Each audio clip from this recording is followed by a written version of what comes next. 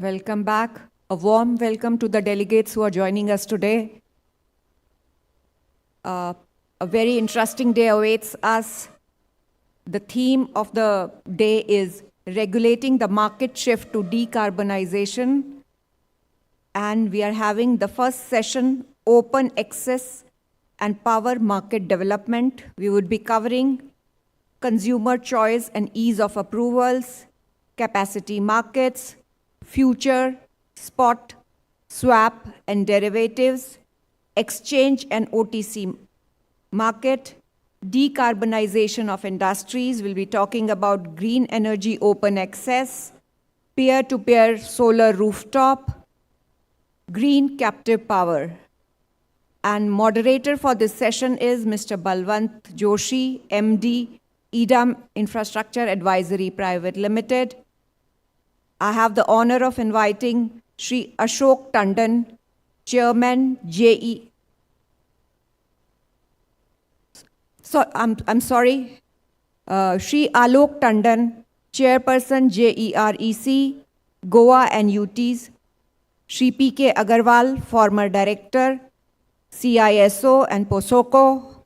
And Shri Sushil Kumar Soni, former CEO, POSOCO. May I invite you gentlemen on the stage, please? We look forward to an engaging and informative session. Thank you.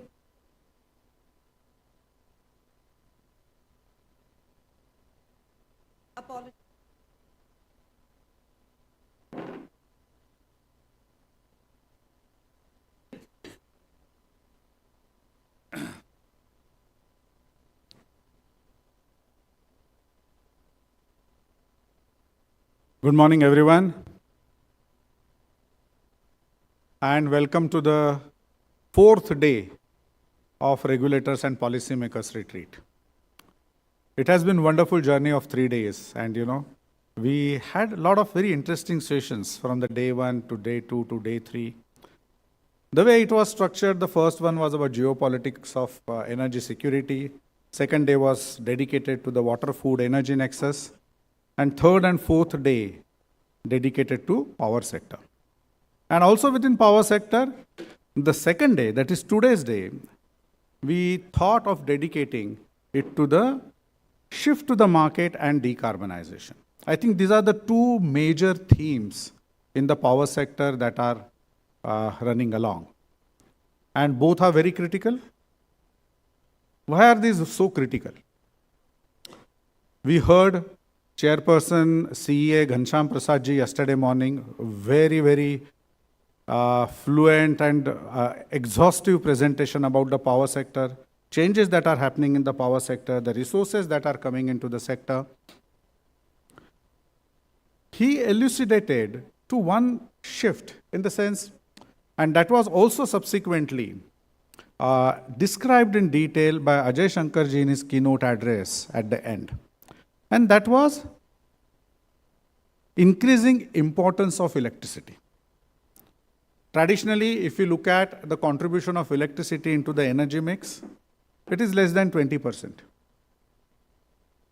All of us know that there are so many other sources of energy which have got prominence in the energy mix. But what we see today is the electrification of everything. With EVs, we are seeing electrification of the road mobility. Electrification program for railways anyways is in a big way. Lot of discussion that is happening, inventions that are happening about electrification of the air transport, electrification of the air infrastructure, that is airports, electrification of the other applications of transport, such as shipping. We have been I'm sure all of you also would have seen those WhatsApp forwards wherein people are talking about Maersk is trying to bring back the sail winds and using the ammonia for running the ships, right? The moot point is electricity, share of electricity is increasing. Whether it would go from 20% to 35%, 40%, 50% by which year is something that only time would tell. That also would depend on a lot of the technological innovation that would take place alongside.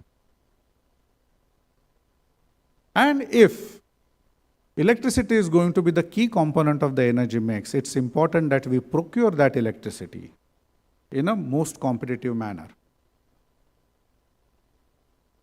These trends about electrification of everything also refers to another important trend, that is a decarbonization. We are talking about manufacturing or producing green hydrogen, then using that green hydrogen in smelters or in many of the processes so as to reduce the usage of coal. To produce green hydrogen, again, we need electricity. So whatever way we may talk about, the decarbonization trend is also going to the bigger usage of the electricity. And as I said, if electricity is going to be the major fuel, major source of energy, we need to procure it in efficient manner. And that's where the markets come into play. So what is a market in electricity?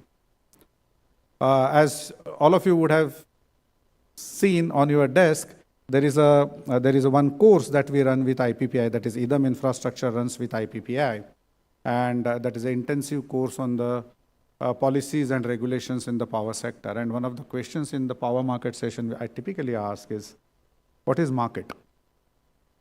Is market mean only exchange? Whether bilateral procurement is not a market? Whether the long-term PPAs are not a market? No, everything is market. Whatever entire resource procurement that you may do is a market. You may be doing short-term procurement, long-term procurement, medium-term procurement, through exchange, through OTC, it's a market. And so we need to look at the market holistically. While at some point of time we may have focus on certain part of it, but we can't ignore any particular part of the market. And if the markets have to run efficiently, we have to have mechanisms, instruments, which would enable that. Electricity Act 2003 probably came in much before any of this discussion about electrification of everything or decarbonization, chose the open access as an instrument for creating a part of the market. So how do we make open access efficient? Also, what is meant by open access? We also see a lot of myth, not in this gathering, there are a lot of seniors over here, but I see a lot of myth about or a lot of misconception about what is the transmission open access, what is the distribution open access. Well, transmission open access is clearly refers to the access to the networks. The open access referred to under section 42(2) doesn't explicitly refers to the distribution networks. So it is more of a consumer choice, which is also one of the way of the market. And that's also causes a lot of issues with respect to the way we look at a distribution open access.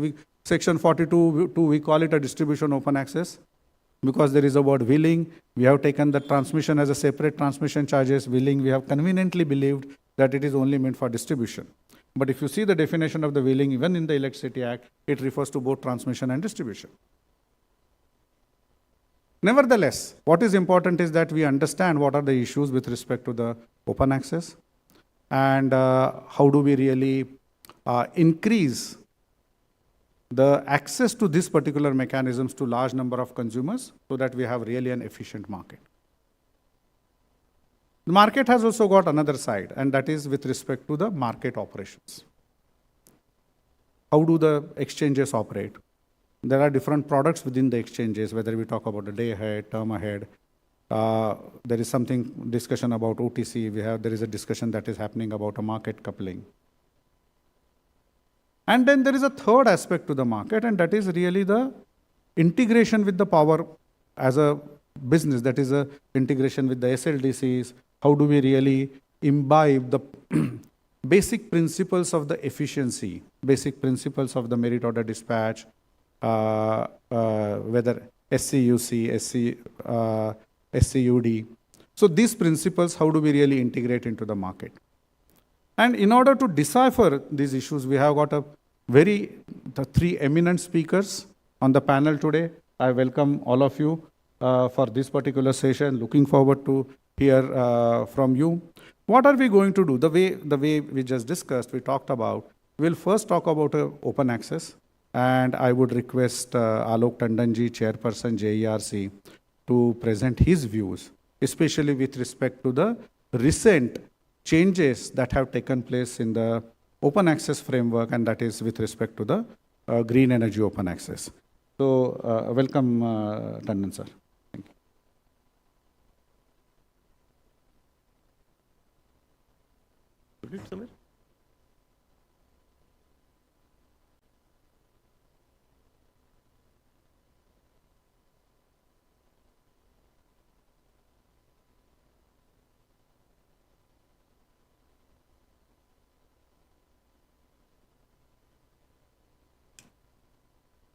I can use.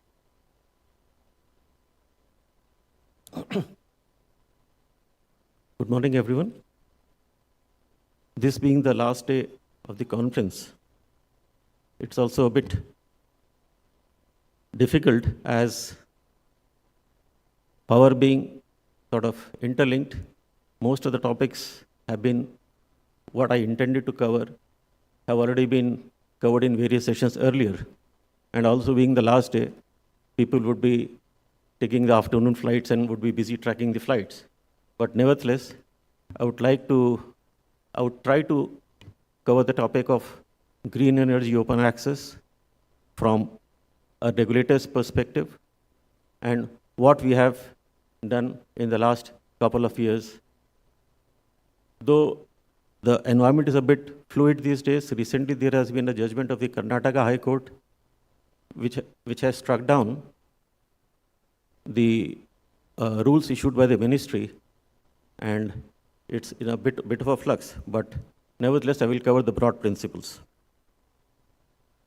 Open access, as is evident to all policy practitioners, power sector practitioners, refers to the choice of the consumers to choose their various suppliers and also participate in the electricity markets.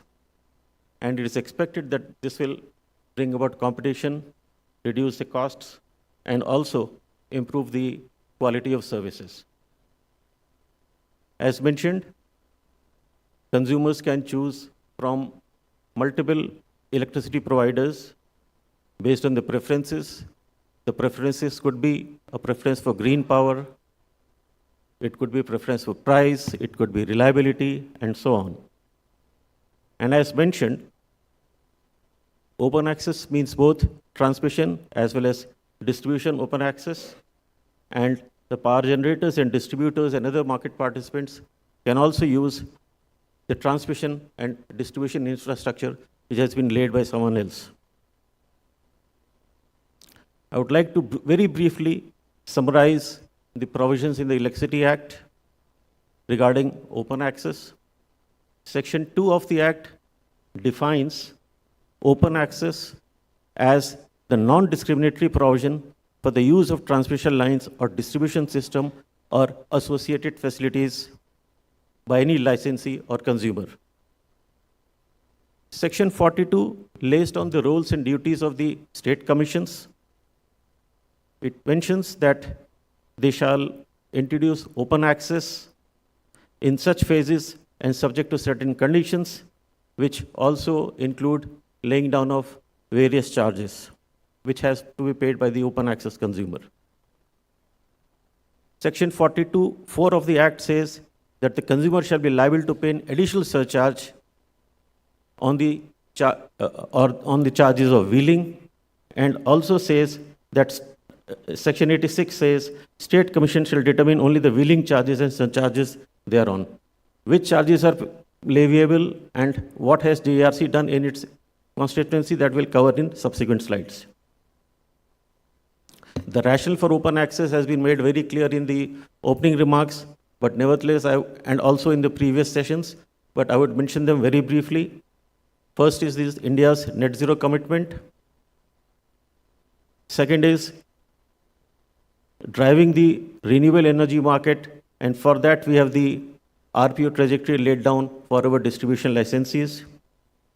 And third, by implementing green energy open access rules, we can encourage renewable energy adoption, and certain consumers, it was mentioned that if we have to export to Europe, maybe we have to use more and more of green energy. So if there are certain industrial consumers who want to use only green energy, they can go for green energy open access. Smaller, for regular open access consumers, the minimum limit is sanctioned load of is 1 megawatt, but for green energy, it has been reduced to 100 kilowatts. And of course, the tariffs are to be determined by the regulators. This slide I will skip, as this has been covered in great detail by Chairman CA yesterday. This also can be skipped. Only thing I can mention is that the total installed capacity of green power is approximately 210 gigawatt, which is projected to increase to 500 gigawatts by 2030. Now let's come to the features of open access, green energy open access. The eligibility is defined as any consumer with a sanctioned load of at least 100 kilowatts, and they can apply for green energy open access. And they can either set up their own renewable energy plants, or they can enter into PPA with a renewable energy developer. There is a central portal which has been set up by the central nodal agency, which shall be used for submission of the green energy open access applications. The approval process is swift, and there is no supply limit for captive consumers. Those who are setting up a captive power plant, they can set up without any supply limitations. Now let us come to the charges which a consumer has to pay. The transmission charges, the wheeling charges, the cross-subsidy surcharge, the additional surcharge wherever applicable, and standby and banking charges. This we have done for the constituencies, the areas which fall under our jurisdiction, and as an illustration, I mentioned illustrative calculations for 4 territories, that is Chandigarh, Puducherry, Dadra Nagar Haveli, and Goa. Let's take the case of Chandigarh. From the petition from the previous year's data, we found that the landed cost of renewable energy was 3 rupees 65 paisa. The cross-subsidy surcharge, as per our calculations, was 96 paisa. The distribution service charges for use of distribution network and other charges was approximately ₹1. The backing down cost was 128. So the green energy tariff was approximately 6 rupees 97 paisa calculated. Since the ABR was 5 rupees 61 paisa, the incremental green energy charges we calculated as 1 rupee 36 paisa. But however, since we wanted to promote the use of green energy, we capped it to 1 rupee. Similar calculations were run for other territories, that is Puducherry, DNH, and Goa, and they were 38 paisa, 1 rupee, and 89 paisa. This effectively means that if a consumer wants exclusively green energy from the distribution company, he will pay the incremental charges over and above the tariff which he has to pay. Of course, the alternative is that he can go for RECs, purchase of RECs, and in this slide there's a price trend for the last 2 years. The price has dropped to 11 paisa unit, which is now increased to 31 paisa. So another alternative for him could be purchase of RECs. And if we compare the previous slide and the current slide, if RECs prices almost remain the same, then probably green energy open access may not be a good idea for the consumer. He can do it by way of purchase of RECs. Thank you.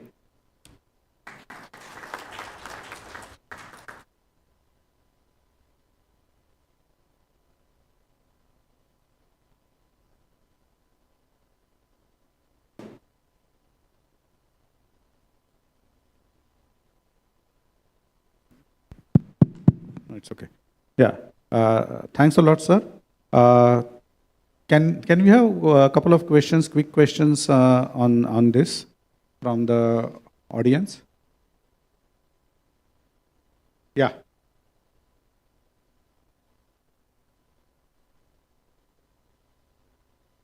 Please introduce yourselves and then the question.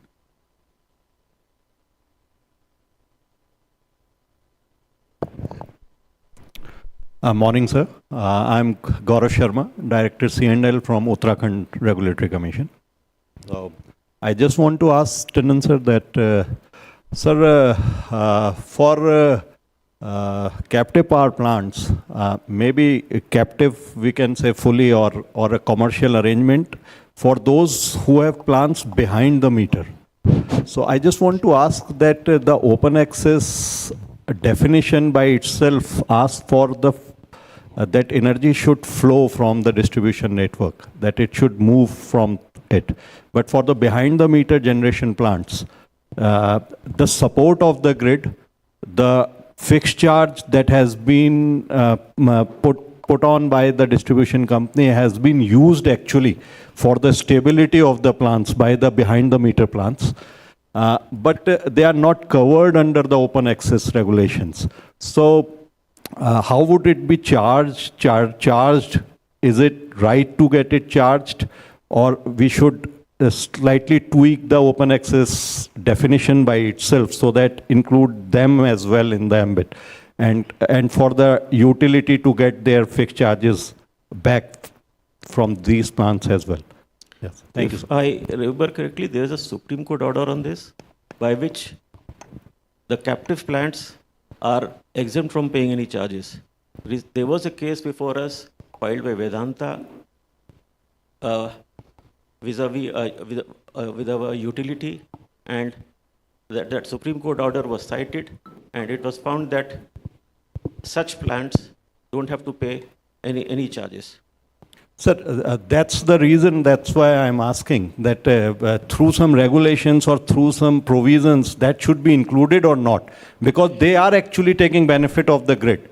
They are taking benefit from the fixed charges that had been catered by the distribution licensee, but they are nothing is actually returned to the... I think the Supreme Court has interpreted the Act, and by way of laying down regulations, we can't override the Supreme Court judgment. This is what my understanding is. Maybe you... No, absolutely. If the Supreme Court has interpreted the Act, it's very difficult unless and until you change the Act. Thank you, sir. Any other question? नमस्ते sir, मैं KS. मनोटिया Chhattisgarh से। Sir, एक green energy tariff में banking down charges क्या हैं sir?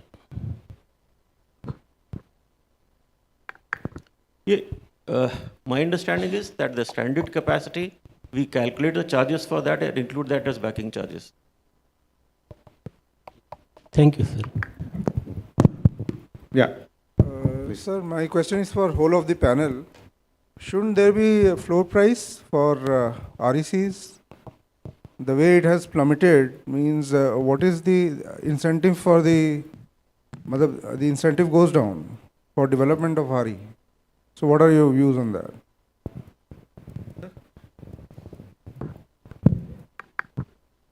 From purely a market perspective, I mean, why should we lay down a charge? From purely a market perspective, economically speaking, it will be a clearing price, would be based on the demand and supply. So there was a floor price earlier, artificially high floor price, and after that the prices have plummeted. So I think we should let the market discover the price. And once more and more people move towards purchase of, see, most of the distribution companies, they're not fulfilling the RPO obligations. And as the RPO obligations increase or the regulators become tough, there would be more and more transactions of RECs on the market, and the prices will go up. The prices has fallen to 11-12 paisa. It's inched up to 31 paisa. I think with increased RPO obligations, the price will certainly go up. I will just respond to this particular question. I am D.R. Bansode from Mahavitran, Maharashtra. I am asking about green energy open access. Metering is ABT metering, or only TOD meter will work for the lower rating consumers, 100 kW and because captive is available for any consumer, and the 100 kW is for the third party purpose. The captive can be a 5 kW, 10 kW consumer can be a group of captive consumers, and they can put a plant and use the overgrid for the exchanging power. So how we can go for the special purpose meter, ABT meter or TOD meter will work, or in future smart meter can be go ahead for. Thank you.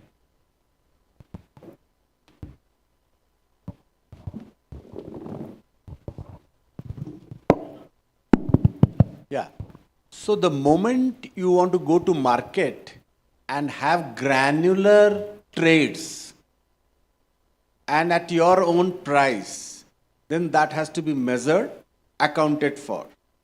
So if you are allowing every 15 minutes trade to happen, the meter also has to read every 15 minutes. It is as simple as that. If you are allowing hourly, you do hourly. If you are allowing only energy, then you don't need this. But the whole idea of open access is to bring down granularity. 15 minutes is what we have adopted throughout India. And 5 minutes we are moving. National Power Committee has agreed. Internationally they are moving. So it has to be this. And after all, the stake is so high. Meters are now very, very competitive. And we invariably must go for granular meters. Thank you. Morning, sir. I'm RJ Wala. I'm Chief Engineer from PGVCL, Gujarat. Just want to answer this question particularly. The ABT meter is costing around 3-4 lakhs rupees, and it is, compulsory for more than 1 megawatt. But for, say, 100 kilowatt consumer, I think it is not necessary to purchase ABT meter, because special type of energy meter which cost to around 25,000. It is, we in Gujarat, we are using that. So it is okay for us. My question to all the panelists is, DISCOM is having universal obligation to give cheaper power to all the consumers, all category of consumers. Now open access is coming and GNE is also coming. Okay. So big players are, taking power from outstate like thousands megawatt, 2000 megawatt, and they are going away from the DISCOMs.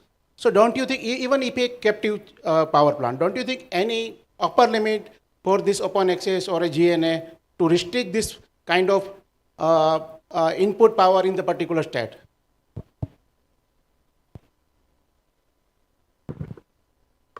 I'll mention very briefly and then leave it open to others. So if you see the calculations which we made, and based on that we had set up the green energy tariffs, we had protected the interest of the distribution company. We had, of course, included the wheeling charges, the distribution charges, and also a notional profit also. So in this, we have definitely tried to protect that the distribution company doesn't lose out. We have also included cross-subsidy charge, cross surcharge subsidy, and the distribution charges also. So the distribution interest of distribution company we have tried to protect. Others can supplement. See, we should see the writing on the wall, what the future would be. Peer-to-peer trading. Neighbors having rooftops should be able to trade. Huge amount of plethora of literature is available. We got to move in that direction. And gradually, the utilities concerned, DISCOMs concerned are there, they will be taken care of. But in order to protect DISCOM and utility, we can't kill our future. I am very bold on this. Our half of the regulation, half of the policy is struggling to make the utility viable. Yes, it has to be viable. But then we need to see the future. We want more of distributed generation to come up. We want the electricity to come from the bottom. So think it over like that, Present problems, तात्कालिक समस्या तो है, but नैसर्गिक समस्या को हमेशा देखिए कि how we can go in that direction. Thank you. Sir, in I think Mr. Bansode and then the last question. in continuation with this, my colleague question, regarding the universal obligation on the utility, they have to contract with generators and they have a capacity backup plan, and every time he is obligation to give supply to the consumer whenever there is a situation, any captive open access or any third party open access. If there is a failure, if he is not managing from the market, he will take power from me.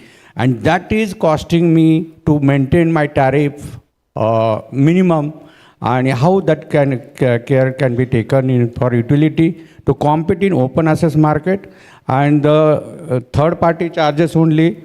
It is a 2 to 3% people are on third party contract, and maximum 95% power is under captive. We don't have any cross subsidy surcharge, and obligation is there. That should be compensated somewhere. Yeah, I think, taken your point, Mr. Bansode. Last. Good morning, sir. This is Naveen Gupta. I am from BBMB, Bhakra Bias Management Board. So my question is that as we are injecting more and more renewables into the grid, we are talking about storage technologies. We are pumping in more and more of capital investment into it, may it be pump storage and battery storage and all those technologies. But I think there is one perspective which probably we are missing, that we are not empowering the consumers to actually help us out in controlling this kind of variability. Like, for example, we can have a variable tariff wherein we have a very cost sensitive economy and consumers, that if we can empower the consumers to switch on and switch off their loads at the time when we have the solar hours. So is there any policy or anything, as you mentioned, sir, we are in fact levying some additional cost if I actually have to use the renewables. But I think we should be going the other way around. So is there any thought on that, sir, and what exactly is being done on that? Thank you. We do have a concept of TOD tariff, time of day tariff. In peak hours, the tariff is increased to 120%, 130%. And in off-peak hours, the tariff is reduced. Only problem is that this is at present, not problem, I mean limitation is that at present it is implemented with the industrial consumers, because one needs a smart meter to be set up. And as and when the number of smart meters increase, this will definitely be implemented at the retail domestic level also. So TOD tariff is there, and in fact, usually we used to set up 120% tariff in the peak hours and 90% in the off-peak hours. But in one entity, that is Goa, they demanded a tariff of 140% in the peak hours, which after discussions we made it 130%. So the concept is there, but domestic consumer is not empowered yet because of absence of smart meters. Thanks a lot, sir. Just supplement on this. I completely agree with Tandon Saab. The issue is the tariff of tomorrow will not be or should not be as simple as it is today, paisa per unit. That's killing us. If utilities have to survive and if the consumer has to participate, the tariff has to move in both time and space. It will be minimum 5-part tariff. That is what the researchers are saying. You will be given time varying energy charge, you will be given a connection charge, you will have a maximum demand charge. You may not draw energy, you may only take a grid as a backup, and that will happen more and more as the distributed generation will come. So there will be a lot of innovation in tariff, consumer tariff, the way it has happened in telecom. Similarly, it will happen in this also. That's what is expectation. Thank you. Sir, just one thought, that can we bring out some policy by virtue of which we can actually tell the consumer that, okay, we will give you the variable tariff and you have to install the smart meter and do whatever. I think there will be many probably who will come up and willing to make some capital investment if they can be brought on board. So just a thought, sir. Thank you. So regarding this problem of discoms, both are talking. So there is a problem, but it does not mean that we should stop the progress. Like peer-to-peer trading and the rooftop solar. So the rooftop solar will come and they are very useful for the grid. But the solution is that what Sony Sab was telling, innovative tariff. So there was a task force already in Ministry of Power 4 years before, but they didn't came. it was how to recover, because distribution company has to has all infrastructure, and whatever the demand, maximum demand they have get connection, you have to maintain that. So only that how to recover that cost. So there should be innovative tariff or innovative mechanism. So instead of stopping that rooftop or peer-to-peer, we should utilize their power. And it will not happen that distributed power is more than the central power. This will never happen. It will always complement the central power. So then we should have some innovative solutions like tariff.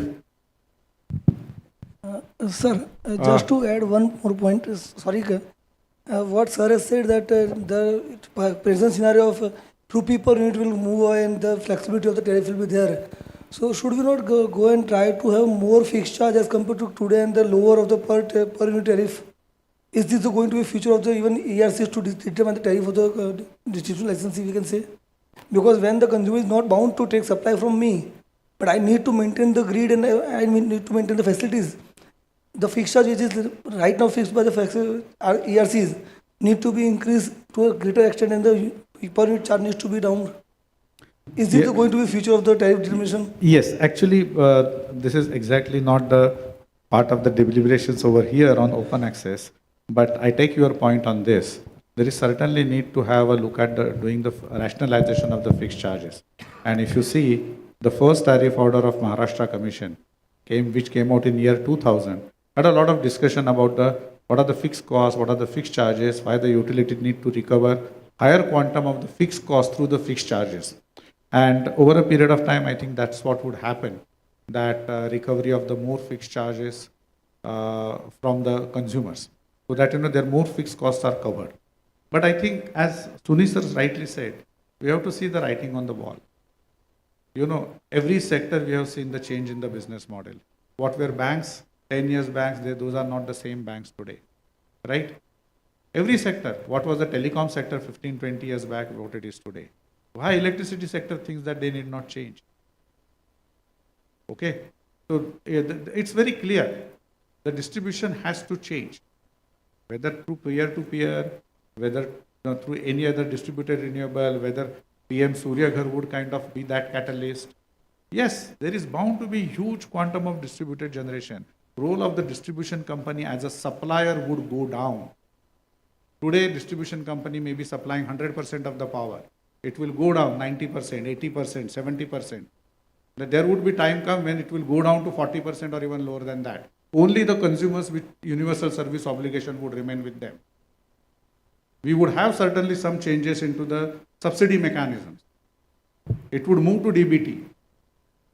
So, but at the end of the day, distribution companies also have to realize that as far as their business model is concerned, licensed business model is concerned, it is protected.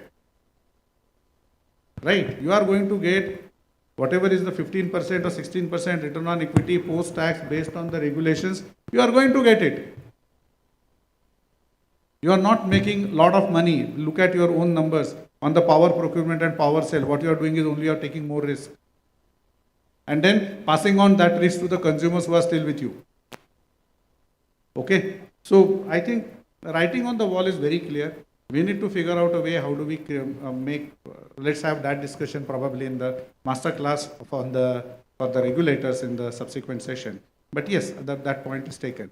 Also the point, which BBMB person was raising, just small intervention. I think electricity as a market is a little difficult. It is one of the most inelastic market in the economic terms. The consumption doesn't change because the tariffs have increased. There may be some very, very minor blip in the consumption pattern, but that also doesn't happen. Okay, it's unlike all other products. If you see the onion prices going up, there is a huge uproar. Restaurant stops providing onion on your table along with the other dishes, right? Same with many other food products or non-food products. Even in case of petroleum, we see that impact. But electricity, we don't see it. So somehow we need to bring that elasticity into the market, especially moving forward, because we are going to have a lot of variable generation. So not only special energy meters or ACM or electronic meters, smart meters, but also we need to have programs, demand response programs. okay, inbuilt into the distribution company's portfolio of tools to be able to manage the demand so that, we are able to cater the load that is there at that point of time. Having said that, I think let's stop the question answers on the first session. I would now request Mr. Agarwal to, share his presentation, and he is going to talk about the second aspect that we discussed at the beginning. That is the market, how the markets operate, what are the implications for the consumers and the distribution companies. So over to you, Agarwal sir.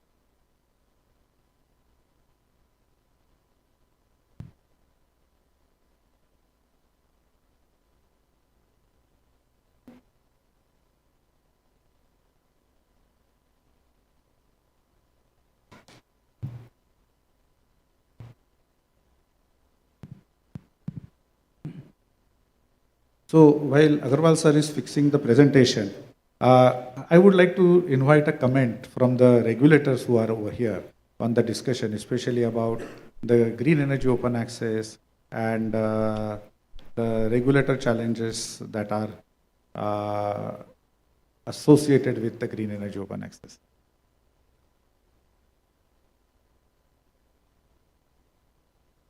Okay. Okay, anyway, presentation is there online.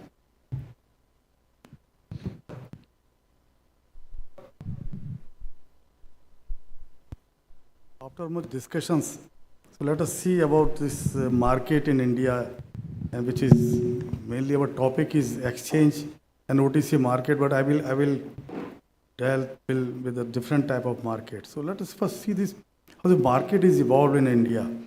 If you see until 1990, it was a vertically integrated utilities. So generation, transmission, distribution or retailer, both were on consumer. So both were on single utility and single company. And then after 1990 to 2003, generation were delicensed. So now when generators were delicensed, so they are having choice of supplier and bulk. So then single wire model came. So single wire model still it was under government or under utility who was managing the vertical integrated utilities, but they were single separate wire which they were purchasing electricity for all their consumers in that states, only all for the distribution on that state. Then 2003 came and open access came, and then market opens. And the market operators came, and market operators came, and then transmission on market operators. So now bulk market has come, bulk power market in India. Now you have to, bulk consumers or distribution companies or retailers, they can purchase market through market, bilateral, power exchange, all this came. And then now this is the future. So there was so much talk on content and carry separation or market in retail. So I was talking about a distribution company, and Mr. Joshi was telling that there will be a less sale of power in the distribution company. So there may be zero power selling, and there may be only a content, the carries management, and there will be many retailers. So choice. Consumers will have the choice of retail, choice of supplier. So in the future, this may be and other. It is happening worldwide in other countries. And then how this market came in India. So first market in my view, it was in 2002 when ABT came, availability based tariff, and it was having a third component of UI. Unscheduled interchange, and unscheduled interchange was priced as the value of frequency. So now beneficiary or consumer or distribution company was having choice. So they should draw from the grid or not, based upon the price. The price were known before their consumption. So this, and I always tell everywhere that this is the first market where this our distribution company had tested the market, how the market will. Then 2004 open access came, and with the 2003 Electricity Act, and market came. 2010, 2008, then DAM came, and then power exchange established, and then intraday contingency market came, and 2020 real-time market was launched. So luckily, I was a part of that launching of real-time market in Grid India, in grid controller, and this was giving more choice to the beneficiaries, that they can revise their portfolio. Though there was some revision opportunity with the revision of schedule, there was a choice of they can revise, but real-time market gave them more liquidity at the choice of that. It is operating 1 hour before the time of delivery. So current market in India is physical delivery market. It is so, as opposed to financial market is not there, only delivery market. So if they are participating in market or in power exchange, they have to be connected to the grid. So they should be connected to the grid, and there should be energy meter installed everywhere. When traders trades are settled post dispatch. So after trading has been done, and then division in the trades on transactions are settled through DSM regulations. There are different segments in electricity markets. So one-to-one trade, if you see that they are bilateral market, so it takes between seller and buyer, and trader may also be a part of that. It might be purchasing power from in bulk from some company and then selling to different buyers, or then. And then OTC platform also came this way with the 2021 power market regulation. The CRC mandated this, CRC, the provision for OTC platforms, and OTC is a platform which is operated by a separate company, or basically it is only an information technology platform. The provider of platform is nothing to do with the trades inside this OTC. Everything is settled between members of or the participants of that platform. And then the second is exchange traded, where is auction taking place, and in India it is called collective market. So I have not heard this collective word in other country, but in India we call it collective. So the collective is double-sided, close-ended trading. Day-ahead, green day-ahead, high price day-ahead, and real-time. They are the collective market, and green head, day-ahead, and high price day-ahead. They are integrated day-ahead market. So first green day-ahead market auction takes place, and they have option of carry forward their remaining trade if some transaction or some part has not been cleared. Then it can be taken to day-ahead market. So first GDAM takes place, and then day-ahead, and then high price. High price is if suppose some buyer is ready to purchase power at high price, then this third market also plays. But all three are happening in the same day, one by one. And then real-time market takes place only 1 hour before the dispatch time. So, and it operates every half an hour. So there are 48 markets, real-time markets, operating markets in a day. And then exchange also have bilateral markets. So there are intraday or day-ahead contingency, term ahead, and then same thing in green energy also. They are taking place. They are one-to-one continuous open type bidding. If you see the exchange market, GDAM, DAM, or HP DAM, so it is an integrated day market, and RTM operates So they have double side and close auction bidding, and then after bidding closes, all the bids and offers are matched, and then come out this market clearing price and market clearing volume. So market clearing price is single price, and if you have offered lower than that price, then you will get the market clearing price, and higher offer will not be cleared. If congestions are there, the congestion is controlled by separating that bid area. So whole country of India is divided in 13 bid area, and then the market in that bid area, the price of that bid area will be different than other MCP. And this everything is to be tested with NOR. NOR is the National Open Access Registry. So all standing clear.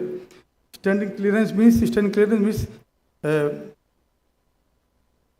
the utility should have the meters, and then they have to do connectivity. So all this is checked by SLDC or RLDC, and they are getting a standing clearance in NOR. So NOR is a national level application, is an online application, and all the transactions are in the market taking place. So they are always checking on this. The option of carry forward I have already talked about. If you see the RTM, because RTM there are 48 markets, 48 times RTM is operating. You see this. So in the day ahead at about 22:45, first RTM auction starts, and this RTM auction starts for the delivery from the 00 hours. So for every RTM, RTM auction is stated for two half an hour for two delivery periods, and then 15 minutes auction taking place, and the 15 minutes takes clearing. And after clearing, that schedules is merged with the main schedule, and then second market is started after half an hour, and then the delivery period is again half an hour before. But before the start of this RTM clearing, all the gate closure means is now you don't have more option to change your schedule with the market or revision.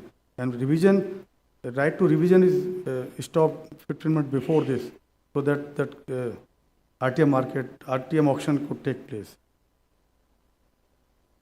Different other markets like intraday, and there are various different timelines. And they are basically continuous. Some are continuous. Some are bid matching, but they are open-ended bidding. Everybody knows that, the participant knows that how much cost is being bid by the other party. So OTC is over the counter. It is a platform. Basically, it is a platform provided by a company.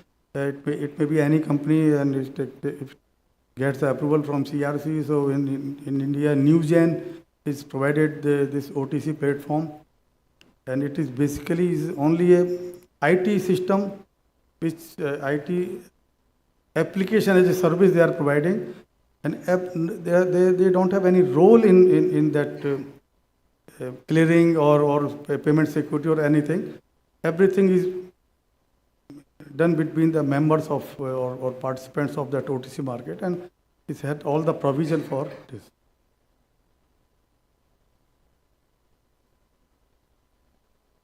If you see the share of different segments, so if you see the long term is still 82%. The long term is PPA, 25 years PPA or 7 or 10 years PPA. Bilateral is only 8.74. Collective and this power exchange, which is day ahead, GDAM or DAM, GDAM, HPDAM or real time, it is only 6.86%. So price exchange do the price discovery, and this is known as better market system. So it's only 6 to 7% market in India, and still we have to go more deeper. So it is not the deep market in India, and then we have, and DSM is basically UI that at the time of ABT was changed, the name changed for DSM.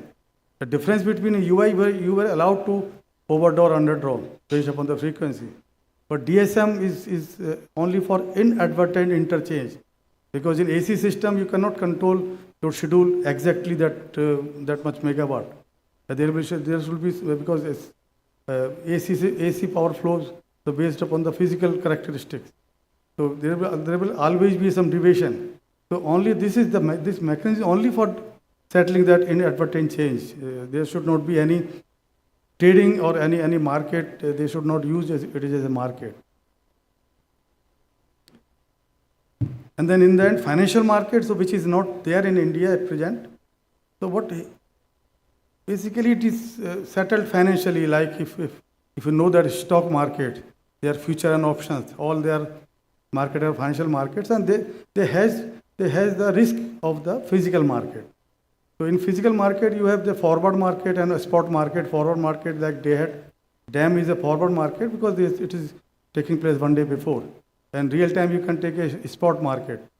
But in financial market, it is futures, options, swap. There are different types of market, but they have standard contracts. In power exchange or delivery market, contracts are not standardized.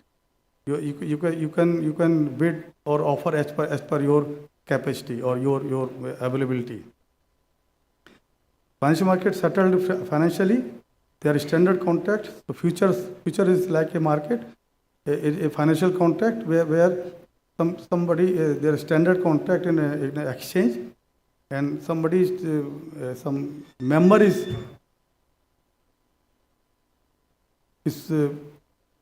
contacting some other person that we will have the price after 10 days or the settlement date, and then if it is that price is different, then it will be settled. The difference will be settled financially. So currently it is not taken place, and though it was being discussed about 6 to 7 years before, and there was a task force there in ministry where this dispute, because there is a dispute between CRC and SEBI. Physical markets are controlled by CERC, and all the financial market controlled by SEBI. So the dispute somewhat resolution, there was a litigation, and that resolved, but still it has not taken place. Thank you very much.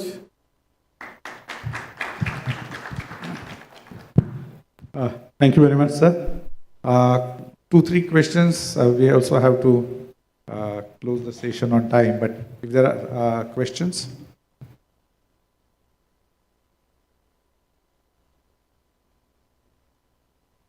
So if there are no questions, I have one question. Okay, there is one question here. Yeah, thanks.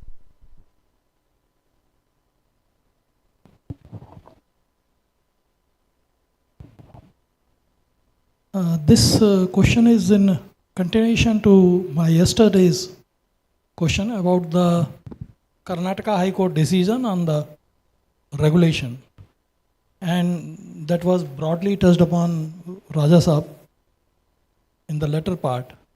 And typically we have seen, unfortunately, a scenario wherein the decisions of ministry are not challenged at any level. And that has led to this situation where is this conflict of regulation and rules and the act, parent act. It is very much there. And that started, that has been in multiple cases. So how to resolve these issues on an institutional platform, on other platforms, and how to raise that voice? Thanks a lot. Great question. I think let's park this question to the session on the master class for regulators. I would request Rakesh Nath sir to be little elaborate on this particular issue. Yeah, if you can cover in that particular session, post lunch, that we are discussion that we are going to have. Any questions on the Agarwal sir's presentation? I have got one, but I want to reserve it for the last. Okay. So, sir, you talked about financial derivatives, and any market, any mature market, we need to have different types of product. And one of the reasons for this to have is that then only you are able to create a curve for the forecasting the future prices. You talked about in the last slide the dispute between the SEBI and CRC. So what is the current status on that, and any further update in terms of development of products?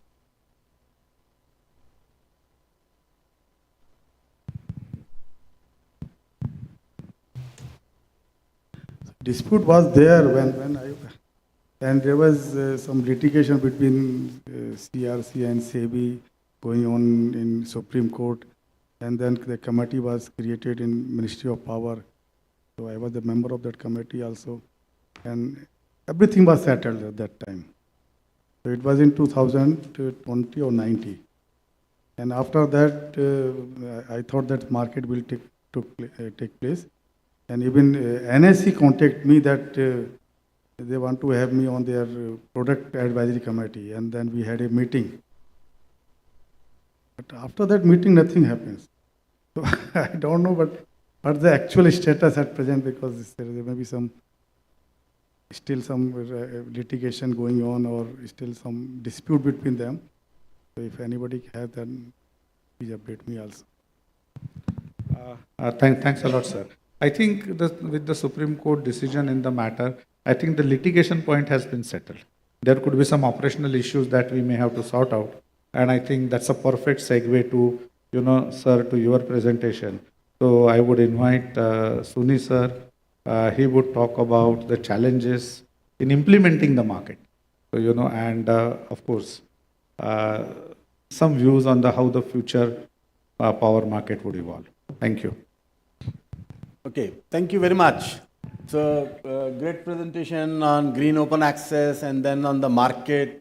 And now I plan to talk about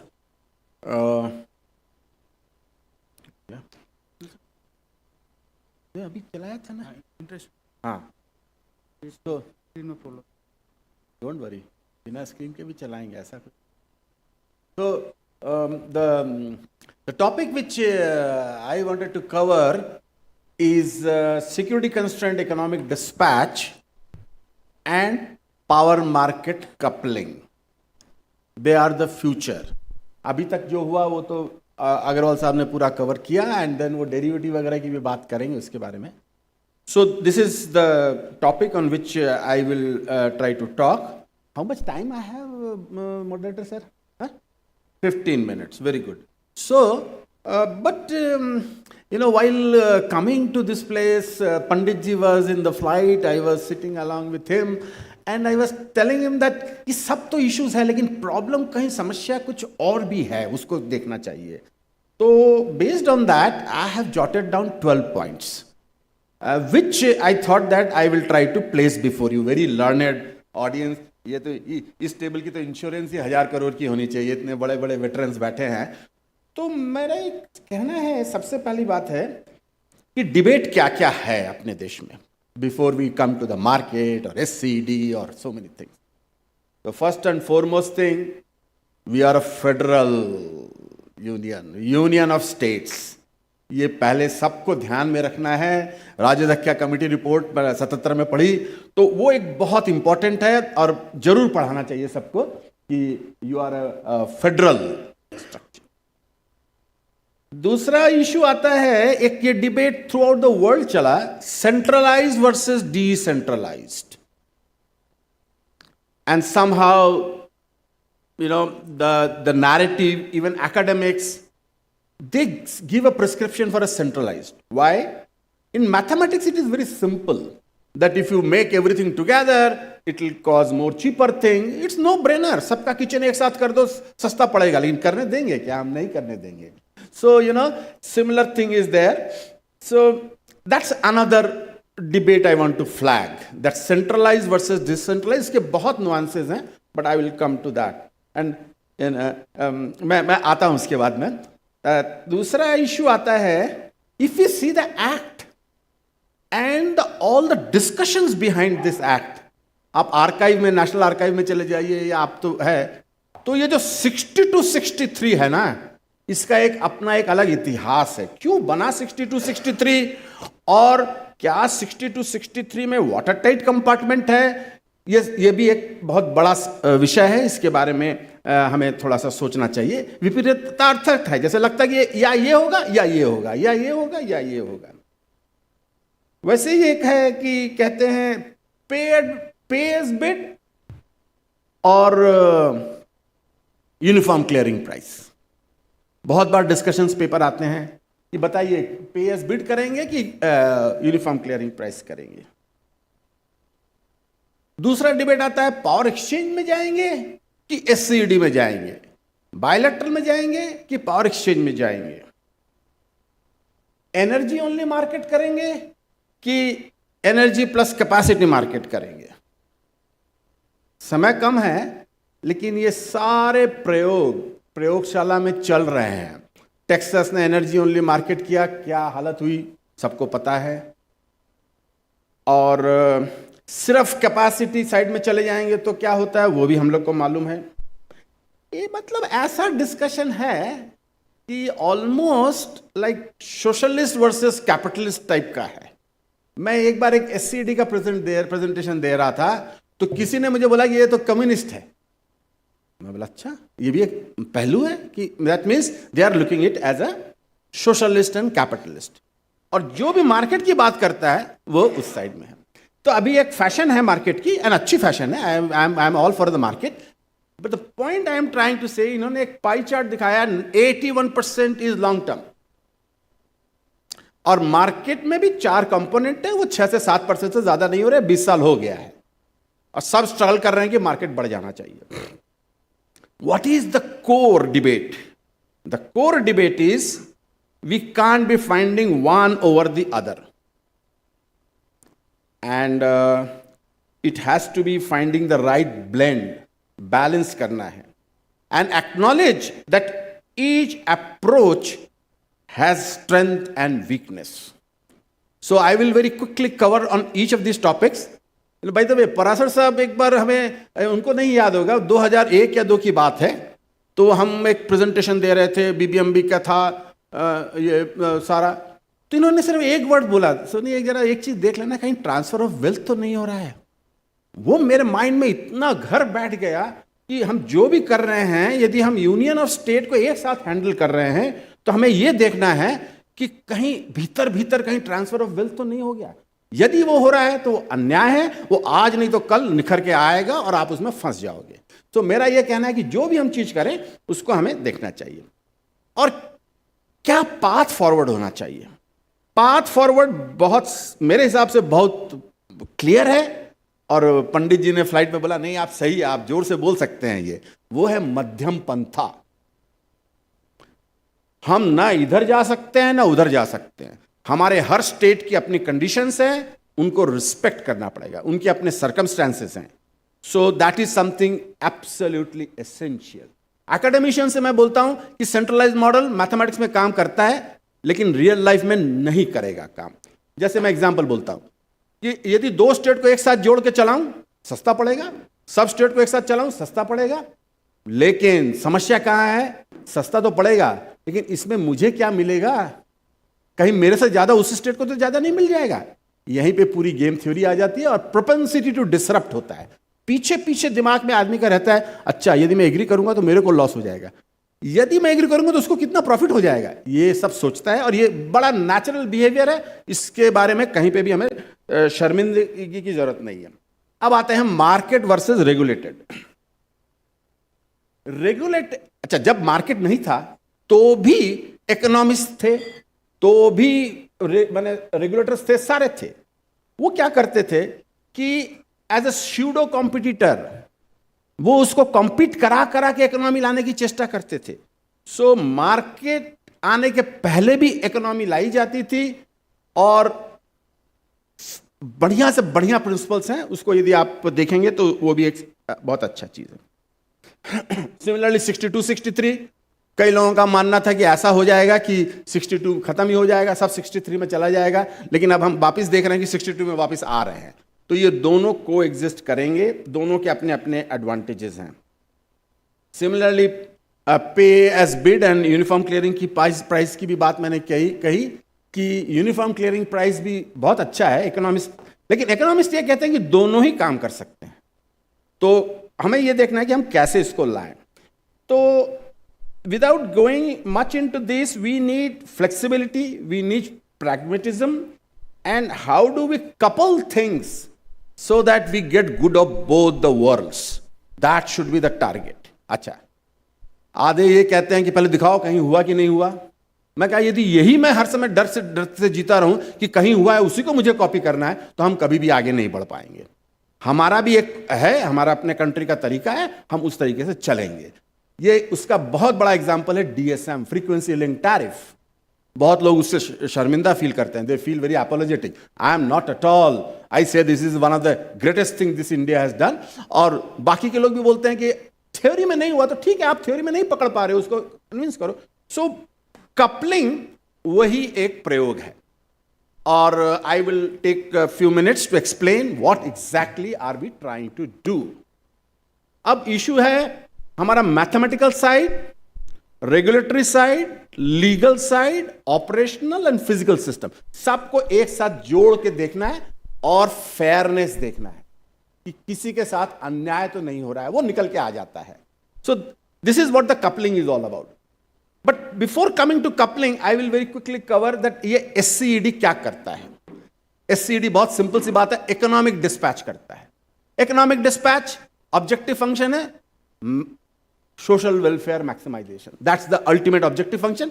market भी वही करता है कि minimum cost में maximum. और security constraint, first thing physical system has to survive. हमारा market बहुत चीजें नहीं लेता है फिजिकल सिस्टम की, रैंपिंग नहीं लेता है, वो नहीं लेता है। मार्केट बड़ा छोटा सा है और बहुत सिंप्लीफाइड मॉडल है, बट SCED में ये दोनों चीज देखी जाती है।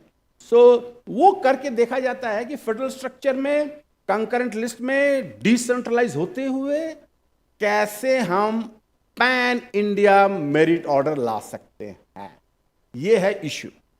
एंड दैट्स व्हाई अप्रोच है कि पहले इंट्रास्टेट SCED कीजिए। इंट्रास्टेट SCED कैसा है भाई, आप अपना पहले जितना बचा सकते हो स्टेट में आप पहले बचा लो, ताकि आपका कोई ग्रीवांस नहीं रहे कि मेरा ट्रांसफर ऑफ वेल्थ हो गया। पहले आप अपना स्टेट में कर लो, सब स्टेट अपने अपना कर लिया। अब यह आ गया कंडीशन कि हमने सब ने अपना बेस्ट निचोड़ के निकाल लिया रस। अब यह है कि यदि हम साथ मिलेंगे तो थोड़ा और कुछ बचेगा, उसको हम कैसे शेयर करेंगे वो रेगुलेटर डिसाइड कर देंगे, कोई बड़ी बात नहीं है, वो भी हो जाएगा। So first thing first is her state अपना इकोनॉमिक डिस्पैच करे, that's the challenge before us. एक बार वो हो गया तो फिर हम धीरे धीरे आगे चले जाएंगे। अब एक नुआंस है उसका, कैसे इकोनॉमिक डिस्पैच हुआ ये कैसे पता चले। मेरे को 2 असाइनमेंट मिला of doing audit of economic dispatch of some other countries. One of them was Sri Lanka. वो सब पढ़ के जब मैं करके आया, मैं एकदम नर्वस सा हो गया कि फॉर्चुनेटली हमारे देश में कोई ऐसा ऑर्डर पास नहीं हुआ है।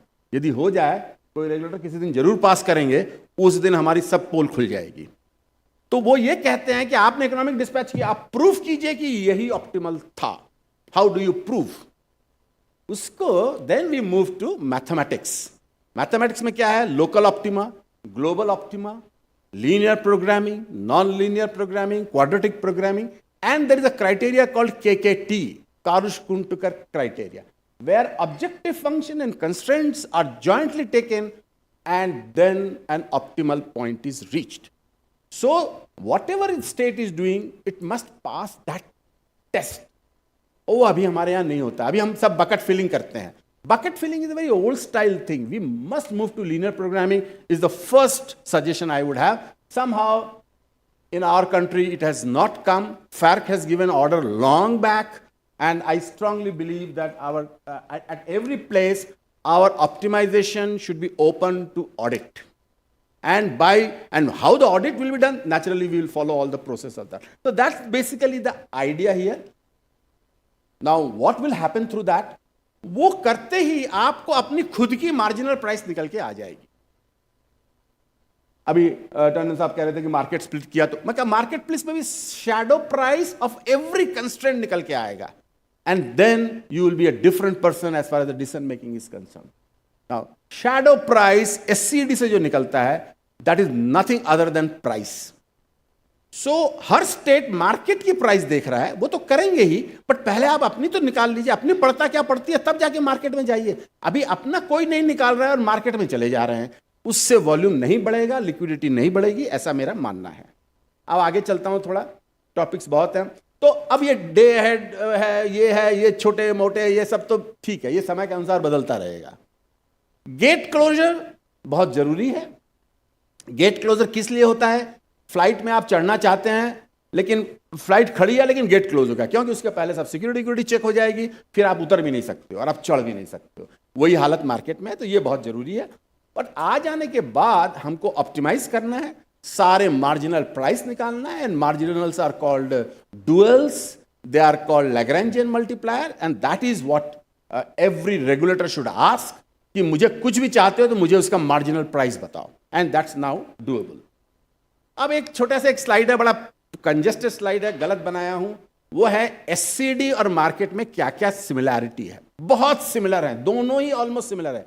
ऑब्जेक्टिव सेम है दोनों का, मेथोडोलॉजी सेम है, कंस्ट्रेंट्स सेम है, टेक्निकल फीचर्स भी सेम है, and historical context and development भी सेम है। एंड एक्सपर्टाइज चाहिए क्या इसको इंटीग्रेट करने की, दोनों को। एंड टर्मिनोलॉजी एंड ये थोड़ा सा डिफरेंट है, क्योंकि जो मार्केट हमारा यहाँ आया वो नॉर्डिक कंट्री से आया, और वो सिर्फ हाइड्रो पे काम करते थे, तो उनका सप्लाई डिमांड कर्व मैच करते थे। हमारा भी सप्लाई कर्व बनता है, मैं दिखाऊंगा आपको उसको। सो प्रैक्टिकल इंप्लीमेंटेशन हमें देखना है और दोनों को एक साथ जोड़ के चलाना है, and that is all the coupling is about. I can convert a power exchange thing to SCD and SCD problem to a power exchange. International experience. Explicitly नहीं बोला किसी ने, लेकिन आप यदि PGM का पूरा पढ़िए, एयरकॉट का पढ़िए, कैलिफोर्निया ISO का पढ़िए, सिंगापुर का 20 पेज का पूरा कोडिंग किया हुआ है वो पढ़िए, सबके अंदर में जब जाएंगे तो वही ऑप्टिमाइजेशन इंजन है, linear programming and security constraint economic dispatch. Only thing is regulated में वेरिएबल कॉस्ट रेगुलेटर बता देता है with all the due diligence. उसकी जगह पे आप अपना डाल सकते हो, लेकिन बाहर जहां भी है वहां कुछ ऐसा अपने यहां जैसे फ्री स्टाइल है, कुछ भी डाल सकता है, वो नहीं है। सबकी बिट्स पास करेगी थ्रू सर्टेन चेक्स। अभी हमारा क्या हो रहा है कि कैप लगा दिया है, एंड रिजल्ट पे कैप लगा दिया है, विच इज उसके साथ में हम डेरिवेटिव ला ही नहीं सकते हैं। अल्टीमेट कैप लगाने के पहले ही आप चेक कीजिए, जो कि एससीडी में करते हैं। Anyway that's a different topic, वो और कभी समय के लिए। रेगुलेटरी मैंडेट एक्ट बहुत क्लियरली बोलता है that thou shall cause economy. कौन करेगा? SLDC, RLDC, NLDC. Legislators have done their job. Now, regulators also have said कि grid code में कि please do this. Our challenge is how are we doing it? How are we implementing it? 32 SLDCs हैं and section 28 में RLDC है, NLDC है 26 में. So the proposal ये है और the approach ये है कि हर डिस्कॉम, हर स्टेट अपना अपना पहले इकोनॉमी करे और प्रूफ करके दिखाए कि मैंने करेक्ट इकोनॉमी की है. अब कहाँ कहाँ मार्जिन है वो बात की बात है.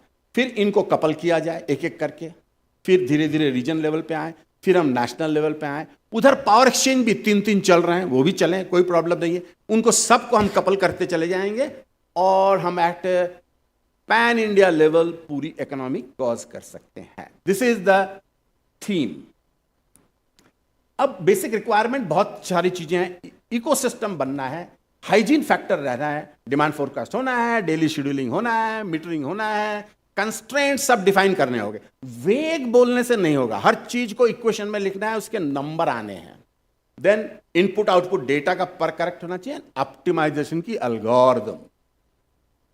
नाउ अगेन ऑप्टिमाइजेशन की एल्गोरिथम में 30 सेकंड्स लूंगा. ये कोई बहुत बड़ी चीज नहीं है. मैं ये देखा कि हम सब वेंडर पे डिपेंडेंट करने लगते हैं, एज इफ कोई बाहर से आके हमें ऑप्टिमाइजेशन सिखा देगा एंड सैकड़ों करोड़ रुपए ले जाएगा.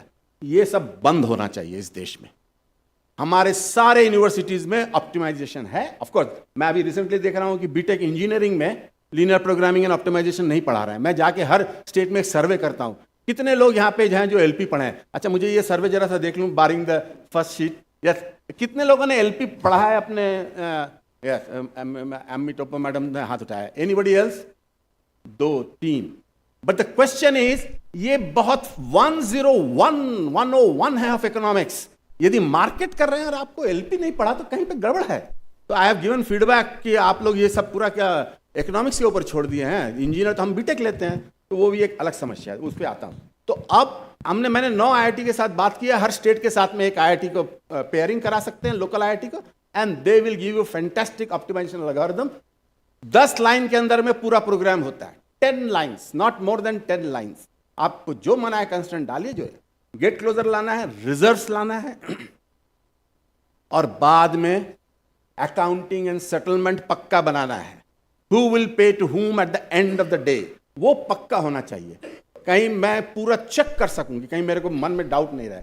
लॉस को भी करना है, रेगुलेटरी, IT इंफ्रास्ट्रक्चर बहुत बढ़ाना है। IT इंफ्रास्ट्रक्चर हमारा है, कैपेसिटी बिल्डिंग, और everything should be visualize and multi part tariff. Multi part tariff बहुत इंपॉर्टेंट है। तो बेसिक डेटा है वो मैंने दिखा दिया यहाँ पे कि आप कैपेसिटी डिक्लेयर करो, मिनिमम कितना जाएगा, आप रैम्प का रेट सब बता दीजिए इस चीज का। फिर हम उससे डिराइव पैरामीटर निकाल लेंगे, कितना स्पिनिंग रिजर्व है, क्या है, and then we will simply run an optimization. But उसके लिए हाइजीन के लिए समस्त काबिल संतुलन कई रिपोर्ट्स बन चुकी हैं स्टेट लेवल पे कि हम कैसे करेंगे, and then intra state SCD we can implement. So इसके ऊपर में एक महाराष्ट्र में बहुत स्टडी की गई है और देखा गया है 1 से 2% स्ट्रेट सेविंग आती है at intra state level itself. जो मेरिट ऑर्डर कर रहे हैं उसके बाद भी 1 से 2% सेविंग आती है। एडिशनल सेविंग 0.5% की आती है जब हम RLDC लेवल पे when we integrate, another 0.5% comes when at NLDC level we integrate. But you look at the figure, the figures are not very clear. This is the supply curve of all India, and these are the lean demand, maximum demand, and different supply curve. हर घंटे हम 50 करोड़ का fuel फूंकते हैं, तो उसमें यदि 1% भी आप बचाते हैं तो 50 लाख रुपया होता है। उसके अलावा प्लांट की लाइफ बढ़ती है, वगैरह वगैरह है सब। तो this is all what we can do this. अब ये एक रिजल्ट दिखाता हूं स्टेट बाय स्टेट। तो देखिए, आप ऑल इंडिया लेवल पे हमने बताया 50 लाख रुपया पर घंटे बच सकता है। और बड़े बड़े स्टेट का देख लीजिए आप, कोई भी स्टेट आप कोई पूछना चाहते हैं तो महाराष्ट्र करीब 5 लाख रुपया पर घंटे का। इसकी एक पूरी रिपोर्ट है, पब्लिक डोमेन में आ गई है। Excellent work has been done, and ये है supply demand curve of Maharashtra. Peak में कितना बचेगा, लीन में कितना बचेगा, ये सारे निकल जाते हैं। अब आ जाता हूं थोड़ा सा एक इशू कि कपलिंग यदि हम करें तो क्या होगा। एक थॉट आता है, ऐसा लोग सोचते हैं, सब एंड ईच इज इंपॉर्टेंट, जैसे ट्रांसफर ऑफ वेल्थ पर आशा साहब का। राकेश नाथ साहब ने एक दिन मुझे कहा कि एक्सचेंज का काम है प्राइस डिस्कवर करना, और वो खत्म हो जाएगा यदि हम कपल करेंगे। कुछ तो सोचना पड़ेगा इसके बारे में। अब इशू ये है कि जो SCED चलाता है, सिक्योरिटी कंस्ट्रेंट इकोनॉमिक डिस्पैच, यदि लीनियर प्रोग्रामिंग चला रहा है, उसको भी प्राइस निकल के आती है। हर स्टेट की अपनी प्राइस निकल के आती है, मार्जिनल प्राइस निकलती है, and that is nothing but price. Price algorithm निकालता है, और ये algorithm same through out everywhere होना चाहिए। फैर्क ने 2011 में पूरा करके सारे ISOs को बोला कि ये एल्गोरिथम फॉलो करोगे आप लोग। We need some kind of an algorithm. It is not something that exchange कहीं से निकाल के हमें प्राइस कहीं से खोज के लाके दे देते। नो, सारे लोग देते हैं, उस पर एल्गोरिथम चलता है। वही एल्गोरिथम हमारा स्टेट के अंदर में चलेगा, सारी रेगुलेटेड जनरेटर्स हैं और वो चलेगा। So the point I am making is that दोनों को एक साथ कपल किया जा सकता है, करना चाहिए, क्योंकि ना तो हम रेगुलेटेड को हटा सकते हैं, ना हम कंप्लीट 100% मार्केट में जा सकते हैं, ना हम सारे कंट्री को एक साथ डिस्पैच करा सकते हैं। Impossible it is, and one should not think of it. ये सारी चीजें रहते हुए धीरे धीरे एक एक चंद करता जाए और आपस में हार्मोनाइज करके कपल करते जाए। What should be done is कि एल्गोरिथम हमको लीनियर प्रोग्रामिंग मिनिमम यूज करनी है, मिक्स्ड इंटीजर लीनियर प्रोग्रामिंग करनी है यदि हम SCUC करना चाहते हैं। So this should be probably the way forward, and if we do this, I can tell you in the world we will be the number 1, because those who have moved completely to market are now regretting. Those who are आज हमारा resource adequacy, अच्छा एक चीज जरा सा, एक दो second देरी हो रही है। I know, I have heard all the learned people, market, hidden hand of market, Adam Smith, ये सब हम लोग बहुत सुने, but market does not do 2 things well. Raja Sahab probably has told it number of times in his lectures. One is, it cannot cause equity. Cruel होता है, market बिल्कुल निर्दय है और उसको कुछ ये नहीं है. वेयर सोसाइटी में वी नीड इक्विटी, उसके लिए रेगुलेटर है, वो चाहता है कि ये सोसाइटी का ये लोअर स्ट्रेटा पीपल उसको भी देना है. So we need regulation, we need besides market something. Second क्या है? मार्केट कैनॉट बी ए, और it will be a very poor substitute for planner. एक पीरियड आया था, उस समय लोग सोचने लगे कि ट्रांसमिशन भी मार्केट निकाल लेगा, कहां जनरेशन आना है वो भी मार्केट निकाल लेगा. मार्केट का नजर इतनी लंबी नहीं होती है, जितना भी हो, लेकिन हम किस ढंग का जनरेटर लाना चाहते हैं, हम न्यूक्लियर लाना चाहते हैं कि नहीं चाहते हैं, हम कितना, ये सब पॉलिसी है और planning has to be there. That's why planning is the government apparatus. STU, CTU and CA, they have to do it, and we market cannot be substitute. तो कैपेसिटी कितनी आनी है वो प्लानिंग से आएगी, प्राइस क्या आनी है वो मार्केट से आएगा. नॉट दैट कैपेसिटी क्या आएगी वो हमें मार्केट बता देगा. Same thing with transmission. We lost couple of years because of these things, but now transmission also has to be. So I will conclude with this few things, that we need very strong planning body. They will tell what is. यदि planning में गड़बड़ हुआ market कुछ नहीं कर सकता है. Number 2, हर स्टेट में SCED एंड इकोनॉमिक्स चलना है, प्रूवेबल दिखाना पड़ेगा कि कैसे चलाया आप. तीसरा, धीरे धीरे उनको इंटीग्रेट करने की चेष्टा करनी है. Everything will coexist and let us remember our Buddha मध्यम पंथा. हम दोनों को लेके साथ चलना चाहिए. Thank you very much.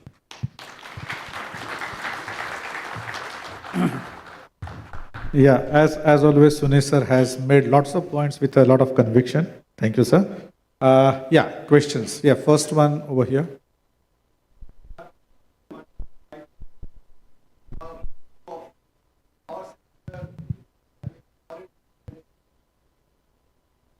As well as financial. It will be, sir, it will be helpful if you could introduce yourself and Miss. I'm BS Negi. I worked in Manari. I retired from Manari and then I recently I've joined in some private university in Dehradun, Graphical University. I'm director there, Center of Excellence for Clean Energy, pursuing the same work which I had been working in Manari. I am really, I feel proud of you that you are blessed with outstanding knowledge, understanding about the power sector, including economics. There is a serious issue in power sector about the uniform price. Can India, having federal structure as you also keep on making us understanding about the issues, can we have uniform tariff across the country? We are talking about one nation, one this, one that. Why can't we have, a uniform pricing of tariff across the whole country? I would like to understand from you. Thank you.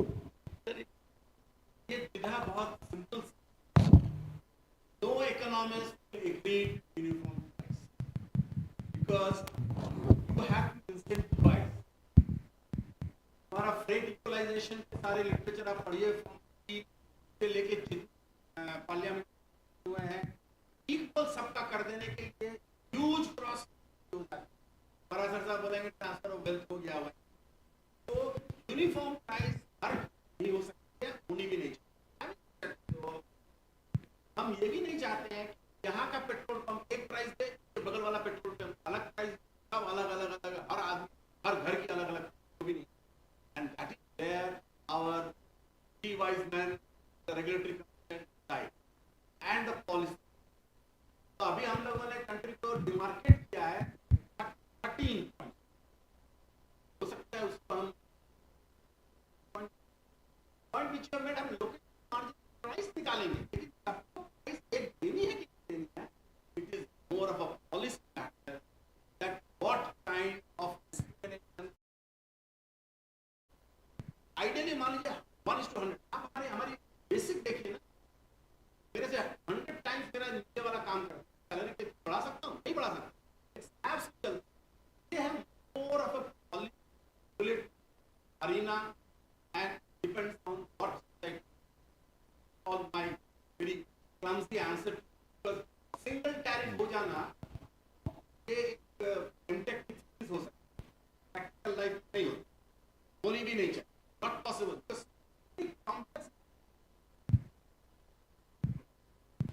No, I think that will simplify. That will. Yeah, it's a policy decision. I do agree with you. That's a policy decision, and if it is done, that is going to help. Sir मैं यही कह रहा हूं, अत्यधिक सरलीकरण, बहुत ही complex problem का अत्यधिक सरलीकरण वो पढ़ने में लगता है कि हो जाएगा. इसलिए हमारे सब प्रोफेसर्स को मैं बोलता हूं कि आप अत्यधिक सरलीकरण मत कीजिए, रियल लाइफ का प्रॉब्लम देखिए उसको. Can the price of a place where there is no resources, can the price of a state where there is their generations have worked. मैं आपको एक छोटा सा किस्सा सुनाता हूँ. हम ईस्टर्न रीजन में पोस्टेड थे, उड़ीसा का सब हाइड्रो था तो उनका पैसा आता था 32-30 पैसा, और बंगाल का आता था, नए नए प्लांट आते थे तो उनका आता था 2 रुपया. तो वो मीटिंग में बोले कि बंगाल के बोले कि सबका प्राइस एक हो जाना चाहिए. तो जो उड़ीसा वाले थे वो बोले थे कि हमारे पुरखे जो मेहनत करके प्लांट बनाए थे वो इसलिए क्या कि हम दोनों आपस में एक प्राइस कर दें. तो ये आप जरा सा सोचिएगा, ये आप जब सुनेंगे लोगों के आर्गुमेंट आप बिल्कुल सहमत होंगे कि ये एक हो ही नहीं सकता है और कर भी नहीं सकते हैं. Even politicians also, if they ज्यादा ग्रैन्युलरिटी भी खराब है लेकिन ज्यादा सबको एक कर देना भी ठीक नहीं है. और कहां पे ट्रेड ऑफ है, that only regulators and policy makers can make. Thank you. दो इश्यूज आते हैं. एक तो पावर परचेज प्राइस हर स्टेट का अलग अलग है. अगर आप यूनिफॉर्म कर देंगे कहीं का बढ़ जाएगा कहीं का घट जाएगा, इसका बढ़ेगा, why would they agree. And secondly if you look at the efficiencies across all discoms, some discoms are very efficient in terms of T&D losses. Some may have a T&D loss of 21%, some may have a T&D loss of 3%. आप सब जगह consumer को एक price दे देंगे तो फिर discom के पास फिर क्या इंसेंटिव रहेगा इम्प्रूवमेंट करने का. And plus look at it politically as is said, if a tariff somewhere is 3 rupees, somewhere is 7 rupees, you make a common tariff of 5. Why would a state where tariff is 3, why would they agree to a tariff of 5 rupees? So it may not work out. Yes, Mehta sir. Mehta साहब हमारे सगोत्री हैं. He is also an operator. Good morning, good afternoon. I am B.B. Mehta, look after Odisha. Sir, just more input from Sony sir. Sir, what happens the state where multiple discoms are there? Let us take typical example of Gujarat where government-owned discoms are there, torrent is there. Now the cheaper fuel we procure for our government discom. By doing the state level SCD, the power will flow towards the private discom. The tariff is different. The consumer in paying capacity is different. So will it be a justice to the state discom? Mehta साहब, ये जो आपने उड़ीसा की बताया है, ये महाराष्ट्र में कितने हैं? शायद 18 डिस्कॉम है ना 12 डिस्कॉम है, टेकिंग ऑल द लाइसेंसेस. कोयले की समस्या, पानी की समस्या, शेयरिंग, ये सारे इश्यूज हैं. अब यहाँ पे इशू आ रहा है कि हर डिस्कॉम अपना अपना पहले ऑप्टिमाइज कर ले, उसका क्या मार्जिनल प्राइस आया पता चल गया.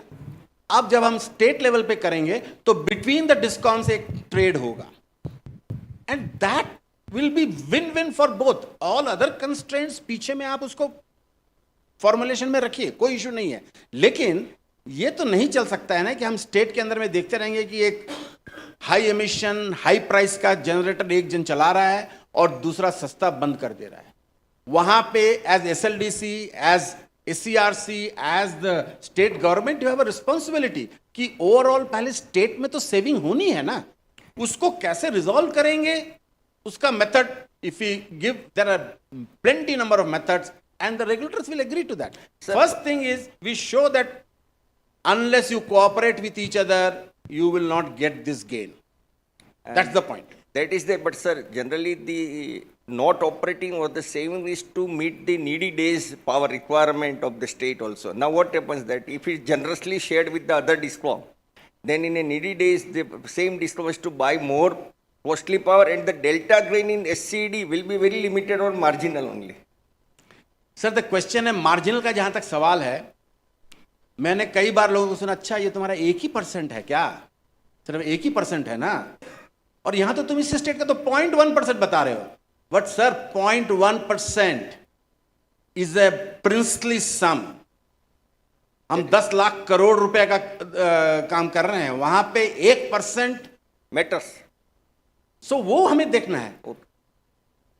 और ये जो प्रॉब्लम है sharing between the neighbouring utilities inside the discom, that is a very nice problem to have to pose before the regulator कि सर ये दोनों को एक साथ नहीं करते हैं तो इतना स्टेट का लॉस होता है, दोनों एक साथ करते हैं तो इतना गेन होता है, दोनों के आपस के इश्यूज हैं, वो लोग उसका सोल्यूशन निकाल के देंगे और हम लोग बताना है हमें भी कि सर ये करिए, each regulator will support. But लेकिन हम बोलते हैं कि ये नहीं हो सकता है, ये नहीं हो सकता, ये बोलना कि ये नहीं हो सकता, ये नहीं चलेगा सर, इसको चेंज करना ही करना है।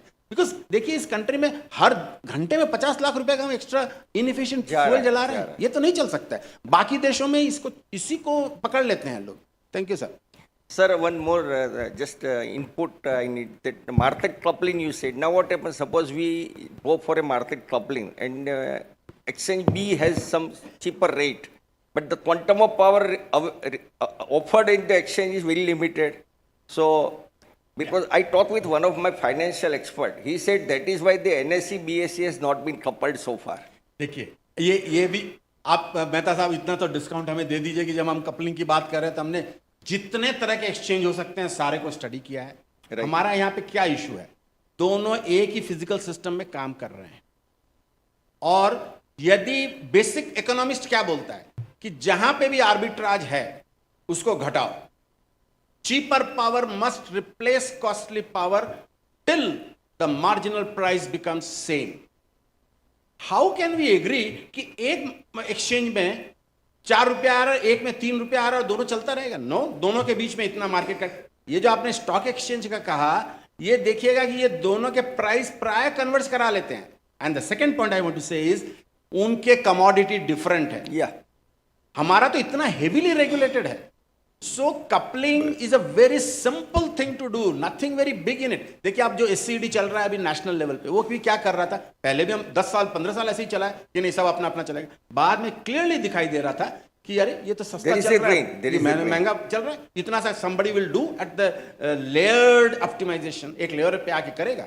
अब देखिए 5,000 करोड़ रुपया बच गया, कितने पावर प्लांट का पीएलएफ 100% कांस्टेंट रहने लगा, वो अपना कोयला अरेंज करें, नहीं तो क्लियरली एक्सपोज हो जाते थे। पहले हर आदमी बोल रहा था कि नहीं मेरा कॉस्टली है, तो ये सो द पॉइंट इज, अरे ये चीज मेहता जी एक चीज आप मान लीजिए कि ये सब जो मैं बोल रहा हूं 1940 के दशक में मैथमेटिशियंस एंड इकोनॉमिस्ट ने लिख दिया, 1980 से लेके 1990 तक में बाकी विदेश में सब जगह इंप्लीमेंट कर दिया। हम लोग कोई नया नहीं कर रहे हैं। Only thing is we should recognize our limitations and do it. Yes. Sorry sir for a long explanation. Thank you. Because Mehta Sahib is, if I can convince one of the states, it's a it's a policy win. Thank you.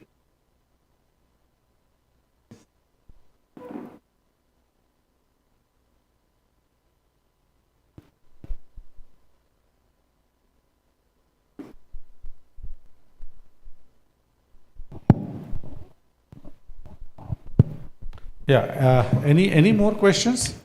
Okay, just last question over there, and then we will close the session. Please introduce yourself and then, ask the question.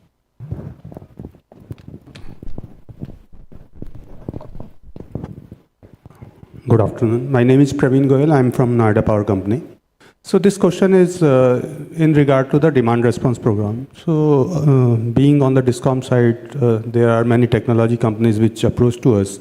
So my question is to understand about the price signals which has already been given by any of the regulator in the country. Reason being, at the pilot level, though the program has been done by many of the DISCOMs, but actually it is not coming at the practical implementation level. So what is the thought around it, and if any regulator has already passed, what is the status of that particular state? Thank you. देखिए, of course, all regulators would certainly, add or correct me. This is like this. Few terminologies have to be understood, and before we put up to a regulator, and probably Ami ma'am will also explain his resource adequacy, is what is the value of lost load. Second is cone. What is the cost of a new entrant? The point is load duration curve of the country, आप देखेंगे last 1% of 1% occurs only for 8 hours. साल में 8 से 80 घंटे के बीच से ज़्यादा नहीं होता है। उसके लिए हम एक नया प्लांट लगा रहे हैं। यदि हम उसके लिए एक नया प्लांट लगा रहे हैं, उसका utilisation factor will be low, Why should we do that? Our megawatts, हैरी दौल नहीं है, इनकी एक किताब थी मेगावाट आज से 20 साल पहले की. सो हम मेगावाट प्रोक्योर करने की जगह नेगावाट भी प्रोक्योर कर सकते हैं. Now the question is, conceptually तो बोल दिया, लेकिन करें कैसे? बहुत अच्छे अच्छे मेथड आ गए हैं. पहली बात है कि इंडस्ट्री से ही बिड बुलाइए कि आप कितना रुपया दूं ताकि आप अपना डिमांड घटाओगे. जब बोलूंगा तब उसके स्पेसिफिकेशन बनेगी बिड की, कि मैं साल में 5 बार से ज्यादा नहीं बोलूंगा, 2 घंटे से ज्यादा नहीं बोलूंगा. ये सब हो गया. वो जब अपना बिड डाल दिया, उसको आप कंपेयर कीजिए कि मैं एक नया प्लांट खरीदूं कि मैं पहले उससे रिस्पॉन्स लूं. This is what the demand response is all about. Second point, इसका मेजरमेंट एंड वेरिफिकेशन बहुत इंपॉर्टेंट होता है. तो आपको सब मीटर रहना चाहिए, हमें पता होना चाहिए कि जब मैंने बोला तो वो उसने किया कि नहीं किया. That's the second point. The third point is, जब हम इकोनॉमिक डिस्पैच इस ढंग से चलाते हैं ना, तो हमें उसकी भी प्राइस निकल के आ जाती है कि कितने मैं दे सकता हूं, क्योंकि मेरा मार्जिनल प्राइस जो है उससे यदि कम में कोई इंडस्ट्री मेरा अपना डिमांड घटा रहा है, then I can do it. Next point is, सब इंडस्ट्रीज जो आ रही हैं आजकल, उनके बिहाइंड द मीटर बहुत कैपेबिलिटी है, उनके फ्लेक्सिबिलिटी है. आप कोई इसी होटल को देख लीजिए, आप स्टील प्लांट्स को, सबके पास डिमांड घटाने की क्षमता है, बट सिर्फ है उनको पैसे देने पड़ेंगे. और कितने पैसे देने पड़ेंगे वो आप सिमुलेशन करके रेगुलेटर के पास जाइए, they will approve it. It is so simple. I mean I am trying to explain that demand response इस कंट्री में आना ही है. हम सिर्फ कैपेसिटी ऐड करते रहेंगे तो हमारा स्ट्रैंडेड एसेट होगा और टैरिफ बढ़ेगी. Consumer must, demand must be part of the equation of resource adequacy. Thank you.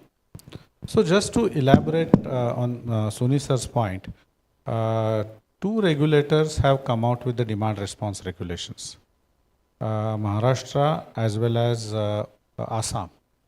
The few more regulators are talking about a demand response regulations.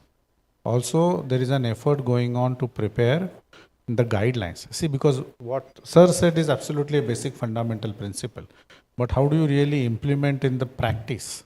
So you need guidelines as far as to do the cost effectiveness assessment of the demand response programs, as well as how do you design structure and take the regulatory approval for the same. So the work is going on those two issues also with respect to the demand response programs. The third issue that comes, and where we need more kind of be innovative, is that whether the utility will be able to do demand response program on its own. Okay. There are large number of consumers. See, you may get few industrial consumers who may be able to offer 10 megawatt, 20 megawatt, 30 megawatt. But the large quantum of demand response program would need large number of equipment, appliances to be dealt with. Okay. So, and that can't be done by utility itself because it involves a set of work. So you need to come up with a concept, something called the DR aggregator. Now, whether the DR aggregator would work only on a demand response or he would work as a DER aggregator, that is a distributed energy resource aggregator, where he would also take into consideration solar rooftop plus battery storage, right? And then work around that. Demand response also could work in a multiple ways. One is, of course, from the power system point of view, as Suni sir said, that the 1% of the demand is there only for 80 hours. So, you need to reduce that. Looking at the cost of new entrant, you need to reduce that kind of a demand. But demand response can be very helpful even in avoiding the distribution capex, transmission capex.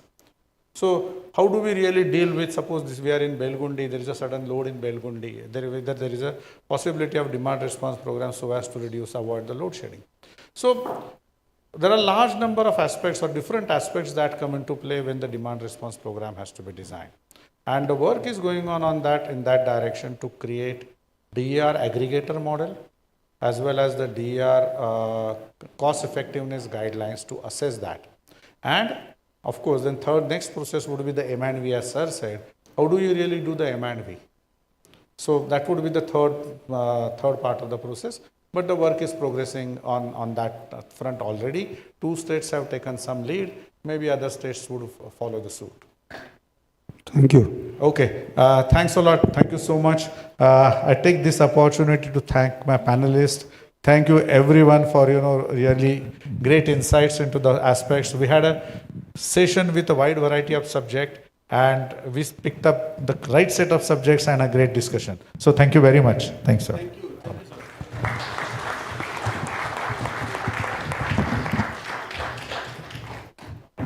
Thank you, Mr. Joshi, and our esteemed panelists for that insightful session. We will be moving on to our next session. Just a small request, you can take your tea, coffee, and come back to your seats so that we can proceed with the next session.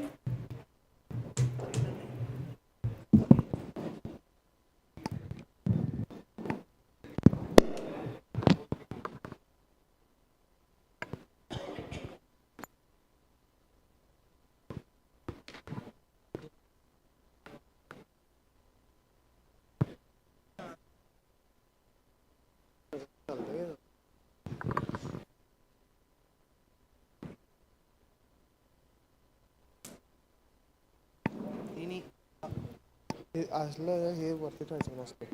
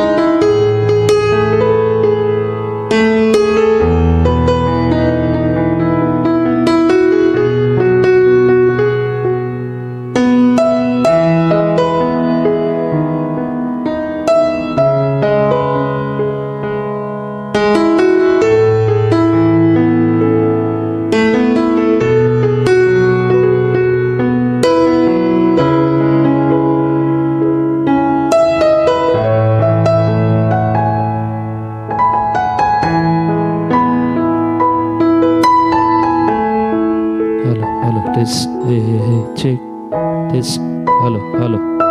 Check. Check. Hello.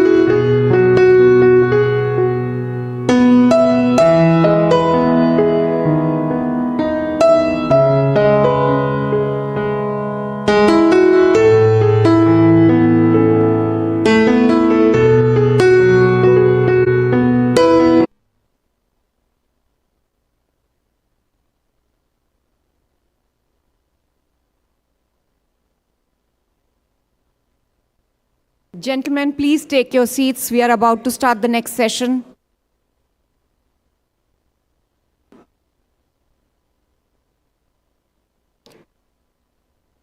The next session is Sanctity of Contract and Rule of Law. I request our moderator, Ms. Advocate Divya Sood, Head Regulatory Affairs, IPPAI, to please come on stage.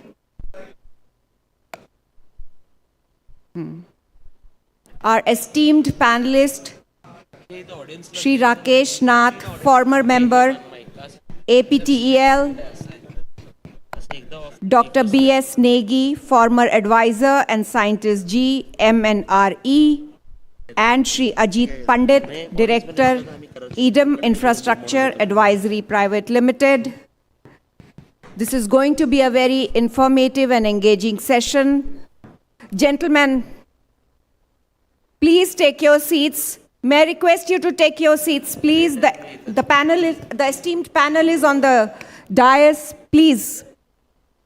We would be covering in this session surplus RE generation, grid connectivity issues, land acquisition, sanctity of contract, rule of law, latest legal issues of power sector, captive power transmission, right of way, licensing and beyond, anti-market moves by regulator, market pricing capping. Ma'am, may I request you to lead the session?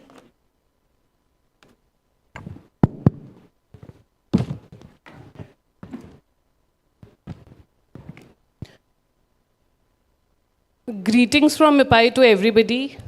We welcome you for this session, which is particularly based on the IPPs. IPPAI is all about independent power producers. And in this session, we shall be covering all the independent power producers, issues and challenges they face on a daily basis in terms of viability, in terms of grid connectivity, in terms of captive power generation, beyond meter or ahead of the meter, when they have to transmit their captive generation to other states, and similar issues. And in a very recent judgment of Gujarat, captive power, group captive, there was a Supreme Court judgment that will be discussed with you by Mr. Rakesh Nath, and I would request sir to put light on that judgment and explain to you the captive power generation issues. Also, Mr. Rakesh Nath will be clarifying certain confusions that everybody in the power sector has. Are rules, do rules prevail over regulations? Can the Act be amended? Is the Supreme Court judgment applicable to all the states? Is the High Court judgment applicable to all the states, or a particular state in which a judicial review has been raised in terms of a regulation, like we have just seen in Karnataka, whether the Ministry of Power regulations, rules will be applicable in the state of Karnataka, or the High Court judgment will be applicable in the whole country. Similar issues will be discussed by sir, and I request sir to please take over.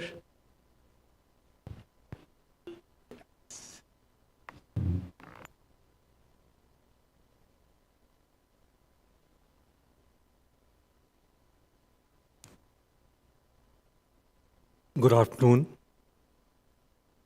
The first issue that I want to cover is the question raised by Balwant in the previous session about the recent High Court judgment, Karnataka High Court judgment, quashing the Green Open Access 2022 rules of this notified by the central government.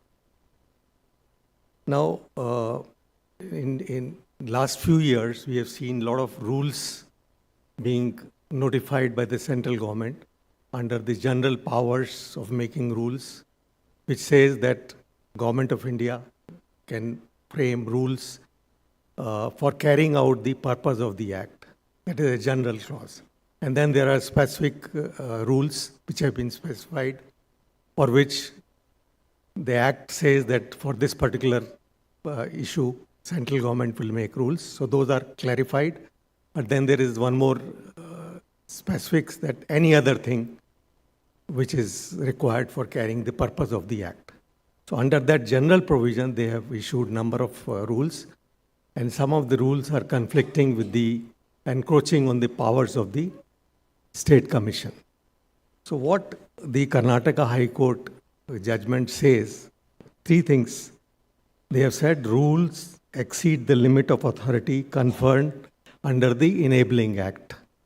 So if the Electricity Act has provided some authority to central government, the rules that have been framed, that is the Green Open Access rules, exceed that authority.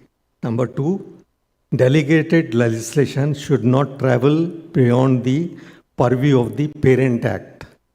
So the rule is a delegated legislation, so it cannot travel beyond the purview of the Principal Act under which the rules are made. If Principal Act says something, you cannot make a rule inconsistent with the Principal Act.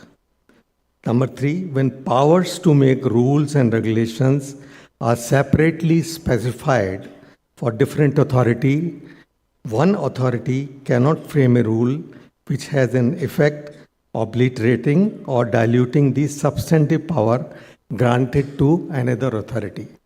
So if the Act gives an authority to Regulatory Commission to determine tariff or some other thing, open access, granting open access, or tariff for wheeling charges and other things, then the central government cannot make rules overpowering or overruling those powers which have been granted specifically under the Act to another authority, that is the Regulatory Commission. And if we see one of the objectives of the Electricity Act, that is to distance the government from the regulations, from making regulations, and to give more powers to the regulatory commissions to regulate the sector. So it goes against the basic principles of the Electricity Act. Now, the one question which I have seen in number of WhatsApp group is that whether this High Court ruling of quashing the Green Open Access rules will apply pan-India or only to Karnataka. So when a High Court quashes a rule made by a central government, it is applied to all India. So the rule itself is quashed. So it's not that this will not apply only to Karnataka, and it will still apply to Maharashtra. So this is a pan-India decision. So the rules no longer exist. Similarly, there is a lot of confusion about the RPO obligation. You see, earlier the Electricity Act clearly says that the power to specify the renewable purchase obligation is with the appropriate commission. Now, initially the government of India was issuing some orders, executive orders by which they are specifying the renewable purchase obligations.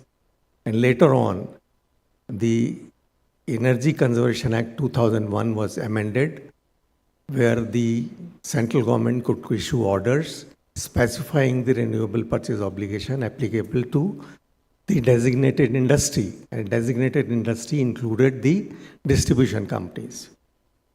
So under that amendment of 2001 Energy Conservation Act, the Bureau of Energy, the Ministry of Power specified the RPO obligations for designated industries and the distribution company. Now the Electricity Act clearly says, 173, 74, 75, that the Electricity Act will have overriding effect over the other acts except the except the Atomic Energy Act, Railway Act, and Consumer Protection Act. These are the three acts. If there is some inconsistency in the provision of the Electricity Act or some other act, then Electricity Act will prevail. Barring these three acts, Atomic Energy Act, Railways, and the Consumer Protection Act. So Energy Conservation Act is not included.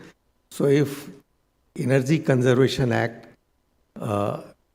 is providing something, Electricity Act will have overriding effect over that. So if a regulator is specifying a RPO obligation, that will prevail, not the RPO obligation specified under the Energy Conservation Act. So a lot of regulators have adopted the same RPO obligation as specified by in the the Energy Conservation Act order, but many regulators have their own RPO obligations, and in those states, the RPO obligation specified by the regulator will prevail. But it is creating a lot of confusion. I think that confusion has to be cleared. The other issue which I've been asked to cover is the various aspects of the captive power plants. So a lot of judgments have come on the captive power plant, but one judgment which came, I think, in 2023 in a appeal filed by Gujarat Distribution Company, which clarified a number of issues. One, now the Electricity Act says that CGP, captive generating plant, definition says a plant set up primarily for use, for captive use, set up. So one of the dispute which is coming between a distribution company and captive power plant was that a captive plant was set up by company A, that company A was taken over by some other company B. So the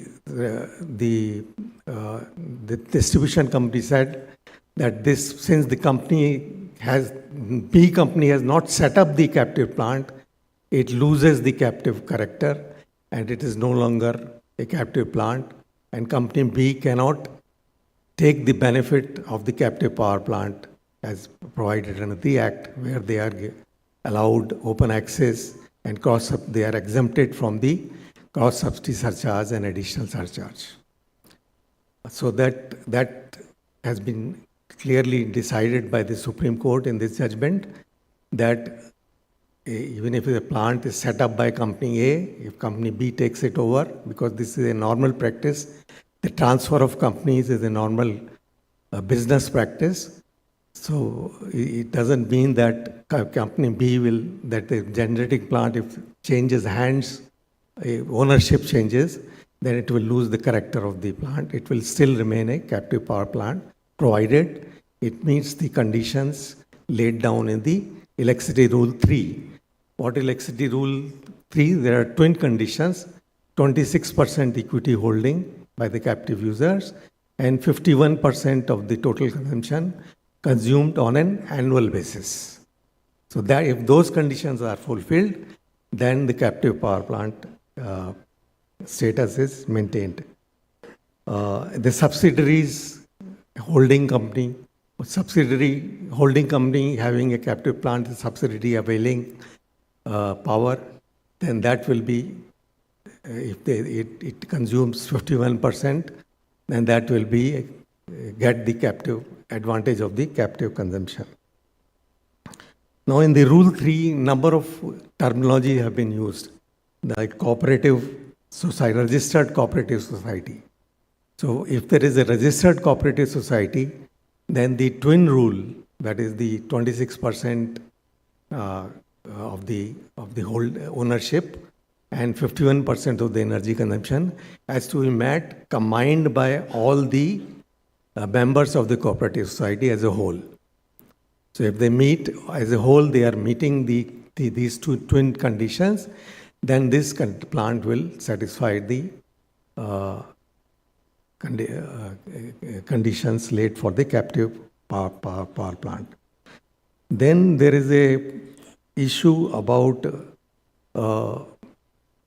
change in ownership during the year. So one of the APTEL judgment, APTEL held the ownership and the consumption, since consumption, 51% consumption condition is seen at the end of the year, for the whole year. So the ownership should also be seen at the end of the year. The Supreme Court said, no, the ownership has to be held throughout the year. So you have to hold the ownership for the whole year to be eligible to get the captive status. One issue was the group captive. And the group captive, the electricity rule says that a group captive combined, they have to hold 26% ownership, and they have to meet the energy consumption combined 51%, but each one in proportion to the equity held in the ownership held in the captive plant, plus minus 10%. So that was creating problem in a plant. There were 5 or 6 members who were having ownership, and combined they were having 26% meeting the condition, but their energy consumption was not in proportion to their ownership. So if there are 6 captive users, and one of the users does not meet, then the distribution company was saying that this entire plant captive status is lost, and you have to pay the cross-subsidy surcharge and additional surcharge. The Supreme Court gave a rule where they said that this condition of 26% and 51% has to be held for only for the 51% of the consumption. That is, they devised a mathematical formula, that is 51 divided by 26, that is 1.96. So that means 1% shareholding, you should consume minimum 1.96% of the energy consumption, plus minus 10%, that is 1.764 to 2.156%. So for 1% equity holding, you have to have at least 1.764% of the consumption. If you meet this consumption, if all the partners are meeting that, fulfilling that condition, then the captive status will be held, otherwise not. Supposing 4 out of 6 partners, 5 partners are satisfying the condition of an energy consumption more than 1.76% of their equity holding, and if their combined consumption is 51% of the total consumption and their equity holding is more than 26%, and those such 4 or 5 consumers, captive consumers, will be eligible for the captive status, and the one which is not consuming that proportion will lose its status, and they will have to, that consumer, captive consumer, will have to pay the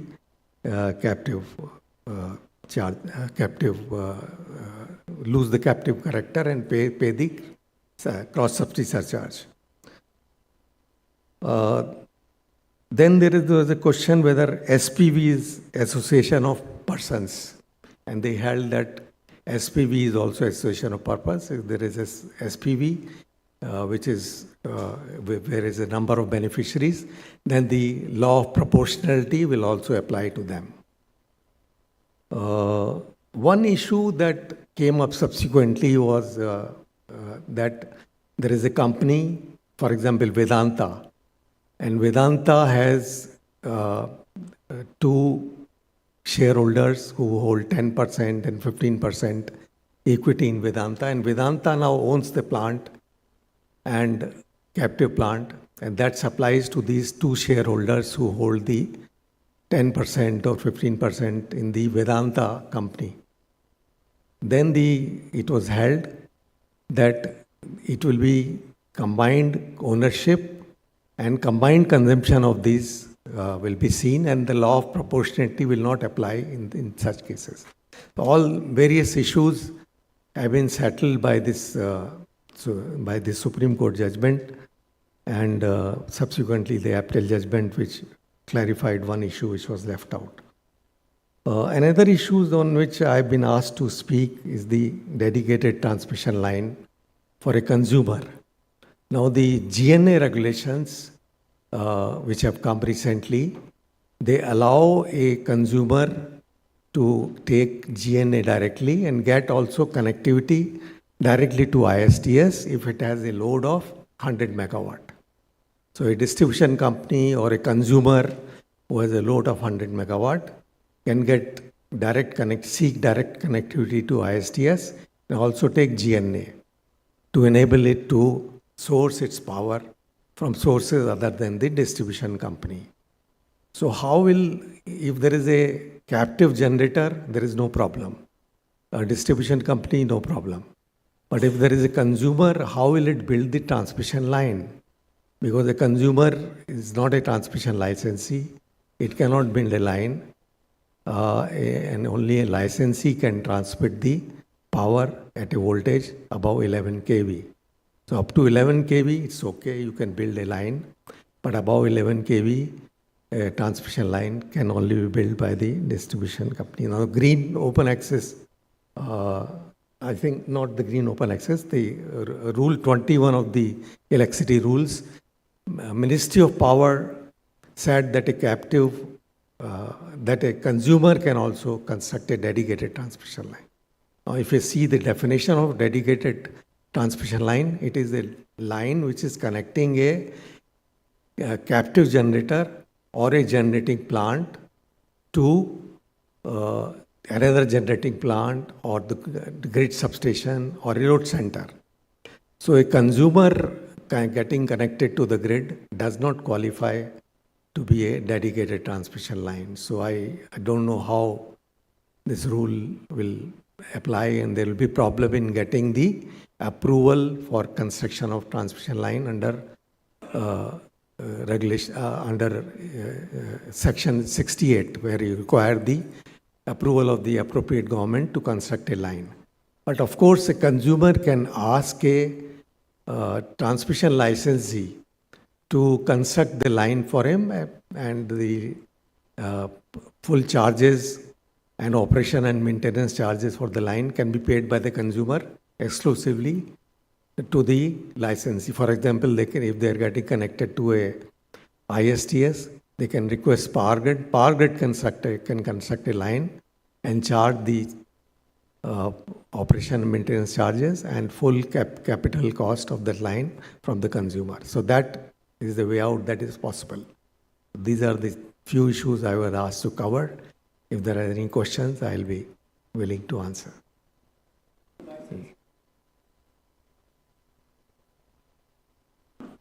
Dedicated, now that consumer cannot build a line at a voltage above 11 kV.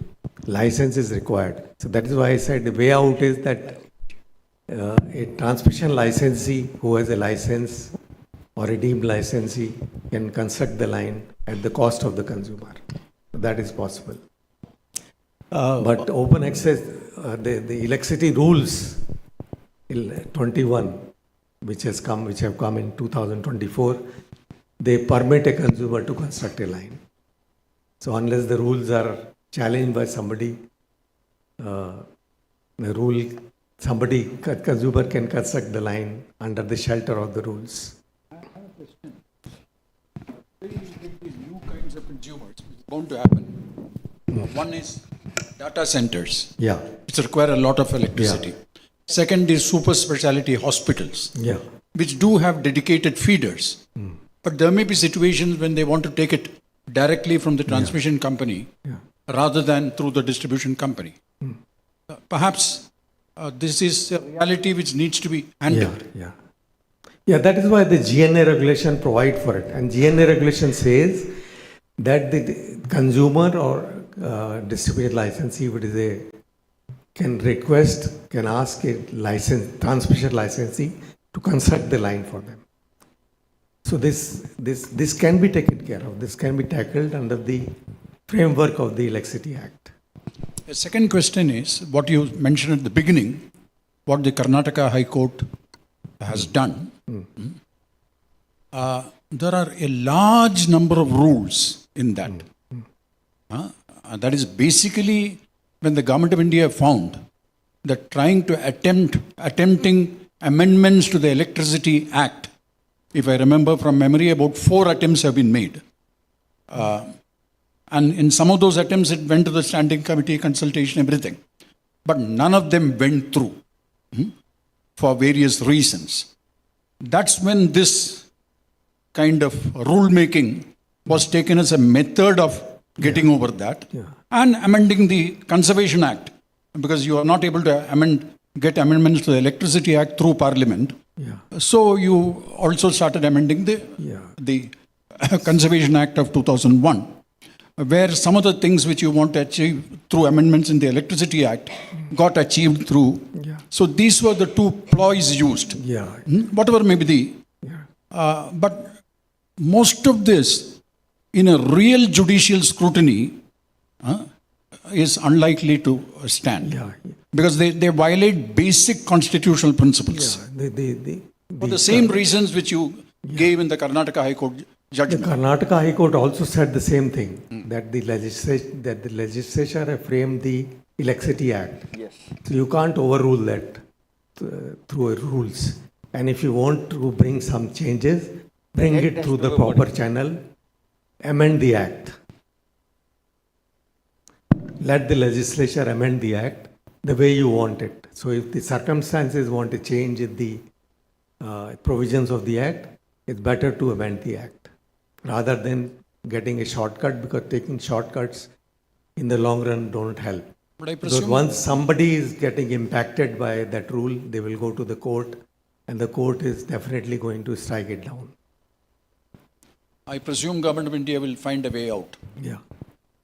Sir, we seek your guidance about... Prashar Saab has a question. Yes. I have an understanding which is an offshoot of this live wire issue. It's true that if the High Court has quashed a legislation or subordinate legislation, all the other litigants in various states will be bound by it. But the high courts in other states are not bound by it, because the decision of one high court has a very high persuasive value for another high court, but is not binding on it. So if a litigation starts in another high court, and that high court happens to give a contrary judgment, then both the judgments will not be binding on the litigants. Then it is left to the Supreme Court then to finally give a judgment on that. That's my understanding. I want your... Yeah, because yesterday we heard the MD KPTCL, and he said they are going to Supreme Court. So ultimately, I think Supreme Court is going to decide. No, I presume, I have not read the full judgment, but if it is under Article 226 of the Constitution, what you said is absolutely right. High courts have, in fact, more powers under 226 than the Supreme Court under 32. So if it's a writ jurisdiction which has been used, what you said is absolutely, but one has to see the authority they have used by reading the judgment fully. Mr. Nath, I want to ask you two very basic questions. One on captive power plant and one on wasted recovery-based power plant, which we have not discussed. Now, as far as captive power plant is concerned, suppose I am going to set up a plant which needs so much amount of electricity. Can it be made mandatory on me under Electricity Act that I must also build a captive power plant? I know many such cases where suppose I want to set up a calcined petroleum coke plant, CPC plant, and calcined petroleum coke is required, used as an anode in aluminium melting furnaces. So if I wanted to set up that plant, this was my experience, I was told that you also must have a captive power plant in Odisha.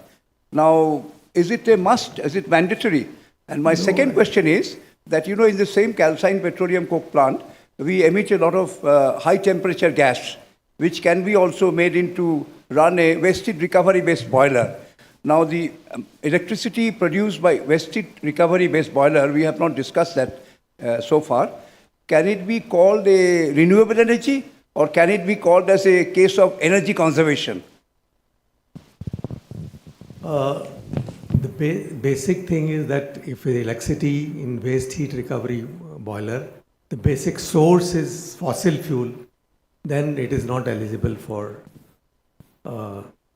renewable. It's not considered renewable. It's not considered so it's considered as energy conservation. Of course, there was a tribunal judgment earlier. I know, yes. Yeah, based on which tribunal held that the regulator has to promote both renewable energy as well as the cogeneration. I think this is also another source of getting electricity. But there We was- haven't discussed this at all, this wasted After recovery that, based there was power. another appellate judgment which said no, it has to be through renewable source only. And now my first question on the captive power plant, can it be made mandatory on me when I want to set up a industry which is power intensive, that you cannot set it up unless you also have a... No, that is not. But it was the case in some if you are a cases. consumer, if you can demand under the Electricity Act, a consumer can demand a connection, and the electricity distribution company is bound to give it within 1 month. So it If a cannot be made new mandatory. substation has to be built, then additional time is required for that. Okay. If no new substation is required to be built, then it's required to give you as per the supply code, which is in the Electricity Act 1 month. Okay, thank you. Yes, please. Sir, recent Supreme Court judgment with respect to railways issued to Tamil Nadu, West Bengal, Odisha and others. They have said that no cross-subsidy shall be applicable on the open access power purchased by railway for the traction purpose.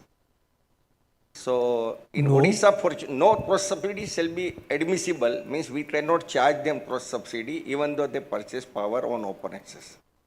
Fortunately, Odisha has not declared, or our commission has not considered them as a deemed distribution licensee. Today, they are our EHV consumer at 132 level. But suppose one of the traction point, they apply for the open access. Should I bill them the cross subsidy or not? If it is a consumer and you have to go as per the regulation of the Odisha. Sir, that says Commission. that it is admissible. Admissible means I have to charge them cross you subsidy. have to charge them, that you have to charge them. But Supreme You Court are bound. says that. No, Supreme Court says, if the Supreme Court has quashed the Odisha Commission regulations or what? No, they have not No, referred it. I don't know. I have to go through the Okay, Supreme sir, I Court will share judgment. with you, Yeah, you offline, can sir. share it with me. I can tell you. Sir, after going another through the- important issue nowadays arises in state of Odisha is we have close to 12,000 megawatt of captive plant. I repeat, 12,000 megawatt. As per RPO obligation, they are supposed to at least 20% power from the renewable source. So now 20% of 12,000 becomes 2,400 megawatt. So that much they have not to generate in a fossil fuel, and they have to arrange for a renewable source. No, it's not necessary that they cannot waste their energy, waste heat recovery generation. So it will happen that they will sell their waste No, it's not generation wasted. in the market, and they will buy the, Sir, the problem physically they will consume the energy there only, but in the financial term they will have to buy the renewable energy certificates, or they will have to buy energy and sell their energy in the market. Sir, what happens in the same time block are So that is regulated. an irony. For example, a steel plant. A steel plant is using in the blast furnace coking coal. Now for him, that is a must. They have to use it. Without that, they cannot make steel. So that waste heat recovery they are using as electricity, and they are being asked to take the renewable energy 20%, 30%, and by 2030 it will go to 40%. Sir, just So to the add that, 40% of the energy, it's not that they are going to stop energy generation, because that waste heat you cannot Sir, just leave in the atmosphere. That will further heat up the environment and not. sir, I kindly update that these So are not a waste. they will Sir, these are sell not a wasted their recovery energy plants, in the sir. market, and they will buy REC or they will buy renewable energy. Sir, these are pure thermal power plant, not waste to heat recovery plant.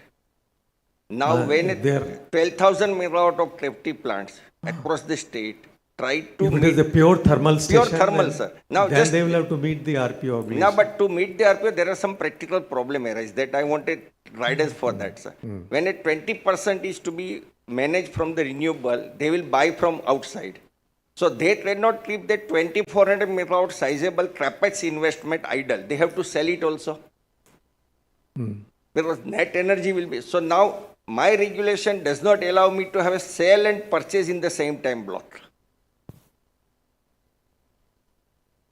I am a captive plant. Let us take hypothetical example, 1000 megawatt. I need to purchase 200 megawatt as a renewable to meet the RPO obligation. Why that is not allowed? It will cancel out in the schedule, in the power flow schedule. It will cancel out. Sir, it's not permitted by OERC. Our state regulator is no, not permitted. That regulations have to be changed. Otherwise, how will he meet the RPO obligations? Because So RPO obligations are also given by the regulator. Sir, today they are compulsion to bed down their plant and their capex is. That is very burden is unfortunate. Very unfortunate. It's like that. That is very unfortunate. Somebody should go to the regulator and ask them to find a way out.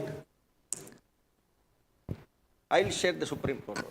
Sir, my question is clarificatory in nature. Suppose a consumer, which is in our licensed area, in the distribution company licensed area, that consumer has got constructed the transmission line using the transmission licenses, etc. Also obtained the GNA and he got the connectivity through the ISTS. Then whether that particular entity will be a consumer of the DISCOM or not, if yes, then whether DISCOM can raise the bill to that particular entity or not. So, if this consumer is disconnected from the distribution company and directly taking from ISTS? Yes, sir. As you have mentioned. Yes. If a consumer is located in the area of distribution license, he will be liable to pay the cross-subsidy surcharge. So, in that they may not pay the wheeling charges and transmission charges.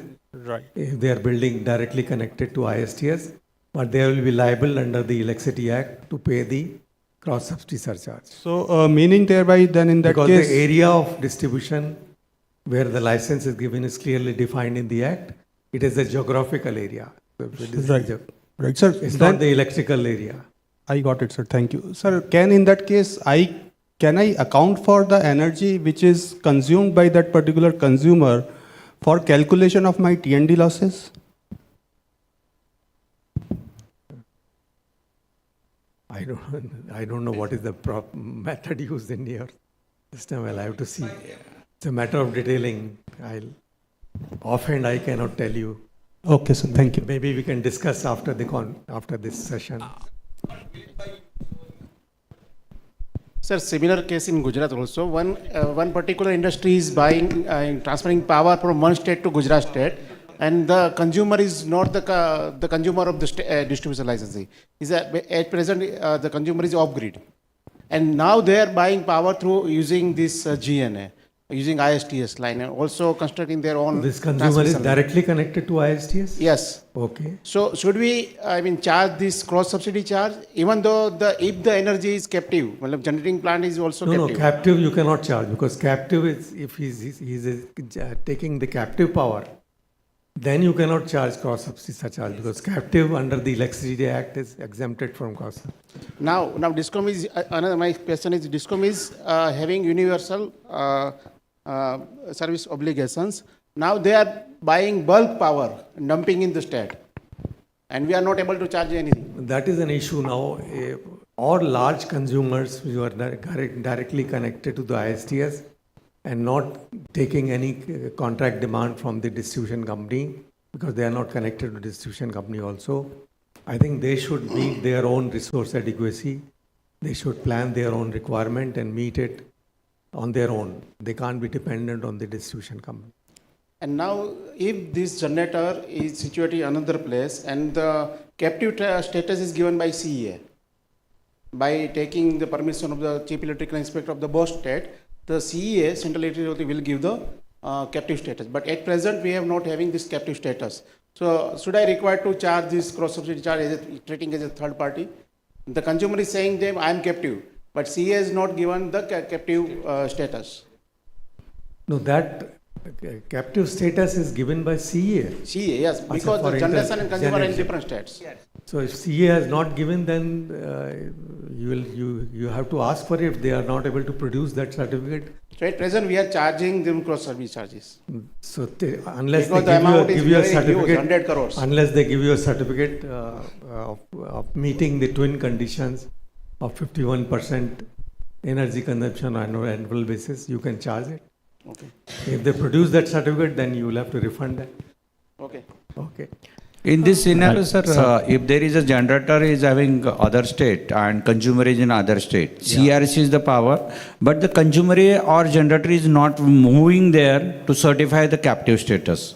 Then year on year that captive status is there, but the certification is not there. There should be regulation within 3 or 4 months. They should. The consumer has to satisfy, the captive consumer has to satisfy you that they have maintained they have met the twin conditions of holding the ownership 26% during the year and consuming 51% of the. But they are not moving to regulators. Then you bill them. Yeah, that is the option. Then they will get it. If they are not able to get it, then. Sir, I have another question. Waste to energy, there are plants upcoming year. Which they are green or they are grey or how there will be benefits? Waste to energy. MNRE consider them at a renewable. So may we keep rest of the questions for the end of the session? One last question. Okay, this is the last question. Rest of the questions Because after the session. speakers The other are also panelists. Thank you. need their time. Myself, Vijay Kamble from Maharashtra SLDC. I have one basic question. Recently, through Section 11 directives, central government has given directives to state generators and imported coal-based plants also.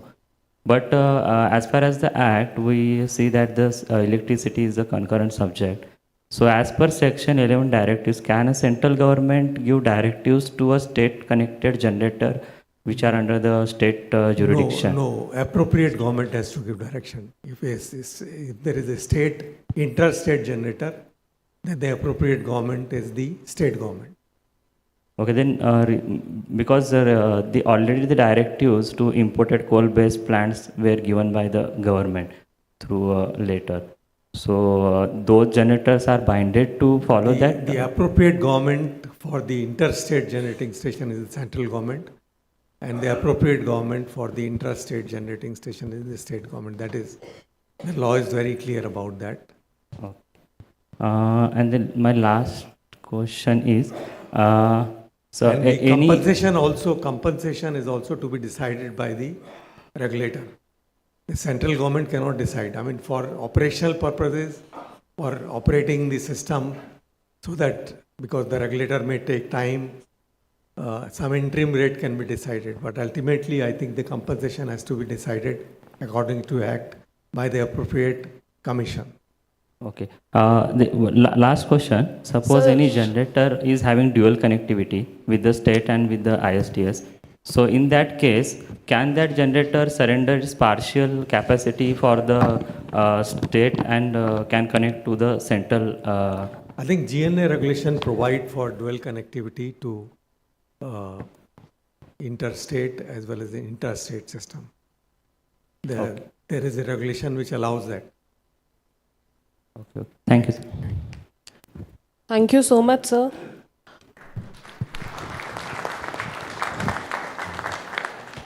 Over the last 2-3 days, we have discussed net zero.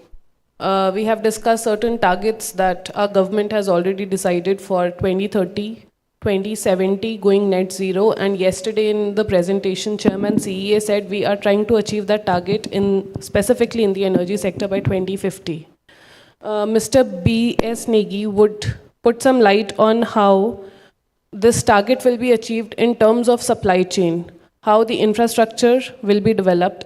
Do we have enough skilled, unskilled, and manpower to enable this target and vision that we all are having? We need to see this complete supply chain, the vertical and the horizontal supply chain. And Mr. B.S. Negi, I would like to invite you to talk on that.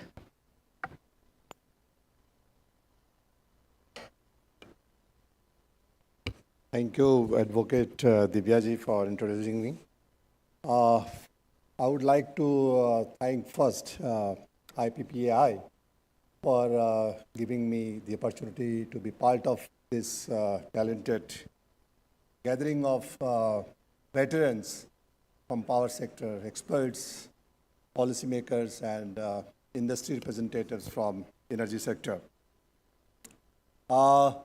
Yesterday, we had enlightening talks from key speakers which focused on the need of more power to sustain and also for protecting our environment for survival. You all know that the whole world is taking actions for net zero emissions in this matter. CEA chairperson, Mr. Ghanshyam Prasadji, gave an overview of the power sector and also the plan for net zero emissions. He also projected a scenario for net zero, for achieving net zero emissions by 2050. I'm not going to talk what has already been spoken about in the power sector. I would like to say what has not been talked about. Except for reference, I would like to talk about that the government of India has set a target of 500 gigawatt from clean energy, and we had extensive discussion in yesterday's sessions, including nuclear power scenario given by our very senior expert, I would say Professor Raja. You know, the way you spoke in your presentation, that was completely, it was awesome. So the intention, the task in hand is to achieve 450 gigawatt from solar power. And as was shown in the presentation by the CEA chairperson, renewables have, brought major transformation in energy sector with around 200 gigawatt installed capacity as of now, coming very close to 50% of the total installed power sector in our country. Now the point for discussion is that how are we going to achieve 450 gigawatt? As of now, 94 gigawatt has been achieved from solar power. We need to achieve at least 50 gigawatt per annum to achieve the target of 450 gigawatt by 2030. And then again, how to sustain that generation of power to achieve carbon neutrality by 2050 or 2070.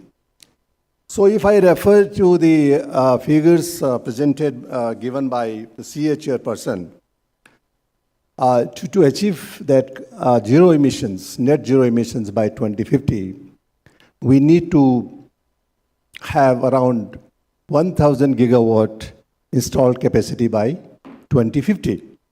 How are we going to achieve that? That's a very important issue. The key issue is that, what is the subject area of my expertise, the policy for research, technology development, quality control, regulation for quality control for renewable energy sector. What are the preparedness for developing technology and then manufacturing and then project implementations? What needs to be done or what needs to be given top priority for is that technology development, manufacturing, and generation of skilled manpower to achieve the target of not only achieving the installed capacity, but also to sustain that, to sustain not only the power generation, but also net zero emissions. We have to work hard now in terms of what? Not only in terms of technology development, manufacturing, and generation of the qualified manpower, but also resource assessment. We will have to find out how are we going to achieve this target by identifying potential areas at the district level, identifying in terms of or selecting the locations, giving targets at the district level that so much of power will need to be generated from each district across the country. Expanding, exploring all possible means for solar power, particularly because the solar is the subject of talk these days, and there is a potential, there is a need, and India has got the strength, capabilities for manufacturing. But we will have to find out how this target can be achieved. We'll have to make our policy flexible. Flexible to promote solar power at the district level. Identifying locations, even in the I would touch upon the rooftop. There is an issue about the rooftop. Rooftop has failed because, it has been left to users. I would like to, in fact, this is my view. I don't know, and I would like to debate on this issue. Can we make this as a mandatory? Can we make it a mandatory and identify spaces in each town across the country? How much is the potential for harnessing rooftop spaces for solar power development? So in that case, we'll have to work out, and that is the way, because I have met a number of people, those who have rooftop systems on their rooftop of the buildings. They are not happy with the way the systems have been installed. If this is installed by some developer who has the responsibility and commitment for the performance of the system, that looks to be the better solution. Let us find out the space in each location, each city, identify the areas, and assign the tasks to the developers who are supposed to be trained, having manpower for implementation of projects in this area. Another issue which I am going to talk about, because the subject is of this session is very interesting. We should have strong regulatory system for quality control and also surveillance at field level. The first issue is the quality control. I would like to share my experience when in 2015, the Prime Minister attended COP 21, I think COP 21, and then a decision was taken for 100 gigawatt power, solar power. Immediately after that, there was a big task for MNRE to decide how are we going to implement it. Most of the material used to come from China. We didn't have standards, or we didn't have labs here for testing and certification of the modules. So we started working on it, and it took 2-3 years for us to have standards and labs for performance testing.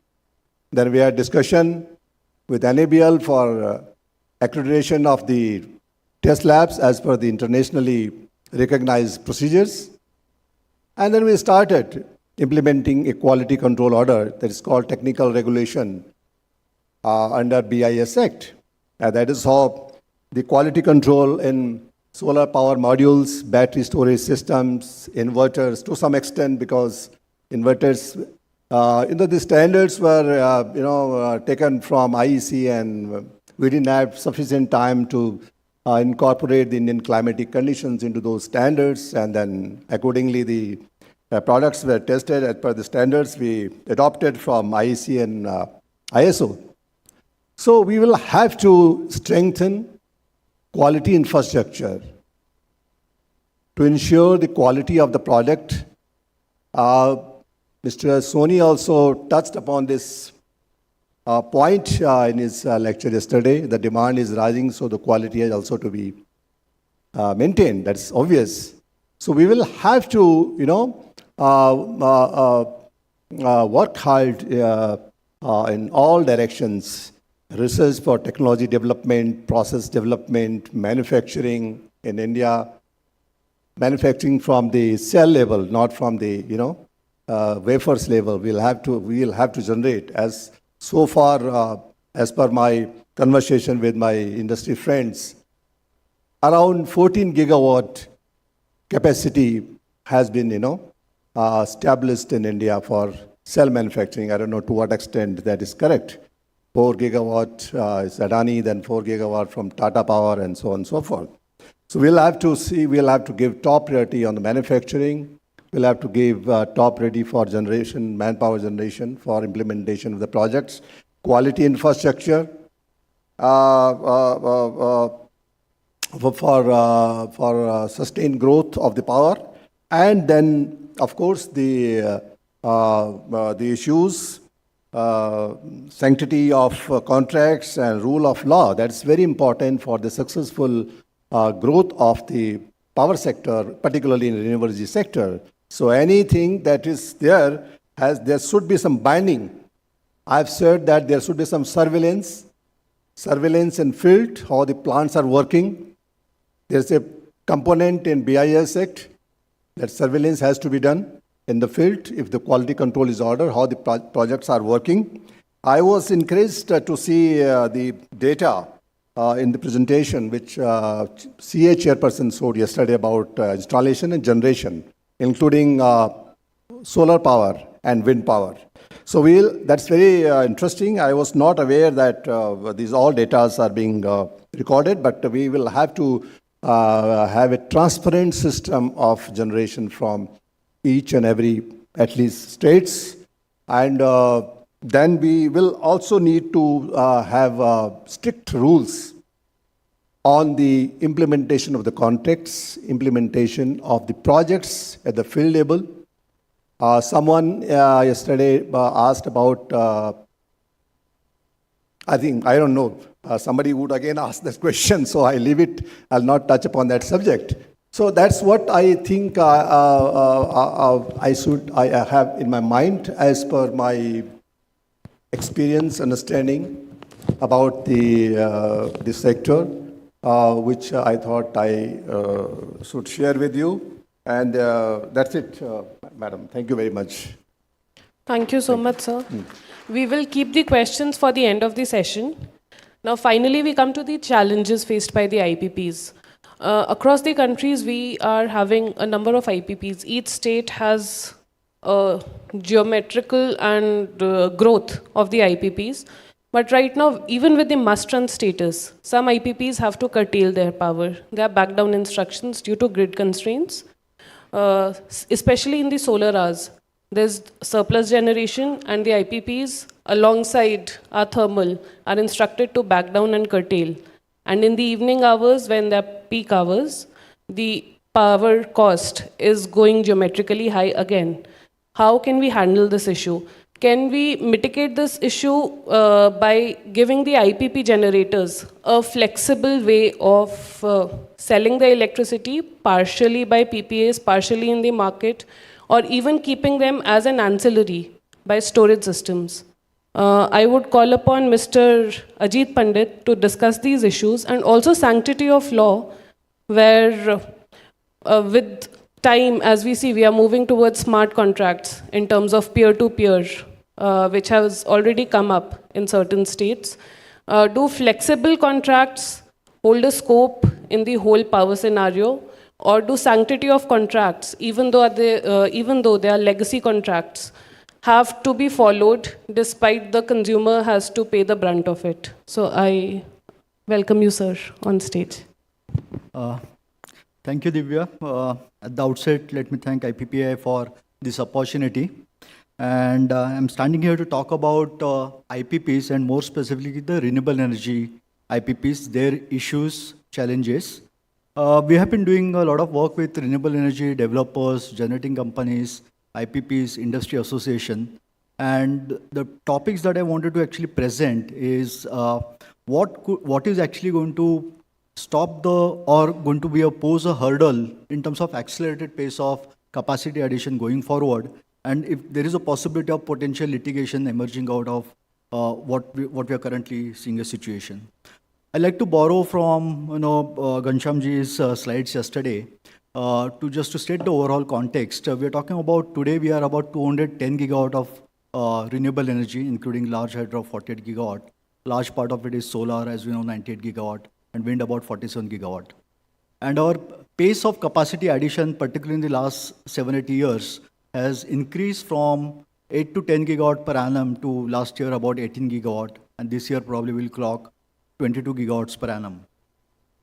Is it sufficient? When you look at, if you're talking about 500 gigawatt by 2030, we are talking about in next 5 to 6 years capacity addition requirement of at least 50 gigawatts per annum.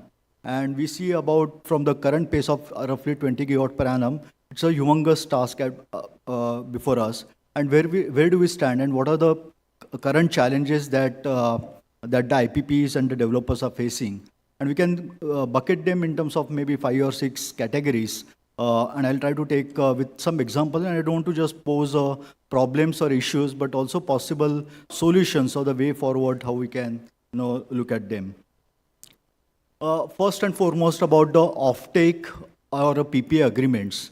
When you're talking about going up a pace from 22 gigawatt to 50 gigawatt per annum, let's look at in terms of contracting status.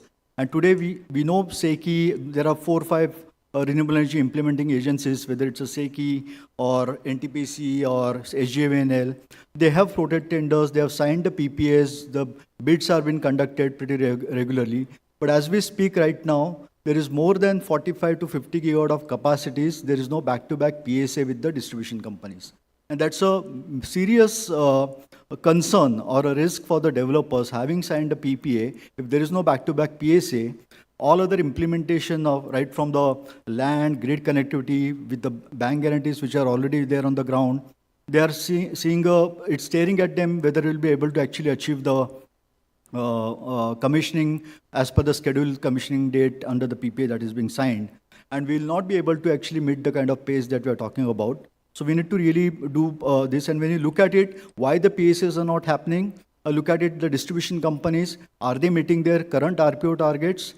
Probably answer is no. Some states have exceeded more than the target, but there are many states who are still yet to even reach the targets level which are lower than the national target level under the RCO that Rakesh Nath sir was referring to.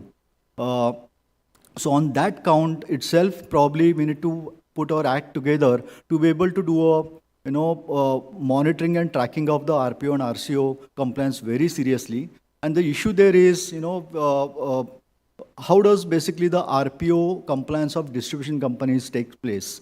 There is typically it as a part of the MYT or tariff regulator process. You look at it in terms of truing up. So there is typically 1 to 2 years of phase lag of checking whether for today, for example, we are checking the RPO compliance for 22-23.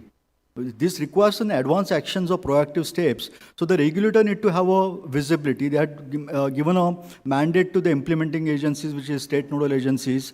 But the reporting, monitoring needs to be maybe advanced on maybe a quarterly basis reporting. And for this, probably we need to have a appropriate use of IT tools for tracking generation, tracking the contracts, and then reporting it out so that advanced actions and the steps could be taken up. RPO compliance monitoring framework on the forum of regulators has been developed. There were tools, some states have been using that, but it needs to be really tracked very carefully. So this is one issue. The second issue that we're talking about here is, even for the projects which are actually commissioned, contracted, the PPA, there is more than 50 gigawatt capacity for which PPAs are signed, but the commissioning is only less than 20 gigawatt. And there are the projects are at different different stages of a commissioning or development cycle. And then the challenges that they're facing is the second issue I come to is about land and the ROW related issues. And the land, there are policies, there are state policies. We also have a very successful examples of plug and play models through RE parks. But there are, going forward, we are going to see also a substation-based bidding coming up. we are leaving it for the developers to identify land parcels, the land allocation rules, the process needs to be streamlined. There are conversion, automatic conversion for any, all those framework things which is there in the policy documents, but on the ground when you get to the level, there are challenges. And there is again a possibility to actually, if this land and ROW issues is causing a delay, then probably its government probably could act very swiftly. Again, I have an example here. We have been working with Government of Maharashtra Energy Department for a program called PM Kusum in Maharashtra. It is MSKVY, Mukhyamantri Saura Krishi Vahini Yojana 2.0. And I'll proudly like to actually claim an example there. The entire process, and there it is about, there are quite a few guys from MSCDCL, SLDC here, and they could vouch for Mr. Bansode actually from Nasik. They have done an excellent work about roughly 2,800 substation, 11 kV level feeders, and 14,000 megawatt of solar projects PPAs were signed in the flat less than 6 months, and then out of 18 months commissioning cycle, there are in less than 6 months time frame about 150 megawatt capacity is almost commissioned. And how that was actually possible on the land issues, the government land aggregation, giving a visibility to the collectors as well as to the entire administration. There was a comprehensive dashboard of the portal which was developed, and you can track the progress of the project at various stages and where it is stuck up at which clearance level, and then accordingly email alerts and as well as, and then the monitoring is at the highest level. So some of these things, if you are talking about scaling up from 22 gigawatts per annum to 50 gigawatts per annum, tracking, we have to literally move this in a mission mode, and probably at the government level, some kind of a war room at the respective state level. The examples of Maharashtra could be emulated in many other states, and we could look at that carefully. Another issue about in terms of land, having done an allotment, I think the coordinated approach between the different ministries, and I know a couple of examples, and we are sitting here in Karnataka, particularly for the wind, the zoning, the NIVE does the zoning, and then probably the land based on zones gets actually, the developers start actually identifying those parcels and start procuring for the land parcels in and around highest wind zone. And there are a couple of examples that we know of that having acquired the possession of those land, subsequently there is orders from Ministry of Defense about this land parcel can't be actually used for this purpose. And roughly about 4.3 million acres or close to about 20 gigawatt of land, highly wind potential zone land is now out of bound for reach. So some of these issues could have been avoided if you have had a proper coordinated zone mapping and in advance information to be made available to the developers. So that is something that need to be looked at purely as a, otherwise, the project development and in potential, the money which is at stake and then possibly potential litigation that could come up on this. Third issue, talked about the grid connectivity. I think at the ISTS level, grid connectivity, GNA framework regulations have, streamlined most of those issues for the ISA, for ISTS connected project, but something similar approach we'll have to adopt for a state connected renewable energy projects. So the state GNA, in fact, we are working with Forum of Regulators on development of a model framework for state level GNA. It is still in the discussion stage, but something similar approach that needs to be brought about at the state level also, so that the planning as well as access connectivity issues are streamlined at the state level as well. Another issue about when we talk about planning here on the on the connectivity part, we know in many places at the state level, the applications are almost 2 to 3 times available capacity.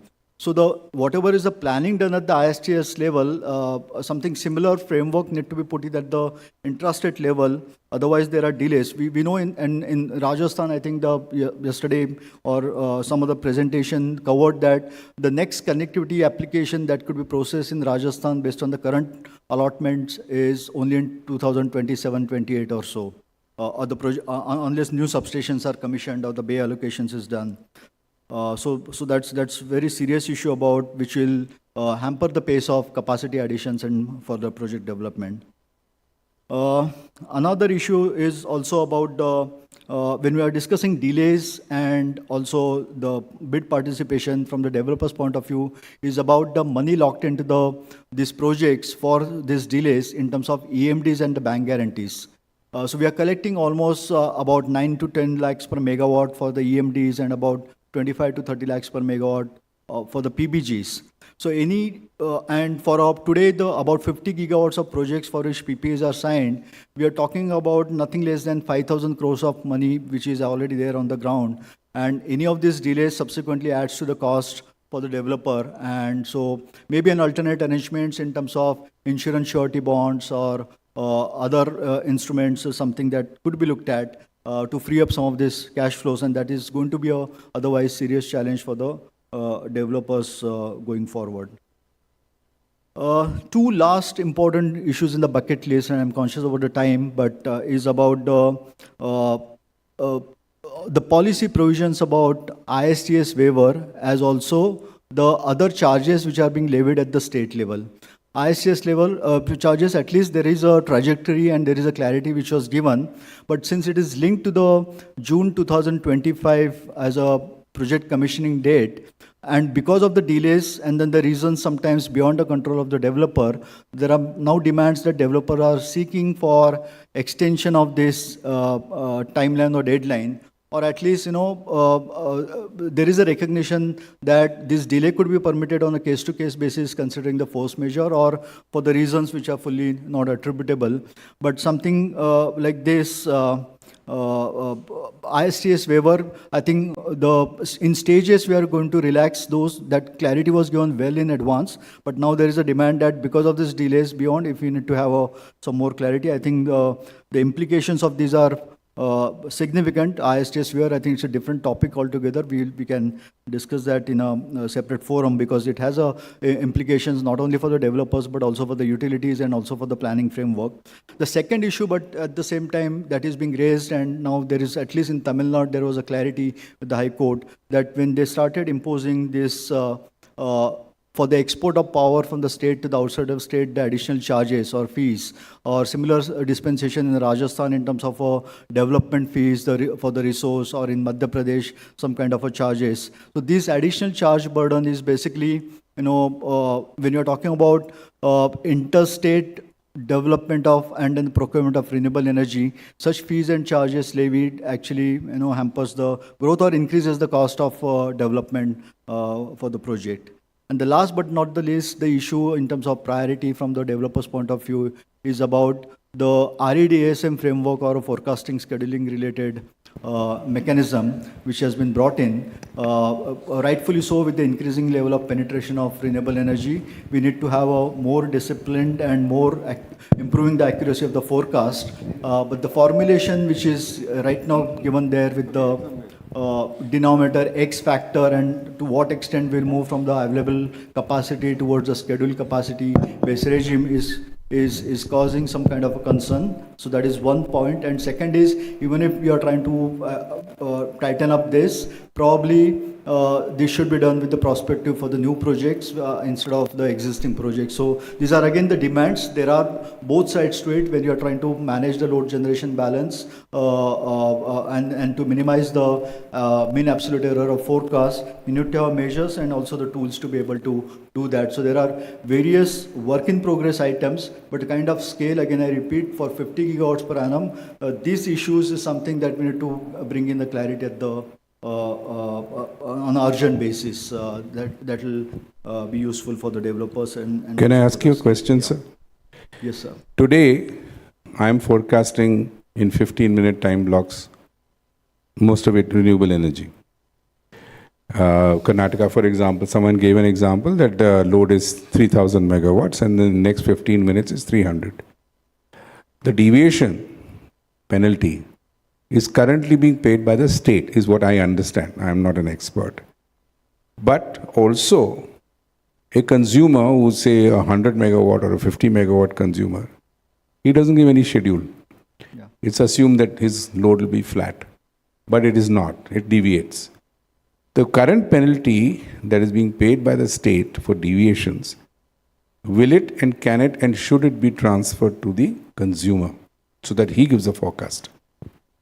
I think you raised the two separate points, but I'll take one by one. On the consumer side of the forecasting scheduling, so long as the consumer is a partial open access consumer, he continues to have a contract demand with the grid, he's practically floating with the utility. So practically utilities in its demand forecast assessment is also factoring the consumer's assessment. So that particular consumer's demand forecast related errors or something that doesn't get passed on. But if you're talking about a full open access consumer and he's contracting the renewable power from outside probably, so that is where the he's taking the partial open access consumer is taking the full risk of scheduling that generation, and to that extent the error or the forecasting he can be made responsible for the deviation charges. But the deviation charges for the renewable energy, again the formula as currently it stands, there is a 15 up to 15%, and now it is brought down to 10%. There is a socialization element which is there, but in the net effect, if you look at it, what is the overall cost of this deviation charges is something that one could look at for the system as a whole. And then you need to also have a storage and other resource to be able to manage these forecasting errors. Sir, there's a mic there. Is there a intrastate deviation settlement mechanism in Karnataka? Yeah. Because if there is an intrastate, then the renewable generator will also be liable to... It's coming, sir. It's coming. It's coming. So I'm just trying to figure out it's the complications that are going to arise Yeah. as we move more and more into solar. Right. It's one thing is to get into forecasting, but I'm looking at the viability, and if the consumer also has to give his forecast in advance and he deviates in his forecast, then that's one set of penalties. The other set of penalties is the state. Yeah. Yeah, so the intrastate DSM accounting framework in Karnataka has currently accounting for it, but Karnataka was following the aggregate state as a whole as a model, whereas in many other states they are following the pooling substation based error formulation model. KERC, Mr. Mehta is also here. They also have something. Odisha, I'm not aware what's the exact framework, but in many states it's a pooling substation based error model. But southern states, I'm told Tamil Nadu, Karnataka. Sir, हमें नहीं समझ में आता है ये pooling state. Yeah. Explain what this is. Yeah. So the error formulation, when you are looking at the error calculation and then the passing on the value of this error, the Karnataka is looking at earlier or Tamil Nadu because the positive and negative errors evens out. So they do the aggregation and they look at the complete. Boss, this is the mistake. Yeah. So correct. This exactly. You're saying this is what they do monthly settlement. You're talking, right? Yeah, weekly settlement. It's a weekly basis. Now I have got 3,000 megawatts at one point, and then it's down to 300 megawatts in that 15-minute time block. Yeah. But then you know what I'm saying? At the end of the week, I am socializing it. I am setting it off against when I had to. Yeah. It is every time block, sir. No. So when I say weekly, it's not for the calculation for the week as a whole with the evens out. It's a positive negative adjustment for the same time block. But it is done for the entire state as a whole and not for every nodal point or every pooling substation point. Right, so that has been done in southern states earlier, but now they are also moving towards the pooling substation based kind of an approach. Maharashtra and Gujarat, for example, is doing it at the every pooling substation base. It doesn't get evened out or cancelled out or adjusted out for the state as a whole. So we have to move towards more granular approach, and maybe a basic building block could be a pooling substation. Although there is a cluster-based approach is also being talked about. So one more thing, I was listening to a debate outside, sir. A very interesting debate you had. I think one of the most fascinating debates was today, in the whole 4 days that I can think of. My question is this: how much penalty are these states paying? I don't know now, but Maharashtra used to be given a levy of 200 or 250 megawatts in a 25,000 megawatt system. Yeah. What basis is this fixed? Yeah. And who's paying that socialized cost of that? Yeah. 250 or 300 megawatts. Yeah.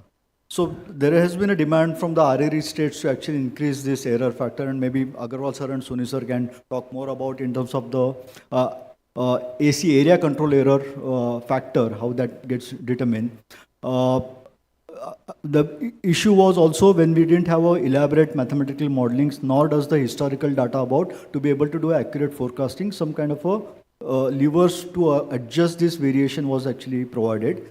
So at the state periphery, now we are moving towards even the area control error based approach of minimizing this area control, not even leave it for 250 megawatt kind of a thing. So those numbers were looked out in terms of. So just to understand, what you're saying is in times to come, these deviations will be pushed tighten on to further. GNA charges and other No. transmission-related charges? No. Or they'll be transferred straight to the consumer, Yeah. ultimately? Yeah, so there is something called as a DSM account pool in which all gets pulled up together, and then so this will get passed on to in a way to the beneficiaries and then the state discounts and then ultimately to the consumers for the recovery. Yeah. Paying for the ancillary services market. Yeah, and also the DSM pool So account. first also priority account is for, paying. First priority in terms of sequence of priorities actually. So the do you have any ancillary idea how much money has been collected in the DSM account since its introduction? So, okay, I don't have often numbers, sir, but it was almost like 10,000 crores at one stage. But over a period for the utilization, it is, depleted, and it was less than, but it is still a positive pool. So at the end of the year, it is distributed back to the. No, it is still kept it currently. So it's a huge number. Considered, yeah. For the all India basis, it has now come down. Yeah. Yeah, I think.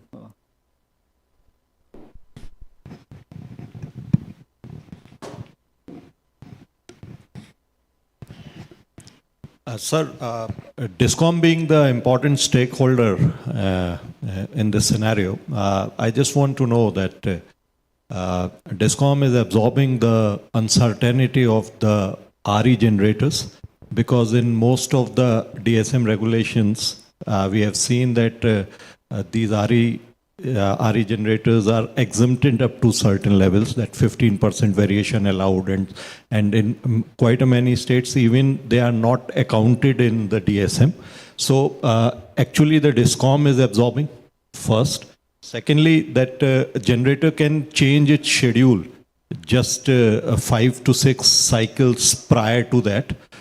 So generation change, that is the schedule change, is also actually reflected in the DISCOM. And but to you as well as to Sony, sir, I would like to ask that the gate closure is actually similar gate closure for the DISCOM as well as for all the participants. So how is it expected that a DISCOM could absorb these uncertainties, and also that more and more players are coming into open access in that state? Those actually are the embedded consumers of that DISCOM. And if they get through their power through open access, they will avail that. And if they don't, then DISCOM has the mandate to provide that. And that's why the DSM quantums are raising, and it's a seriously bleeding. Few states are seriously bleeding out of it. And what could be the procedure out of that? This is not understandable, because similar gate closure time for all and this particular stakeholder, it's not only bleeding in the intrastate DSM but also in interstate DSM. There are states who are giving in intrastate as well as in interstate, both ways. So kindly throw light on it. Yeah, so couple of points first. When you look at the renewable energy deviations are affecting DISCOMs, okay, there is also equal amount of DISCOM forecast errors is also responsible for the deviation on the DISCOM. Okay, we have done an exercise for the error contribution factors for DISCOM deviations versus RE generator deviations, and it's not that the RE generator deviations are significantly contributing towards overall periphery level deviations. That is one point. There are errors, and also there are between the windy season, non-windy seasons, the error factors do change. That is first point. Second point is actually about the gate closure point that you talked about, uniform. The gate closure has been brought into the IEGC for all ISGS and ISTS, but there is still state grid codes have not adopted a uniform gate closure at this point in time. In fact, the state grid codes do have a 4 time block window for right to recall and right to surrender and changes, which they are currently doing, which need to be fully aligned with, and that's where the state grid code amendment would call for. So right now there is still a window which is available for the DISCOMs to do it, whereas on the other hand we saw I think Agarwal sir's presentation about 7 to 8 time blocks in the, and then the gate closure for the trading part.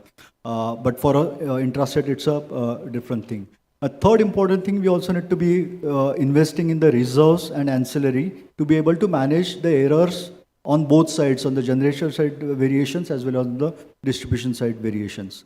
As far as the renewable is also under the grid code is a must run, must dispatch. When the revision of schedules is available, but still it also needs to be, you can't, it's a nature dependent in terms of wind or a solar insolation.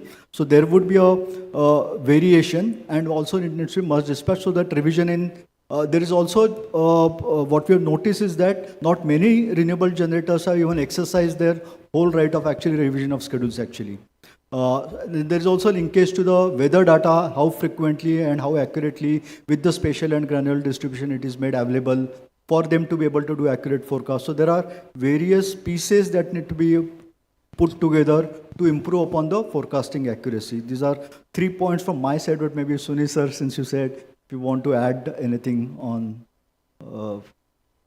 points. Perhaps some states also have to go for the secondary control. Yes. For their intrastate generators. Intrastate generators. Correct. To minimize the deviation. Technical minimum also, you know, that Sir, it's not yet been fully. Sir, the whole narrative in India has to change. The fact that you are connected to the grid and you are polluting the grid through deviation, typical curse of commons or tragedy of commons starts happening. Somebody else is helping you out to keep the grid secure. ACE, area control error, for every area is a sacrosanct thing throughout the world. Somehow in India, we want all subsidies, tax reduction, ACE also will not be controlled, nothing we want to be controlled. This way, we cannot go beyond a certain point. Area control error has to be reduced. We understand that you are connected to grids, contingency can happen, but it must cross zero line. Intended area control error or accidental area control, inadvertent, all can be designed. So we are used to leaning on the grid, and that is what is happening in climate also. So we must all realize that you are not placing order for electricity. You want electricity whenever you want. Somebody has to generate. So for the large ones, we got to get into this, and area control error, I can assure you the regulator has no choice in future but to tighten it. And if you deviate, the penalty in my view should be very high, and people will align with it. And for those who are deviating, the grid operator has to procure very costly open cycle gas turbine as ancillary services, and that has to be paid for. This is the point. So by the way, sir, on the DSM pool, what we started, today the DSM is in negative. With renewables having come, the DSM pool is in negative with Grid India, because Grid India is dispatching costly generation to somehow match, and it is not getting, so this is an unsustainable model. I'm very straightforward, and this is what, so let's not have any illusion that in future one can, say for example, a state government, if doesn't have money, he has to maintain, what will he do? Same thing will happen with grid. So why are we all saying that give me more freedom, I can deviate, then how will the grid will work? That's the question. Very simple question. Sir, by the way, sir, this is, it just reminds me of 4 lines which I have borrowed from some other institution, but I would like to, say, then I would like to, during lunch here, that what do you feel about it? It is said, interconnected grid operation is a precarious enterprise, rarely perfect, often fragile. And sometimes you think whether it is worth at all or not. Take pen and pencil, write it down. Think and behave as if you are islanded. Think and behave as if you are islanded, you will be a prudent stakeholder and constituent. Thank you.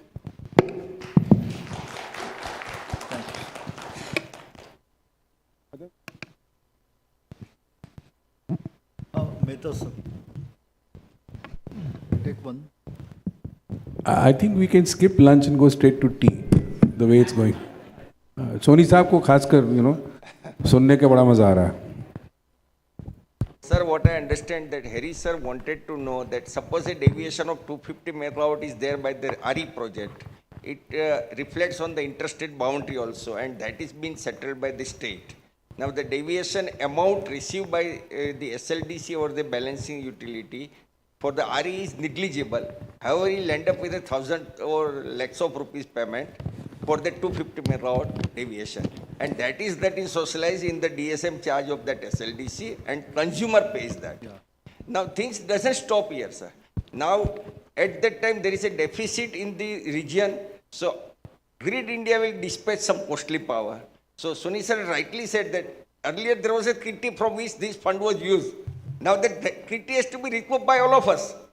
We have crores of rupees bill from the Grid India for which there was no deviation from our end. But Grid India deploys some power as a region to maintain the ancillary service at the regional level. So what is actually necessary is that let us sensitize the revision in the forecasting of the renewable power. They are not availing this, and the reason behind that, they are getting payment on a schedule. If I am getting payment on a schedule and deviation is peanut for me, I will never revise my schedule, sir. So here the flow is there. Another small flow, my friend rightly said, they have a chance to revise after 6 time block. I cannot revise before 7 or 8 time block. So jolly well I will come to the penalty zone for the 1 or 2 time block. So this type of administrative loopholes to be addressed by the respective authority, please. Let me give a thought for you, brilliant guys who have run grids. Imagine that as per Soni Saab, the penalty for deviation goes up, say, 15 rupees a unit. And then there's a drop of 3,000 megawatts in a 15-minute time block of the wind. Just imagine what will happen. Let's break for lunch. Thank you. Thank you. Thank you so much. I thank the esteemed panel for having shed light on all the issues of IPPs, from land acquisition to sanctity of contracts and role of regulators. I invite you all for a warm lunch, and we should be back for the next session within 45 minutes. Thank you so much. Thank you.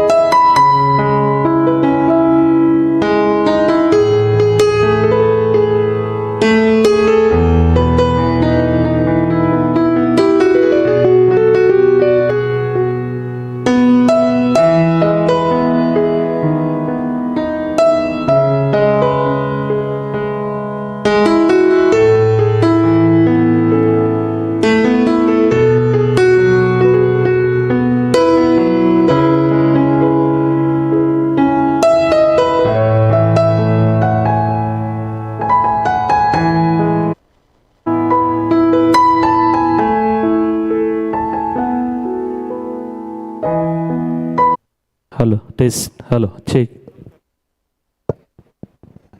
Hey, hey. Hey, hey. Check. One. Check. Check. Check. या mobile में आ रहा है क्या आपका? Check. Check. Next Hey, hey. Check. Hey. अरे आराम से Hey.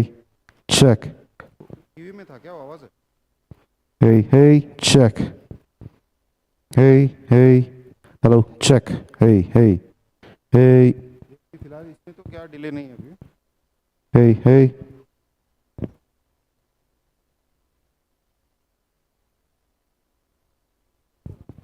Hey, hey. Check. One, two.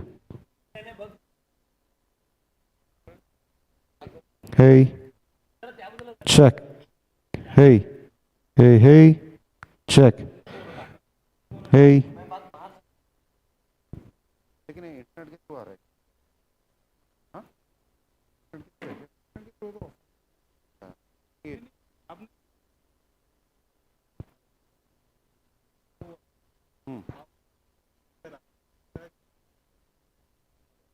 उससे कुछ नहीं सर. डायरेक्ट नहीं है, डायरेक्ट वैसे कर रहा हूँ. वो जूम मीटिंग उसका responsibility. Hey. Hey. Check. One. Hey. Hey. Hey. Hello. Check. One, two. Hey. Huh?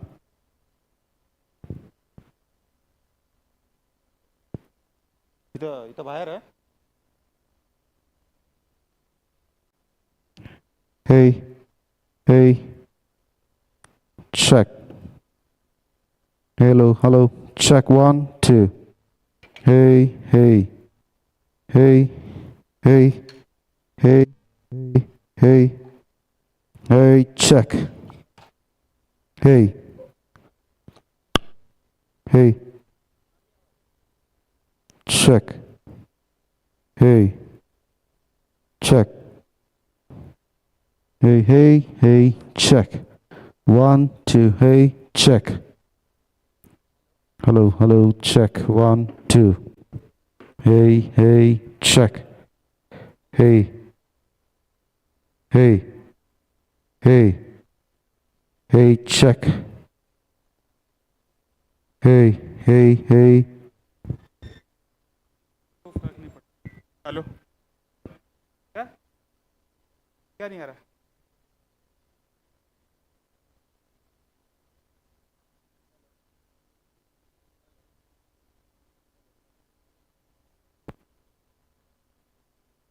इधर किधर आरजे कौन है? Hello hello hello.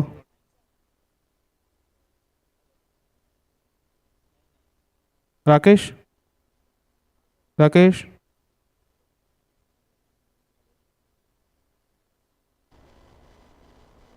नहीं आ रहा तुम्हारा साउंड यार. नहीं. इधर से आउट जो. हेलो. अभी बाहर जाना पड़ेगा. अभी आ. हेलो. हेलो. हाँ राकेश. हाँ सर बोलिए. इको तो नहीं हो रहा माइक में? हेलो. नहीं सर, क्लियर आवाज आ रहा है. क्लियर है. क्लियर है सर. वॉइस क्लियर है. कट. स्क्रीन शेयर करना एक बार. Wait sir. हाँ स्क्रीन शेयर हो गया. ओके. हेलो. हाँ सर. आ गया. ठीक है. Hello hello hello hello. इधर किसने स्विच किया?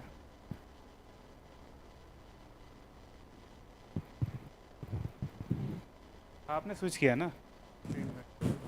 हेलो. पहले तो नहीं दिखा.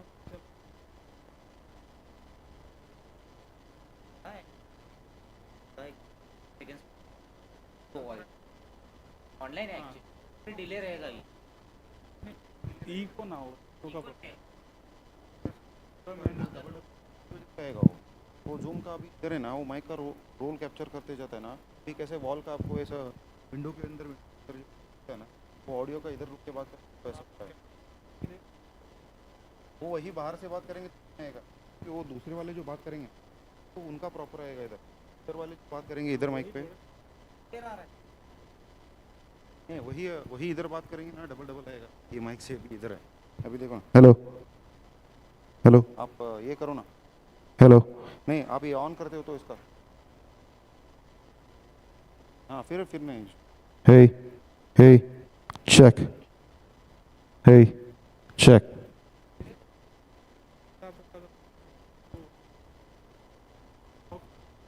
हाँ हाँ ठीक है कोई बोल रहे हूँ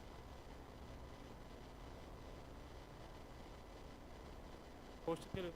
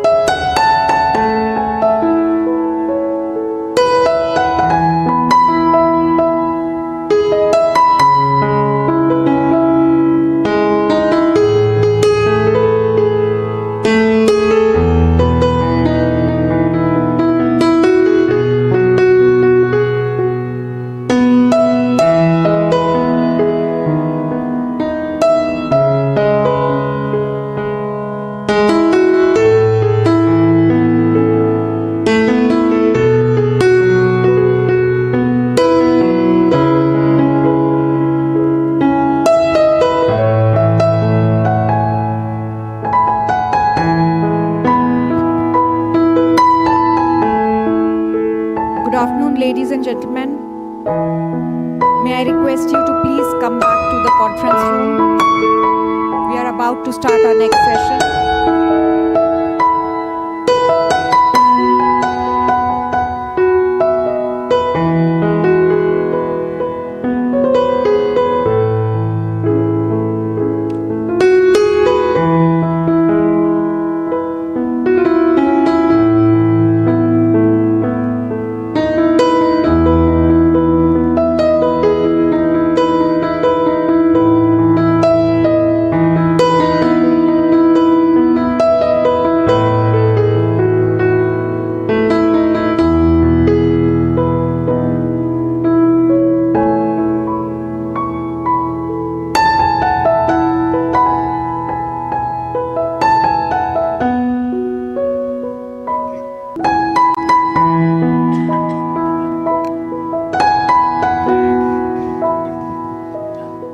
Request you all to please come back to the conference room. We are about to start our next session.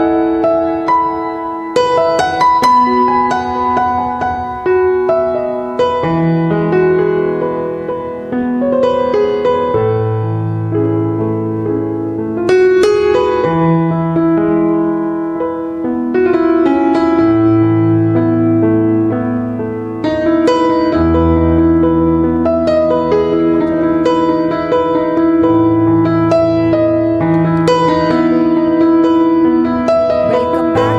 The next session is resource adequacy planning, and I will request Shri Ajit Pandit, Director, EDAM Infrastructure Advisory Private Limited, to please moderate this session. Our elite panelists are Shri B.B. Mehta, Director, SLDC, OPTCL, and Madam Amiruha Matopo, Chief Engineer, IRP, CEA. Ma'am and gentlemen, please, can we have you on the stage, please?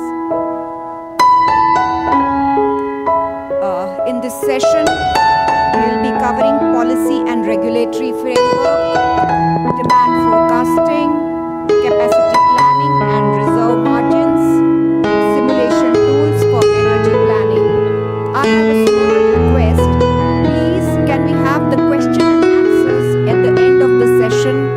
We are running late, so I would request your cooperation, please. Mr. Pandit, please.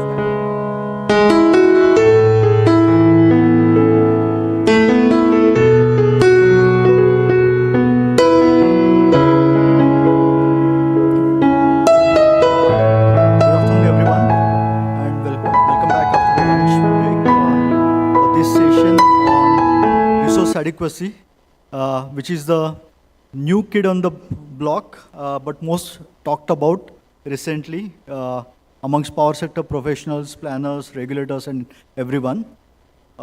And we have for this session a very interesting panel and actually practitioners, Madam Amitopo from CEA and Mr. B.B. Mehta from Odisha, but he also got a vast experience from Gujarat, so all the state perspective he could bring in.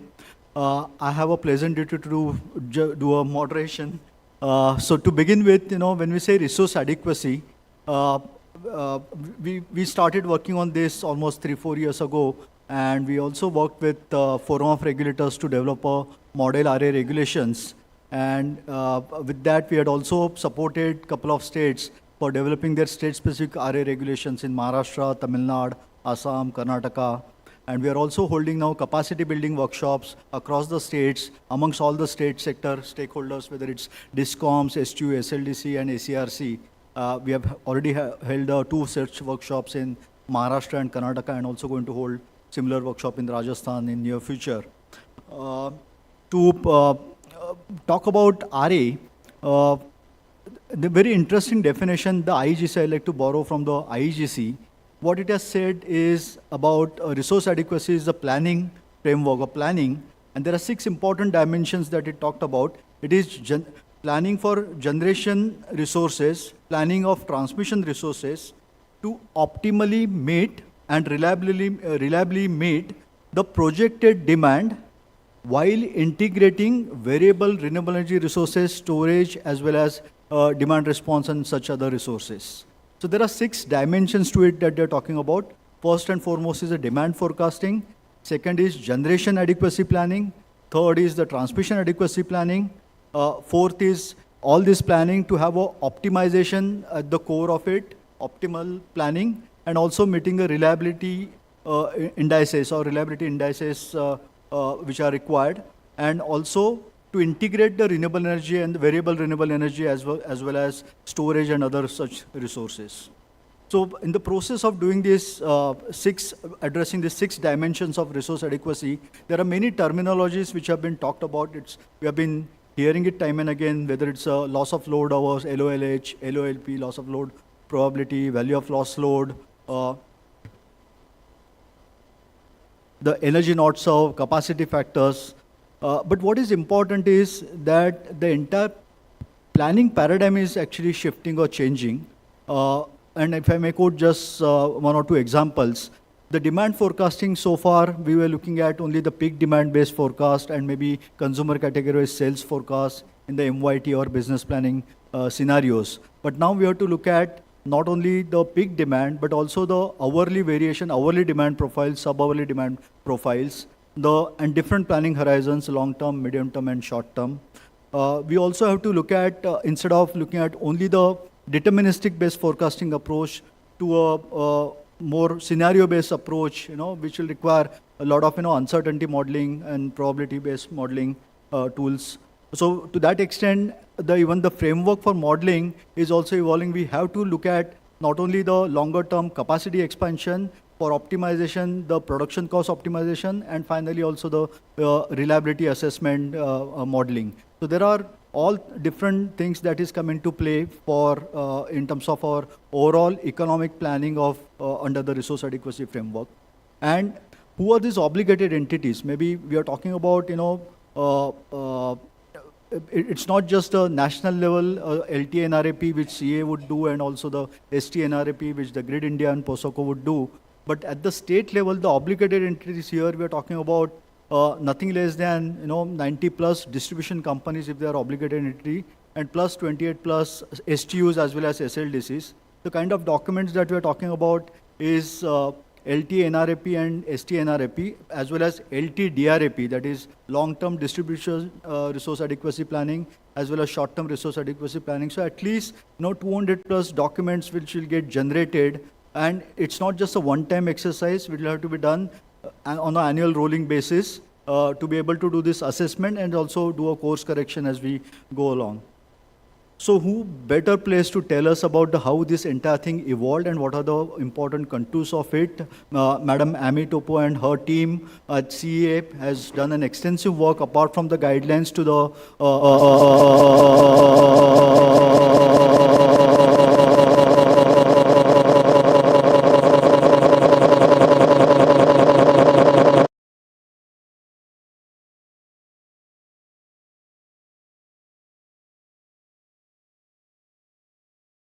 questions after both the presentations.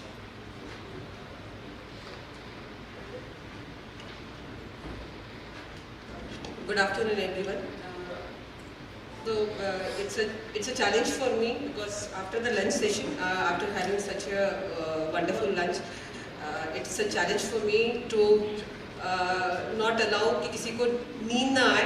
That is a challenge for me. So I want to be very brief, but I'll touch upon the important aspects what exactly is resource adequacy framework is all about and how it is going to help us in the grid.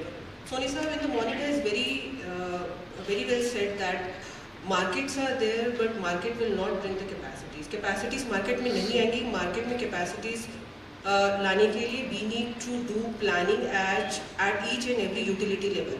So if you recently past अगर आप देखेंगे कुछ सालों में तो the state distribution company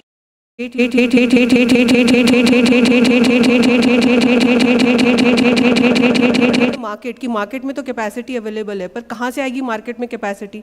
और आज की डेट में सिनेरियो ये हो गया है कि वे most of the times we are seeing the crunch periods are there because of the inadequate capacities. So that's why this resource adequacy framework, in December 2022, this electricity amendment rule came, and in that rule, in the rule 16, the resource adequacy guidelines, the mention of resource adequacy guidelines is there. So what it says that the MOP in consultation with authority has to come up with resource adequacy guidelines. So MOP in CA assisted MOP and the resource adequacy guidelines was published in June 2023. So from then only, or in fact before that only, we started helping states to prepare their resource adequacy plan. Initially, just on a pilot basis, we have taken 5 states to see how we can do this resource adequacy planning. So I'll just touch upon what is in the guidelines, what is the basic salient features of the resource adequacy guidelines. So if you see that what exactly we mean by resource adequacy guidelines, so we need to have resources, we need to have source-wise capacity requirement to meet the national peak as well as the state's utility-owned peak demand. So we need to have what will be the contribution of different resources in my total basket of the total basket, so that I'll meet my demand reliably at every instance of time. Okay.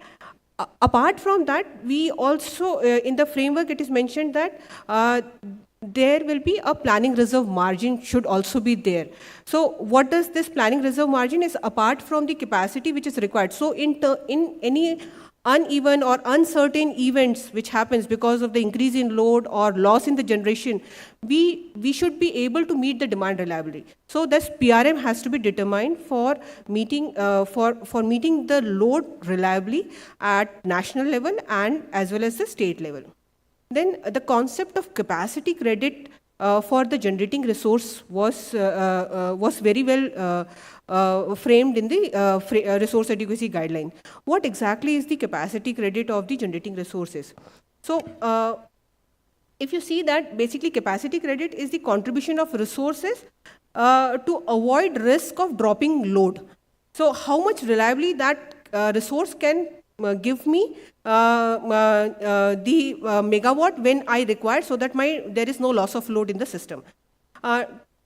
Then when we said reliability, so in the guidelines, there are 2 reliability matrices has also been mentioned. One is the loss of load probability and another is the energy not served. So loss of load probability is basically how many number of instances the loss of load can happen. And what is the quantum of that loss of load? That is determined by the energy not served. So both these factors are very much important. So if you say that only LOLP will be there, not the ENS, then what will happen in a particular instance? Pura grid hi ho sakta hai andhere mein chala jaye. And then also you'll say, nahi, my system is very reliable. So it should not happen like that. So both the LOLP and energy not served, both the reliability criteria is mentioned there. Then apart from this, there is one more thing which is mentioned is the coincident peak and firm capacity tie-ups. So what is this means that when the national peak is occurring, so each state is having their share in the national peak. So every state has to tie up that much of capacity along with the national planning reserve margin, so that whenever there is a national peak, our national peak, we can meet the national peak at the national level. So this is the coincident peak and the firm capacity tie-up. Then all along this, there is a operational planning for the next 1 year also has to be done. It is also in the guidelines, it is also mentioned that these resource adequacy plan has to be updated annually. Why annual updation is required? Because we are seeing lot of changes in our system. As in the morning only when we are saying that, one of the very important input for the resource adequacy plan is the demand forecasting. So demand forecasting means there are new emerging technologies which are coming. Data centers are emerging. We are talking a lot about green hydrogen. The way the demand is changing. So every year we need to assess the demand. We need to do the course correction every year. ऐसा नहीं हो कि हमने बना लिया plan, then we are sitting quietly tie-ups करके, and बाद में after 3-4 years when we are reviewing, we are saying that we are having excess capacity or we are having less capacity. So to do the course correction every year we need to review. So it is mentioned that every year every state distribution utility will prepare long-term distribution resource adequacy plan to meet their own peak demand, and Central Electricity Authority will prepare long-term national resource adequacy plan to meet the national peak demand. Along with the Central Electricity Authority also has to publish the national level PRM which is required, and they have to also publish that which state is contributing how much in the national peak and what is the capacity credit of each of the resources. Now, if you see the benefits of the resource adequacy, so what the benefit it will give is it will ensure that there is adequate capacity in my system to meet the increasing energy and peak demand. Second benefit, what we are envisaging is definitely it will reduce the cost of the supply, because what will happen is there will be lot of sharing of resources will happen. In few hours or few seasons, one state is not having demand, other state is having demand, the resource can be shared. So these all things will come up from this resource adequacy plan. So this will also help us in ensuring that reliability of power supply with increasing penetration of renewable energy. With the increasing penetration of renewable energy, planning has changed a lot. Initially 10 years before, the way we used to do planning and now the way we are doing planning is entirely, has taken an total upside down. Lot of changes we are seeing, lot of data points are required, because of the RE integration, things are now more challenging. So more sophisticated, tools and, high computing hardware is also required to do this type of planning network.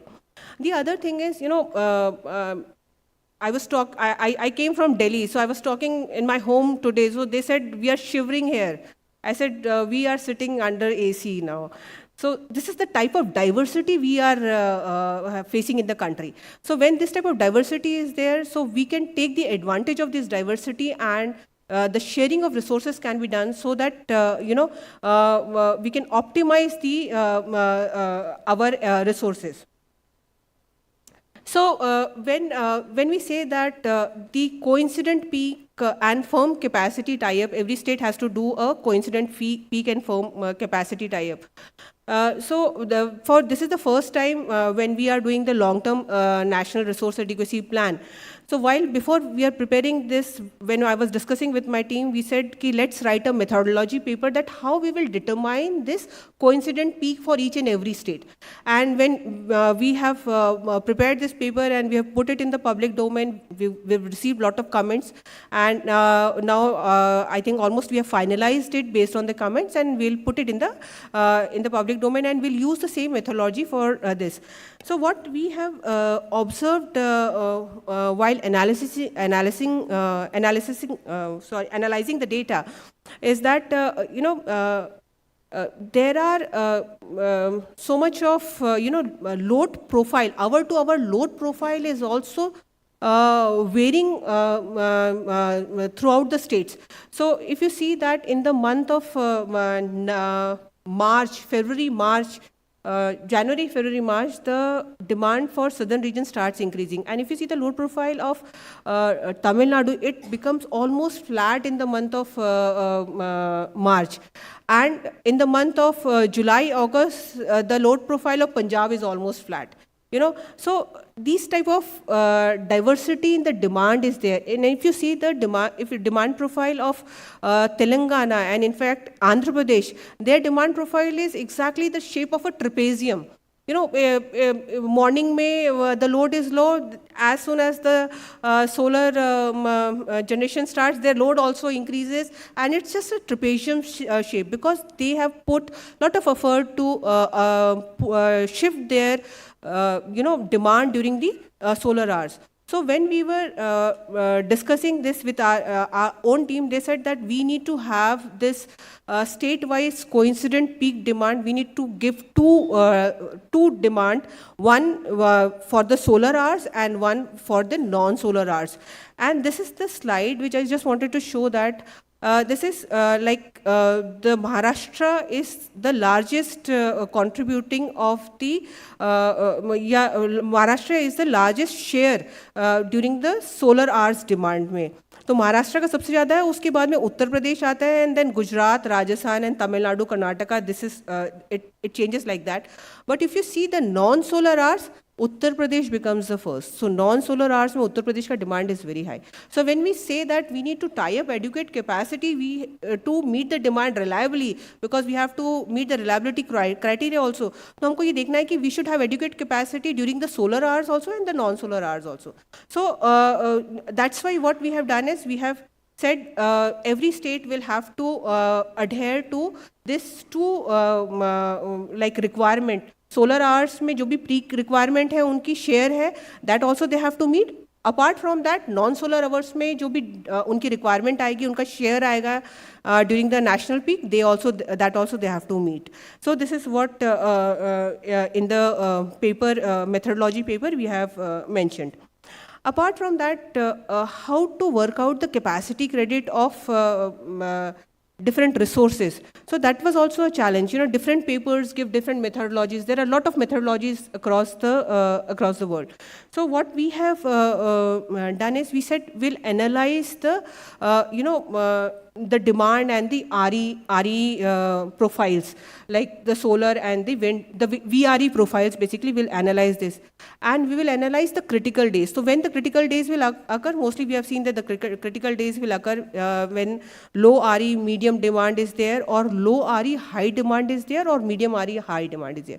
So these are the critical days, and in this critical days we can say that how much my particular resource is contributing so that to meet the demand reliably. So these are the analysis which we have done. Low demand, medium demand and high demand we have plotted in one of the chart. Then RE ka similarly we have plotted. And this is the days, how the critical days, the red spots in the third chart, you can see that these are the critical days where there will be challenge to meet the demand. So in these days, we have to see that how much a particular resource is contributing. Based on that, we are calculating the value of the capacity credit for each of the resources. So these are the capacity credit values for the solar and non-solar hours, which we have,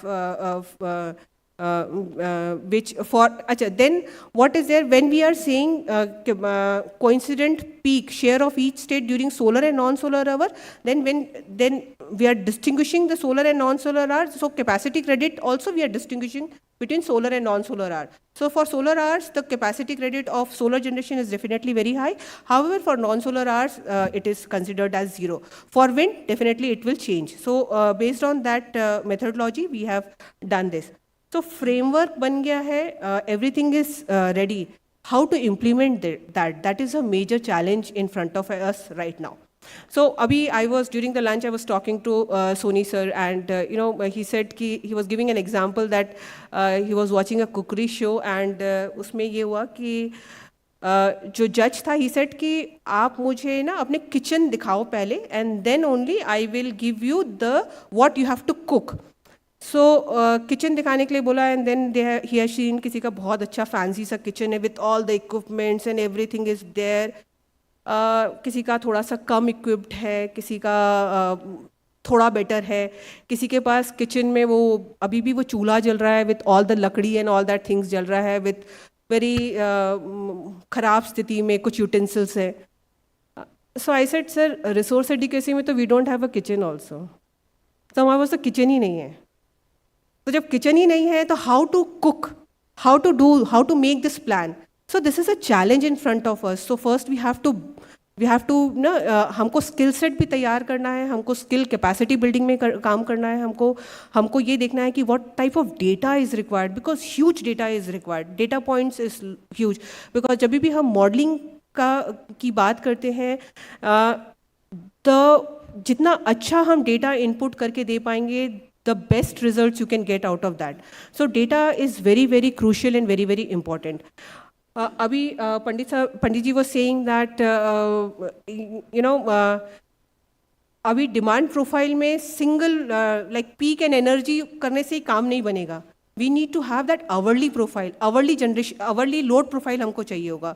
Going forward, like National Power Committee has approved that we have to go 15 minute की जगह 5 minutes block में करना पड़ेगा. अभी तो what we are doing is we are doing all this planning studies in an hourly block. हो सकता है हमको और इसको ग्रैनुलर लेवल में लेके जाना पड़ेगा, और हो सकता है हमको 15 मिनट ब्लॉक में करना पड़ेगा हमको इसको, या 5 मिनट्स ब्लॉक में हमको प्लानिंग करनी पड़ेगी. And if we have to go to that level, the type of computing capability which requires is also huge, है ना. तो हमको अपने किचन को, we have to equip our kitchen, we have to prepare our person who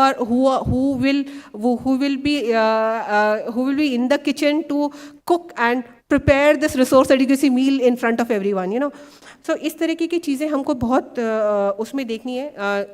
The other thing is I just wanted to touch upon is the when we talk about reliability criteria. So when we do the planning studies, हम क्या करते हैं, पहले तो एक deterministic planning करते हैं कि ये हमारी लोड प्रोफाइल होगी, ये हमारा आरई जनरेशन होगा, this will be my the generation from various resources, and then we say for next 10 years this is my the resource wise capacity which is required to meet the demand in different years, I will say. But what will happen is the load profile is also changing year on year because of this emerging technologies which I mentioned. So forecasting of this load profile is also very big challenge in front of us. पहले क्या होता था, weather का impact केवल load पे होता था, अब वेदर का impact is on the supply side also.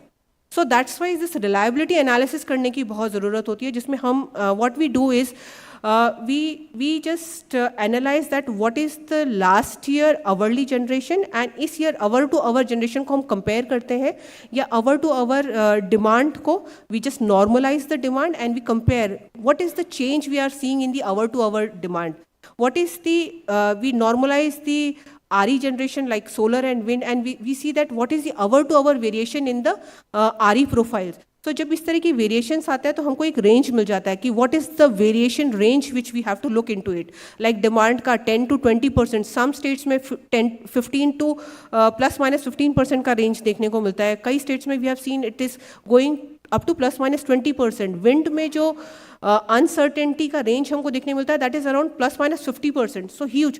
सो इस तरह के अनसर्टेन रिसोर्सेज के साथ when we are planning, definitely we need to have a sophisticated tool, we need to have the capacity to see and envisage that what we are doing and what we are planning. जब वो implement होगा in future, that will be able to meet my demand reliably at every instance of time.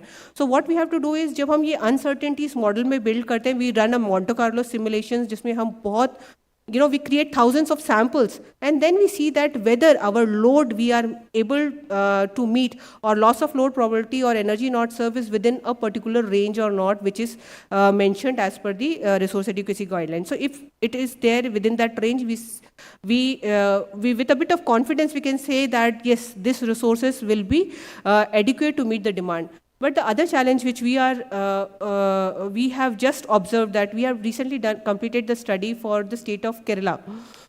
So Kerala का study करके we went to Kerala and we had a first round of discussions with them. So जब हम उनके पास गए to discuss the study, they said that RPO obligation fulfill करने के लिए तो we don't have enough resources to meet this RPO obligation. We need to procure it from the other states. How we will procure when we don't have enough transmission corridors? So this is the type of things which is emerging out. So advance action has to be taken in for all these issues which are there. This is one thing.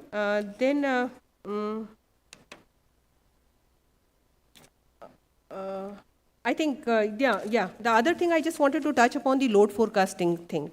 So, because until unless आपका load का demand is not correct, definitely your whatever the capacity you are assessing, that will not be adequate, or that will not be very reliable capacity mix you are proposing for a particular utility or a particular state. The states needs to be very much equipped for this कि किस तरीके से demand forecasting करें. अभी भी when we discuss with the states, अभी भी ये होता है states में कि last year हमारा 5% से demand grow किया था, तो 5% से बढ़ा दीजिए by next 10 years. तो it should not be happen like that. इसके लिए CA has already published one demand forecasting, how to take up demand forecasting within the state periphery. So I'll request everyone to go through that and how to do the demand forecasting. It is something very, very crucial for any type of planning event. क्योंकि until unless आपको ये नहीं पता होगा कि what I have to achieve, किस चीज़ को मुझे meet करना है, या उसमें ही margin of error है, then definitely all my exercise will be very futile.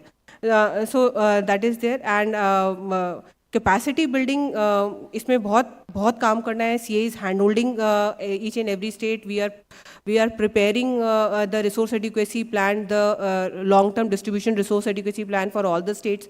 32 till 31-32 we have completed this resource adequacy plan for the states. 34-35 का almost काफ़ी states का हो गया है, कुछ states का रहता है which we are doing.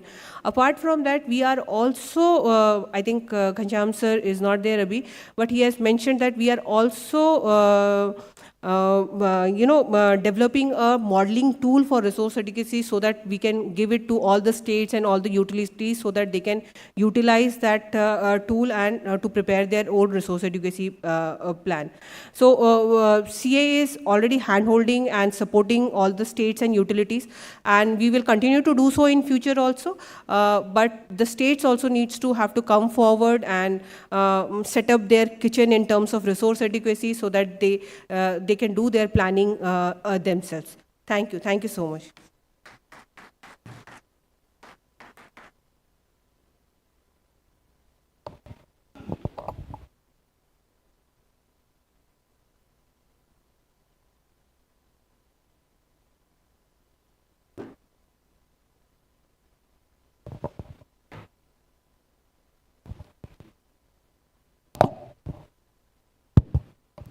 Hello.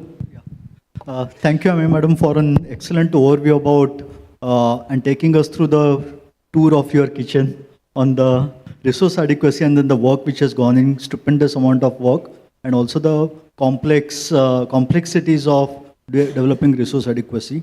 But while at the national level, when you are working on resource adequacy planning, forecasting guidelines are also there. This discussion paper is at the draft stage, which we have received comments and are going to finalize it soon. But everybody is looking up to the National Resource Adequacy Plan document because that provides a guidance for the state level. Now, at the state level, and it's a coordinated work between the central as well, national level as well as the state agencies, and who better can explain the challenges or a perspective of state agencies and their ask from the central or national level agencies support required and how they are actually going to do it at the state level. So far today, to the best of my knowledge, about 14 state regulatory commissions have notified or at least draft has been published for resource adequacy regulations. Odisha is one of them as a draft. So maybe Mr. Mehta could cover up the state perspective and their current work in progress, or how do they stand and what is there also ask from the central support on the RA implementation.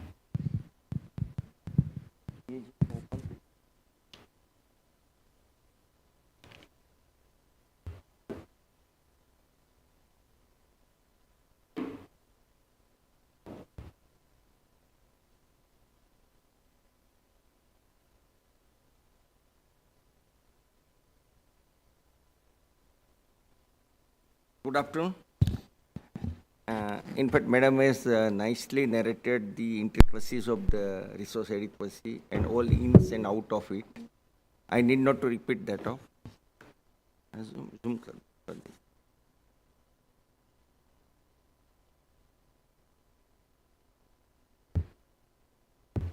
चलेगा अभी scroll इधर से हो जाएगा नहीं बदल okay ठीक कोई बात ठीक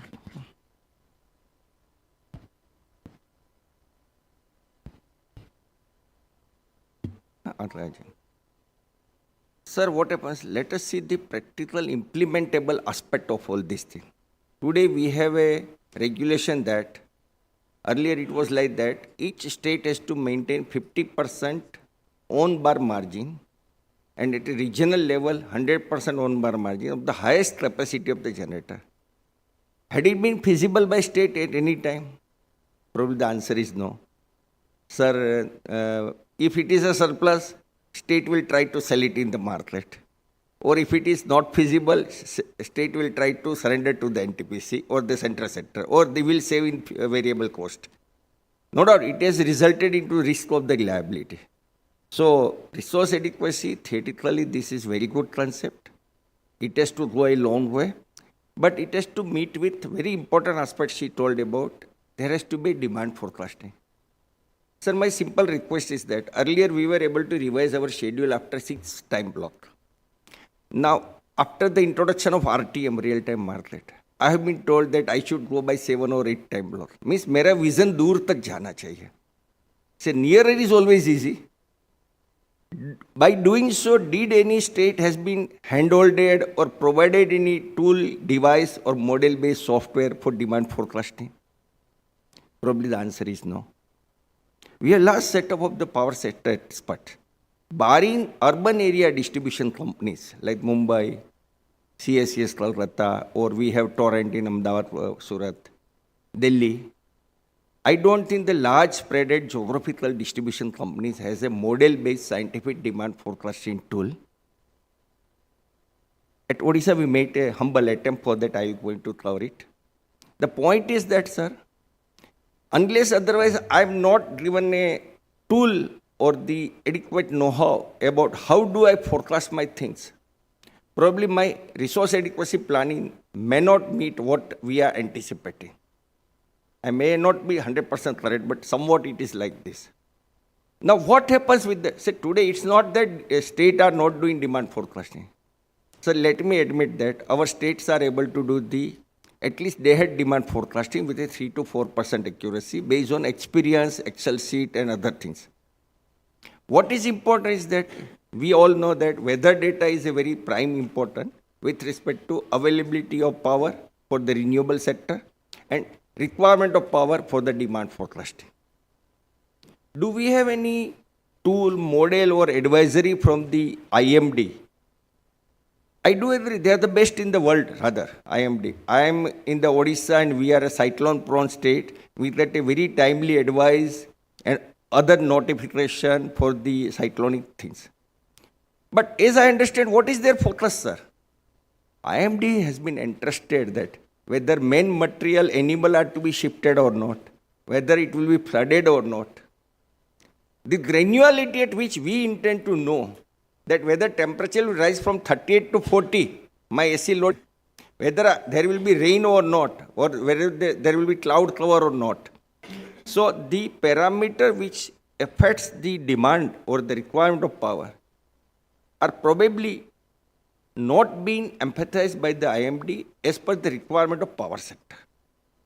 Well, it can be done very easily. They are government of India. We can request them, we can fund them. Because when we are planning the resource adequacy for crores of rupees of the power plant in the years to come, why don't we improve ourselves about the requirement of power? And for which if the weather data is so sensitive, it is so important, why don't we have a sub-portal, subgroup of the IMD, which is more associated with the power sector? And they will pinpoint, state by state, area by area, region by region, what is going to happen in the next cycle of the season, next month, next week, today, tomorrow, or within the day also. So request is that we can take a thought on this and let us see that if more better can be done in this. So this is what about the requirement of demand forecasting. I think I need not to explain more. Everybody knows it. These are the parameters affecting the demand forecast. Here there are certain parameters are the policy. Policy implementation and implementation time frame. Say the dynamic policy, we all know that EV. Now EV is going to affect the requirement of power with respect to distribution company. So what is my state level policy? What is my national level policy? What is the time frame of implementation? What is the correction factor therein? That is going to guide my distribution company about the further demand which is affecting due to EV. So that has to be very pinpoint, clearly taken out. Various RE policies are there. The RE rich state has shifted their agricultural load in the RE hours or the solar hours. So that has changed the demand pattern of that state. So here some gaps are observed. So that has to be, say this is all doable. We cannot do the weather forecasting, but I can do what administratively I am supposed to do or what are going to be the impact thereof. So according to me, this we need to take up in a long way and it has to be more clarified by the respective authority. Various forecast time span and other thing. In fact, let me tell sir, we have approached the IIIT Jabalpur, Indian Institute of Information Technology, Manufacturing and Design Jabalpur. They are working for state of Odisha as far as demand forecast solution is concerned. They have put a pilot model for operational use with us about 1.5 months since. We have submitted our daily reports to them. They are correcting it and probably by March we'll able to go live with this. This is what the current practice we do with this. This is some state specific data. All may not be of interest, but let me say we have a very small state. We have a kitty of 8,000 megawatt. 4,000 is our peak demand, 4,700. Here one very important thing I want to point is that apart from 8,000 megawatt our setup, there is a 12,000 megawatt of captive power plant. And they play a vital role with respect to not demand, but with respect to requirement of power. If market rates are high, they becomes our consumer. So I have to plan the power for them. And when market rate is low, they will purchase power from the market. And as a contract demand, I have planned for them, I become a surplus. I remain in underdraw.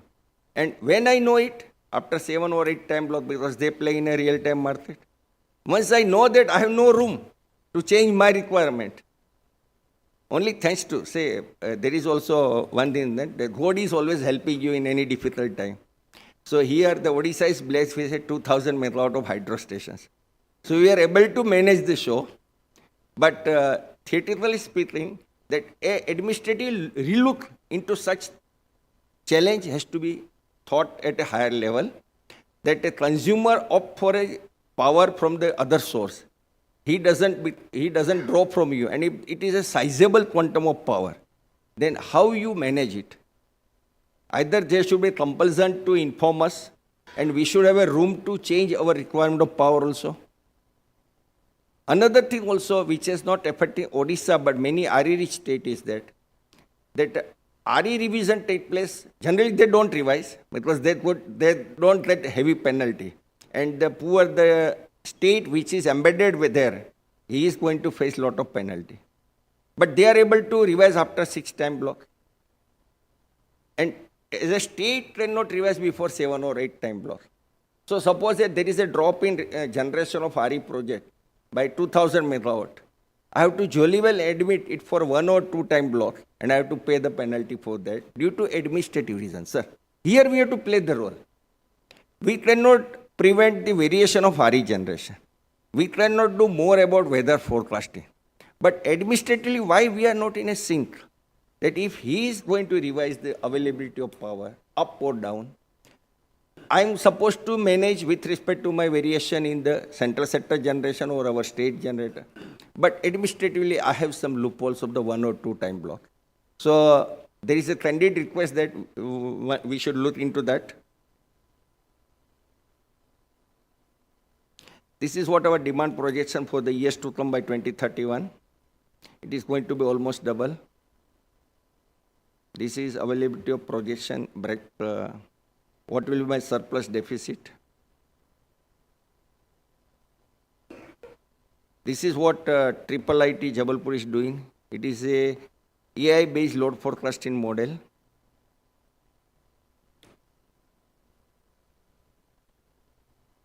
This is how the workflow in the entire load forecasting system. They have gone like this. There is a long short-term memory. This is one of the model available for this machine learning system. NBITS is a neural network architecture. It helps to optimize everything. And LSTM CNN with XGBoots. It is a AI-based solution. So they are working on this, and probably we'll able to achieve the good fruits out of it. This is some sample case of it. What is the requirement at our end? That has been clearly specified. This is accuracy of the model anticipated. Here also, though there is a mathematical model, AI-based, ML-based, the uncertainty portion still remains there, and that has to be addressed very meticulously. So we need to have something from the weather. Sir, we approached the IMD Bhubaneswar also. We could not get much help out of them. Past I approached to IMD Gujarat Ahmedabad Center also. We could not get anything out of it. Say, Gujarat is a RE rich state.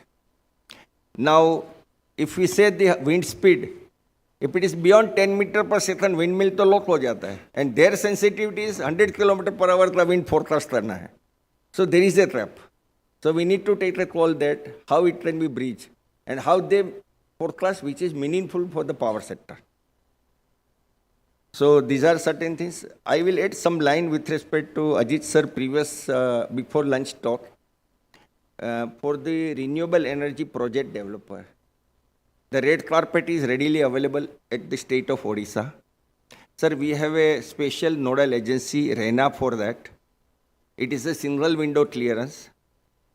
Limitation is that Odisha does not have more land. So land is not provided by the government.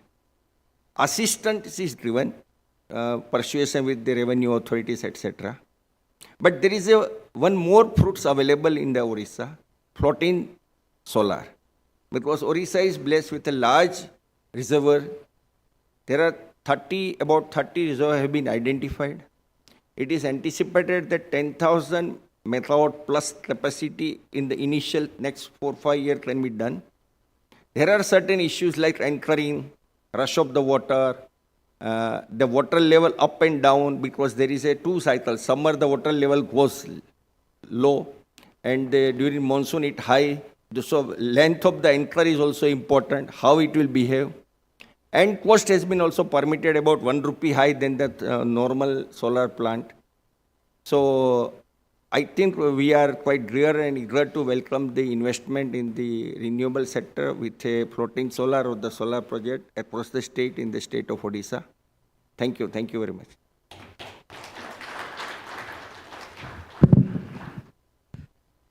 Thank you, Mehta sir. You have been very articulate about important influences of policy on the resource adequacy planning, whether it's a EV policy or RE policy, and then the course correction that is required to be undertaken. You also highlighted an importance of IMD weather forecast and from the power sector perspective and what it needs to actually cover, and probably there is a room for coordinated actions in collaboration with IMD on the weather forecast. And last but not the least, about administrative action for alignment of revision in the schedules. This is an important thing. Those are for the operations point of view. But before I throw it up for the question and answer, I have 1 or 2 specific questions, maybe quick one at that. From the power procurement strategy point of view, the model regulations as well as the guidelines had mentioned about certain ratio of at least long-term and medium-term contracting about 75 to 80% and remaining through short-term. So any views or suggestions or thoughts on that part, maybe from a DISCOM and CA perspective? And I'll put up both the questions together and then maybe both of you could respond. And then the second one, madam, you highlighted an importance about the voluminous amount of data requirement for undertaking this process. And there is a lot of, back and forth between the national level and the state level agencies to be undertaken. So is there a strategy or a framework for developing a standardized data templates and the registry and in the platform for handling this? So maybe on both these questions. from state as well as national perspective, we can throw. So I'll take the second question first. Requirement of data and the template for the requirement of the data or registry you talked about. So what are the data points which we require to do these type of planning studies that is being shared with all the states? So because as I've also mentioned that we have already carried out the resource adequacy study for all the states. So we have prepared this data template and we have shared with each and every state to get the data. So that data template is there with us. Definitely, we require more, refined data, because data you can't say in the model like how much quality data you will put, you'll get the quality results after that. So that is there. In future, we can always think about this registry where everyone can use, like National Power Portal is there. We can think about this so that whosoever wants to do the study, they can get the data from there and they can do the study. This can be thought about going forward. Yeah. And on the procurement guidance? Yeah, so on the procurement, as per the framework, it is mentioned that for meeting your share in the national peak, you can't rely on markets or on day-ahead markets. So you need to have a firm contracts. So for that, it is mentioned that firm contracts for long-term, medium-term and short-term, some percentage is being mentioned over there. The basic purpose of mentioning this type of contracts is to give a sense of security to the developer also, to the generators who are putting so much of investment. And definitely when the state doesn't require this power, it is not like that they have to schedule it or they have to bear the fixed cost of that power. They can always share this power, sharing of resources can be done. That is the major advantage of this resource adequacy plan. So because when we have done the study for all the states, we know when the states will having, I think Kancham sir has already shown you the which states are complementarity of each and every state. So that is very beautifully come out from when we have analyzed the data of all the states. So these type of things, in future, this will be very helpful for us to utilize and optimize our resources.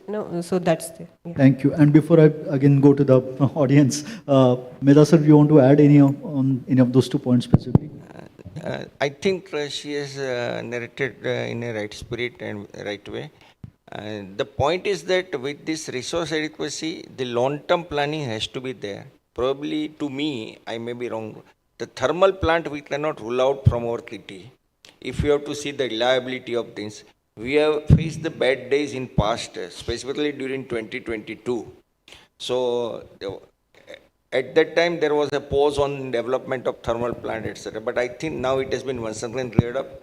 And specific with respect to Odisha, we have accepted all the tie-up of a central sector project, and it has been approved by our regulatory commission and government also. So fully cleared up with that. Only what we try is that purchase power for a medium term or a short term from the market. Response is very poor. And even after response, the developer does not complete the job. Sir, let me tell you, sir, suppose there is a 10,000 megawatt of solar panels established across the state or across the country or other region. The connected power is less and billed power is lesser than that, and revenue received is lesser than that. Okay. Mr. Mehta, in your talk, you showed us a chart where you given the contractual capacity of particular generation and the peak load demand. The one case I found in case of biomass, it's the same, 2020. Is it been done purposely or what is the reason for this? Sir, there is no growth. Even just before 1 week, the tenure of that PPA is over and it was burdensome to us as a holding company. So we closed that power purchase agreement also. So there is no biomass in Odisha today if I refine this data. That is why I'm quite surprised to see 2020 and no difference at all between the two. In fact, biomass has to be encouraged, but somehow or other it is not encouraged I understand in Maharashtra and Uttar Pradesh due to waste of that sugar cane. Yeah. It is promoted in a big way, sir, under cooperative society mechanism. So in Odisha, you're not encouraging biomass, is it? Sir, probably the Jetroda is one of the tree or plants that's not available, and once the farmer know that it has a commercial value, they raise the price. Okay. Right, And right. it has a transportation cost because, one truck Jetroda does not take more weight, but the trip is registered. So cost of transportation is also very high. Then there is a fight. The villagers will set a fire on your stock of that. Okay. So owner were also not more interested to operate it now. Okay. Okay. Thank you. And Yeah. efficiency of boiler is very low, sir. Sorry? Efficiency of the boiler with this fuel is very low. Okay. Now there is a suggestion that you add a coal. Then why don't you have a coal fire from the day one? Rajput sir. Namaskar. Thank you, everyone. Yes. Two questions I will put together, which will say give more dimensions to these deliberations. Very, very intelligent deliberations here. One is say we are talking of the peak. SLDC is talking say maybe the 15-minute, the time interval. Other peaks which we are talking, and another peak which we are talking as a transmission planner. So what is the difference? What is the time interval?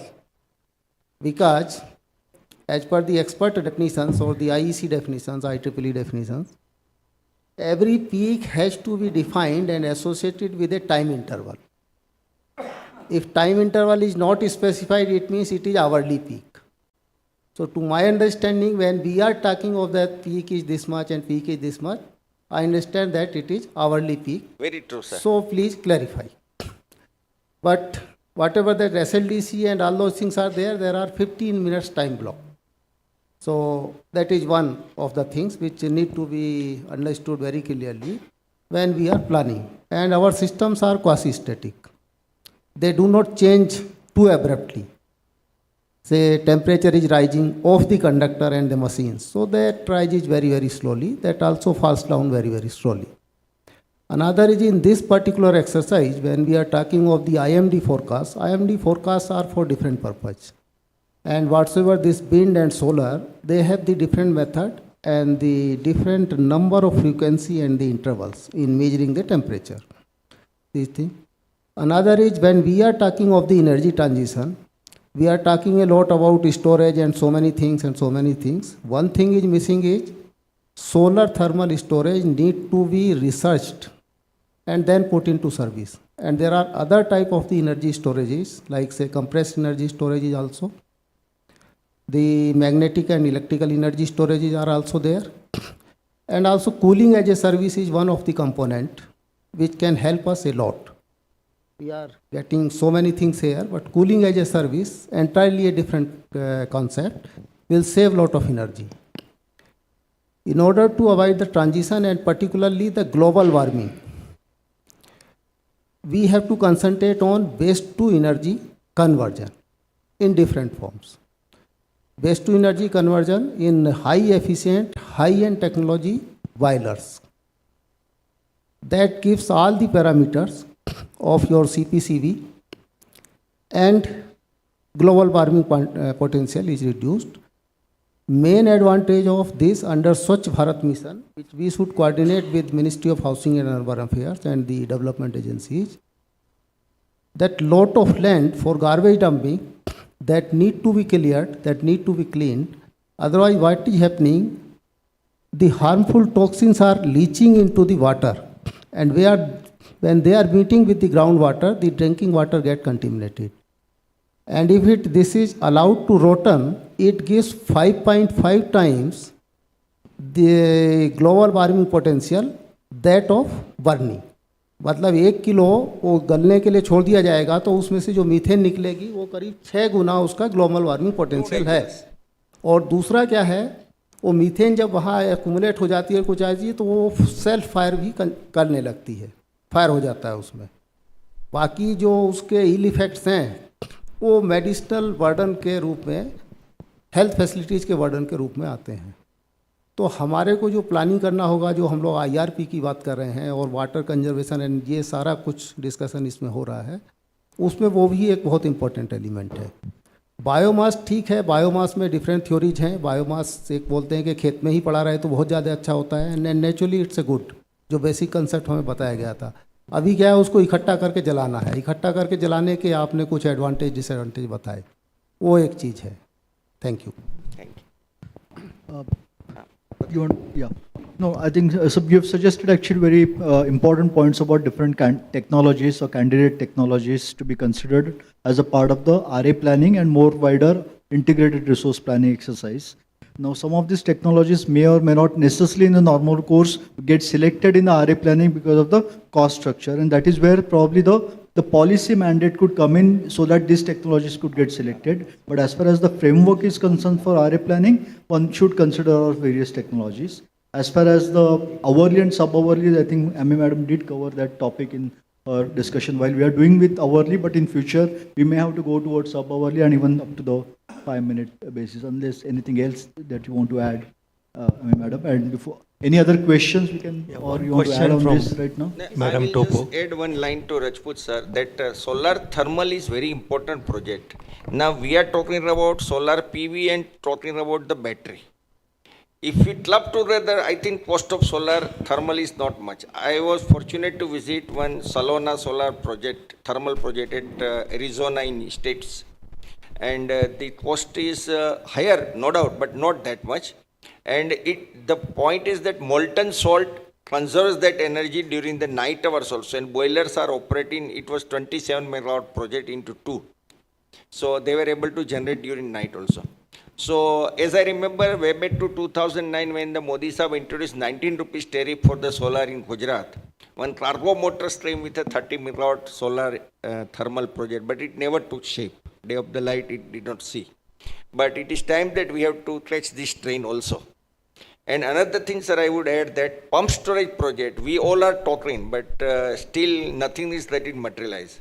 Though my state Odisha has the largest potential, we have identified the site, some studies are going, but studies only. Nowhere today I have not issued any EPC contract for 500 megawatt pump storage project. And for which I have been told by we have a separate hydropower company, Odisha Hydro Projects. So they say various environment and other clearance are pending. But I am of the opinion that at the top level, at MOP level, if this is taken up properly, there can be single window clearance like we do for the RE project in the state of Odisha. It can be done at the MOP level and things will move fast. Because pump storage has a very long life. So today the hydro project which are inaugurated way back in 1960 before my birth are in operation green full generation. So instead of battery, we should focus more on voluminous requirement of the pump storage plant.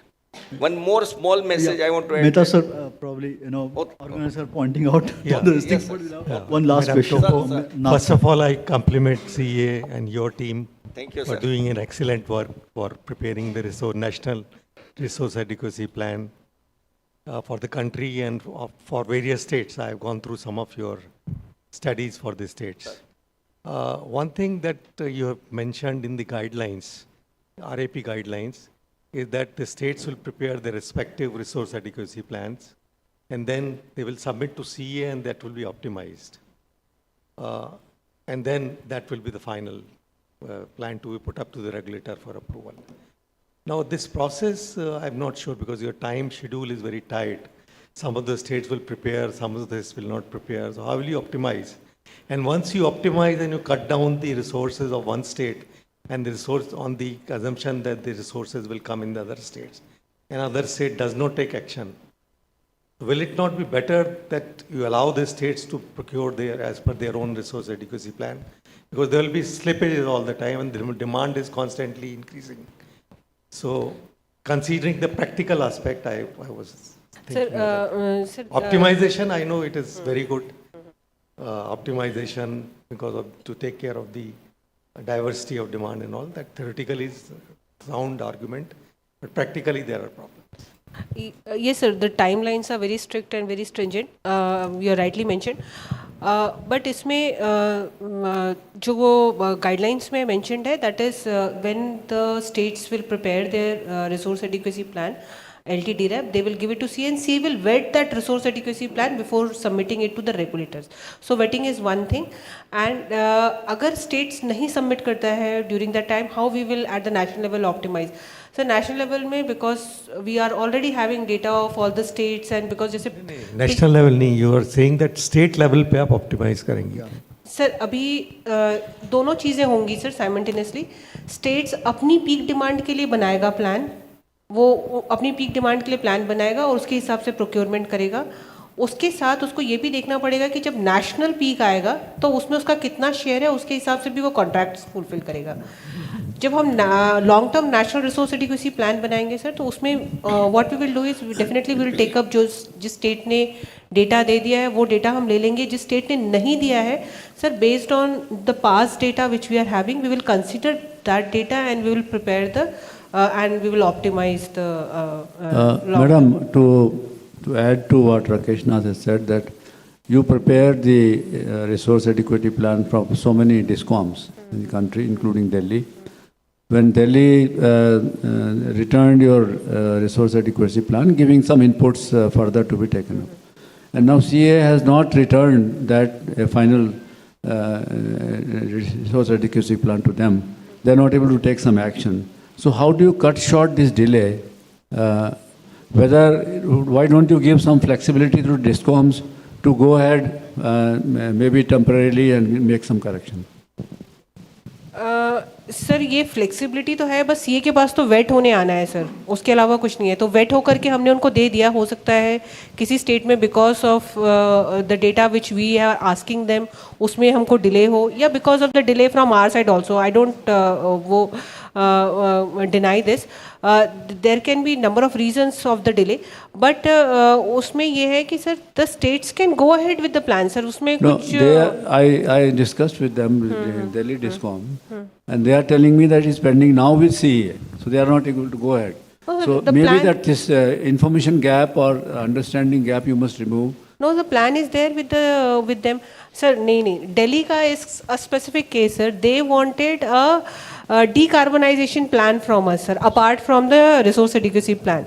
So obviously that is an entirely different exercise. So that took a longer time for us. That is there, sir. It was a different thing, sir.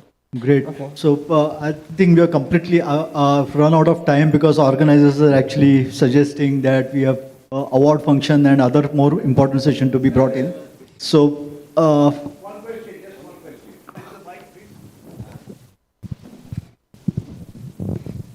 You know, India, we have been discussing various modes of generating power, and India has lots of cows. In fact, I remember in my olden days, I was in Bangladesh, even in Calcutta, they used the cow dung as what we call in Bengali ghute, and use it as a fuel, cow dung fuel. Now, you know, I don't know whether much research has been done by the ministry how to utilize the cow dung in a better way. Why I'm saying this, that I myself am involved in this particular project with a guy from Poland and a guy from Holland. And very simple is this, that they also have a lot of cows in Poland. The cow dung is put into a specially designed burner, which I'm doing, my friend, and then finally a pellet form it comes out. Then that pellet is heated. It's an external combustion engine. As you know, you've heard of Stirling engine. Our engines are all internal combustion engine. I'm talking about external combustion engine. When the pellet is heated up, that hot gas which comes out goes into the Stirling engine, and Stirling engine we have a helium. You know, helium expands when heated and contracts when cool. So that gives a reciprocating effect. I have been after this for the last 1.5 years, and the company which makes it is called Microgen, only company in the world which makes the Stirling engine. Long time ago, Cochin, Maharaja, he was feeling very hot during the summer time, British time. He said, Kuch le aao, I'm feeling very hot, the pankha will not do. So they got a table fan from Scotland, and the table fan was running on a kerosene stove, and the principle was Stirling engine. It is still there in the museum in Cochin, you know. So maybe this kind of effort, and I'm trying to see that it comes to all the villages, so the villagers get electricity very cheap, and particularly places where transmission becomes a problem, this can be a electricity for that particular place. No transmission is required, and cows are there plenty. So I'm hoping that this project will come through one day, and we'll be able to sell electricity at a rate cheaper than the rate by normal electricity. So we've been doing that. Thanks for all suggestions, and we have completely run out of time. I'm sure we have not yet discussed many other implementation issues, like whether it's the modeling tools or the non-compliance framework or charges, the market framework, synergy amongst the different multiple agencies, but just a scrapping of tip of the iceberg. there are many more work in progress and actions to taken up for capacity building. Please join me in thanking the panel for wonderful exercise and thank you. Thank you very much. Apologies for cutting short your question answers. I request you to ask one-to-one during the break. As we have awards in the evening, we are moving on to the next session. That is the master class for regulators, regulations for the future. May I request our moderator, Shri Balwant Joshi, MD, IDM Infrastructure Advisory Private Limited. Sir, may we have you on the stage, please? I am honored to invite our esteemed panelist, Shri V.S. Verma, former member, CERC, Shri R.N. Prasher, former chairman, HEREC, Shri V.P. Raja, former chairman, MEREC, Shri Rakesh Nath, former member, APTEL, Shri Arun Kumar Sinha, member BERC, Shri Shashikant Joshi, member HPERC.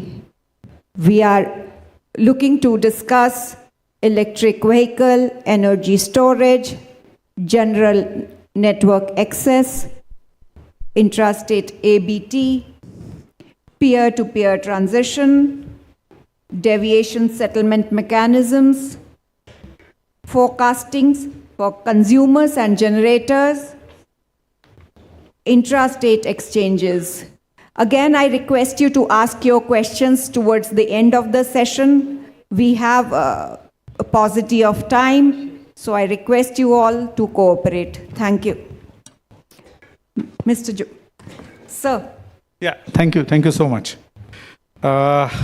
Organizers have actually kind of put a gun on my forehead and told me I have got only 1 hour and I have got such a elite panel with me, but I don't have a lot of choice, sir. My personal apologies to all of you. Okay, it's we have been running really totally short of time. We have to complete, so I am also not going to talk. So kind of put a constraint on myself. But we have got a very interesting session. The regulators are going to play a major role in terms of energy transition as well as industrial decarbonization. There have been several issues that need to be resolved, and many a times the regulators need to take a very strong position on the issues to ensure implementation. What we will do is that we have got a panel which consists of a couple of serving regulators and then several regulators who have been completed the term. And in fact, we have Mr. Rakesh Nath, who were earlier with APTEL as well. So I would request first Mr. Joshi, if he can talk about the efforts that are being taken by HP in terms of the efforts to go to net zero, efforts in the form of the policies to increase renewable energy, policies to increase storage. Good evening to all. I'll discuss about the steps being taken by the Himachal to promote the renewables and to achieve the targets.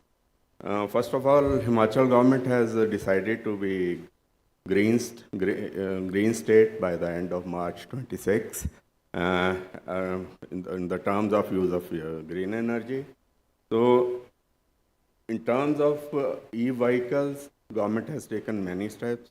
They are developing 6 green corridors, 6 state highways, 6 state and national highways by putting that charging stations at a distance of 25 kilometers on the state highways and 50 kilometers on the national highways, and giving 50% subsidy to the private persons who opts to install that charging stations.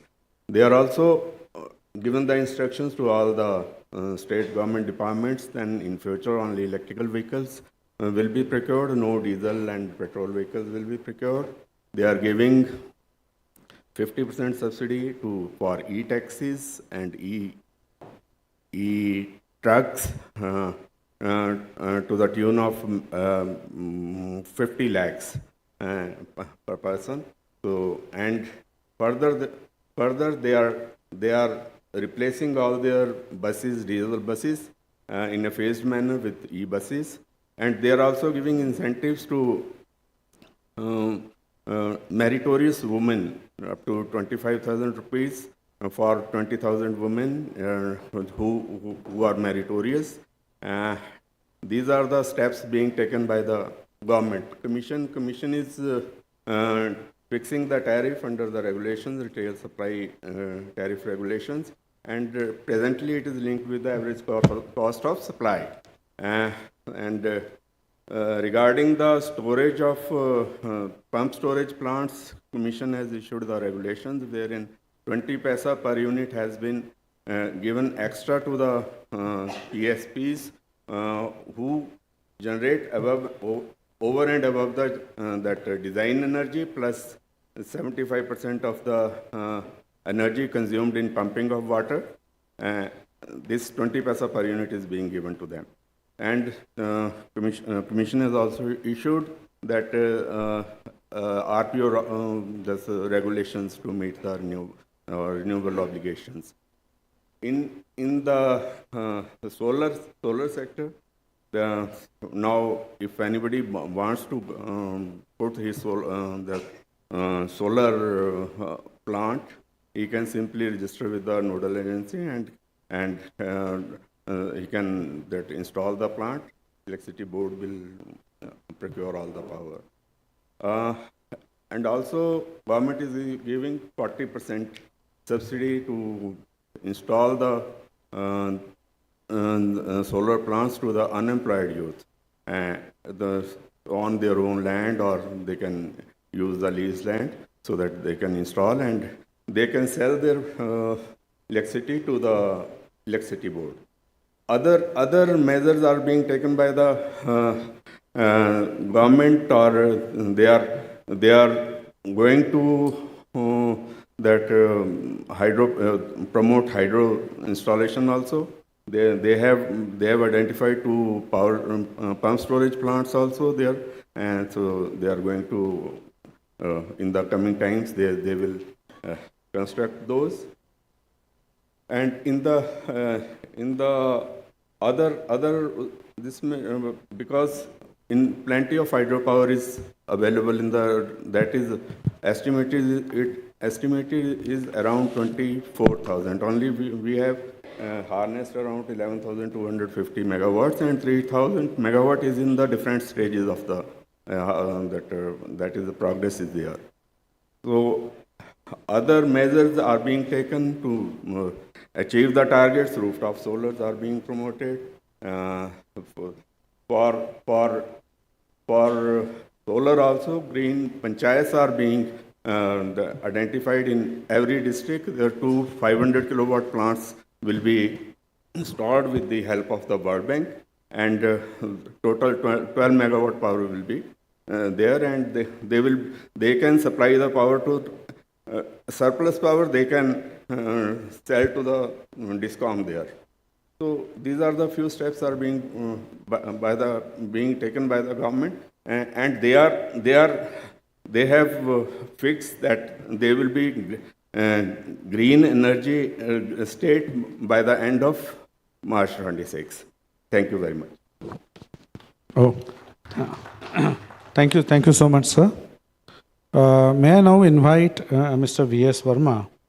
Sir, if you can address the gathering with your thoughts on or also as well as your guidance to the regulators on how to manage the system.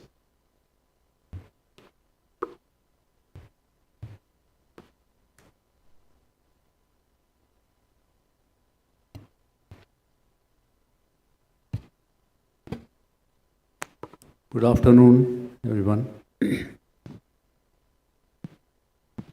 let me brief the gathering how the whole system was evolved from scratch to the present system now. As you know that the installed capacity in the country was very low at the time of independence, about 1300 megawatt. And the electricity supply was in a very fragmented manner. Most of it also in a radial manner. In 1960s, the country was divided into 5 grids: north, south, east, west, and northeast, northeastern. And the system, we started building up the system. These 5 grids were operating at that time at different frequencies.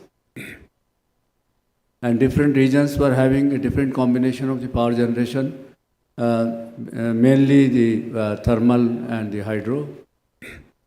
Nuclear was very little at that point of time. And each type of generation have a typical behavior.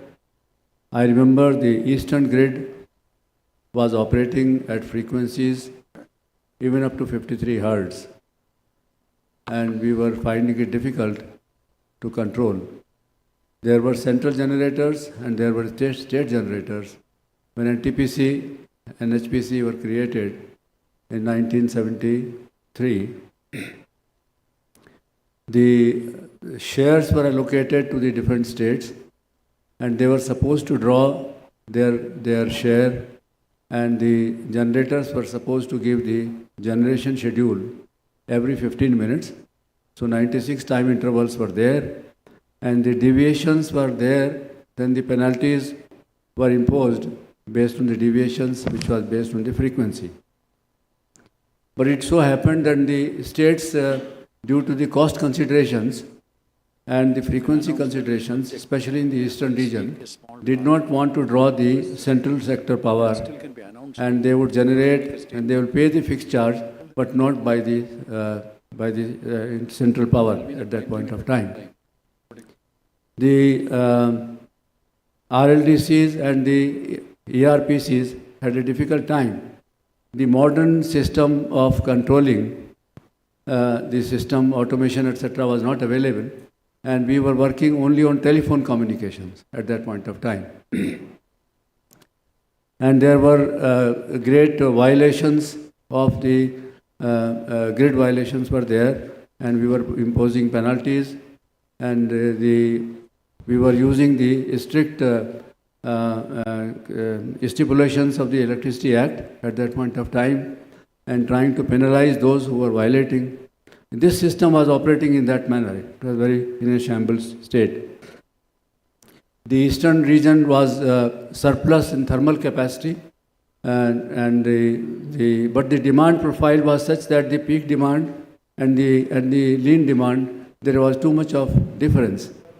The thermal generators preferred to shut down rather than go down in their generation, because the specific characteristics of thermal generation, if you reduce the load below a certain point, it needed the oil support, and the power becomes very expensive.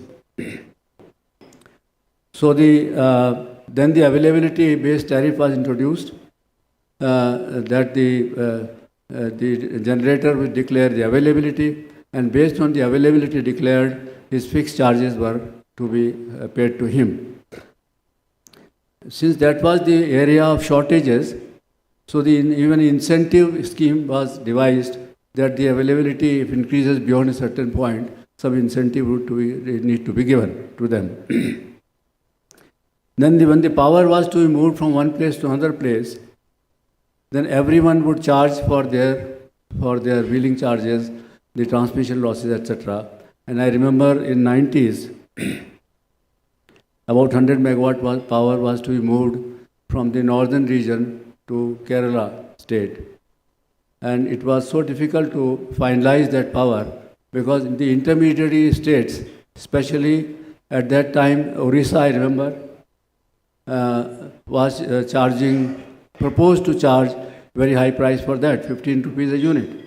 It became very difficult to transmit that power to Kerala. Then I think Rakesh Nath was there.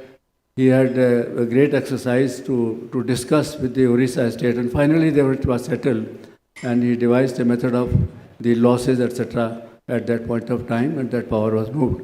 So the trading of electricity started at that point of time in a way. Finally, when the system increased a lot from the small quantum to the higher quantum, then this system of charging the postal stamp method of charging the losses, etc., became very expensive, and therefore the CERC at that point of time devised the point of connection charge at that point of time. The point of connection charge would charge depending on the utilization of the transmission sector, the losses, and where do you inject and where you draw the power at that point of time. The RLDCs would declare every month the charges from each point of injection of power and each point of drawal of power. This system moved, and everyone had to declare that at what point of system in the system you would inject the power, and the drawal of power has to be at what point of time. If someone wants to change, it was not possible at that point of time. And then later on, therefore, the General Network Access GNA system was devised by the CERC, and the things became much simpler at that point of time. This system went on, and it was felt that since about 85% of power was fixed on a long-term basis, the PPAs were done. The rest of the power, it was settled by the UI or the deviation settlement, etc. It was done. But then it was necessary, people felt that there has to be a market. The market was conceived so that the cost of power must come down.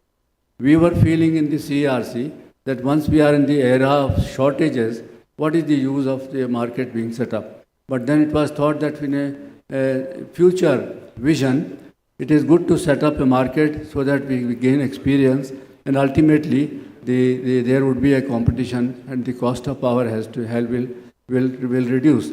This is what has happened, and the competition is there for the power being procured by various entities at the time whenever they are feeling the shortages. The first they will use the long-term power, then they will do some UI mechanism and procurement of from the market, and then finally, of course, one cannot balance it 100%, and therefore there will be the deviation settlement mechanism has to come. The various formulae were devised by the CERC to settle, to put the penalties, etc., on the deviation settlement mechanism. It was first based on the frequency. Later on, in the year 2022, there was a lot of criticism of this mechanism. Not criticism, but CERC of late thought that the penalties should not be based on the frequency, but based on a committee recommendation.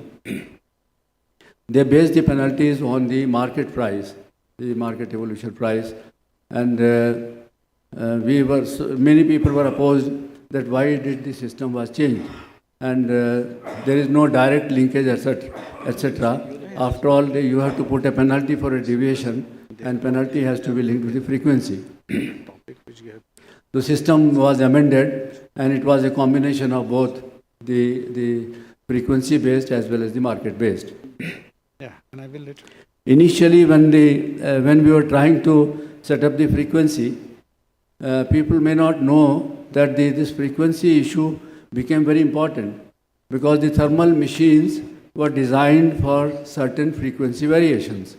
And if you have to deviate from the frequency beyond the designed values, the turbine rotors and blades were damaged, and you will be surprised that we damaged a large number of machines in the eastern region and the other regions where we operated the machines beyond that frequency range. initial machines came for a frequency variation of 47.5 to 51.5. But you know that the frequency variation was much wider than this. But when the standards of the frequency band was notified, then and the penalties, etc., were declared, then this frequency narrow band was reduced, and finally the 49.95 to 50.05, that frequency band came with CRC, and now the things are much better. When the penalties were introduced by the CRC, not based on the frequency, it was based on the market price, then the frequency, I understand the frequency band increased, and therefore they had to correct this one to have a combination of the market price as well as the frequency-based penalties, etc. were done. I think I must stop here, and then would like to answer questions later. Sure, sir. Thank you very much for throwing light on how the ABT mechanism came into being, and then subsequently UI, and then now DSM, changes into the DSM in December 2022, and what action subsequently CRC had to take in order to maintain the grid stability. That has been one very important part of the any transition. Now I would request Mr. VP Raja sir, he will be throwing light on another very interesting topic, and that is the economic, financial and constitutional literacy that is necessary to enable or implement the energy transition in a right way. So over to you, Raja sir. Thank you very much. I've been listening to every lecture without missing anything the last 3 days, and today is the 4th day. What I was reminded is, when new subjects, new ideas come, a lot of new vocabulary comes. And when we hear that vocabulary for the first time, we get perplexed. So I remember when I was in college studying physics, thermodynamics was one of the subjects. And we had a textbook called Thermodynamics by Zemansky. I tried to study it as much as I could.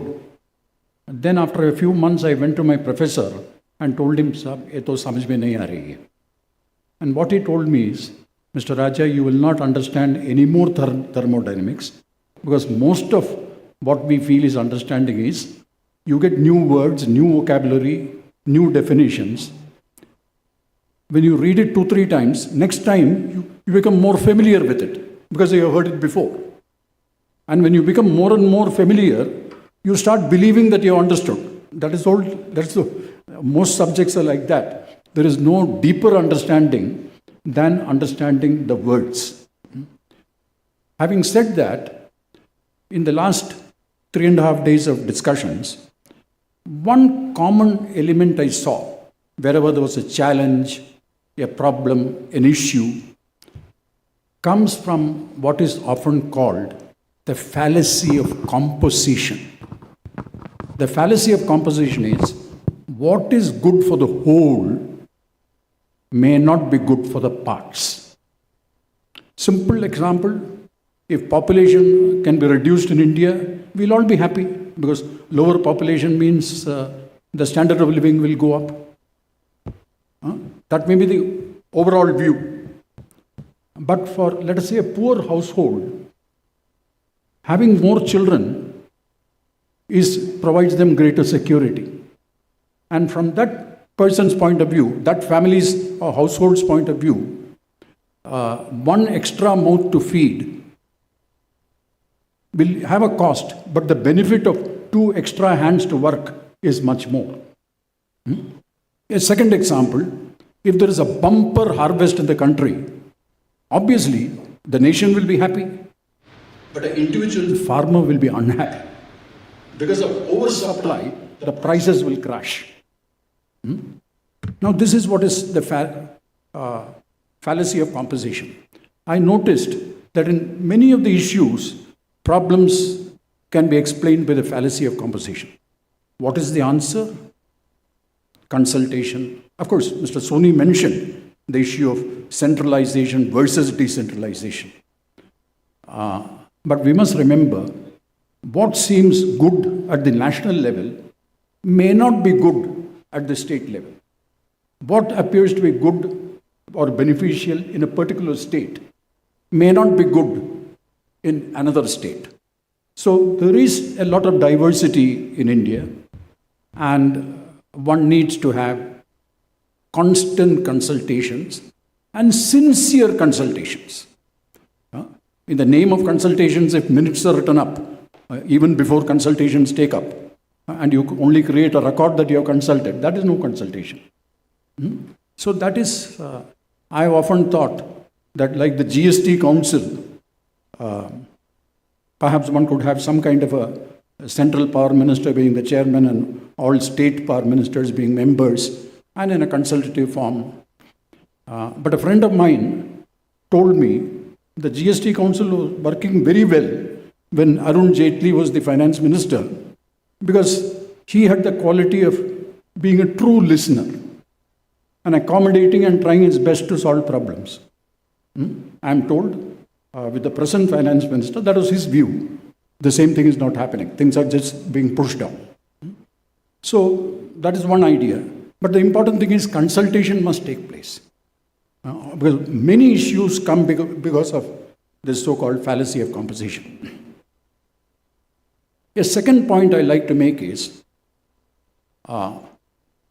obviously so many speakers have said that what we have been trying to do particularly after the 2003 Act or after the 1998 Act, when regulatory commissions were formed in a few states, thanks to a World Bank finance project, states like Andhra Pradesh, Haryana and Orissa, and then later by 2003 Act it became mandatory. So from that time onwards, the entire focus was how to shift from the current vertically integrated system to markets. Very shortly, we create two kinds of markets: a market for bulk power, the wholesale market, and then a retail market. And at various stages we are in that. We still don't have a perfect market, but the change or direction of change is still moving towards a market.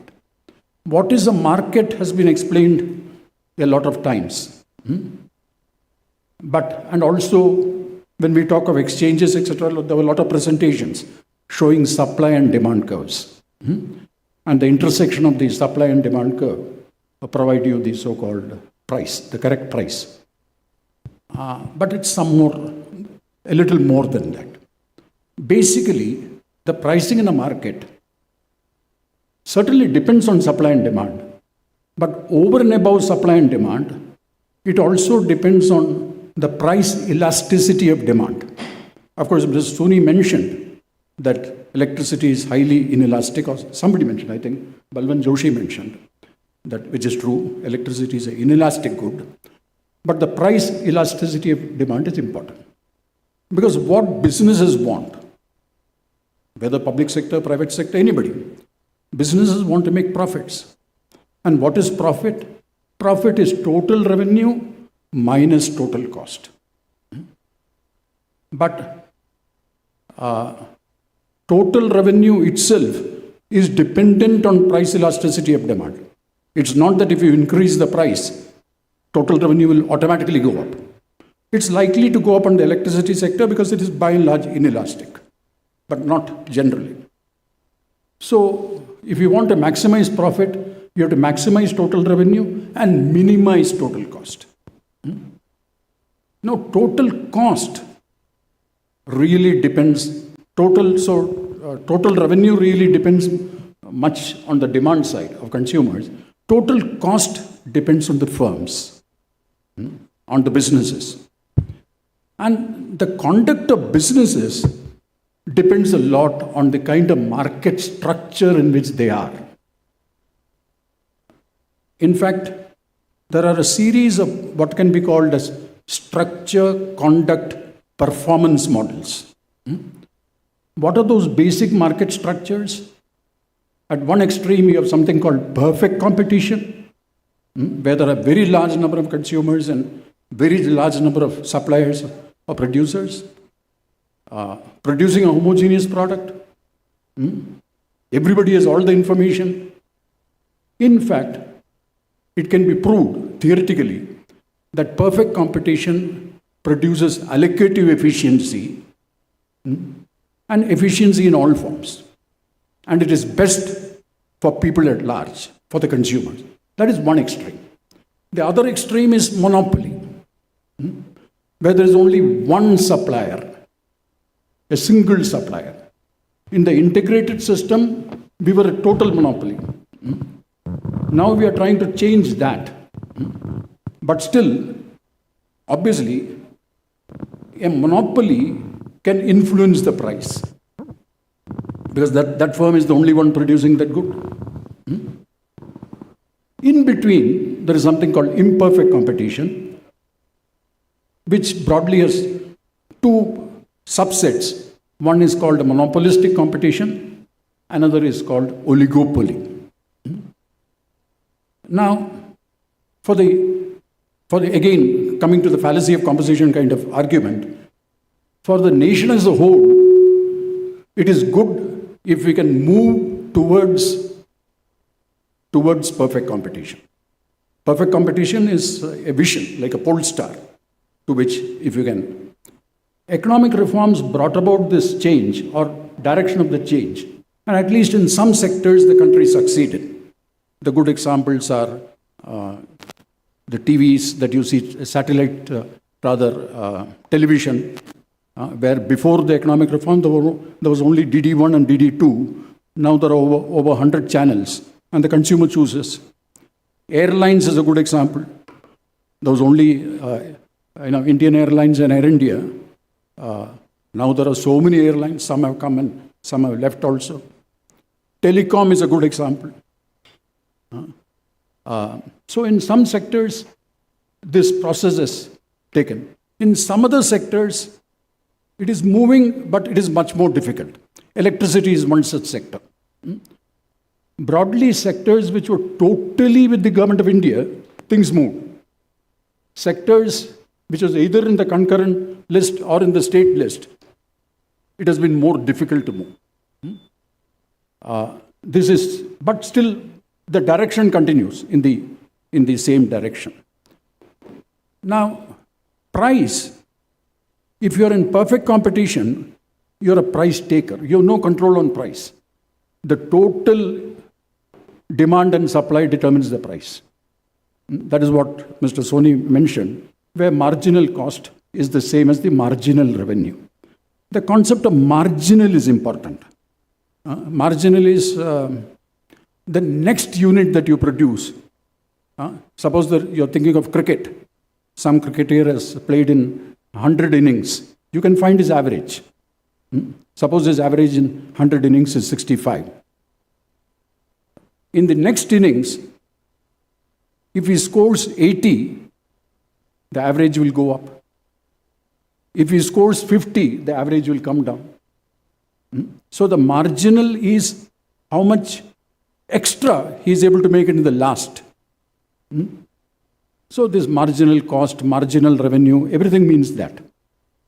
For those who know a little bit of calculus, marginal is the first differential.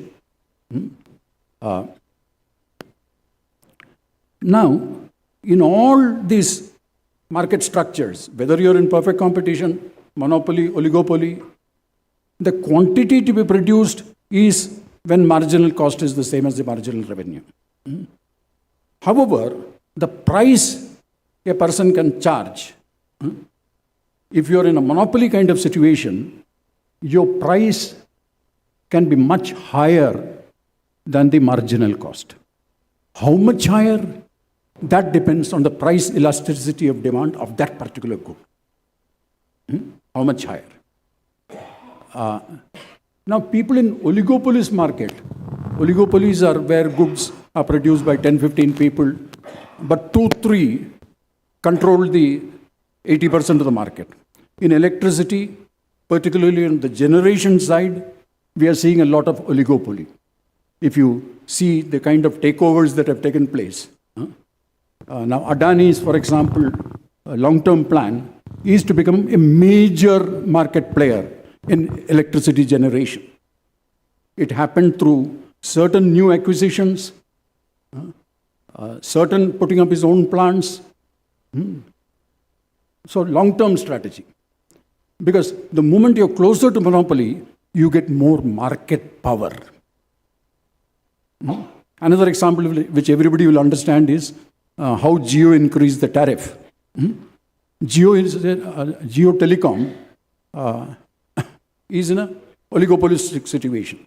Let's say in many areas you have Jio, at least in Mumbai, I think throughout India, Jio, Airtel and Vodafone Idea. 3 service providers besides MTNL, BSNL.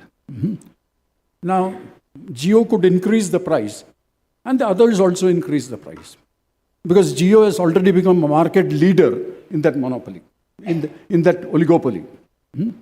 So they get more market power. So you must realize that all firms will behave depending on where they see themselves in this market structure formulation. That is very important to understand. Yes, second thing to understand is, we are a democracy. We are finally governed by the people whom we elect to parliament or the state assemblies. All political parties require funds for their own work. If you're in perfect competition in a business, you can make a little bit of profit. In fact, there's a concept called economic profit. In the long run, economic profit will become zero. So how do you fund? It's only people who make money who can give funds. So it is the monopoly and the oligopolies who provide money. Now, so there is a continuous tension in society. There is a continuous tension in society where, on the one hand, people make laws so that you're taken towards perfect competition. On the other hand, some unholy alliances develop between people who can fund and people who need funds. And this is not going to stop. This will continue. This will continue. So these tensions will always continue. But it's important to understand this. I will only say that when you learn a new subject, these days there is a lot of online resources available. If you want to learn the kind of economics, you can just go to this Massachusetts Institute of Technology, which is the highest rating in all technical subjects, started something called Open Courseware almost 20 years ago. That website is easy to remember, OCW, opencourseware.mit.edu. You just type out in Google ocw.mit.edu. You will get courses on all subjects. You will get courses in mathematics, courses in economics, courses in linear programming, courses in mathematics. And there is a course, if you go to ocw.mit.edu, you will get a course called Principles of Microeconomics. The course number is 1401. I'll advise you go through all those courses have video lectures. It's actually lectures being delivered. And these concepts like elasticity and market structures will all get covered in the first 7 or 8 lectures in that course. But it is worth studying that. Okay. Thank you very much.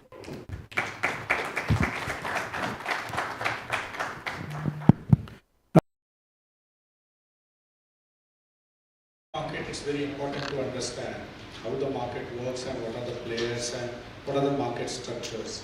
And while we keep talking about a marginal cost, it has relative less relevance when the market structures change. I really appreciate that. But this has got also a lot of implications for future. We have seen the way the market structure internationally have impacted the way Indian markets operate, and especially not necessarily on the power side, but on how do we create capacity? How does that impact our own manufacturing? What happened in case of solar? What happened in case of wind?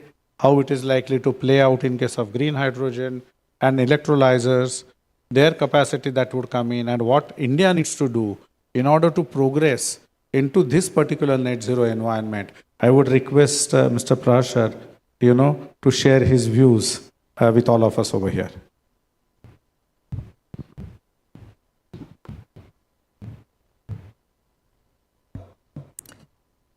We heard in the forenoon session that earlier weather used to influence demand side. Now weather is influencing more on the supply side because of the change in structure of generation. And the asymmetry between the two sides is increasing. And the answer to that, I think everyone agrees, is in storage. We've discussed in these 3 days ESP storage. That doesn't require really an equipment issue. The other storage is battery storage. We have discussed that also. And there we know how monopoly went to China. Earlier, when in initial times we heard people tell us that 19 rupees, 17 rupees was fixed as tariff for solar, we took care of certain issues on the energy side, but on the manufacture side, something was missing. And that's how China again got all the monopoly. It was not only in India, but other countries also were amiss in that. But this has been happening. In the earlier stages of wind, we were getting equipment from Europe, and then it all started coming from China once again. Now, it's been said about India that Sardar Patel joined the princely states into Indian Union.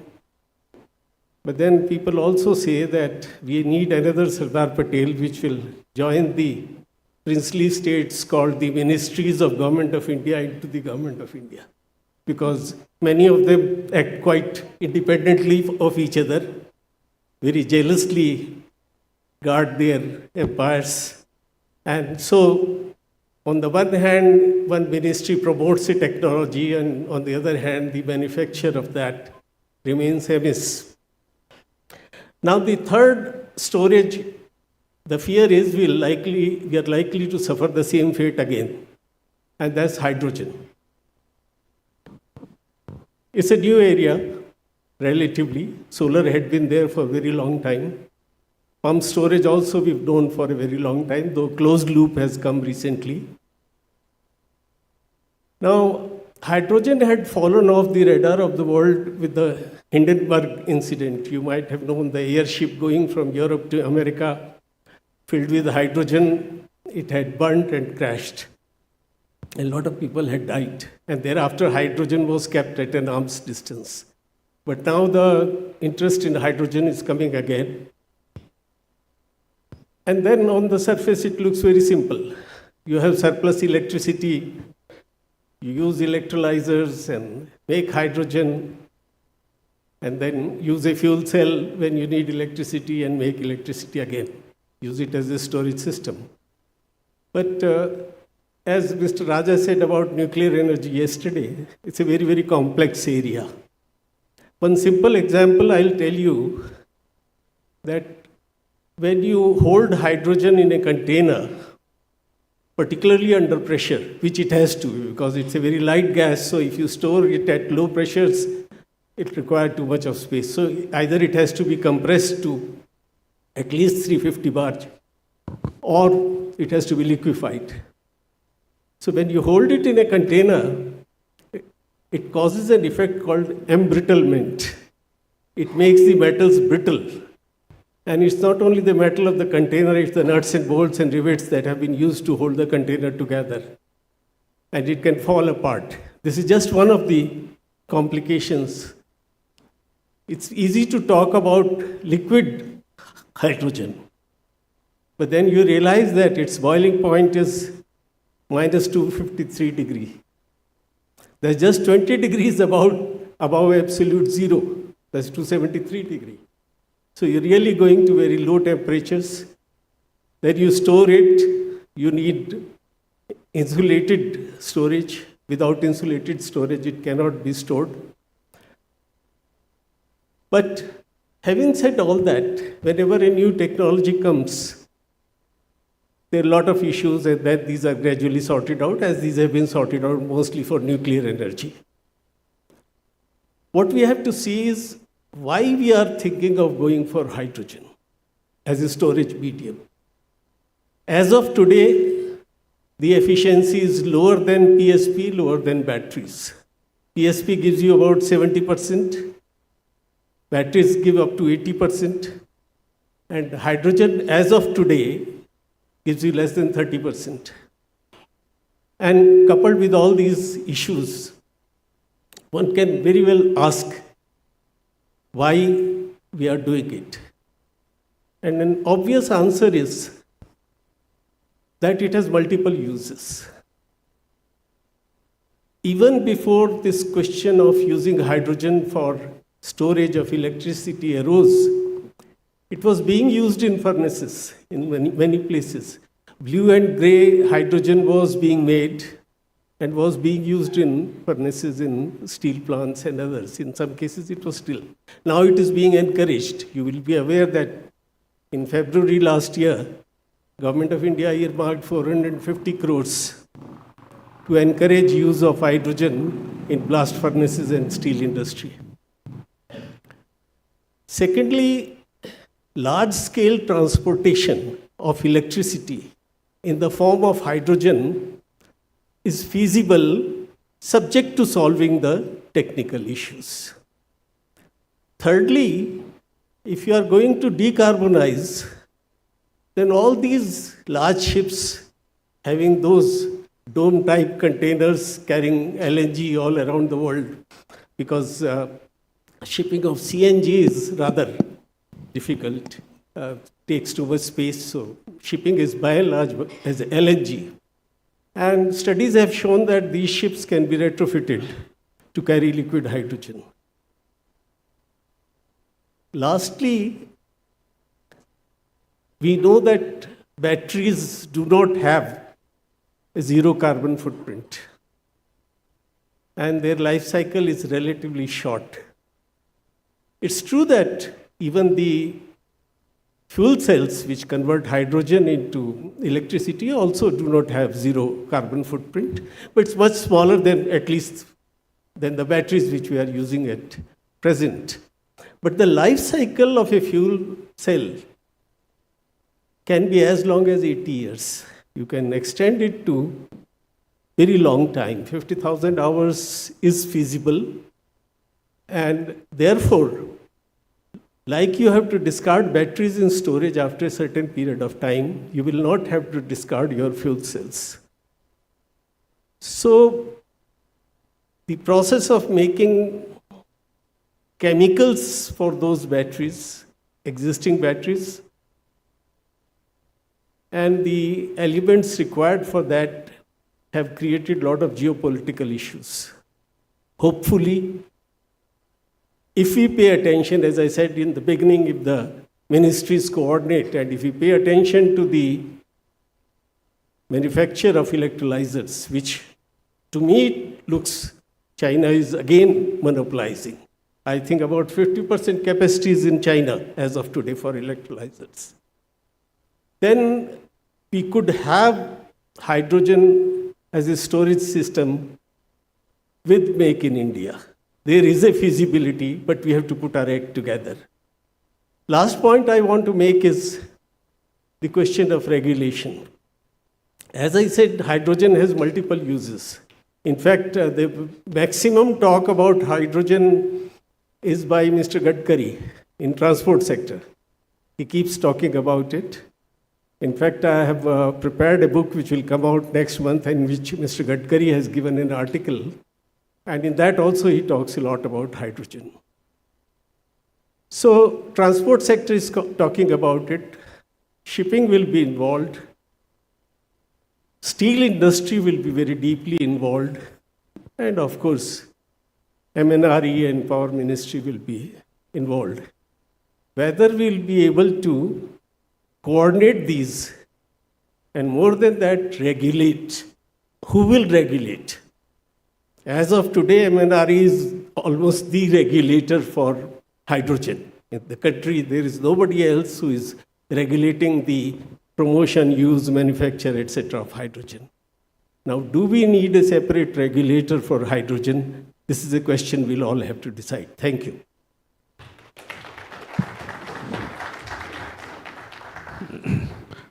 Thank you very much, sir, for this very interesting thought. Do we really need a separate regulator for hydrogen? Will it not? Means just I can't resist myself from asking this question. Will the existing regulators, like electricity regulator on the renewable side and the Bureau of Energy Efficiency on the usage side, would somehow deal with the hydrogen-related issues? Means are we looking at economic regulator, safety regulator? What is the kind of a role of the regulator here is envisaged? You see, as I said, on the solar side, we could not really play a role on the manufacture side. Manufacturing side. And here, not only manufacture, a lot of R&D is also involved. I mean, we are learning as we are doing in case of hydrogen. There's nothing much to fall back upon. And whether the electricity regulators will play a development role in that, we have it. On power sector, we had a development role. That's true. But on the hydrogen side, shall we be able to play a developmental role? That I have a little doubt about that. Sure. I think that's a perfect segue to, what Mr. Rakesh Nath is going to talk about, role of the regulators in promoting net zero. So may I request, sir, for your presentation.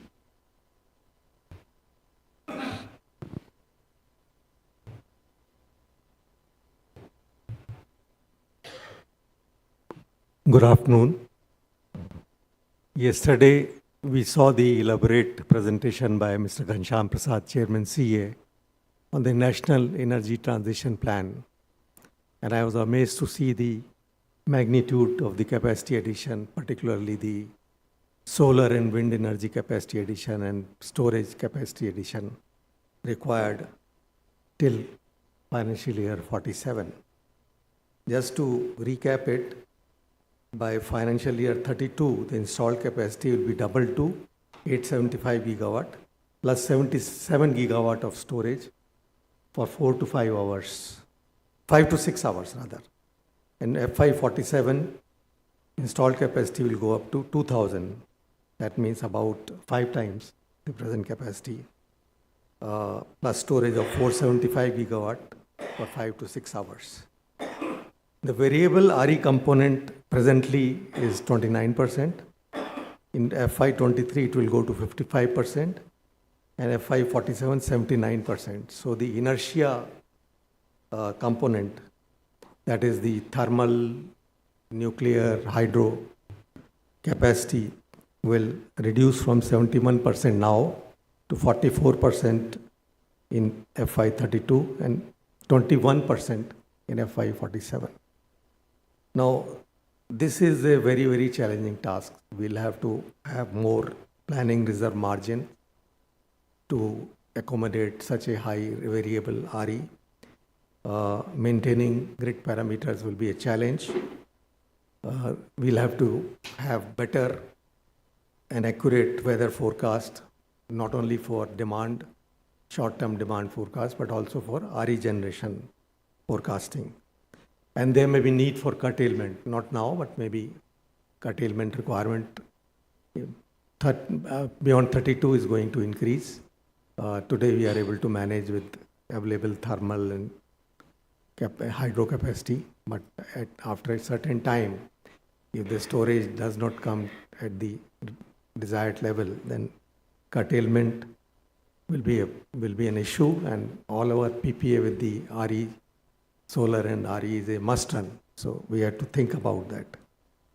We'll have to think about demand response from the consumers and how we develop the adequate storage capacity, which is huge. One thing that is, I see that the unpredictable weather conditions from year to year in the same month. I was seeing a data from grid control.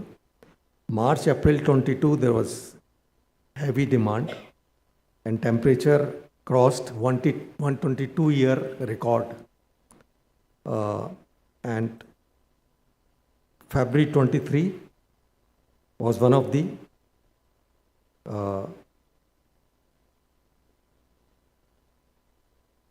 hottest months. Then April to June 2003, next similar months in the next year were comfortable. There was no such problem.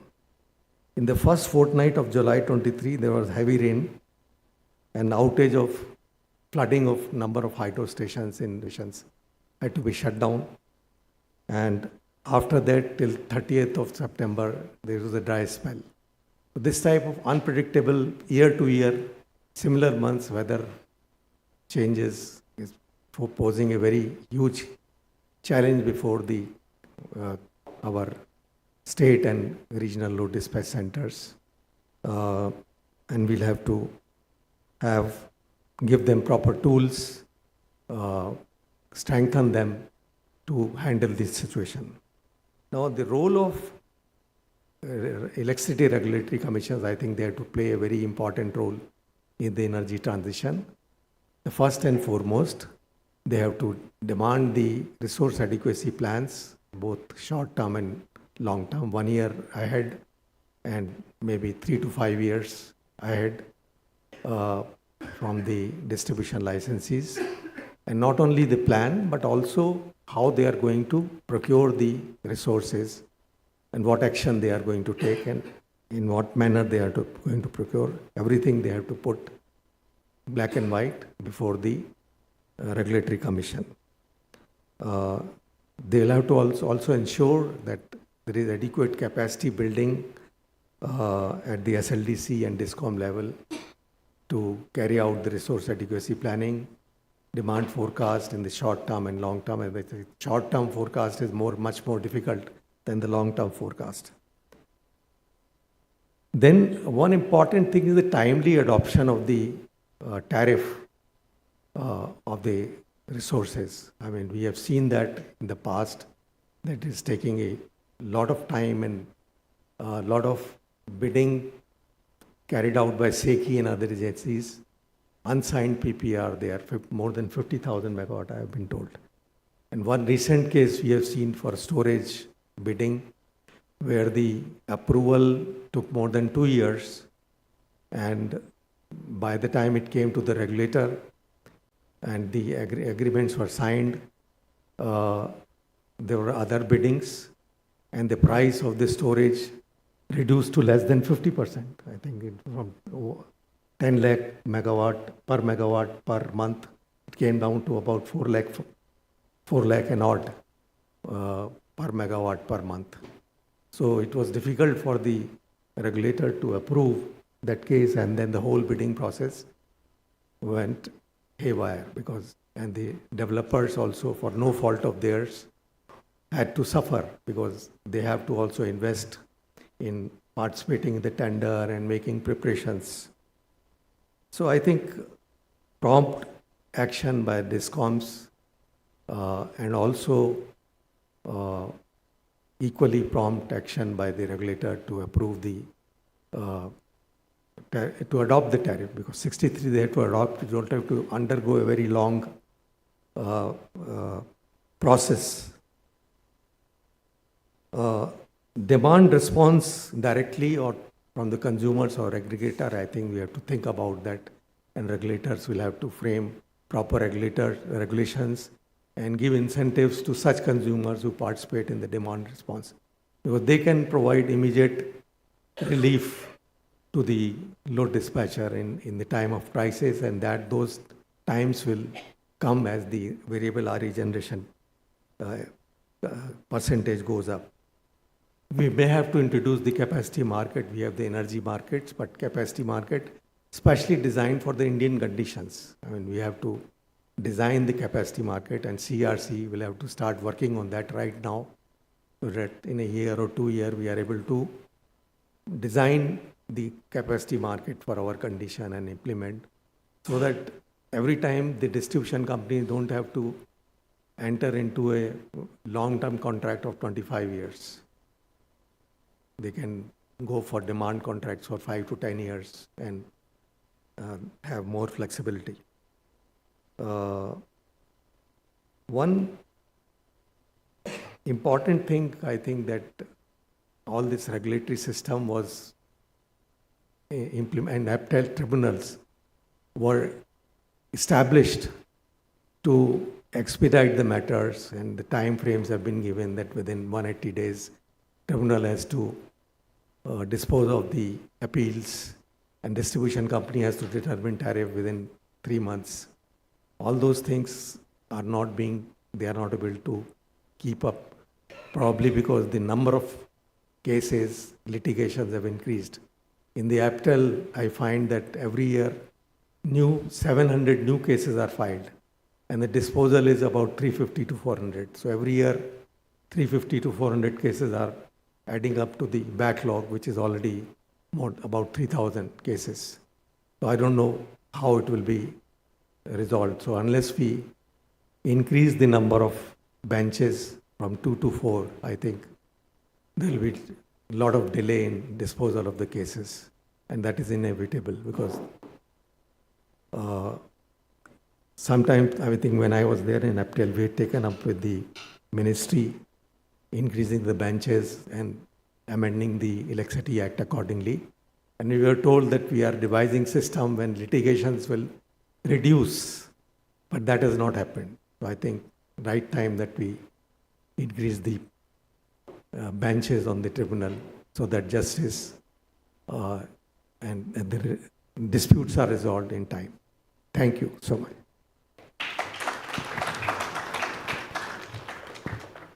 Thank you so much, sir. Really good way forward, both in terms of the regulatory front, looking at how do we reduce the number of dispute, and of course the situation like, where CRC had to kind of cancel this particular award, a particular tender. I think one need also is that apart from the distribution companies doing their RA plan, they also need to submit their requirements to SECI or do the tendering on their own, and that's something not really happening. But I think RA would be the good starting point. We have just time for 3 questions. So, please raise the hand. Okay, one question over here.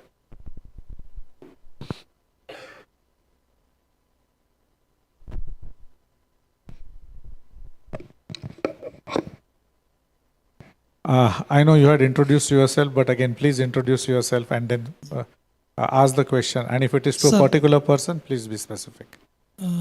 Sir, I am Vinay Pandey from Chhattisgarh, a state power generation company. And my submission is to the whole dais. And Parashar साहब ने कहा कि princely states ministries के form में जो create हुए और एक रेगुलेटर को सेपरेट रेगुलेटर की आवश्यकता है क्या? एक सबमिशन है कि सब हम रिसोर्स प्लानिंग की बात कर रहे हैं और बहुत माइन्यूटली उस पर पूरी एक्सरसाइज कर रहे हैं, बट आज की तारीख में हमारा 50% जनरेशन कोल बेस्ड है, एंड 2015 से 2025 हम आ गए हैं. MOEFCC ने एक रूल्स निकाले हुए हैं, and that is going to have a large impact.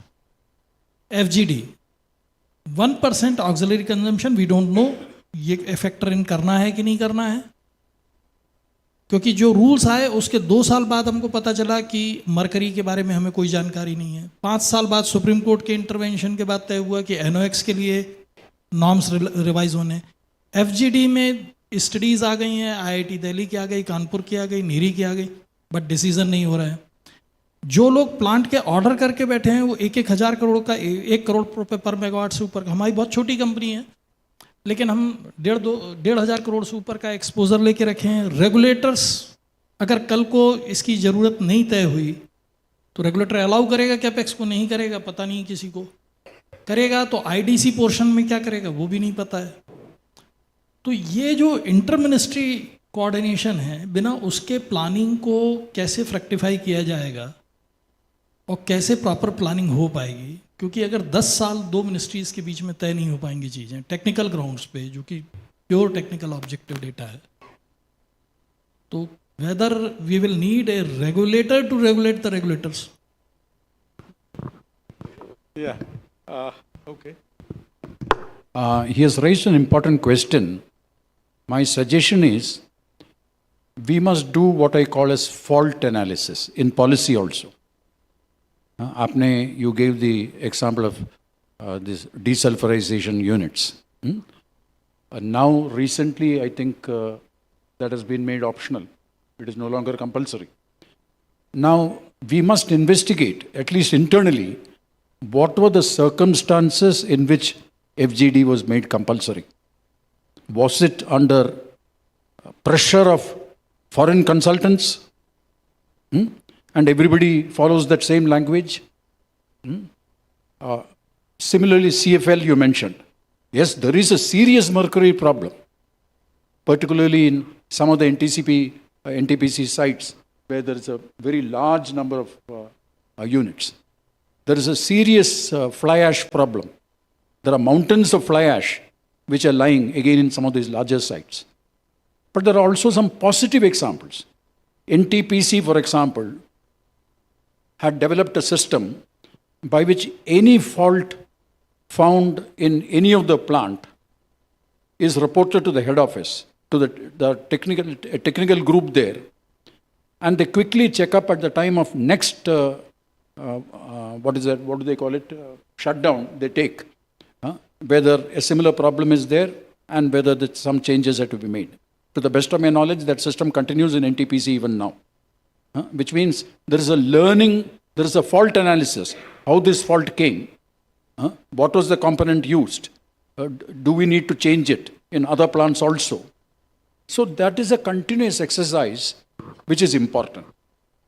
Forgetting, ho gaya, now it's a new regime. No. I think one should do detailed fault analysis because we learn a lot from that. Not only fault analysis for materials and components, but also in policy making. Thank you. He raised a question about FGD. FGD was initiated by its installation in a Danu project of BSES near to Mumbai. And I remember that Central Electricity Authority made an analysis and opposed the installation of FGD, that it is not required, the sulfur content is not very high. Supreme Court made a committee. That committee recommended, there were some representations in that area that the chiku growth was affected by this emission, etc. But this was misplaced.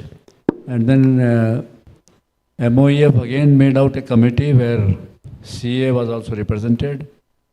There also we opposed, in spite of the Supreme Court committee direction that FGD must be installed. But at that time, as Mr. Raja says, it appears that there were some external pressures, and the MOEF, I remember, they excluded CA from that committee, and a decision was taken to enforce FGD at that point of time. And also the Pollution Control Board included in their recommendations against all opposition by CEA. Of late, as you say, that there was committees, IIT Delhi, etc., and Niti Aayog finally have taken a decision that its installation was not required, and I believe that a direction has been issued. Mr. Rajput may confirm whether the existing installations or the directions have they stopped the future installation of FGD? Yeah. I think, can we take this discussion offline, please? Really, we are really running short of time, okay? Yeah, is there any other question? Yeah, Mr. Rajput and Mr. Soni. Though I am not from thermal wing, but I consulted my friends. They say some deliberations are still required on the FGD. Okay. That's all I would say. I agree with Vermaji. I also, when this discussion was taking place as an engineer, power engineer, I also had some of my questions. But not about the technology. Technology is okay, but whether it is required for India or not, that was the question. And my question at that time was whether we do have sufficient lime and the water when we are going in for cooling of the air-cooled condensers. So there are many technical issues and many thinkings are required, and the common sense is also required. And at this forum, since we are youngers, although I am going to complete 60 next month, right? And the senior most people like so many stars here. So thing is that we are not thinking and discussing about the supply chain issues. And there are many compounds, many materials, many equipment, many raw materials which India is not having.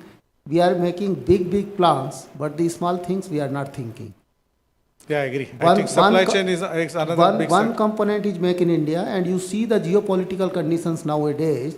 I don't think we will be having the sufficient input material to manufacture whatever the equipments are there, and the conditions they are facing. They means many of the countries.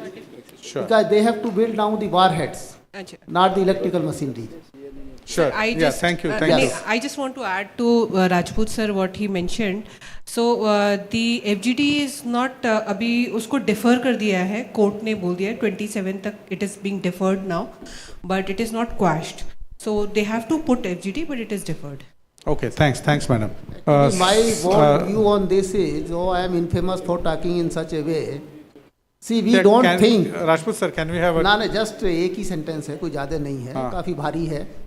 We don't think when we move. Say we should think when we are moving that we should not fall down. Okay. That's the learning from all these things. Yes, thank you. Soni sir first. Sir, I wanted views of such an exalted panel. It's like this, sir. Whenever any change is to occur, who motivates this change? So, different ways. Either one goes through a petition, but then it becomes adversarial kind of a thing. So, either a regulator comes with a discussion paper and then everybody responds and then finally an order comes out. This is what happens in our country.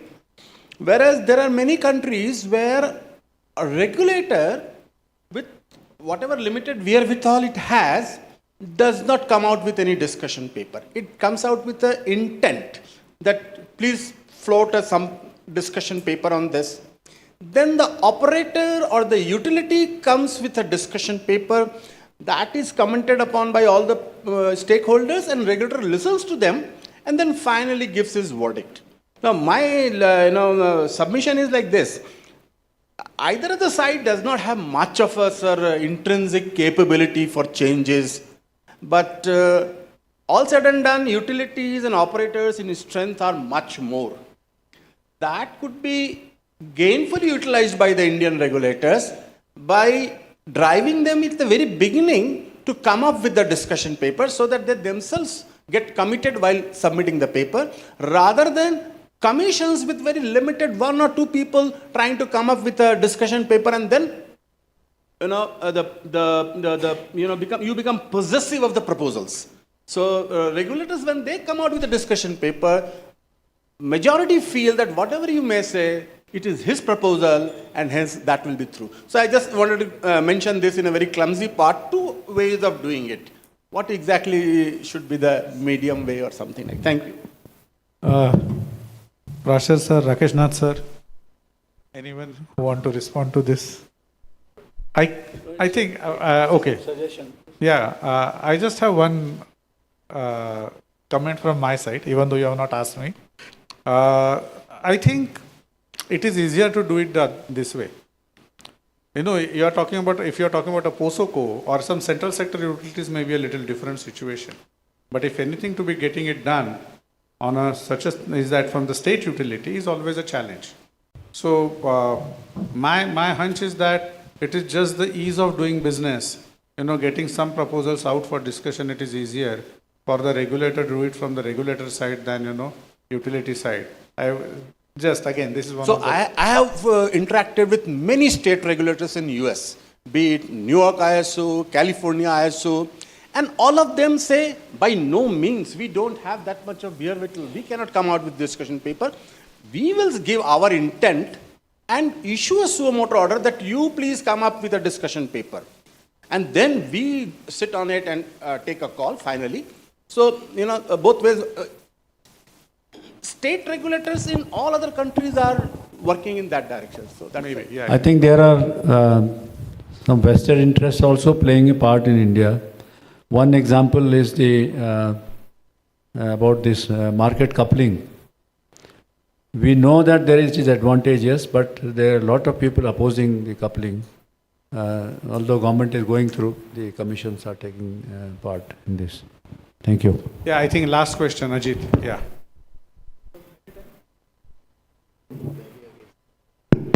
Yeah, so many times discussion on the sectoral reforms culminates into what actions on the distribution reforms are necessary. And but even after 2 decades, we are looking at ABR to ACOS gap. Despite, you know, we are discussing APDRP, RDSS, and many other programs, still continues to be there. It is reduced definitely, but it still continues to be there. So what are the 2-3 top important now in the next 5 years, the distribution reform agenda items or prescription or suggestions? Okay, I think it's a... What is the question? So, despite a lot of distribution reforms, the gap between ABR and ACOS is still significant. So, what are the next set of reforms for next 2-3 years so as to reduce that particular gap? Another package. Anyway, sir, quick, one quick. No, I am a strong supporter of privatization. In our country, without privatization, I think we will not be able to achieve that. I would say one word in this. I am also a supporter of privatization, but the government notifications which come out, they want privatization, but their rules, regulations and whatever is against the privatization. This is what I have found. So we must dispense with this idea, and this biasing against the private sector must abolish. Because electricity is a regulated sector, so we need not worry. The private sector will not have a monopolistic situation where they can dictate their terms. Late payment surcharge is one such issue. Government issued the order that in the late payment surcharge, instead of 18%, it has to be 12%, but this will not apply to the private companies. Now, what is this kind of an order? I think that's a... थोड़ा सा जो privatisation और इसका बहस है, ये एक अच्छी चीज़ है. Both have to coexist rather, to increase the competition, because Electricity Act provides the basic intent of competition and the service to the consumers. About ACS and ARR gap, in the present circumstances, what the political announcement are being made, it's very difficult to bridge this gap unless the full subsidy is paid to the electricity discoms. And in this particular discussion and the discussion of such high forum, when we talk of the energy transition net zero, say a definite reduction of 5% of the line losses is possible through technical intervention that we are missing. Even if we are supplying, say, to the consumers at the lower rate or some pilferage and all those things are there, that may be treated as the social upliftment of the pupil and they are making use of it. The one who is studying under that light of that particular lamp may turn out to be a useful citizen and may do something. It's basically a national character that whether we pay it or do not pay it. So wherever we go, we pay. But when it comes to the electricity, our intent is not to pay. That need to be corrected. Thank you, sir. I think and on this... again, at the cost of repetition, we may keep on talking about the energy transition and net zero unless the distribution system loss reduction takes place through proper investment and through strong infrastructure, we are not going to achieve whatever we are thinking. Thank you. Thank you. Thank you so much. Again, thank you so much, all of you, for sharing your views. It was very interesting discussion. I just wish we should have more time. There were so many diverse topics, but can't help it. There is some constraint. So thank you so much. Thank you.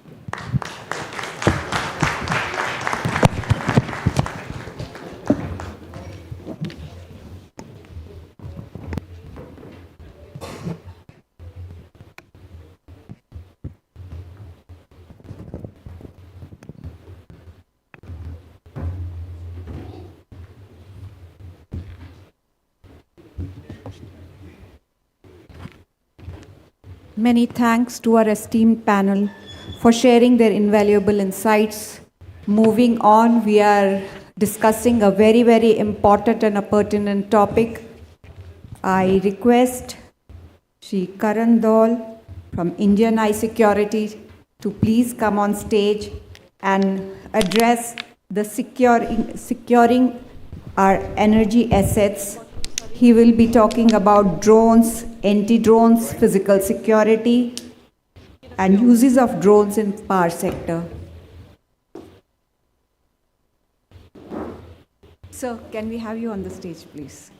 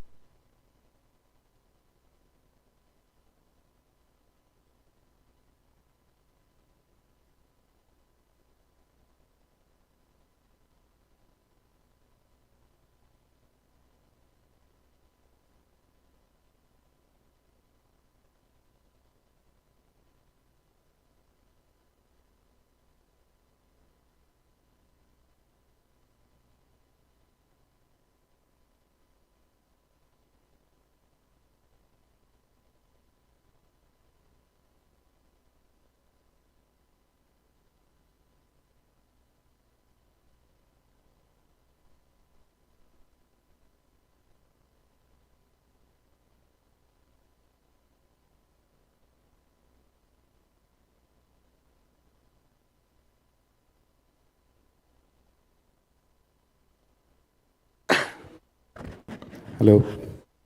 Good evening, ladies and gentlemen. My name is Karan Dol, and I thought we'd bring things to a slightly more interactive and futuristic topic.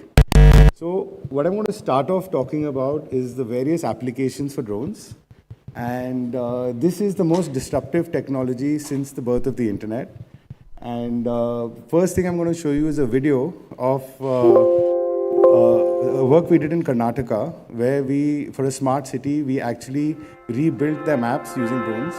Can you play the video, please?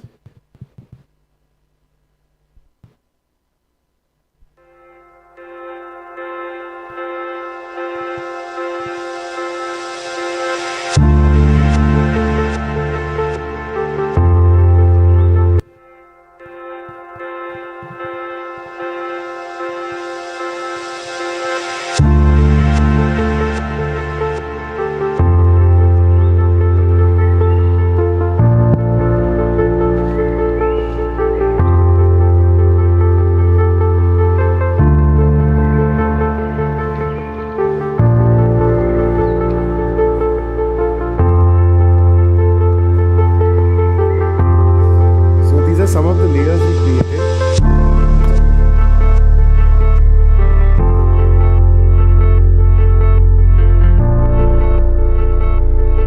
Incidentally, this project is won, this smart city has won 2 awards.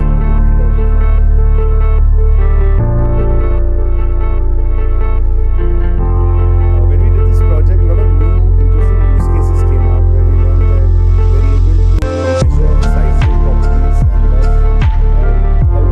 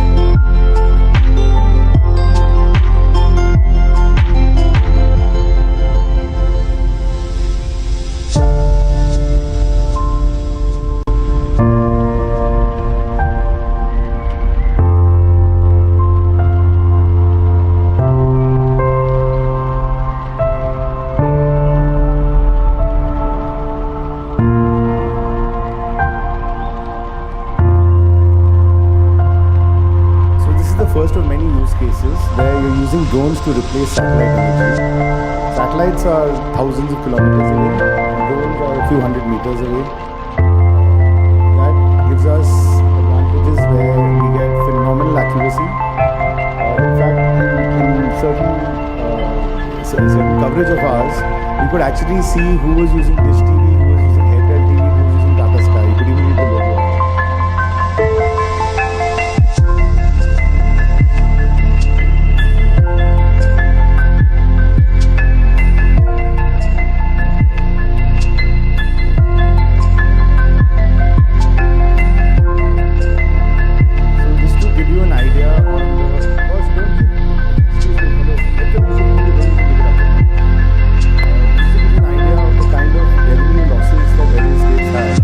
Just from property tax collection.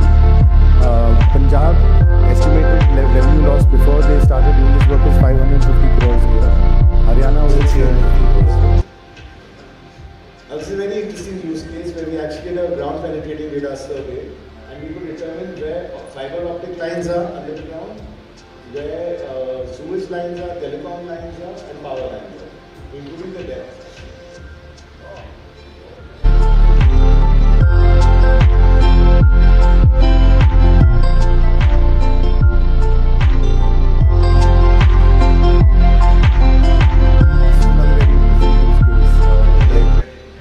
Networks exist, but I mean, we've all seen how our cities flood. It's basically because of blockages to those drainage networks. So that was another point that I wanted to discuss.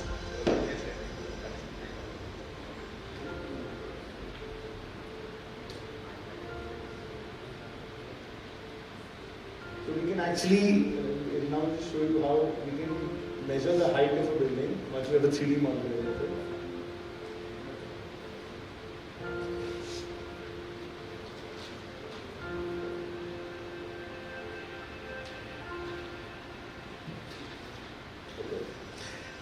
Let's switch to the presentation. So this was just to give you an idea, to open your minds to, I mean, whenever I speak to someone and I talk about drones, they're like, oh, wo jo shaadi mein udta rehta hai. Yes, that is a very important use case, but it goes way beyond that. So now let's look at what can be done in the power sector using drones. So I'll just quickly explain how the process works. The drone will fly in a snake-like configuration, going front and back, okay, and it'll capture thousands of photographs. Then those photographs are stitched together into what is called an orthomosaic. So you create an orthomosaic map, which can then be used for, so when you look at Google Earth, the imagery you see, that's basically an orthomosaic map. And interestingly, it can be used for quantification of mass. For example, if you have a heap of coal or a heap of ash, I mean, I myself have run a power plant, and the largest problem we have is estimating how much fuel is actually in the yard. So over here, you fly a drone, and I can tell you the exact volume of the material, multiply it by the weight per volume, and you have the exact tonnage.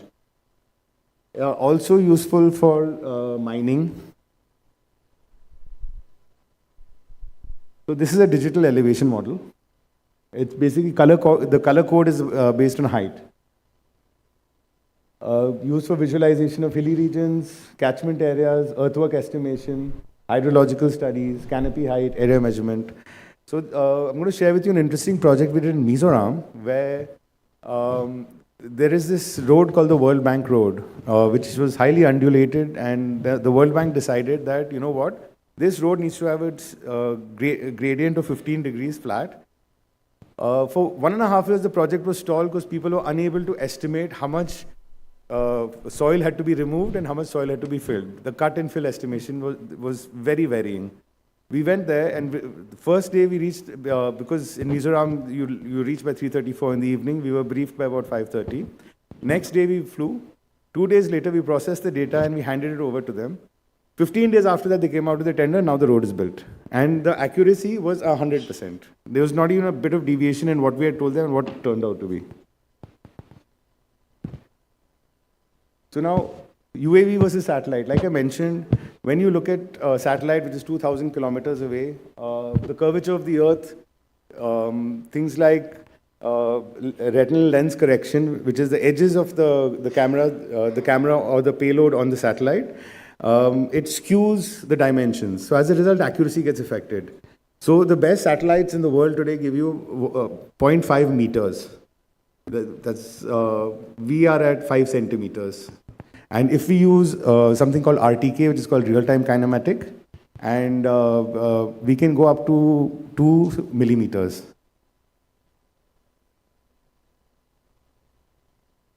So just to show you, this is what a 3D point cloud looks like. This is typically done with LiDAR, which is very, very useful for transmission and asset inspection. So this is just to show you operation monitoring and inventory management. Like I said, whether it's a mine or whether it's a coal heap or whether it's a power plant, you can actually on a daily basis figure out the efficiency of the operations by measuring the volume of what is coming out and what is going in. Then we have construction monitoring, where sitting in your headquarters, you are able to monitor your remote site and tell exactly what construction is happening, what level it's reached, and then plan accordingly what else needs to be deployed. So progress reports and time-lapse analysis, earthwork estimations. Okay, now let's come to security and surveillance.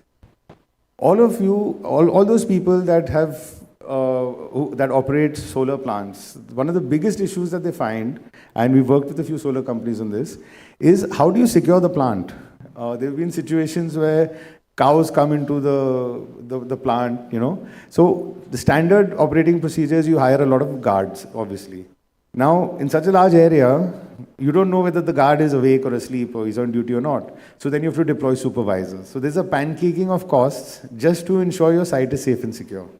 Now, all you do is you take one drone and you let it fly around over the site. The minute there is something wrong, all you need is one supervisor and 5 security guys. You will be able to immediately deploy your team at the point, at the site of incidents as soon as possible with real-time knowledge and information.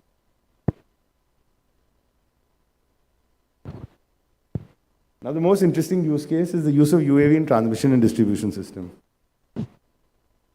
So, these are a few examples of inspection of wires, insulators, identification of missing pins, bolts, space dampers. After I finish, one of our channel partners will be coming on video conference and showing us the platform on which this data can be displayed.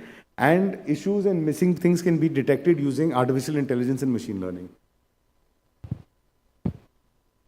So, I'm sure all of you know what a thermal camera is. It's basically a camera which when there's a hot spot or there's heat, it shows a red image. Otherwise, it's black. So as you see on the left over here, the second conductor over there is heating up, right at the connection to the insulator. So there's something wrong there. So then immediately the team can be sent to inspect it and figure out what's wrong. Vegetation, so routine ground patrols. As of right now, not just in India, in most countries, the patrols are mandated, but they happen only on paper. Because, I mean, the guy on the ground will just fill in the report and say, yes, I've done the survey and everything was okay or whatever. Now, sitting in your headquarters, you can actually see the entire line. You can see the vegetative invasion on the line. You can see the defects in your towers. You can see if there's any encroachment. Another interesting use case given to us by the forest department in a particular state was there was a transmission line made, and they had a suspicion that the right-of-way which was allotted by the forest department was not the right-of-way used. Turns out they were correct. So yeah, so this is corridor mapping of right-of-way using LiDAR. Now, I'm just on a lighter note, I want to share an incident that happened. So we were doing a survey for a company that was bidding for this transmission line, and something went wrong and we lost one of our drones. This was like when drones were just beginning, this 2017, 16. So we hear 4 days later from a local newspaper that a miracle has happened and Lord Hanuman himself Lord Hanuman's Vahan has appeared. So immediately we said, okay, let's go figure out what this is. That might just be a drone. Incidentally, we reached there, and in the temple, they've got the drone sitting there with a tika and a har on it. And they fought with us for 2 hours, saying, how can you say that's yours? This is divine, it's come from the sky. So we literally had to put on the drone, put on the controller, move the tail fin right and left and prove to them that, it is in fact a drone and not a gift from God. I have so many incidences like this that I can share, but I guess it's been a long day, so I'll keep it to the minimum. So yeah, so this is now, for example, for solar projects. If you look at the image over there, you can detect hot cells, sub-module failures, string outs, hot junction boxes, and this can be done on a not panel level but a cell level. Drones can also be used for cleaning solar panels and stuff like that. And beyond that, I mean, it's just endless, the kind of things that can be done. For example, in one particular state, we're working with the DISCOM on preventive maintenance. So what we do is we send the drone to go and check on the transformers using a thermal camera. And the minute you see that one of the nodes or one of the bays is warmer than the other, the team can go immediately, check it out, and prevent the burnout from happening at that transformer. So I'm done with my presentation. Any questions? Mic, who's got the mic?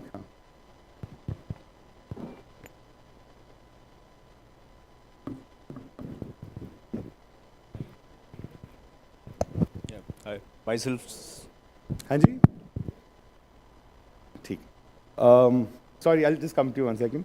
तो ये जो लाल वाला drone आपको दिख रहा है 270 minute उड़ सकता है. हाँ, 270 minutes single flight. जो वो वाला है, that can do about 90 minutes with a light payload. You put a heavy payload, it will be about half an hour. Sorry. Yeah. Myself Sangeet from Starlight Power. We have been using these drones in different areas. But my question is, sometimes we face challenges like authority approvals. And you mentioned about the DISCOM also. So highly populated area, do we get the approval very easily or what? So the issue is not about population. Pilot has to be licensed, drone has to be type certified. And as long as you're not near a defense establishment or a designated red zone, you're fine. You don't need any approvals from anyone. If you are flying near an airport or near a defense zone, you can go to a website called Digital Sky and type in the location you want. It will show you whether it's a green zone or not. If it is a red zone, you need to go through the MOD, MHA process for approvals. But it's not really a problem nowadays, if you ask me. Yeah. Unless you're at the international borders, which I think that's where you had an issue. Yes, thank you.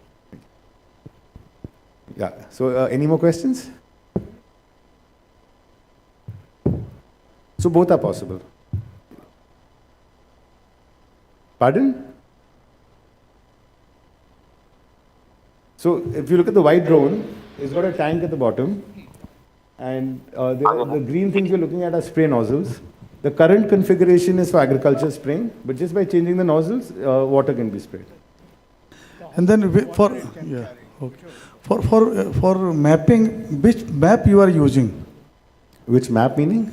For the mapping of that different things. So when the drone flies, we capture what is called nadir images, which is oblique imaging 90 degrees down, and it is stitched together and we make the map. Okay. Then other things like cadastral data and all can be overlaid onto it. And say if a lot of dust and a lot of fog is there, or you can say the pollution, usual pollution, I feel images will not be that much effective. Sir, in places like Punjab and Delhi during the winter, yes, definitely. If you're on a hill station during the fog period, yes, it would. If it's during when there's fog and mist, we prefer not to fly because chances are that your images won't be of the best quality. So yes, that is an issue, but करना पड़ता है. क्या कोई drone खो भी गया है कहीं आउट ऑफ तो आपको सुनाया ना हनुमान जी का वाहन. नहीं वो तो ठीक है, हनुमान जी का वाहन हो गया, बट इसका 90 मिनट कैपेसिटी है and say it is at a place you can not call it back during that time और इसका फ्यूल खत्म हो नहीं सर, ये जितने भी ड्रोन्स होते हैं they are programmed in such a way that the minute the battery hits a certain threshold it automatically returns to the take off point. Reserve नहीं है कुछ, थोड़ा बहुत रिजर्व नहीं है सर वो एक तरफ से रिजर्व ही हुआ ना रिजर्व से पहले ही. हाँ जी 32,000 mAh, 26,000 mAh into 2, 52,000 mAh. On solar panel, Yes, and sir. solar panel with your drone inspection, can you detect the cell failure and can you detect the disconnect of the panels? Sir, both situations will lead to a change in thermal. In fact, let's hold on to that answer because our channel partner, our technology partner is connected right now. So I'll let him give his presentation, which I think will answer all your questions. Yeah? Thank you so much. That is required because I'm operating around 1000 megawatt, 1200 megawatt solar plant. Yes, sir. Yes, sir. In that, it is required. So I can save a lot of efforts. Disconnecting the cell, disconnected the panel. So I should know it though. नहीं sir अभी आपको दिखाएंगे 2 minute में मृणाल को connect करते हैं हाँ.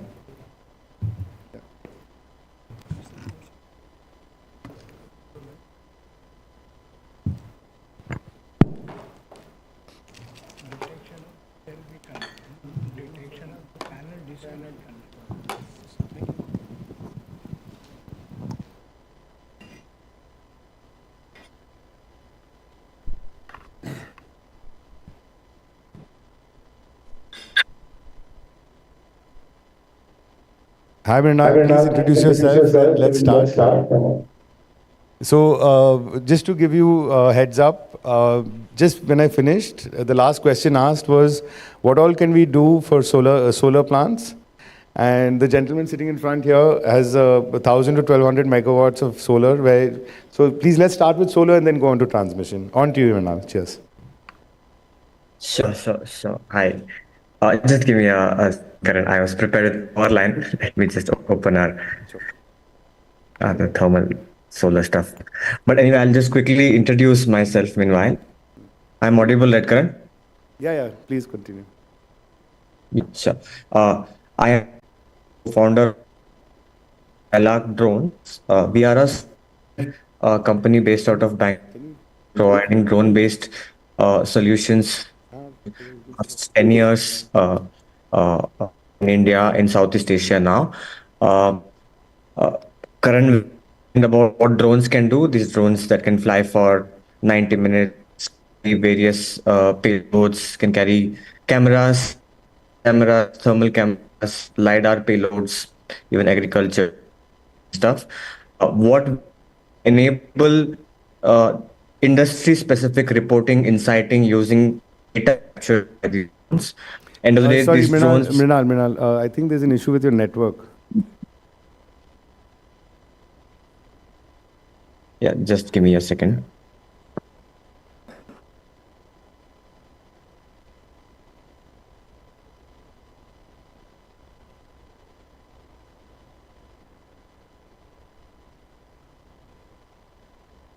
Yeah, let's continue.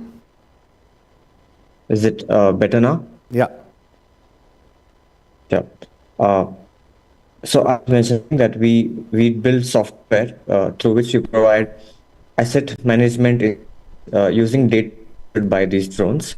End of the day, drones, while they're aware that carry sensors and payloads, they capture data. What the industry requirement.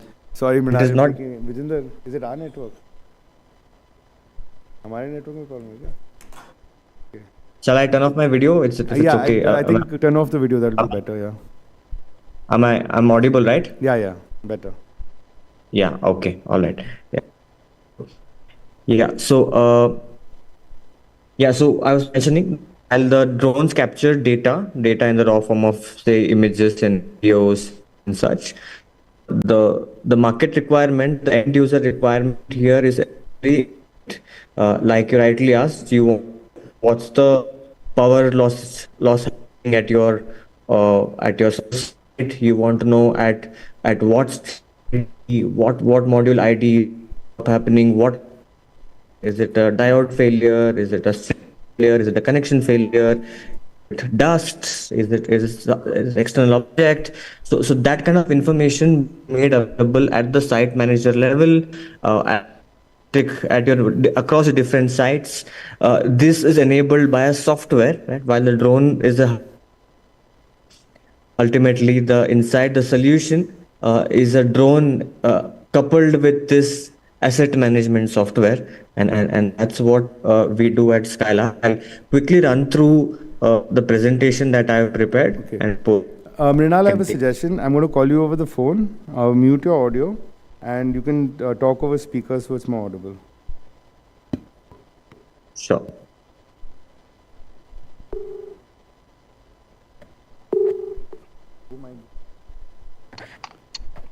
Hello?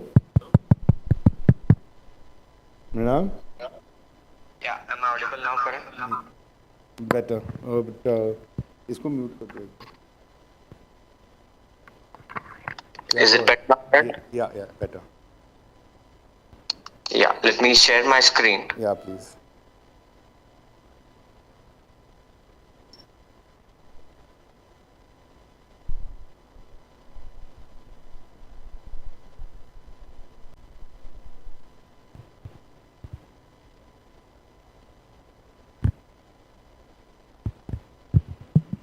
Is my screen visible?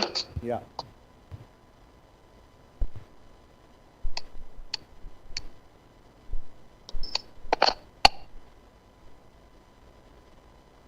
Yeah, all right. I'm audible, right, Karan? Yeah, please continue. Yeah, sure. Yeah, that's our background. We work with more than 120 customers across India, Bangladesh, Sri Lanka, Vietnam, Philippines, in Southeast Asia, Middle East, and India.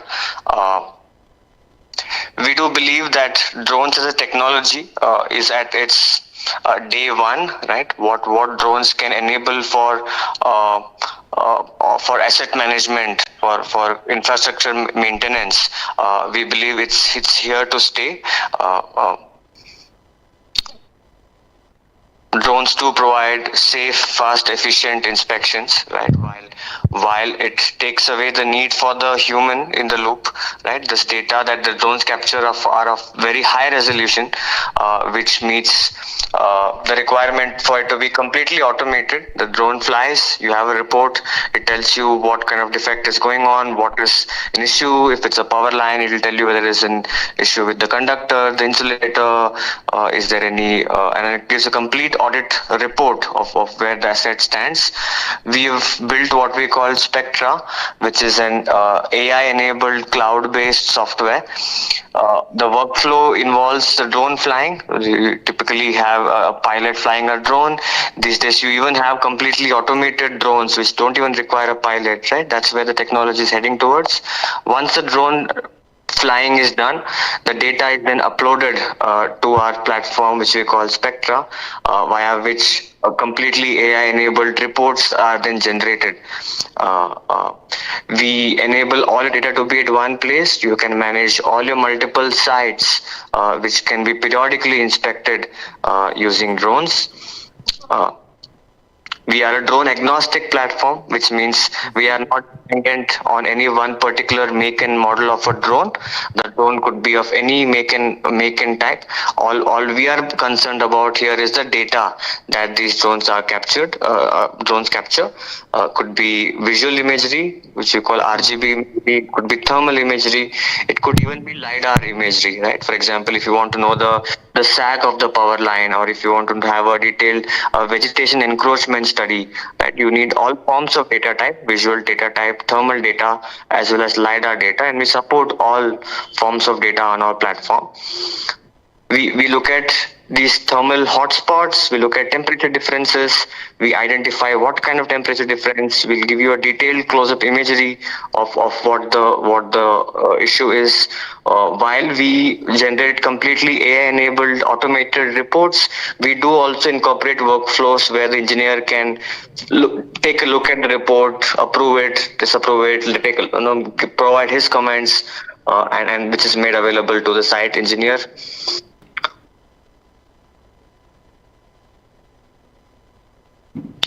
Yeah, you can filter your. We provide you insights on what kind of defect type is there on your asset, and give you a complete reporting based on it. We work with multiple enterprises. We've done more than more than 1 lakh of drone operations, drone reports on our platform. We also do solar inspection reports as well. We do power line and solar inspection reports. We're working currently with CEB of Sri Lanka. We're working with Saudi Electricity Board in Saudi. So they've been using our platform to with their fleet of drones that they operate to generate these reports. That's a brief on us. I'm happy to take questions. Mrinal, let's cover the solar defects and what you can do for solar plants. Sure.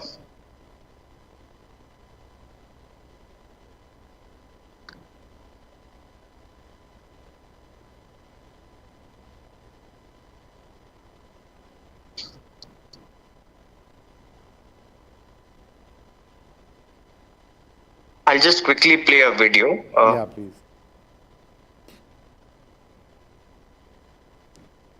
ये क्यों दिख रहा है? अच्छा उसका बंद हो.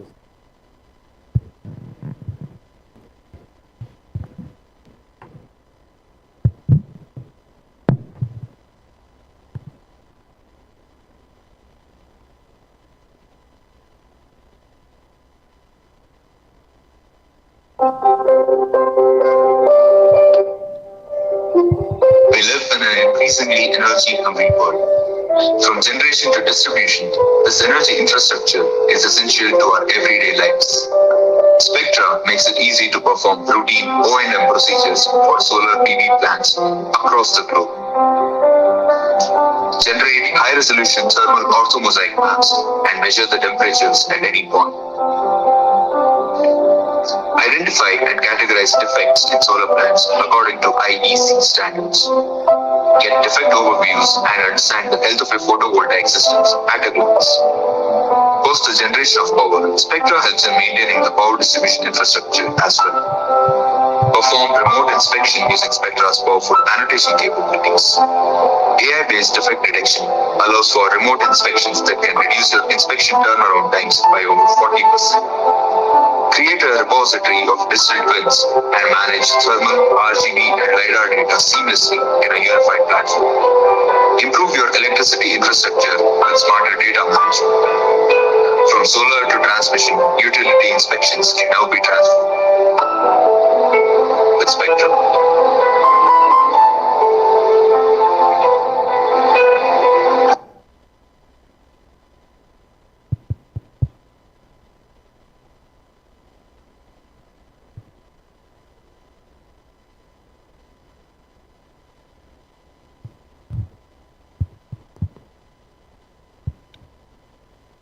I hope the video was. I hope it was audible. Yeah, the video is. It's looping. The question that was asked was, what are the defects we can identify in solar plants using our combination of drones and Spectra? So if you could just shed some light on that. And sorry?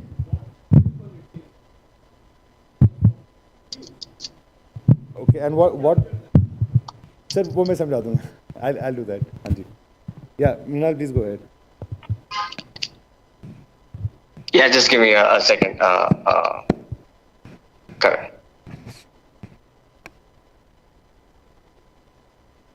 Yeah, I'm just trying to pull up the a sample report. Meanwhile, I'll just explain verbally what we can do. We identify multiple types of defects. We identify whether the common defects that we identify is whether if it's a diode failure. Right? These are different impressions, different types of hotspots that are visible. Right? If it's a single cell hotspot, or if it's a multi-cell hotspot, if it's a string level hotspot, if the string connection is down, if there is a bird dropping. If there is dust on the panel, these give different temperature thermal hotspot signatures, right? So depending on the signature of the thermal hotspot, there are typically around the 7-8 categories of these defects that we can generate from the thermal inspection on our platform. Okay, and the principle and logic used to derive this output? Yeah, principle derived is it's fundamentally using the thermal data, right? This is not possible to do with just a visual image. We need a drone that carries a radiometric thermal sensor, all right? And then post which it's the logic here is the hotspot type, right? All of these different types of defects lead to different signature of these hotspots that's generated. This is essentially a temperature difference between the rest of the panel and where the defect is, right? Or the adjacent panel and where the defect is. This temperature difference leads to a thermal signature, thermal hotspot on the image, and the type of hotspot is what is then used to derive at the type of defect that's causing the issue on the panel. Great. Okay. So, any questions? Sure. Angie, Mike, please. So I have one observation that in your presentation, you also mentioned about this GPR and also showed about the accuracy. So this GPR is deployed on the drone, or it is altogether different? It's a separate, I mean, there are GPRs that can be deployed on drones, but that would only be in inaccessible terrains. For things like roads, you'd use a normal GPR rover without a drone. And for this accuracy through GPR, you are absolutely sure. Reason being why I'm asking, in our company, we have tried GPR POC multiple times through multiple vendors. But every time the accuracy, the desired accuracy had not come. So if it is so, then we would be happy to take it up further. Accuracy in terms of depth measurement? So, okay. So let me firstly tell you the problem statement. So there are, we doubt that there are few consumers who have illegally tapped their service cable and it is underground buried. We don't know. And after that, what happened inside their premises, they have also like cemented, covered up to the meter installation. So for us, it is not possible to dig down inside the premise. So and also it is not possible to obviously dig in the public area. So that's why we wanted to have this thing identified through the GPR, but till now we are not successful. So what you need is not a GPR. There's another technology. I can discuss it with you offline. They're called electronic line locators. You generate a certain frequency and you tag your cable with that frequency, and then you can map wherever, if there's anyone has connected a wire to that wire, you'll be able to figure it out. We can discuss it offline. Okay, sure. Sir, yes, this side. Can this technology be used for the hydro plants where the dam level is very high and the silting is there inside the dam? Yes. So now drones are basically a platform for multiple sensors. When you're talking about dams, drones are used also, like for example, GLOF monitoring, glacial lake outburst flooding, so preempting that, measuring that. Other than that, maintenance issues related to your dam. The minute you're looking at silting and all, we have to use a different platform, similar sensors, but then we do a bathymetric survey which can then tell you about silting and all these other things. Any other questions? Yes, sir. Yes. How you are measuring the depth of cable laying infrastructure, electrical infrastructure? How are we measuring the depth of? Depth of cable. Cable is laid in the ground penetrating radar. Yeah. So basically, it's a function of time. A signal is sent down, and the time it takes for the signal to bounce back is how we calculate the exact depth. Reflection. Yes. Thank you. Any other questions? Sorry, Mrinal. Looks like I'm more popular than you right now. Sure. Done. ठीक है.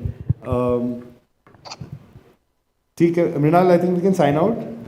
Anyone, if there are any queries related to the... Sorry, yeah, please. Anji. It's actually not a query. I want a solution to a problem. I am Manoj Tripathi. I am Chairman Bhagla Beas Management Board. Yes. And we are operating one of the largest reservoirs in India, Bhagla Dam and Pong Dam we are operating. Correct. So what happens during monsoon, we have to release sometimes excess amount of water what's coming to our dams. And that water flows through the rivers to the Arabian Sea. You must be knowing that there are two rivers, Satluj and Beas, where these dams are situated. So for carrying the river carrying capacity, we can go either for satellite-based dam data or the drone-based dam data. So can you please highlight, because you were telling about the accuracies in your case were in centimeters, where in case of satellite we have heard that it's around 2.5 meter. Yes, sir. So what's the time and the cost implications if we go for such sort of studies here? So, sir, two things. If I understand your problem statement correctly, you want to forecast the flooding or the effect on the rivers based on the water you're No, it's not a forecast. Suppose I'm releasing some amount of water through the rivers. So river has a channel in which it is flowing, and there are embankments on both left and the right side of the river. So what happens if there is some excess water? Because each and every river, each and every channel, it has a capacity for river to flow. Correct. For finding out the river carrying capacity, we need the velocity and we need the elevation, what's the depth of the river. So for that purpose, we are normally using dam data using satellite. Yes. But here you have talked about using drone, you can get better accuracy. Absolutely. So in terms of that, I want a solution whether it's better to go for drone or satellite. And you tell the time and the cost implications in case you go for drone, because here your accuracies are better, you are in centimeters. So, sir, what my suggestion would be is to do a one-time base map generation using drones. And then after that, once you've done that, that gives you your base accuracy. After that, you can overlay satellite data on it or weather data or any other data on it. That's fine. You won't have to do it a second time unless there's change in the characteristics of the embankment. River length here is quite large. If you see from Bhagla till Arabian, it may be hundreds of kilometers there. So what's the time implication here in case of drone if we go for?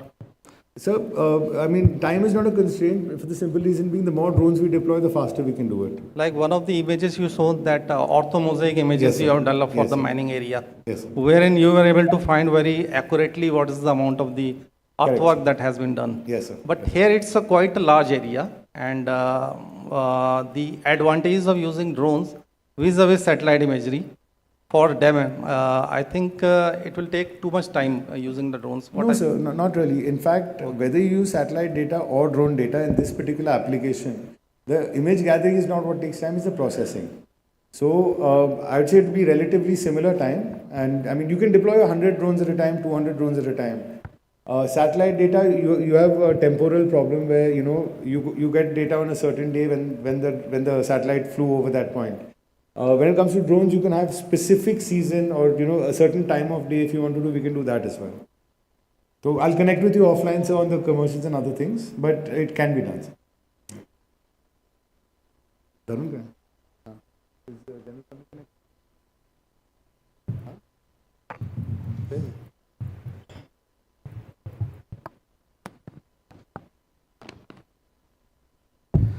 so I'd like to invite now Commodore R. Santosh, Executive Director, ECIL, to please come and enlighten us on anti-drone technologies.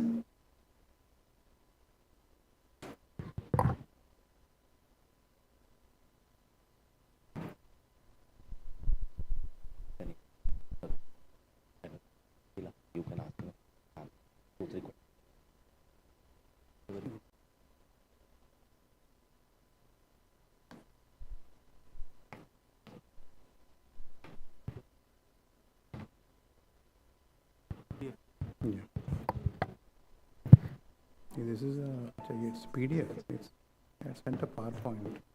You convert to PDF. I think it doesn't matter. This is the one.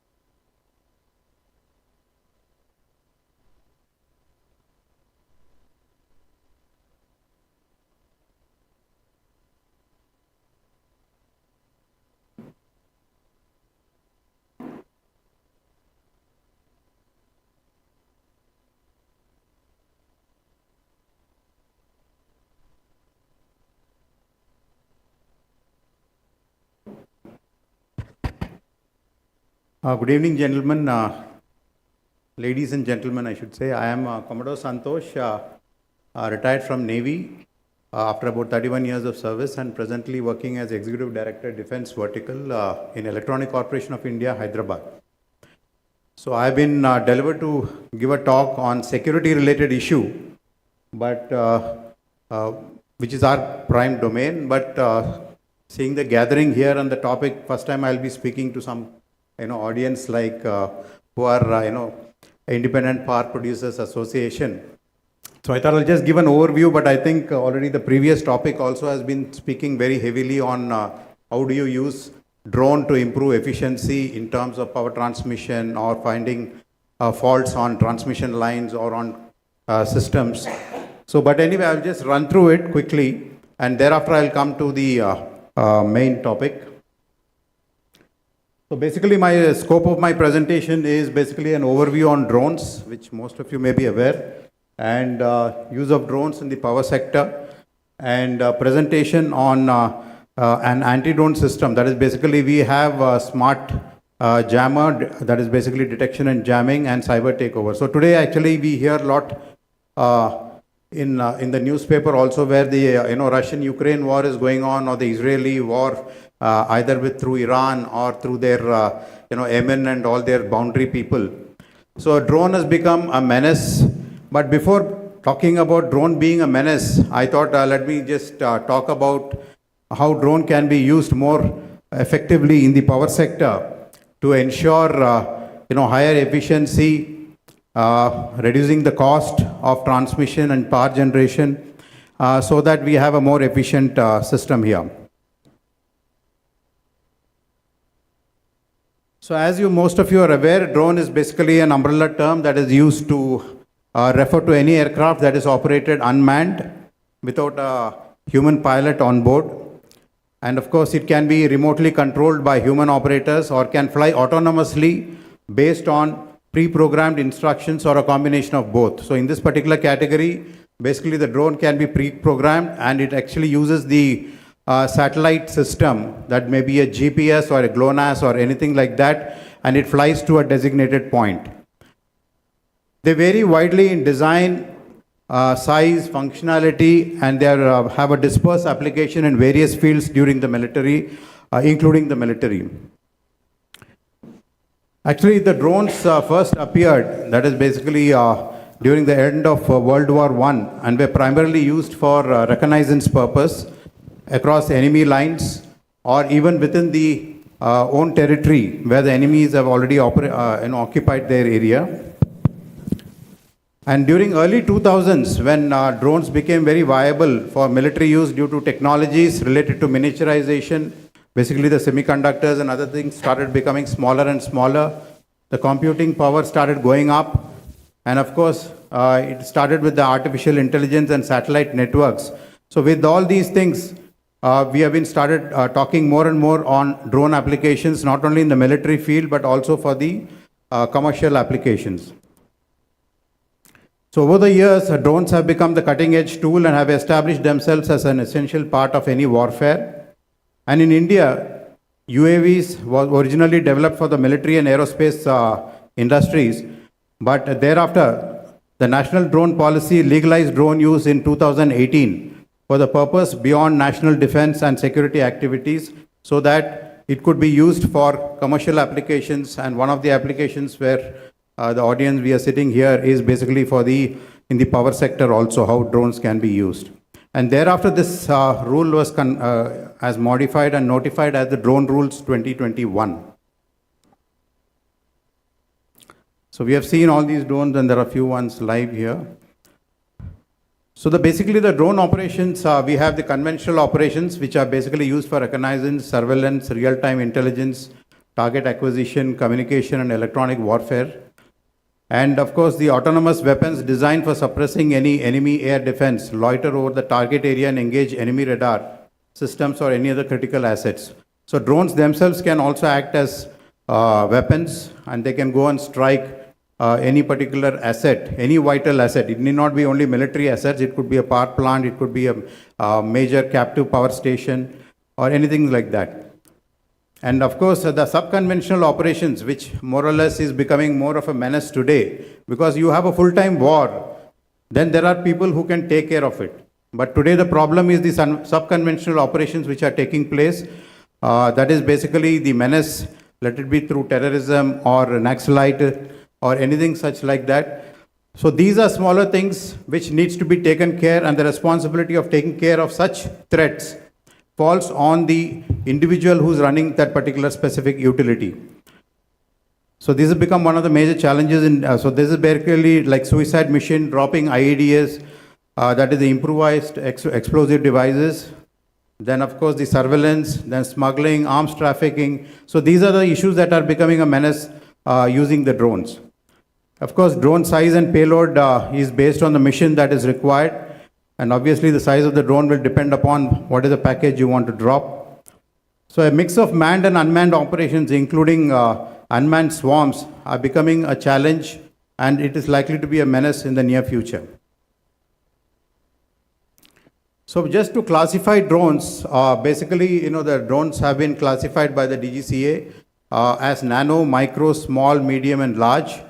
So depending upon the weight criteria and the capability for night operations and also the operation envelope. And as per the present guidelines for operating nano and micro, although all the drones have to be registered with the government, and there is no need for a license of the pilot to operate it. And you don't need a special permission to operate these drones. So you need to register it. So any drone that gets operated in the country, its serial number, make, model, whether what category it falls under, they all have to be registered. I'll just, the significance of this, I will just bring it out a little later when I talk about the anti-drone system. Just a brief glimpse on the drone applications as far as the power sector is concerned. This will be more of theoretical, not of any practical, because as ECIL, we are not developing any software or any drones in this particular area.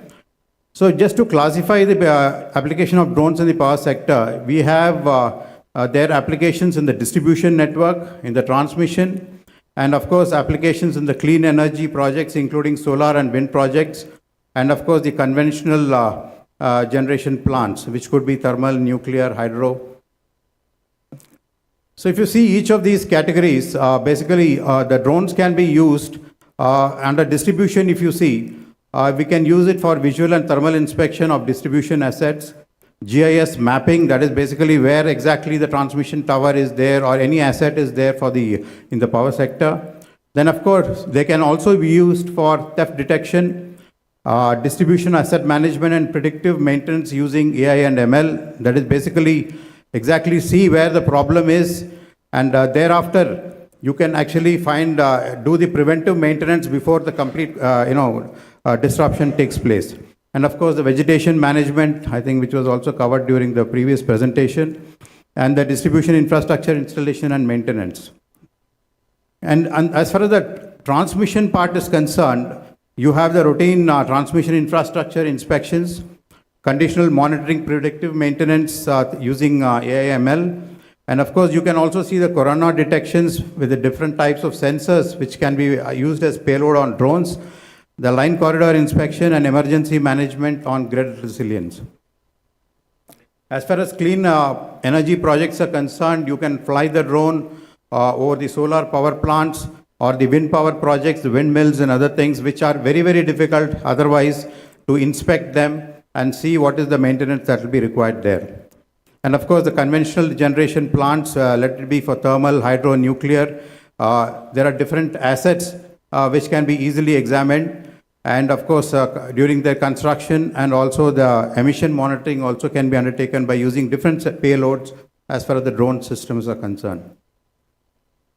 These are sample defects which can be detected by drones, maybe insulator broken or, conductor slippages and thermal hotspots on cables. And these are actually real real photographs which were taken where, there are GIS-based location fixing also can be undertaken. Actually, if you see here, initially power distribution system discom operator was thinking that the particular tower is located in so and so area. That is basically the red spot, whereas actually it has been found that it was located about 46 meters away from that spot. That is the green one which you see there. So actually the asset location can also be easily identified using a drone with a GIS application. Of course, power theft is a common phenomenon in India, because of which a lot of loss is taking place. And of course, the complete 3D model can be worked out with reconstructing the thick vegetation using the LiDAR technology along with the drones. So these are other things on the transmission infrastructure: missing plate along with the insulated chain, missing plate on the rusted, damaged cable strand. So these are things that can be done which otherwise will take months together, highly manpower intensive, and with drones actually these can be done to avoid any kind of catastrophic failure and power shutdowns. Over the solar power plant, you can fly the drones with the infrared payload, and actually you can see the hotspot detection on the photovoltaic panels which are used using the infrared imaging, and take remedial actions as quickly as possible. And of course, on wind turbines, these are massive turbines. To basically see and examine the turbine blades, or even inside the turbine, you can actually move the drones. So basically, use of drones in the power sector will reduce the asset downtime, lower economic losses, and reduce system failure, and safe work environment. Actually, if you expect that this has to be done by manually, this is going to take a lot of time, and also there is going to be a risk to the manpower if he has to climb all those heights and check these systems. And of course, we'll have a better job quality. It will become from labor intensive, it will be more of a technical intensive activity. Now, actually, India has not grown that much as far as the use of drone technology is concerned, to harness the full technology of use of drone and its associated sensors. And as we are all aware, today India is the world's third largest producer and consumer of electricity, fourth largest installer of renewable energy capacity globally. And India has announced plans to become a 10 trillion economy by 2030. But all these will happen only if you have an efficient power supply and power management systems. And what I could recommend is that drones combined with AI/ML assisted data analytics, they present a significant and cost-effective intervention to improve operational efficiencies as far as the power supply management is concerned. And they can identify, predict, and isolate faults, thereby allowing utilities to streamline operations and maintenance. Now, coming to the gray area of drones, that is, so far I was talking about the drone application along with the sensors in the power sector. And today drones are being used for malicious intents. You know that, drones, such a small thing, if it is flying at a very high speed and it hits an aircraft or any other helicopter or anything, which is also moving at a very, very high speed, it creates a severe damage. So we do not want any drone flying in any vital installation area, let it be the airports or over a power plant or any other vital assets. Even I know today we are all military areas. They are actually, you will see specific boards indicating them as a no drone fly area. So we have also seen drones attacking by dropping bombs, let it be on the runways or on vital assets. And here we see drones fitted with bombs. We don't need too many big bombs. Actually, although it may not create a major destruction as far as the thing is concerned, but it becomes a very big nuisance value also. Let us say if there is a bomb that is dropped on, say, in one of the airports on the runway, although it may be a very, very small package of 1 kg, 2 kg, but it creates such a security threat that the whole airport will have to be shut down for hours together, and it will create such a big nuisance and a news. So it becomes more of a menace.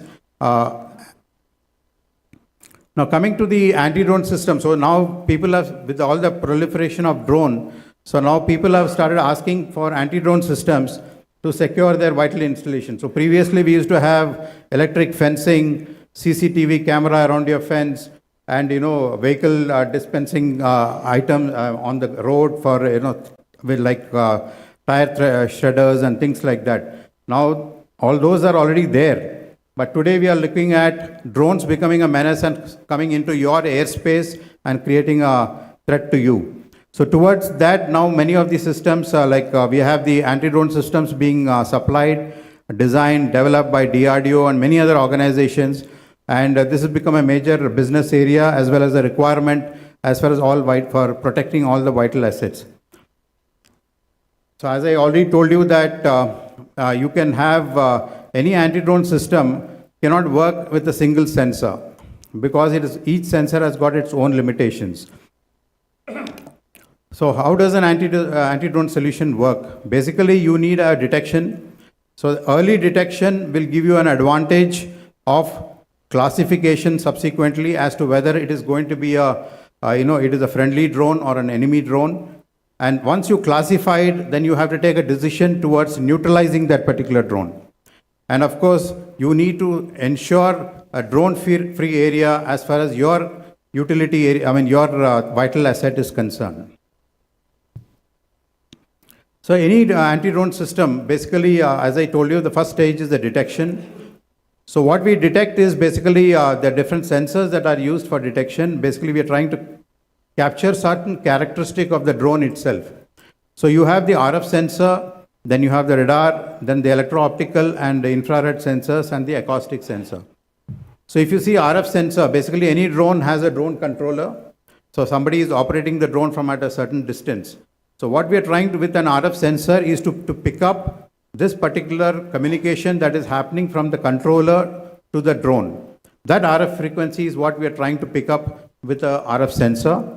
And of course, RF sensor is a passive system because you are not transmitting anything, you are just trying to pick up. Now, in case you are not able to pick up, radar is a more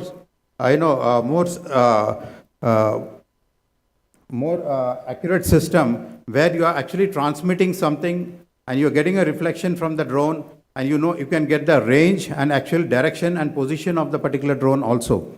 So radar is another sensor that is being used today for the detection of drones. And of course, as the drone starts coming nearer and near, you would like to classify the drone. You would like to visually see the drone also. So towards this, we use the electro-optical and the IR sensors where you get the image of the drone, and that can be seen on your C2I screen, and you can clearly classify whether it is carrying any payloads or what is the type of drone that you're looking at. And of course, acoustic sensor is much at a very closer range where you're actually trying to pick up the sound of the hepters and other things which are operating on the drone.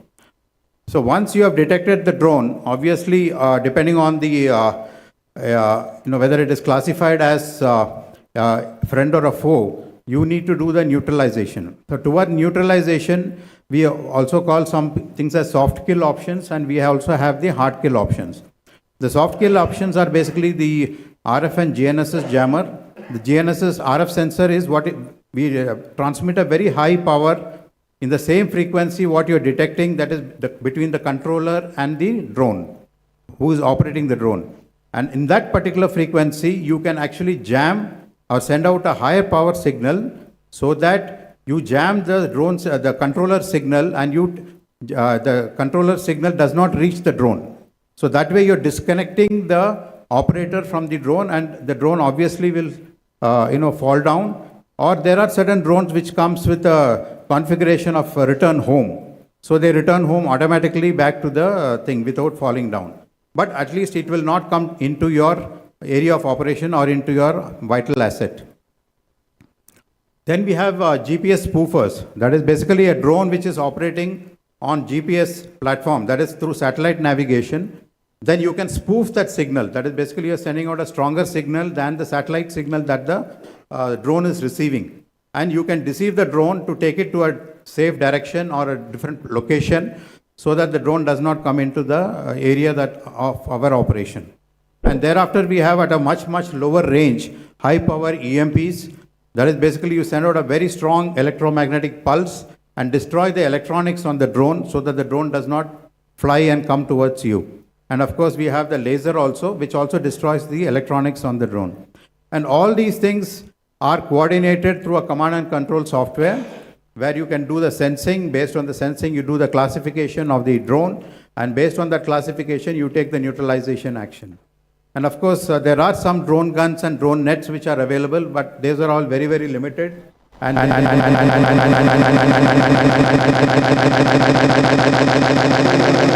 Drone radars. They operate, some of them operate in S band, some of them operate in the X band. And since the drones move very fast and the range they operate and detect are very, very less, so it is difficult to have a conventional rotating radar system because you may miss the radar drone. So what they generally do in the world these days is basically you have radar panels which are covering an angle of 120 degrees each. So you don't have a rotating antenna. You have a fixed asset based on which your detection probability goes high. These are electro-optical sensors. So here we have got two types. If you want a longer range, they have to be cooled sensors. And if you have a shorter range, then you can also use the non-cooled sensors. With cooled sensors, of course, you detect lesser heat very easily, and you get a much higher ranges.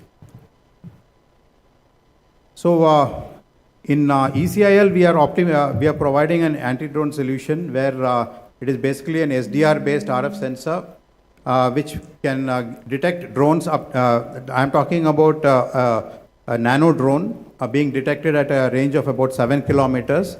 And they are basically, and also we have a X-band radar which can detect drones at about 5 kilometers. And also electro-optical sensors which are 2 kilometers, and the RF GNSS jammer up to 5 kilometers. So this is the system that we have. It is actually a man-portable system covering a frequency band of 400 megahertz to 6 gigahertz, which is basically covering the complete ISM band in which all the drones are operating today. And they have got detection, classification, and you can also do the localization. You can actually do the localization of not only the drone position, but also where the drone operator is operating from. At what distance is he operating from the drone? That also can be detected.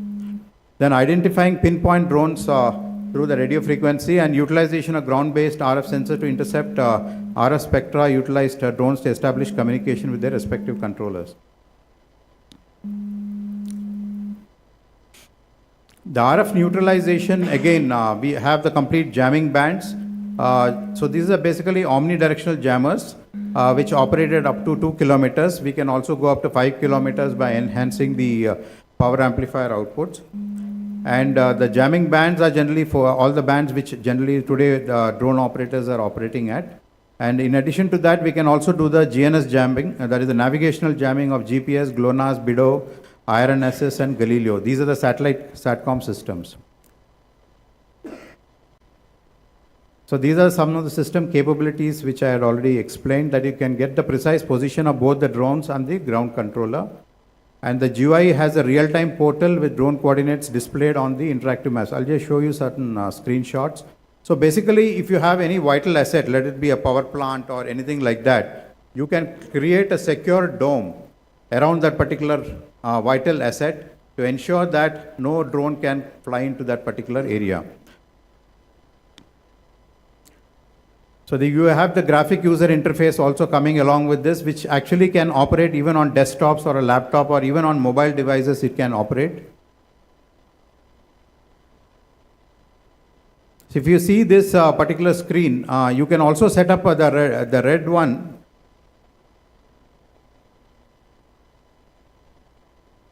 It doesn't have a pointer, right?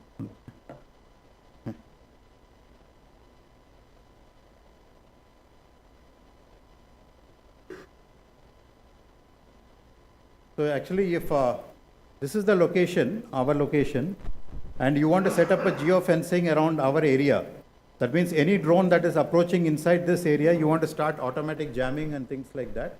So that also can be easily initiated. And this is the GUI that actually comes. So this is the drones that have been detected, and your sensor positions are here. And this is the drone operator, and this is the actual drone which is being flown into your area.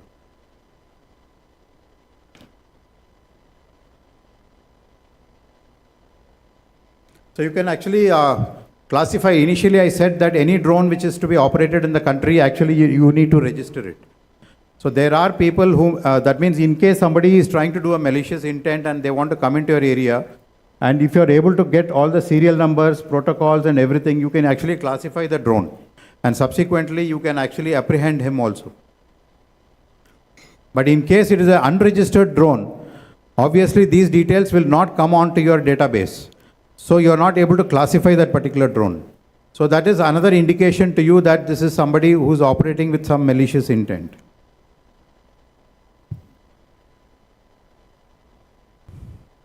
So you have the complete classification, you get the latitude, longitude, what is the height it is flying. So all this can be done with your RF detection of the drone.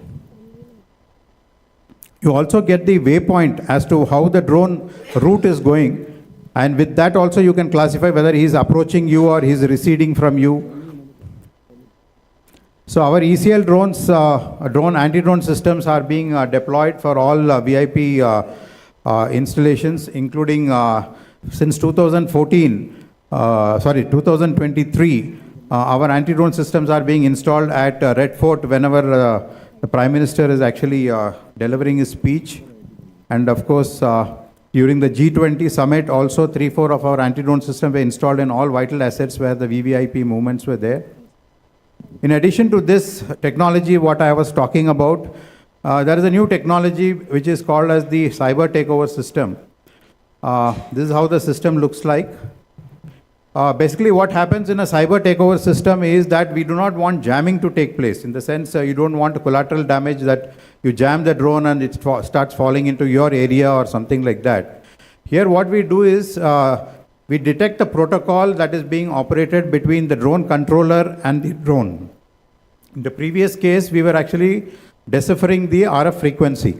Here, we are working on the protocol of the communication that is happening between the drone controller and the drone, and thereafter you send out a signal changing that in that same protocol to move the drone either away from you or to make it land in a particular specific location which you can initially pre-program as a safe zone. So these kind of applications are very useful in an airport like scenario where there are many other communications are happening and you cannot jam a drone.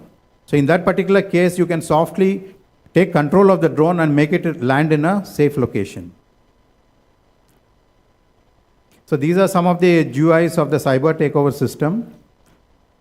So the cyber takeover systems can actually detect autonomously, then track these particular drones. They also identify the drones, including bringing out the drone vendor, drone type, serial number, because these are all databases that are continuously updated on the software, and mitigating by either sending it back away or you can make it land safely in a designated area.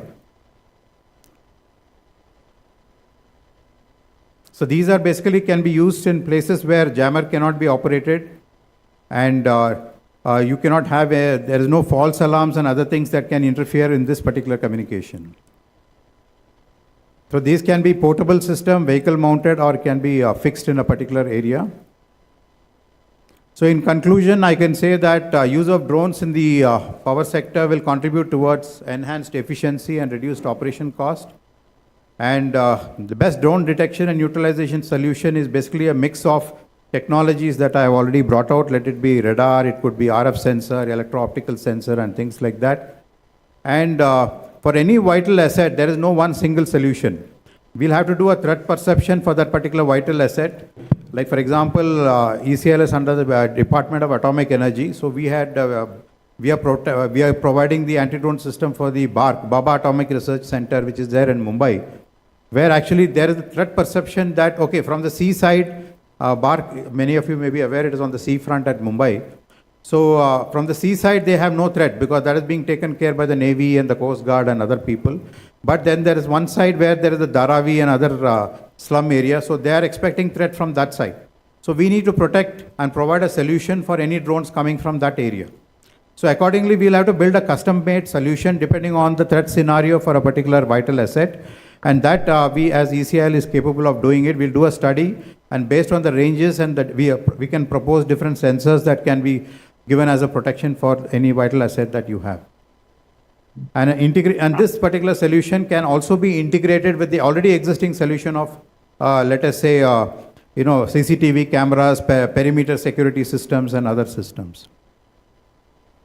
The most of the references that I got from as far as the drone application for Indian power sector, there is a lovely white paper. I think many of you might have read it. So this was prepared as part of the South Asian Regional Energy Partnership, which was conducted in February 23. And this was actually done by the United States Association for International Development and our Power Finance Corporation and Government of India Power Ministry. So most of these things, so I would like to, show this as a bibliography where I had taken this as the reference. So thank you very much and Jai Hind. Thank you so much, sir.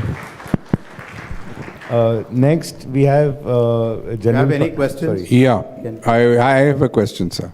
At what speed would a drone fly 5 kilometers, which is a threat? And how much time do you have to do all this reaction? Generally, the drones fly between about 250 meters per second to 300 meters per second. That is the speed at which they are flying. And so if you take a range of 5 kilometers, so obviously 5 kilometers means 5,000 meters. So divided by 300, so you have about 4-5 seconds. 2-3 minutes you have. And when you said you have a system which automatically switches on. Yeah, you can set up the geofencing. So you do the initial detection, let's say at 5 kilometers, 6 kilometers. And thereafter, if you think, let's say it starts entering your asset, which is at around 2 kilometers or 3 kilometers from where you positioned your anti-drone system, then you can put a geofencing and automatically the jamming can start. What is the kind of interference that electromagnetic waves of the power station, high power station, would have on the drone and the jamming system? No, I don't think there will be any effect because as far as the drones are concerned, they are all EMI EMC proven. So they are not actually affected by the electromagnetic fields which are there in the atmosphere. So when we do transmission monitoring of high tension, we have to maintain a distance. So I was asking you in that context because we are all power walas here. Yeah, I don't think they have any effect because what happened, that's what I'm trying to say, because any drone, we have got conduction emission testing and also radiation emission testing. So in this particular case, what happens is we have got RE103, RE102. There are certain EMI EMC tests that have to be done on the drones, for which they have actually there are different ways of getting them sealed in and ensure that these electromagnetic power, which may come from your transmission line or any other thing, it does not affect the electronics on the drone. So they are actually sealed and done. So obviously what we are going to use for these particular applications for power sector will have to be EMI EMC compliant drones. Last question, these 4-sided radar you showed, what about radiation risks? Radiation risks are always there. So there are certain guidelines that you have to follow, that you do not, come very close to the radar when it is operating. So obviously, one is any of the radars or RF sensors or anything, they have to be placed at a certain height. And also, no man should be operating close to it when any transmission is. But they are running 24 hours. Yeah, they will be running 24 hours and they will be placed at a pedestal where no man can actually be moving around in that area. Okay, thank you, sir. So we use drone in our area of operation. So particularly on one occasion, what happened, our drone got crashed. Sorry to interrupt. Can you please identify yourself? Thank you. I am Praveen Goyal from Noida Power Company Limited. So we use drone in our area of operation, and on one occasion, one of the drone got crashed. Once that got crashed, then we recovered the damaged drone, and then it was sent to the manufacturer, OEM. And subsequently, they discovered it is because of the electromagnetic interference, it got crashed. The electronic circuitry got damaged. So as such, it was near to the telecom towers. It did not hit the telecom tower, but it was precisely because of this electromagnetic interference. So one observation is this. The second one is about the insurance of the drone in the country. I think these insurance players are not very much forthcoming to get the drones insured, they charge very hefty sum and then they put lot of conditions. So something, if it could be done at that level, it will be really good for all the stakeholders. I think first thing is, I think the drone technology in the country is still evolving. And getting insurance for a drone and other things, I think, is still far-fetched. So I think it will evolve. I mean, I can only comment that much.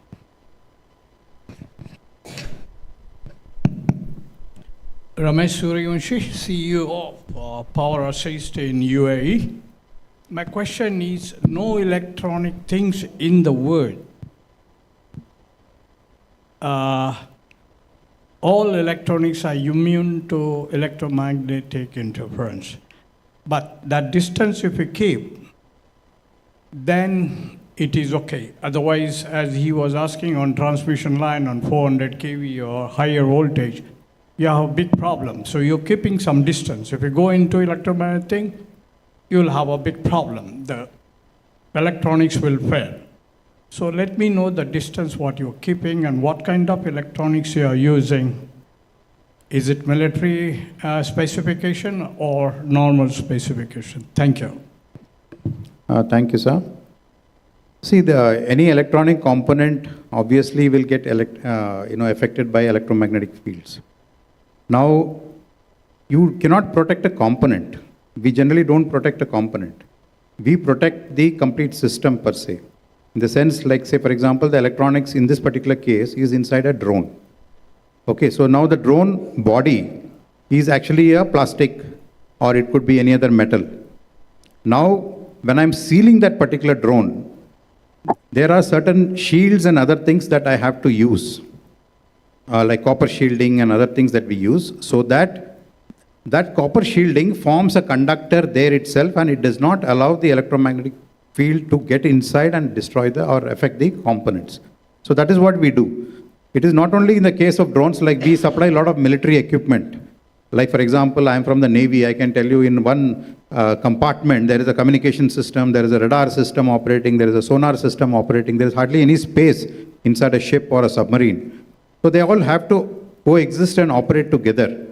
But there we ensure that proper grounding takes place, each of the systems have proper shielding is taking place, and especially their power supply are also there. Every subsystem has got its own power supply. So they are emanating, may not be in KVs or something like that, but definitely they are emanating certain power. So the power supply system itself is shielded, and all the other subsystems, so there may be a radar, there may be other things, that also gets shielded. So that is how in a dense electromagnetic environment, you have to ensure shielding and other things. And when we build and design this equipment, we also ensure that these shieldings are also designed along with the design of the equipment, and they go through intensive electromagnetic interference and compatibility tests. Like for example, ECL, we have a complete chamber where even a vehicle mounted system can drive into that particular chamber and complete the EMI/EMC testing is done. So that is how it is done. And definitely when you're in drone applications, obviously the drone cannot go very close to the transmission line. Now, why it need not go. Why should it go? Now, for example, if you have a camera as the payload, which is fitted, a photo camera, obviously you can zoom in with that particular camera, or even for the obviously for thermal and infrared, it may have to go a little closer because of the ranges that you may not get. But there also you have cooled cameras and other things. So there has to be a standoff range. There has to be a standoff range. I will not be able to define exactly how much distance it can go, but there will be a standoff range at which you will have to operate, and there you will have to use the capability of the sensor to detect whatever you're looking at. Yeah, I could note it down that your electronics is built into a shield, which is protective.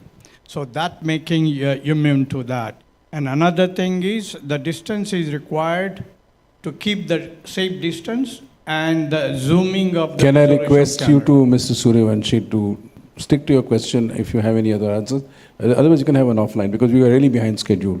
Yeah, I'm sorry for that. No, you don't have to be sorry. That. It's fine. I It's fine. don't No sorry issue. for No that. issue. No issue. Now, sir, one last question. When you have a transmission line which is 100 kilometers long, how do you propose to monitor it? Because it may mean you have to cross a river or road, or you have to go into a forest area. Are we looking at beyond visual line of sight drones, which is another issue? How do you propose to do that? Yeah, today whatever we are operating, like for example, I was talking about drones coming into you at a range of 7 kilometers, 10 kilometers. They are all coming beyond visual range. So the drone operator is able to control the drone in the RF frequency, but beyond the visual range. So here also you can have drones. The drone is only limited by its power. Battery, because all the drones are operating with battery. So that is the only limitation that you have. But otherwise, visual range is not required for operating a drone. So now, let's say you have to examine a transmission line over a river which is having 3 kilometers width or something like that. So obviously, you can fly the drone from one side to the other side. It is not a major issue in this. And if you go for bigger drones, I think these drones have got much bigger ranges, and you can cover all easily 10-15 kilometers. It is only limited by the battery power. Are you going for Mr. Pannu? Purpose. For reconnaissance purpose, what is whether any soldier can keep it with him in his pocket or bag or something? Yeah, today you see, like for example, you go to a marriage, somebody is flying a drone. That is, that is a big size. basically a nano. Basically for army purpose, I am saying. For your military purpose. No, for military, we don't manufacture drones. That is what I told you right in the beginning. In fact, today the bigger drones like Heron and other things are being imported from Israel and US and other things. So today we have drones which are being, a drone is basically classified by its size in terms of RCS, that is the radar cross section. So we classify it as a micro drone, nano drone, sorry, when the RCS is 0.01 square meters. So that is a very small drone. And those which are flying beyond visual ranges, which have got a high endurance of flying of 7 hours, 8 hours, those are like as good as something like a mini fighter jet kind of a size drones. Thank you, sir. Karan? Thank you very much. Thank you, sir. I'd now like to invite General Pannu. He'll be joining us online.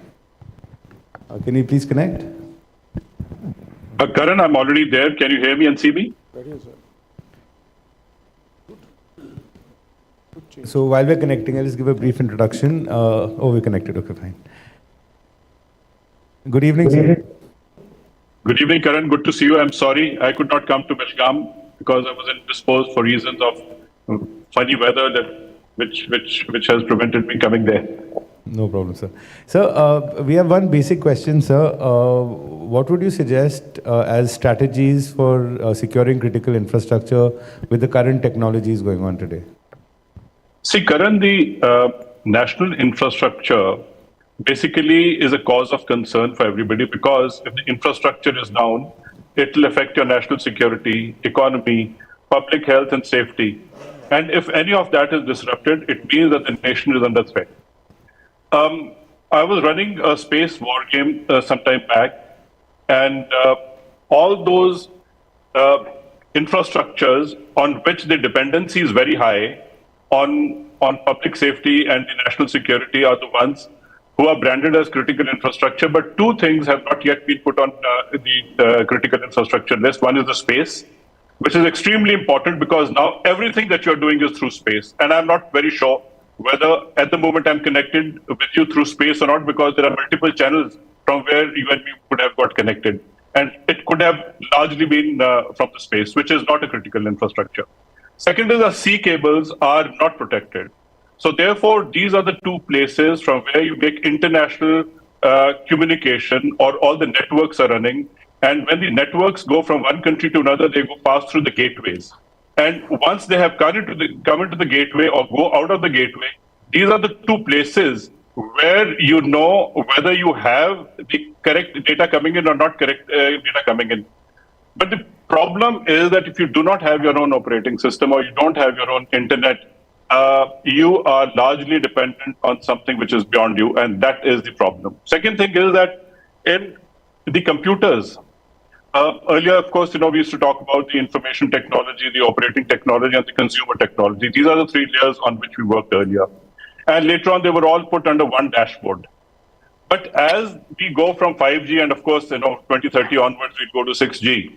you will realize that the latency is a problem. Whenever you have sensors working anywhere, and the sensor will go through bandwidth, say if there is 5G, still we have a problem of latency. It means the response system is not what is desirable.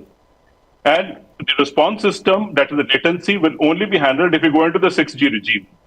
So as a result, more latency you have, more interference you can get. And therefore, most of the systems which are networked, today, you have a mobile in your hand. Mobile is a very small gadget, but we call it mobile phone. Actually, it's less of a phone and more of everything else, actually. It is a device, which is a listening device. It is a hearing device. It is a processing device. It is a very powerful operating system. It is, in fact, more powerful than the laptop or the desktop which you have on your table. So as a result, what has happened is that the reachability has increased. When the reachability has increased and people who have possession of a smartphone, if the public is not trained or educated, the first layer is that you have to do skilling at the level of public. If the skilling is not there, then you have to make sure that the processes are in place.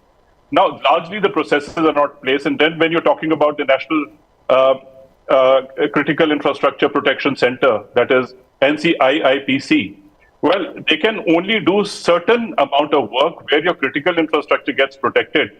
But the problem is, say, for example, in the IPPAI meeting, I'm sure you would have discussed about the smart meters. Now, what is the origin of smart meters? Then is the chip technology. When we do not have any testing by the TEC and certification, without certification, if you put anything else in the cyber world, first you do the reconnaissance, then you infiltrate. Then once you infiltrate, you can go and sit in anybody's system without anybody knowing it. In fact, when I raised the cyber agency, the officers would say, sir, I'm sitting at this point and I'm listening and I have all the literature with me. What do you want me to do with this? So very quickly, either you say kill it, or you say you hack it, or you encrypt it, or you see, the military is not into WannaCry, ransomware and all that, where you will do something like that. But the private agencies, of course, are making a lot of money. Today, Jamtaras of the world are literally making huge amount of money. That is a parallel economy which is being run. And I think there's no government control over it. Otherwise, by now the government would have actually made sure that you do not get unsolicited calls. You do not get the websites which are fake. You do not have systems which you can trust. So therefore, I think more we import and less of the technology that we have in India, more we have a reason to fear that any of these sensors which are imported, to the connectors, to the entire transmission is also at the mercy of somebody who can actually continue to do reconnaissance. And the moment they find that their target is that they have achieved, then they can decide what to do with it. So therefore, it is the IP address which is a problem. You cannot hide the IP address. And a lot of research is being done if you can have IP addressless systems. So therefore, when you're talking about even for the industrial use, you have SCADA systems which work. The SCADA systems are also made of all the critical components which you do not know the origin of. Largely, people are sourcing it from a third country, saying that your adversary is not the one which is supplying it to you, but it is not your adversary which is directly giving it to you. And even if it is giving it to you or if it is coming from a third party, the problem is in standardization. And against the standardization, you do your testing. And once the testing is done, it is certified, then at least you know that there are no bugs, there are no loopholes, and you can't have anybody coming from outside and getting into your system. I think that is something that one has to be very careful. At the moment, we are only at the people's thing. The policies and technologies are still lacking. And I think it is not only on India the technologies are lacking. Very few countries in the world, or I would say no country in the world, can build the whole system which is working autonomously or which is running as their own indigenous stuff. So global cooperation and global partnership is extremely important, how you resources. And of course, credibility of your source over a period of time will prove whether you did the right or wrong thing. How do you buy a patch? I had a problem that I used to get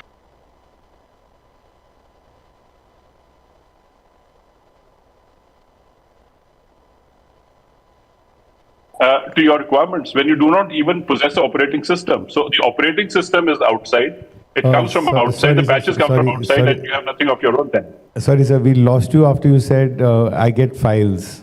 How do I get a patch and I get files, and there was a break in the network?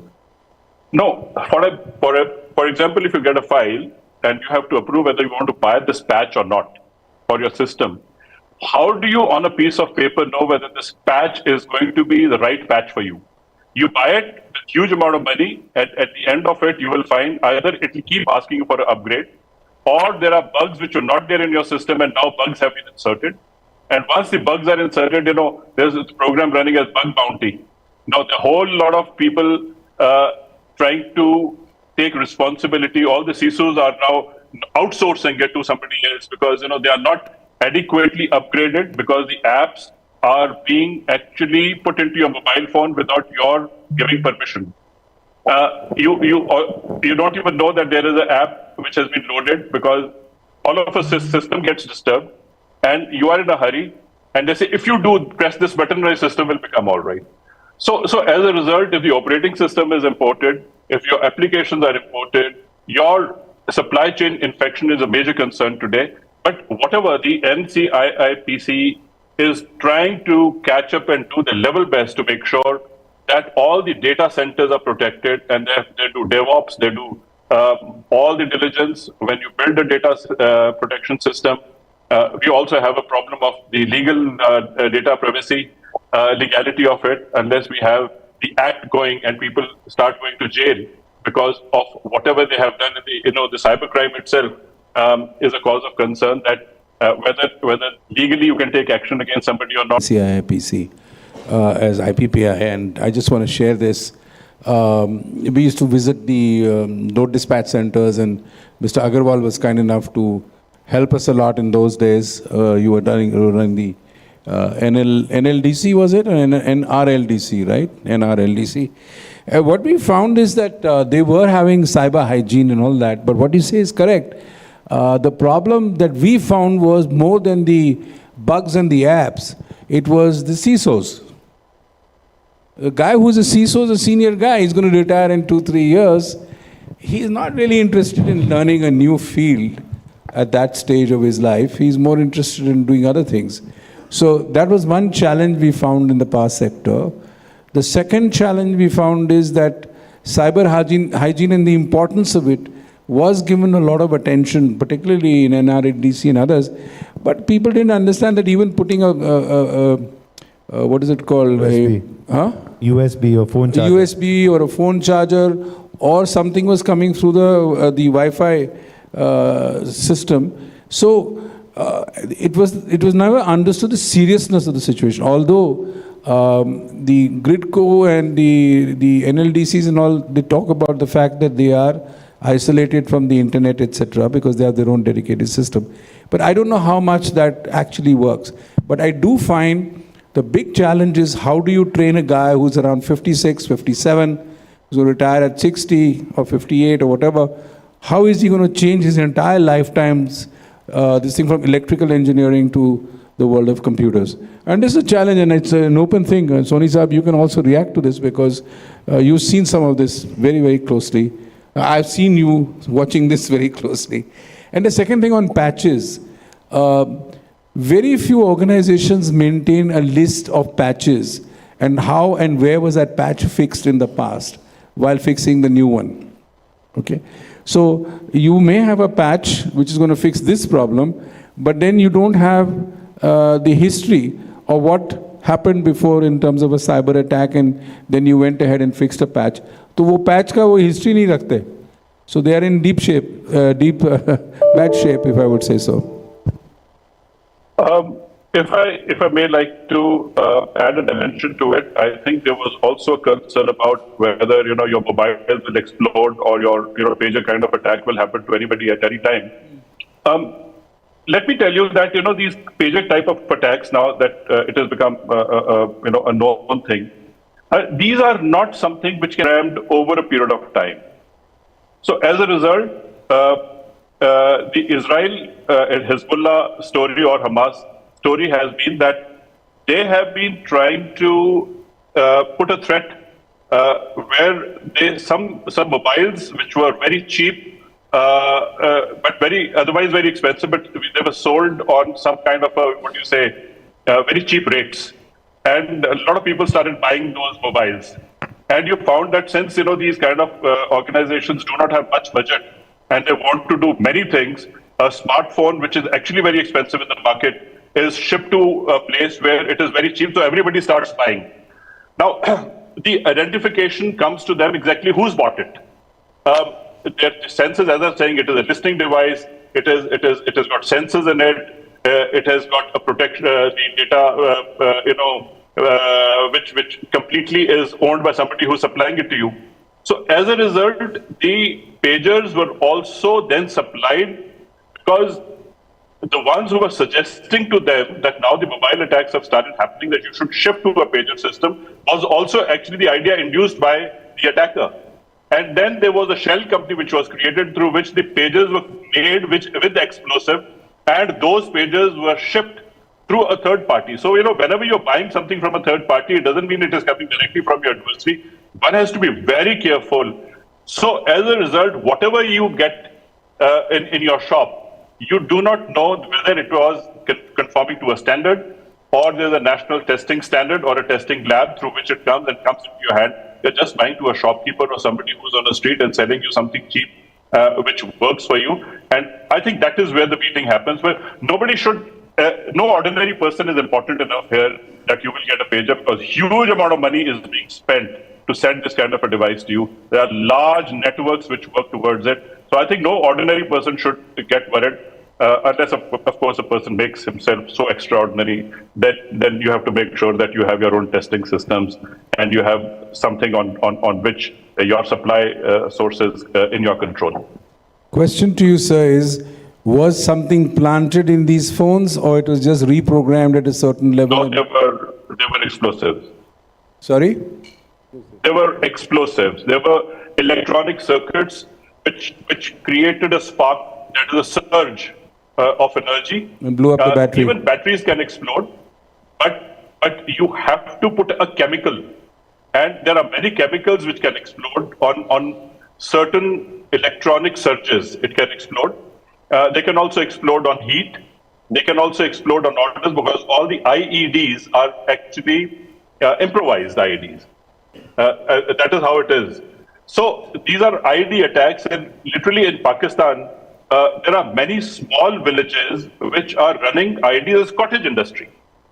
And even they have become very sophisticated, because whether they are solar based, or they are based on electronic emission, or they are based on certain degree of light, in the dark it won't work.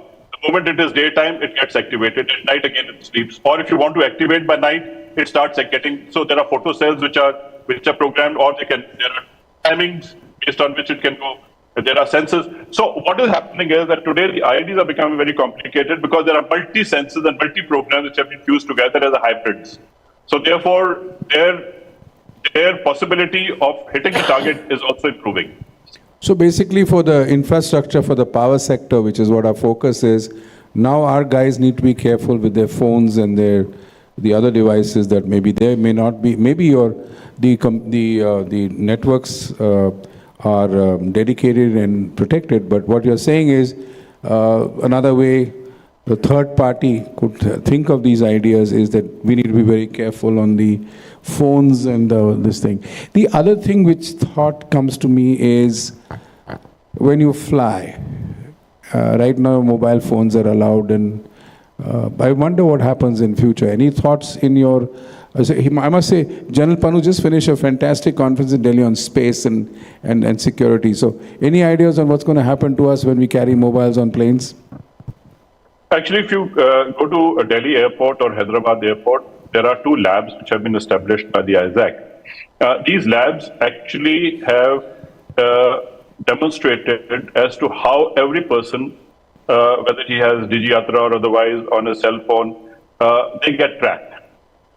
We did a test exercise that we said that somebody's mobile phone or certain device has been lost in the airport.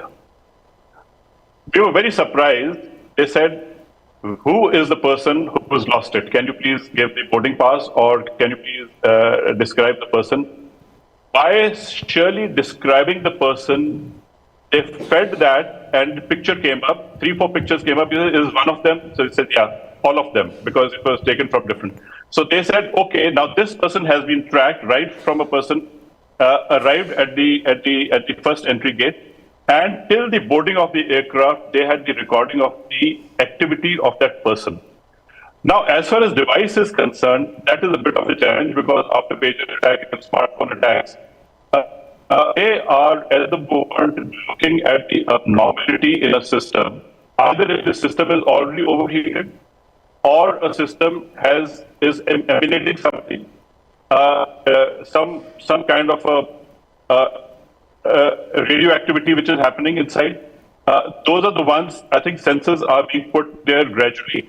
But till the time they get 100% proof that this kind of attack is going to bring the aircraft down, I think we are still safe. And over time, in fact, I was having the CISF airport security in charge in my conference, and he was saying that one hijack threat, even by a school child or somebody from outside, he says, we have to go through a diplomatic channel. If somebody from Dubai or France or Italy or any nation has sent us an email like that, he says, but it takes whole lot of system that we go from embassy to embassy, we go from government to government agencies, the agencies talk to one another, and these systems are being refined. Because at the end of it, it is those countries from where the threat is emanating, they are very concerned about their reputation.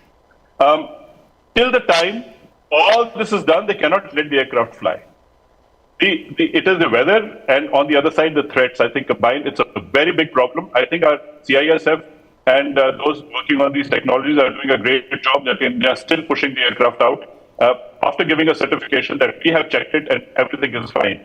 Imagine a person who has to sign that certificate. If one of us was to sign that certificate, I think we would just say, let me play safe and let this aircraft not fly at all. Yeah, Commander Santosh would have to comment. Good evening, sir. I am Commodore Santosh, Executive Director Defense presently. Just for the audience, I think during the 1990s, the Iranian nuclear power plant, where the PLCs were hacked and the complete, plant operations were jeopardized.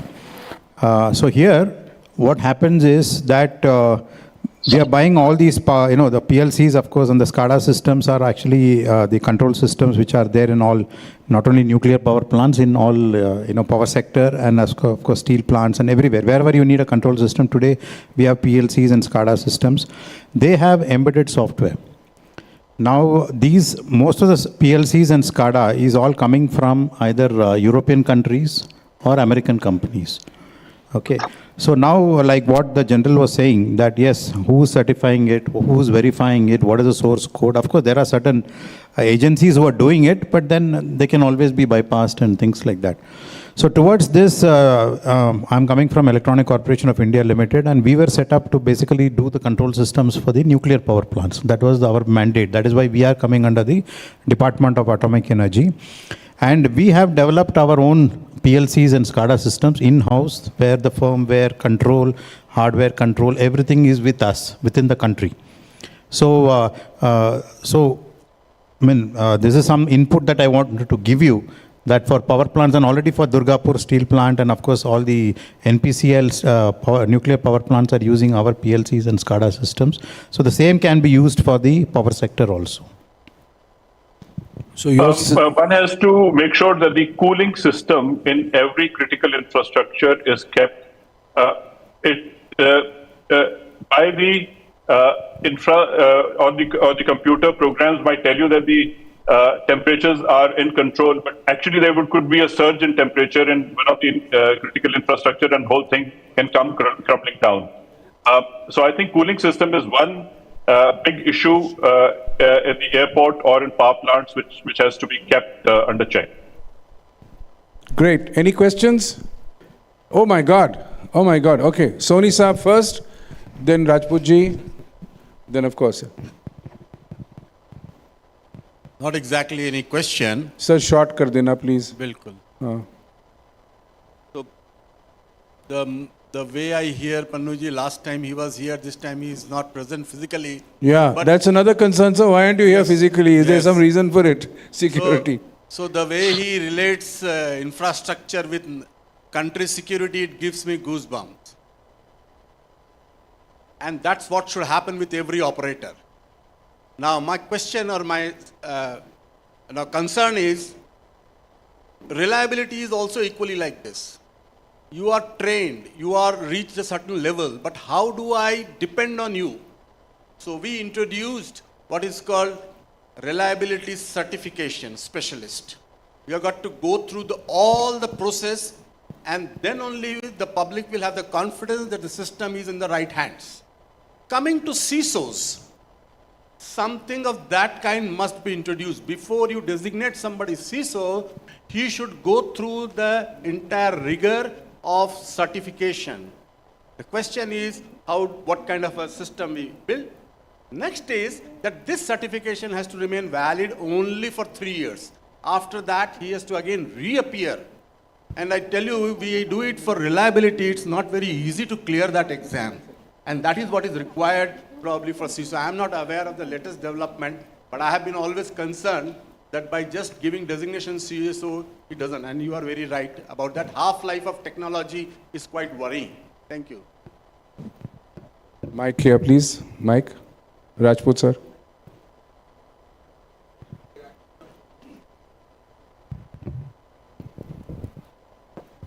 Namaskar, sir. Great honor to listen to all stalwarts and the experts in the field of the security.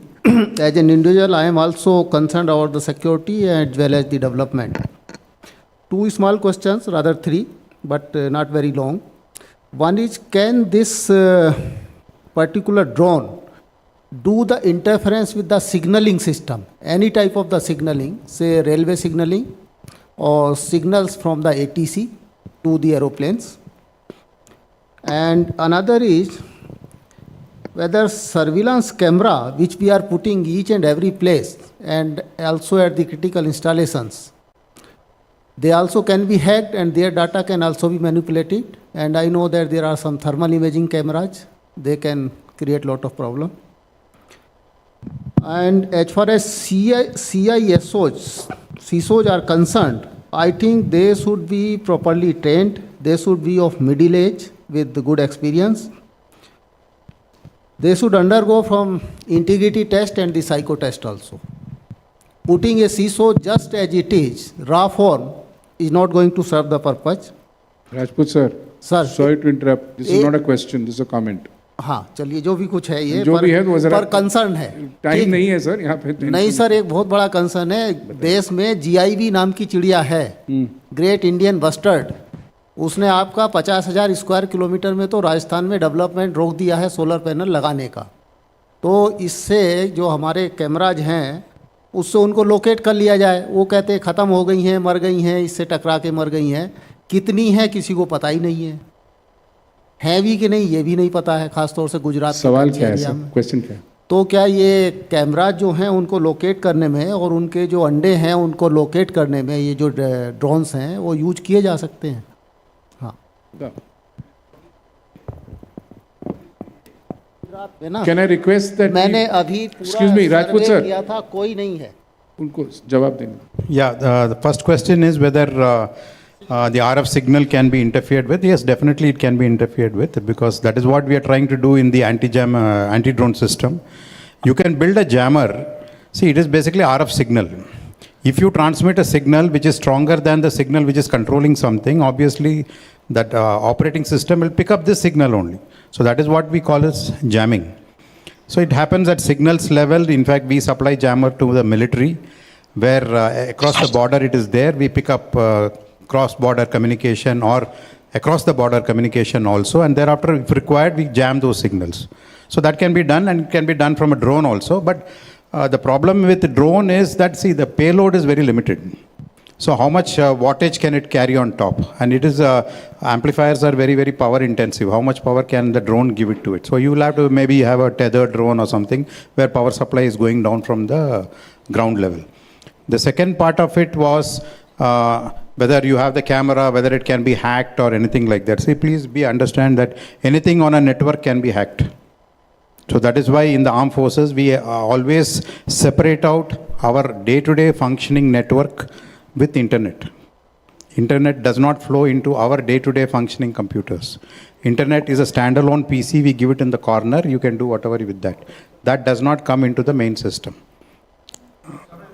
Yeah, so most of it is all done like that. And third, I think, was a comment, so I don't have nothing to say on that. Sir. Good evening, sir. I'm just scary that we are putting in millions of smart meters. Is there risk? I was just wondering that one fine day there is one broadcast message and 1 lakh meter go out of the grid and the grid collapses because sudden throw of load. So how to ensure that each and every meter gets tested to that protocol, that there is no hidden chip or something like that? And the other is the number of operators are joining the grid. Now we have got number of entities, every day new entities are coming in. So can there be a system of vulnerability test by some expert agency, or can there be a system of deputation from a expert agency to all the entities which are joining the grid for just setting up the proper security setup, just like the air marshals? They are from recognized forces and the airlines don't recruit them. So can we think of that, sir? I think it's a very important question. And before the experts answer, let me tell you as a layman what I went through. I was sitting in England in the Cambridge University on the day the WannaCry attack took place. And I was sitting with Dr. Ross, who is the advisor to the UK and the US government on cybersecurity. And I said, sir, don't you think we should find out who these guys are? He said, no. We should find out the National Health Service for not upgrading their computers. So I started talking to him, and I said, sir, in India we have thousands and millions of relays which come through a tender process, which are basically from a third country because they're cheap. And he says, I said, sir, what should we do? So he said, you must be nice to the third country. I said, what do you mean? He says, because those relays may have backdoors, may have traps, where all they have to do is switch and your entire system goes, because you can't change million relays, right? But to protect ourselves from audit inquiries and the triple Cs, we bought the cheapest, right? He also told me your power plants have PLCs, which have components. It says Siemens or it says something nice on top, but the inside components are from a third country. So you have no idea how vulnerable you are. You won't even know what hit you in case this is true. So you are saying you're scared. I used to not sleep nights thinking about what could go wrong. And now with General Panu telling us that now the mobile phones and these things are blowing up, I think it's a very exciting environment. And it's a very interesting point at which we conclude this conference, because let's shiver and contemplate how we can sort this out. On the point made by Rajput ji and this thing about CISOs, it's very difficult for a guy who's an electrical engineer to understand his whole universe of computers and this universe at the end of his career. And that's a challenge. General Panu, any points from your side, sir? You mentioned about the smartphone. Actually, smartphone is more powerful than anybody imagines it can be. Both ends. Somebody can use a smartphone actually to get into a smart meter because it has an IP address. And you can continue to do a reconnaissance, and you will find if you can get into 1 or 2 or 3 IP addresses of the smart meter, you can actually find your way and continue to do reconnaissance. Look at the weakest link of any critical infrastructure, it can actually land up anywhere because everything is networked. Earlier there was a separation. You know, we had UHF, VHF, HF, all those things. Everything has become smart. Software-defined radios. Everything is electronic. So electronic warfare has become actually more important than the CBRN, because the CBRN is more targeted in more physical form. But the electronic warfare cannot be seen. It just catches on a vulnerability, and the cyber attacker maps the whole thing, and for days on, it doesn't disrupt anything. It knows that it is actually sitting in somebody's pocket. Your smartphone is in your pocket, somebody else is sitting in your pocket and going to operate your systems. It could be economy, it could be your health, it could be anything. The implants and the wearables are also at risk. Thank you, sir. Thank you very much for this frightening thought to end this conference. We are suitably frightened. Ladies and gentlemen, I think this was enough on trying to protect infrastructure. Unfortunately, my session has been shot down because of shortage of time. I'm going to also ask apologies from Bajaj Saab before he beats me up. Sir, time nahi raha, sir. Kya kare? So please forgive us. But we'll have an offline session on that very important subject. Thank you. I beg your pardon. Net zero. Absolutely. Sir, ये सुनने के बाद तो zero ही लग रहा है sir. कौन सा zero रह गया? Yes. You want to say something, sir? Just take a mic because we have to wind up and we have these awards now. I don't know. We seem to be having a very, very bleak picture here, but that is not true. Okay. Yes, we have to be careful. We have to be like we have ECIL partnering with the startup firm. We actually set up the SOC, Security Operations Center for Power Grid Corporation. Okay. So where today, I mean, it is not that things are so bad and okay, maybe 5-10 years people didn't know what was happening and things like that. But today all systems are in place. Somebody was asking who can do the vulnerability assessment or something like that. There is a certain empaneled firms who have been empaneled to do the vulnerability assessment.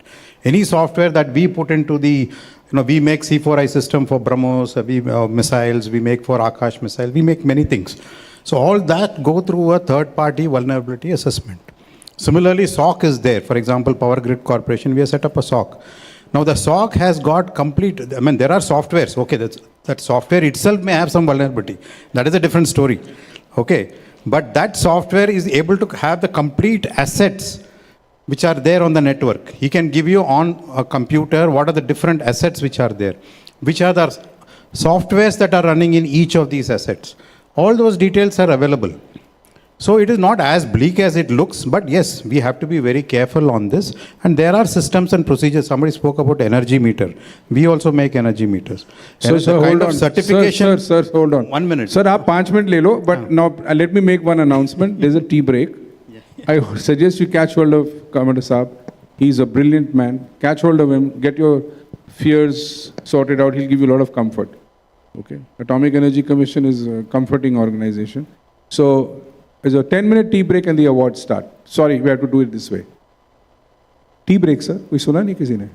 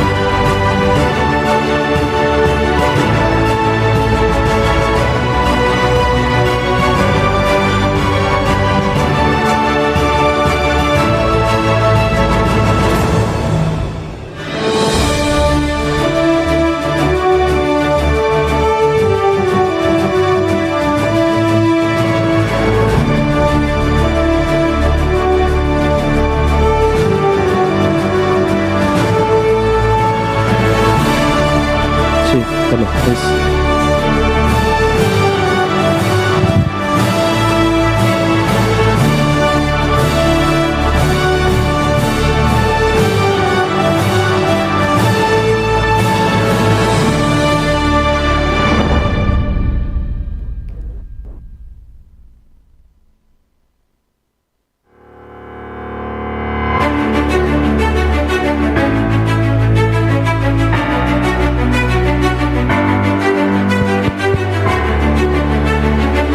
Ladies and gentlemen, esteemed guests, distinguished regulators and policymakers, it is my honor to welcome you to the Power Awards ceremony, making the grand finale of the 25th anniversary of the Regulators and Policymakers Retreat. I now invite Mr. Ghanshyam Prasad, Mr. VP Raja, Mr. Arin Prashar, Mr. Rakesh Nath, Mr. VS Verma and Mr. HL Bajaj on stage for starting the award ceremony.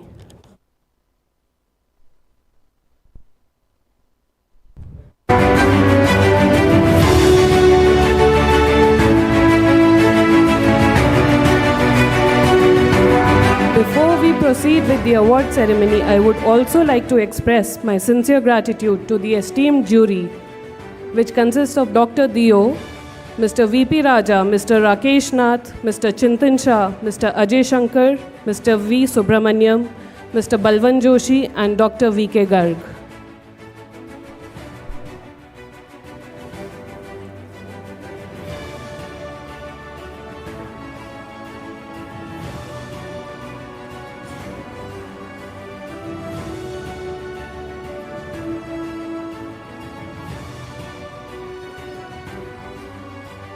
Without further ado, let us begin the Power Award ceremony. Please join me in congratulating our awardees and celebrating their outstanding achievements as we declare the Power Awards.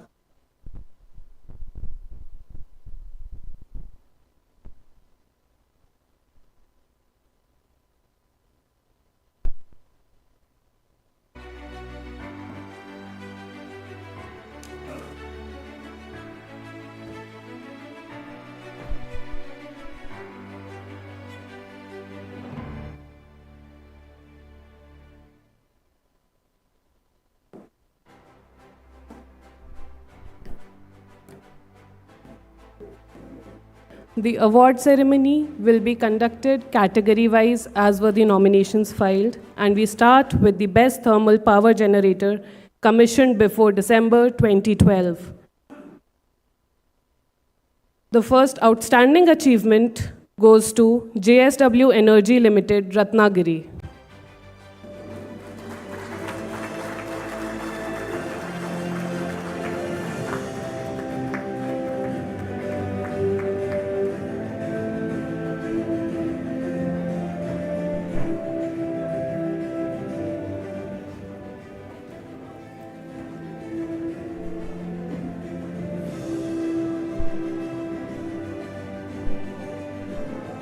May we have a round of applause?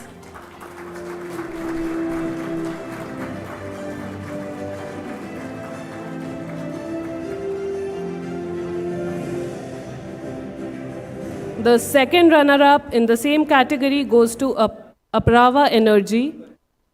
The first runner-up, since Aprava Energy, there's nobody here, we will send their award. The first runner-up goes to WPDCL, Bakreshwar Thermal Power Station. May we have a round of applause again?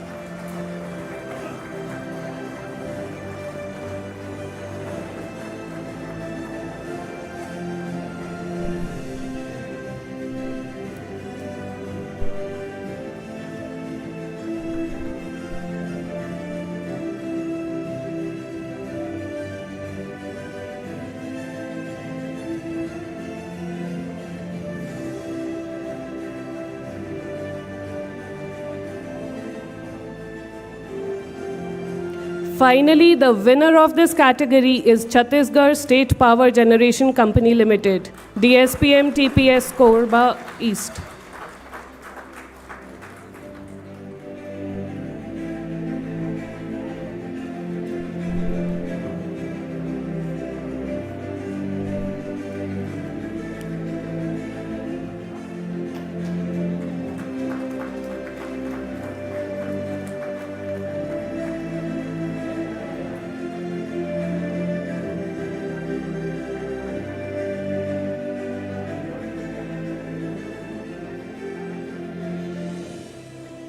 The next category of awards is Best Thermal Power Generator commissioned after December 2012.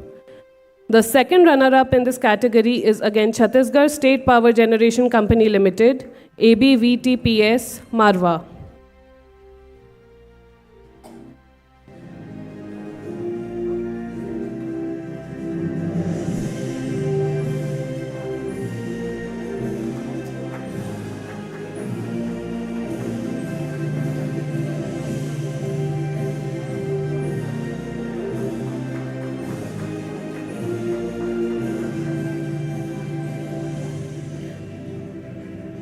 The first runner-up in this category is Chhattisgarh State Power Generation Company Limited, HTPKWEXT.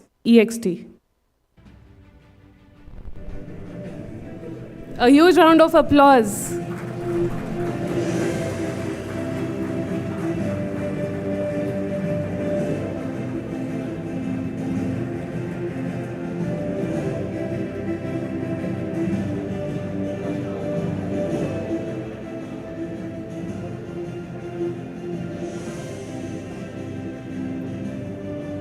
And finally, the winner of this category is WBPDCL Sagar Dighi Thermal Power Station.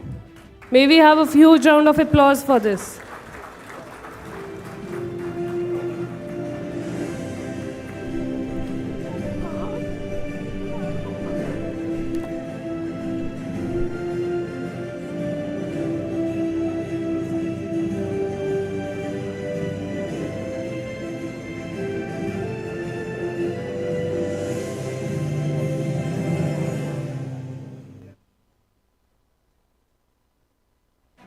The next category of awards is for the best transmission utility in the public sector.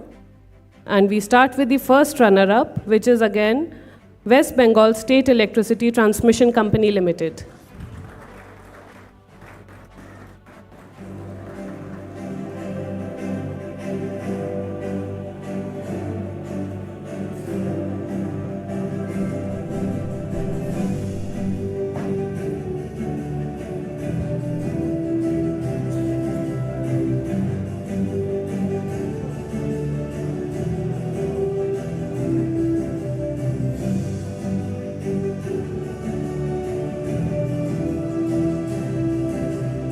The winner for the best transmission utility in the public sector goes to Gujarat Energy Transmission Corporation Limited, GETCO.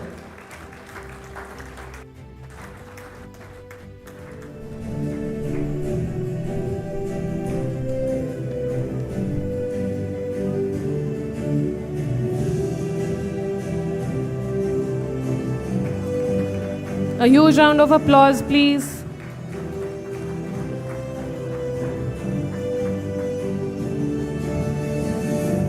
The next category of award is Best State Load Dispatch Centers, and we start with the outstanding achievement going to Chhattisgarh SLDC.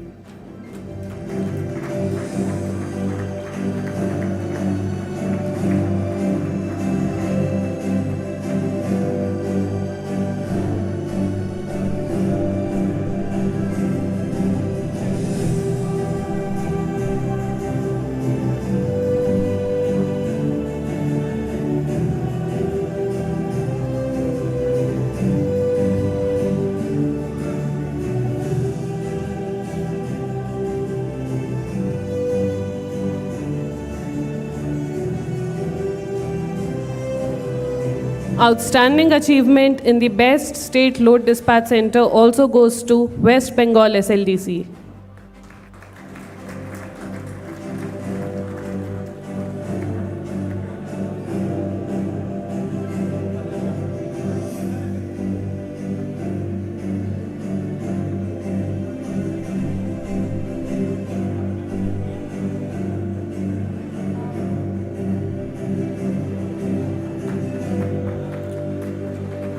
The second runner-up for the best SLDC goes to Odisha SLDC, OPTCL.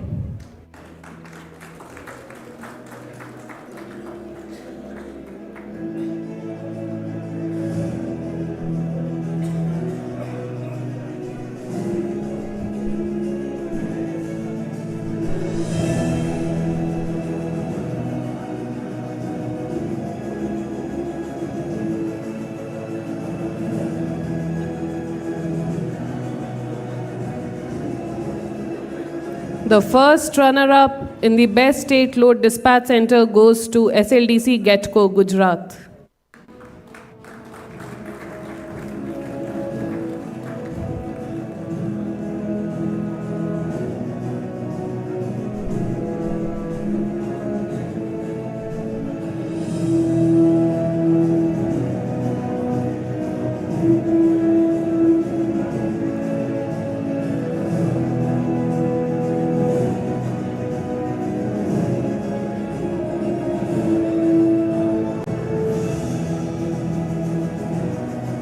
And finally, the winner of the Best SLDC award goes to Maharashtra State Load Dispatch Center.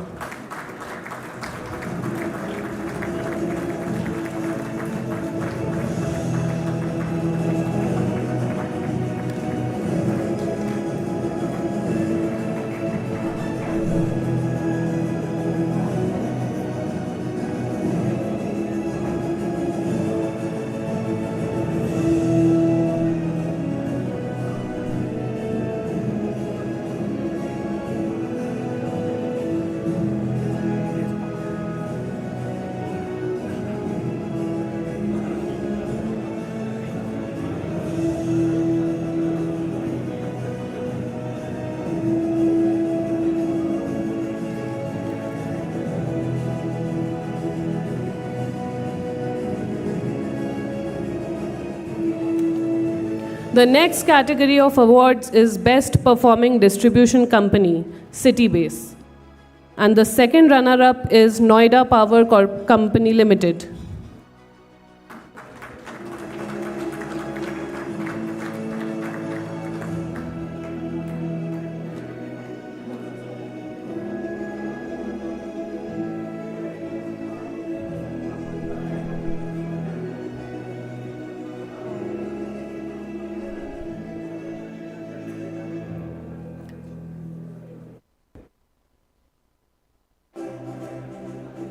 The first runner-up in the Best Performing Distribution Company is BEST Undertaking. They could not join us. They had some last-minute commitments. And now the winner in this category is CESC Limited. Can we have a huge round of applause again?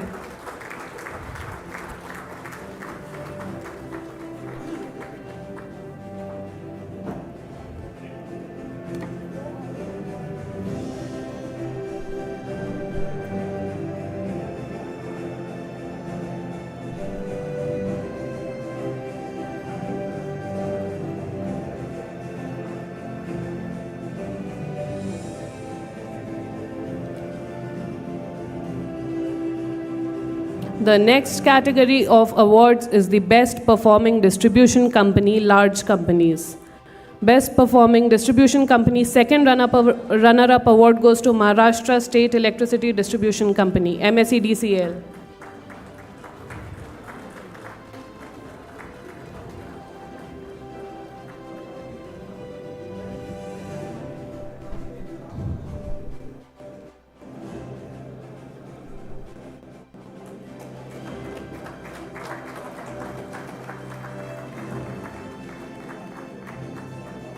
The first runner-up in the same category goes to Uttar Gujarat Wej Company Limited.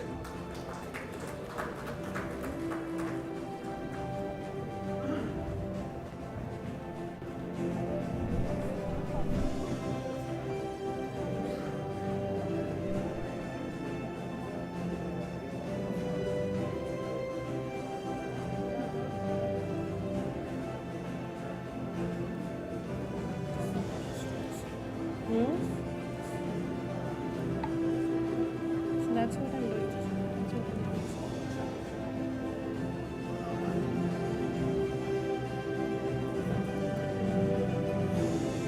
And finally, the winner for this category is Dakshin Gujarat Wej Company Limited.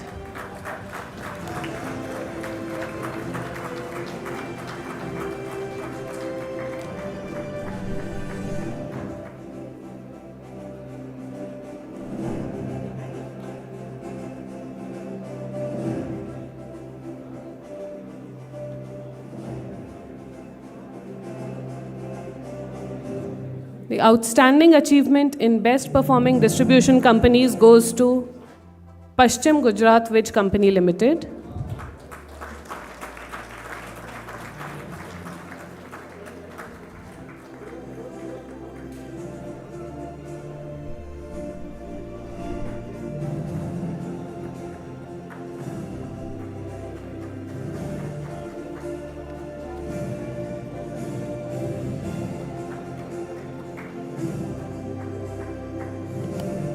Another outstanding achievement in best performing distribution company goes to WB SEDCL.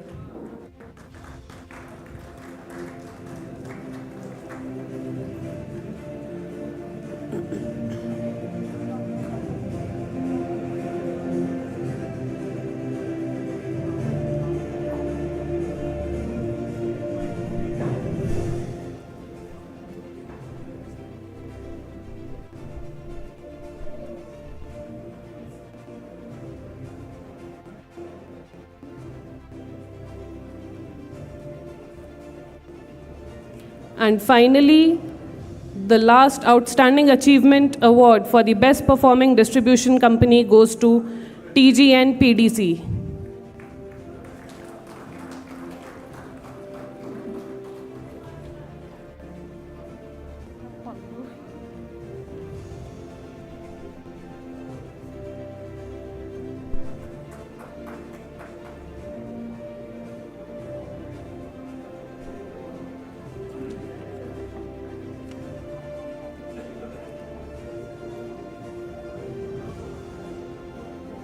The next category of awards is for the regulatory commissions and the most proactive SERC in renewable promotion. The first runner-up goes to Uttarakhand Electricity Regulatory Commission, UERC. Can we have a huge round of applause again?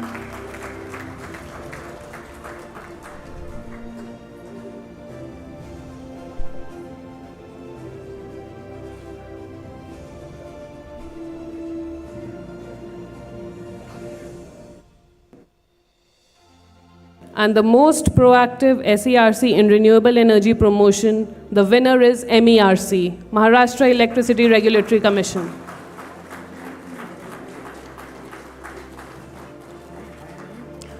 Since we do not have, again, anybody to represent MERC, we move to the next category, which is Best Power Exchange.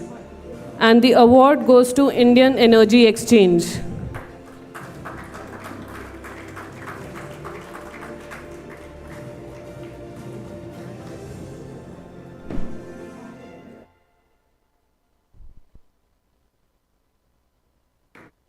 Can we have a round of applause? The next category of awards is the Best Indian Legal Firm in Power Sector.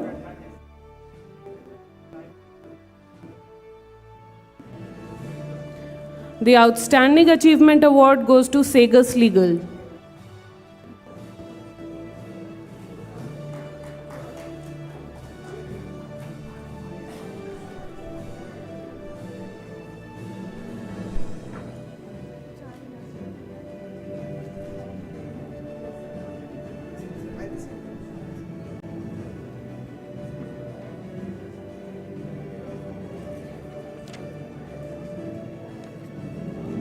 The first runner-up goes to SKV Law Offices, and the winner in this category is Trilegal.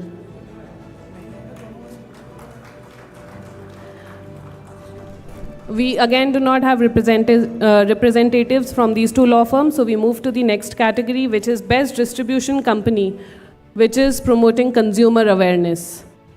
And the Outstanding Achievement Award again goes to Maharashtra State Electricity Distribution Company Limited.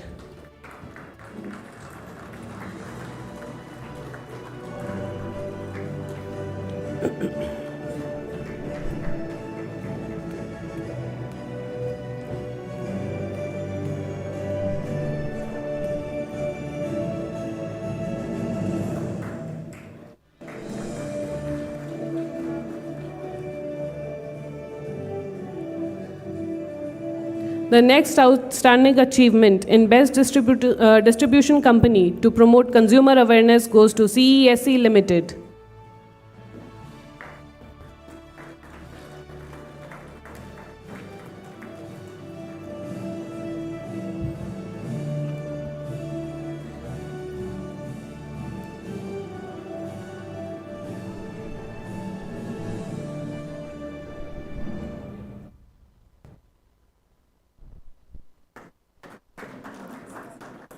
The second runner-up in the Best Distribution Company, promoting consumer awareness, goes to Paschim Gujarat Veg Company Limited.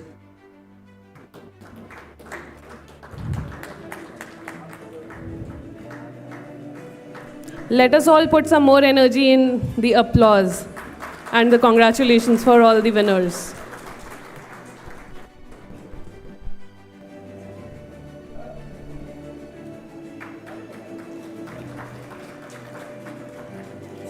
The first runner-up in the same category goes to Dakshin Gujarat Veg Company Limited.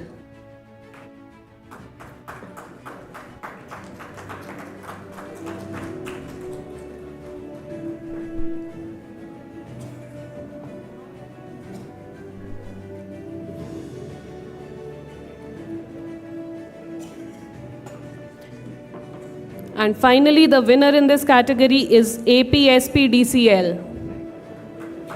A huge round of applause, please.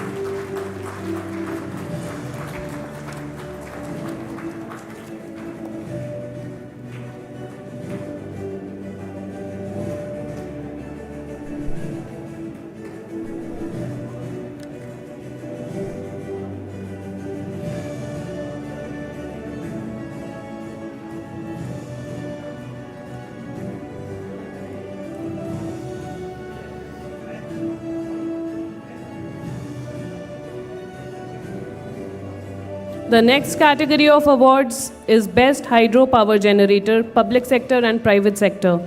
And the Outstanding Achievement Award goes to NHPC.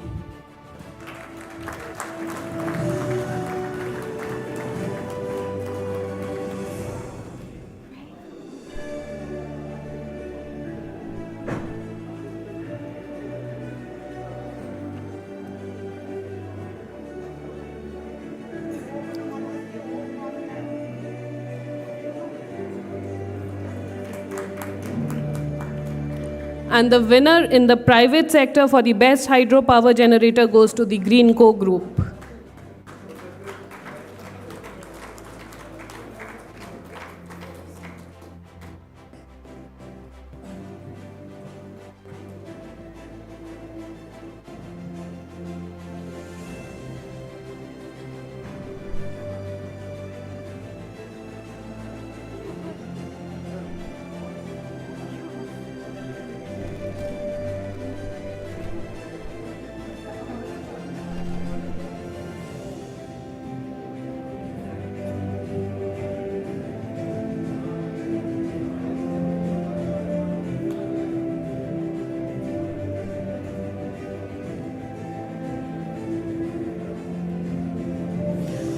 And the winner in the best hydropower generator public sector goes to BBMB.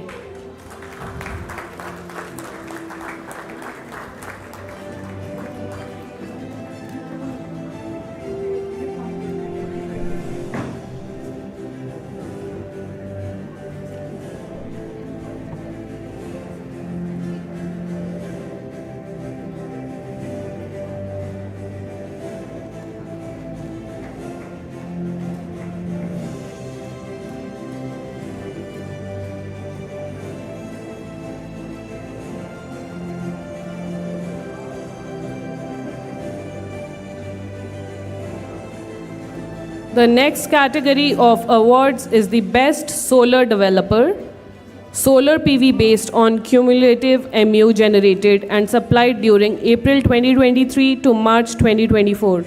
And the first runner-up in this is Ampin Energy Transition Private Limited.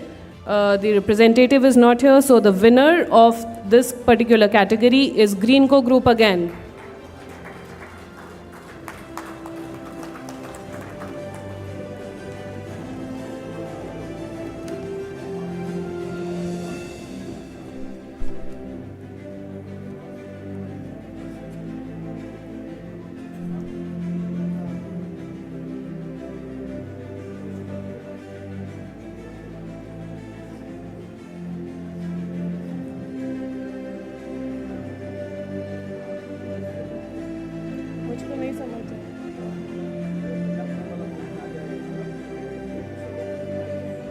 The next category of award is Best Wind Developer Cumulative Output up to March 2024, and again the winner is Greenco Group.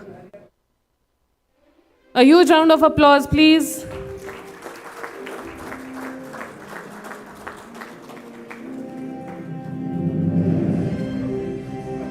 Let the energy in everybody's applause be as much as in our transmission lines.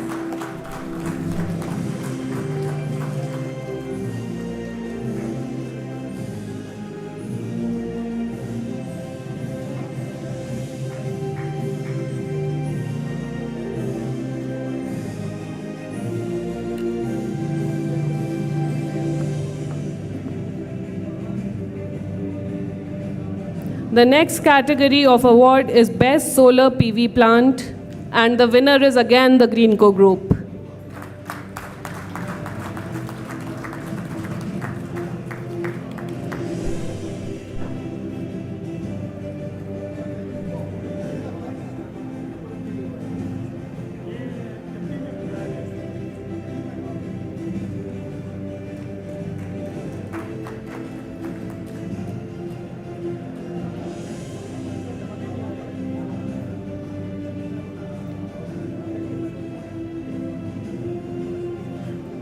The next category of award is the most progressive SERC in tariff reforms, and the award goes to Uttarakhand Electricity Regulatory Commission as the winner of this category.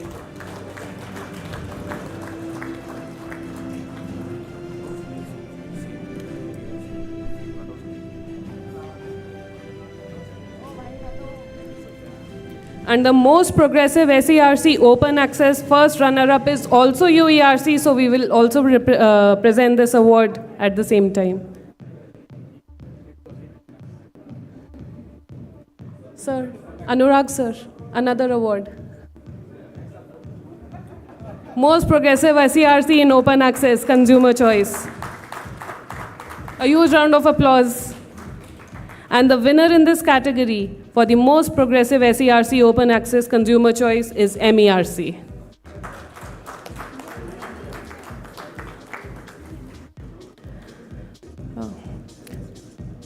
The next category of awards is easiest access to open access SLDC. And the first runner-up is Chhattisgarh SLDC.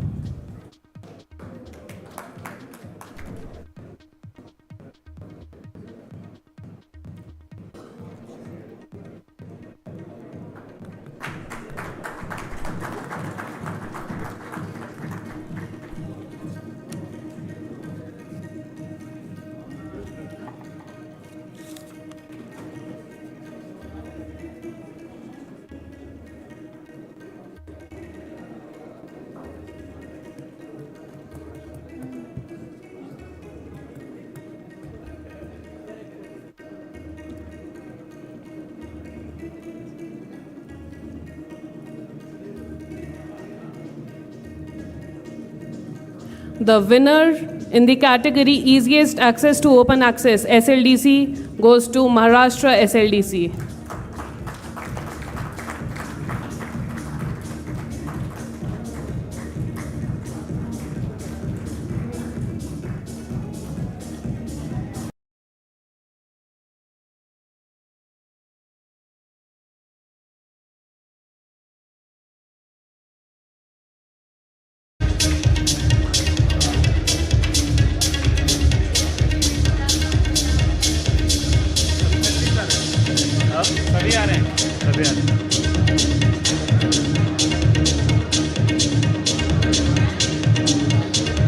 The next category of awards is the Best Utility in Deployment of Smart Grid Solutions, Best Performing Distribution Company, Advanced Metering, and the winner is Noida Power Company Limited.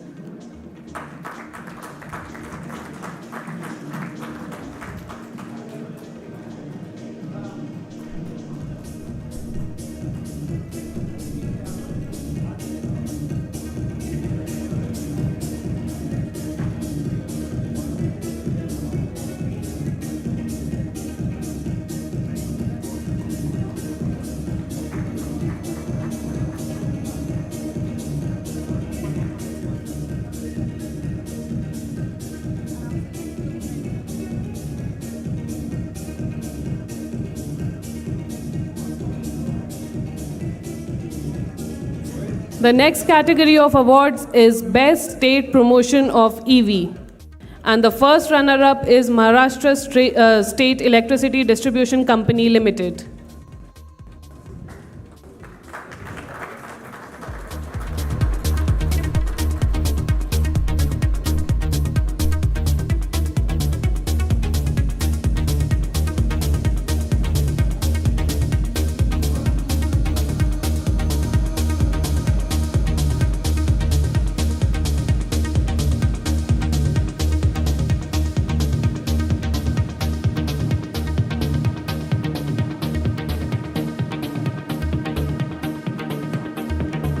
And the winner in this category is BSES Rajdhani Power Limited.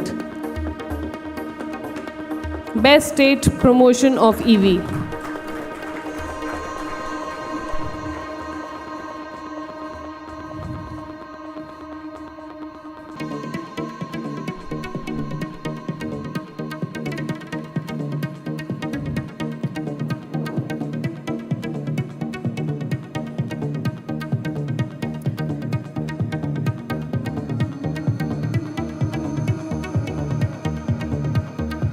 The next category of awards is Best Rooftop Solar Project Developer, EPC Developer Owner, all three categories, and the winner is Paschim Gujarat Veg Company Limited.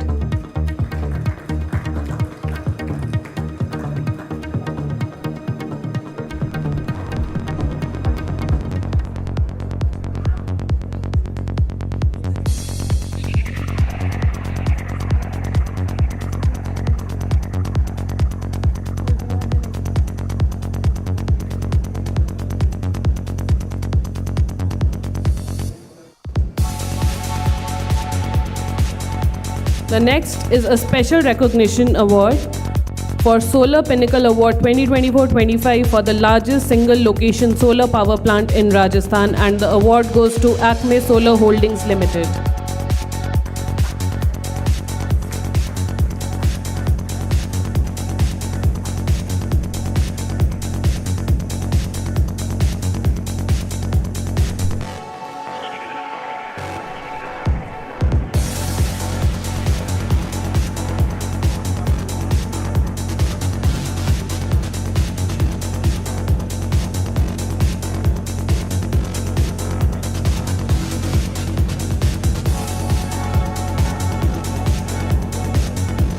The next category of award is in the innovation category, and it is in energy efficiency, erection of 2x1 MVAR capacity banks and 600 kVAR line capacitors, and the award goes to Northern Power Distribution Company of Telangana.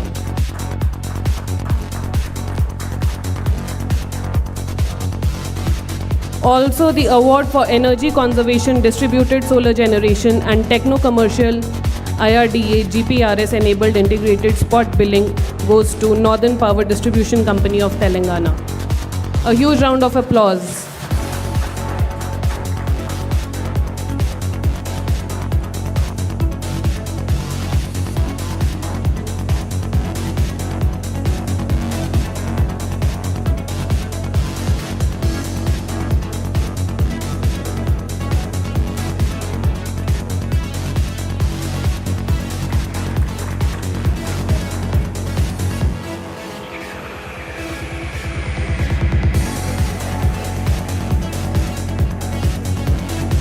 Another award category in the innovation is techno-commercial, techno-economic analysis of integrated spot billing and techno-commercial, techno-economic analysis of integrated energy systems.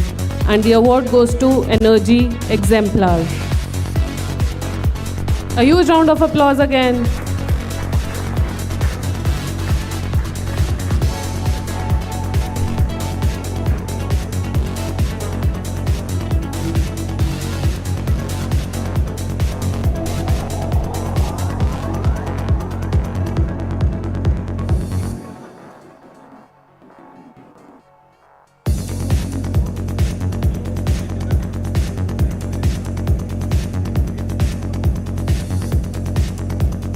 The next award in the innovation category for energy storage, distributed battery energy storage systems, Energy Conservation PM Surya Ghar Muft Bijli Yojana. Techno Commercial MSc DCL's IT Innovation. Techno Commercial Decentralized Solar Power Systems MSKVY scheme and Techno Commercial Special Recognition for implementing Mukhyamantri Saur Krishi Vahini Yojana 2 goes to MSc DCL.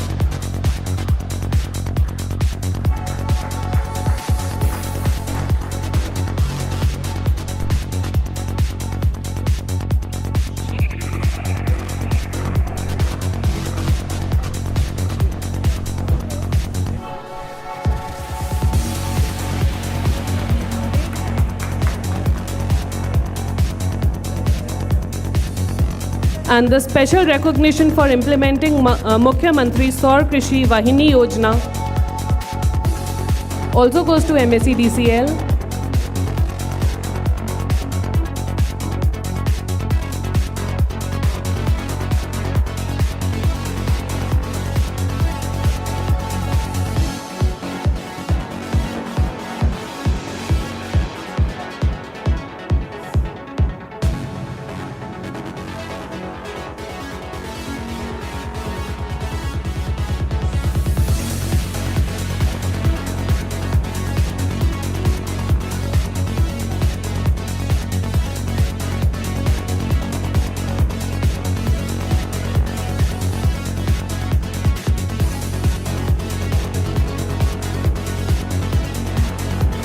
The next award in the innovation category for energy conservation, destaging of boiler feed pumps to reduce auxiliary power consumption, improvement in auxiliary power consumption by destaging CEP pump, improvement in auxiliary power consumption by replacement of PA fans baffle in Unit 3, and energy efficiency sequential valve mode of turbine governing valve operation goes to JSW Energy Limited, Ratnagiri.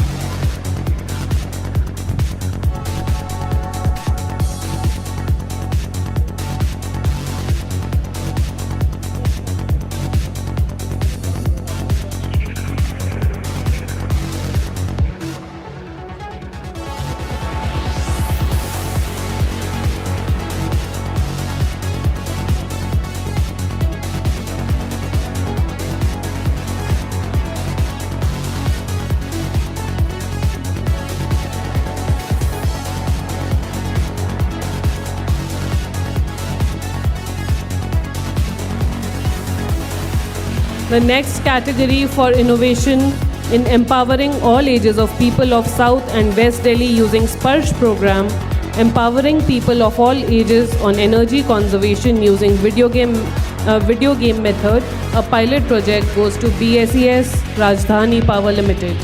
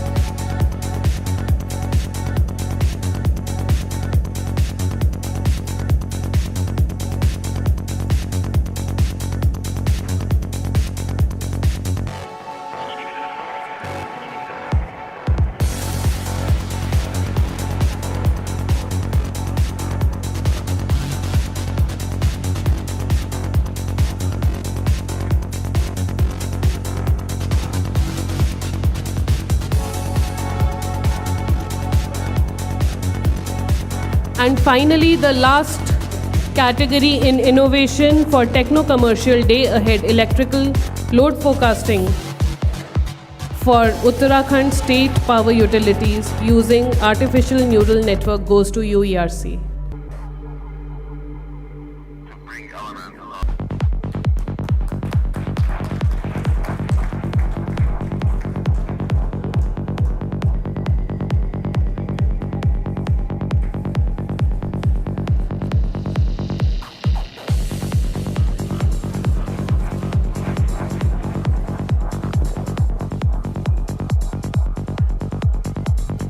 Shri VP Raja, we are honored to present the IPPAI Lifetime Achievement Award on the 25th Regulators and Policymakers Retreat to you.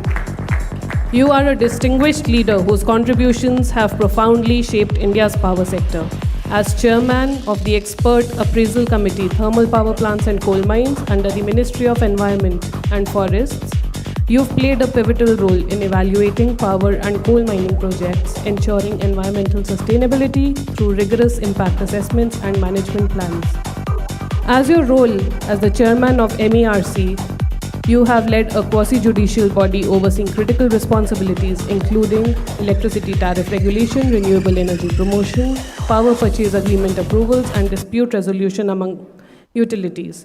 Your leadership seamlessly integrated legislative, executive, and judicial your judicial functions, driving stability and innovation in Maharashtra's power sector has been instrumental.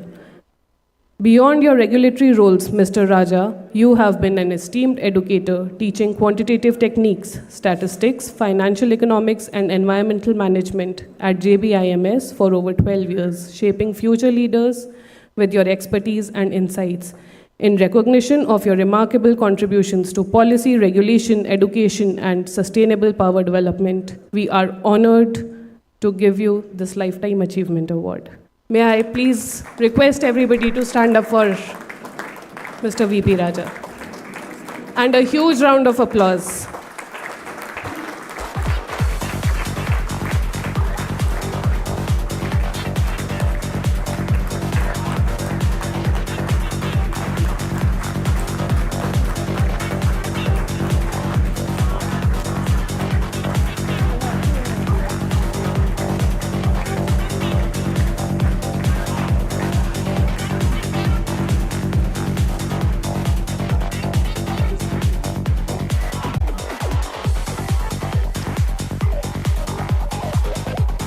I must confess that the two people responsible for putting me as chairman MERC, both of them are present on the stage, Mr. Bajaj and Mr. Rakesh Nath.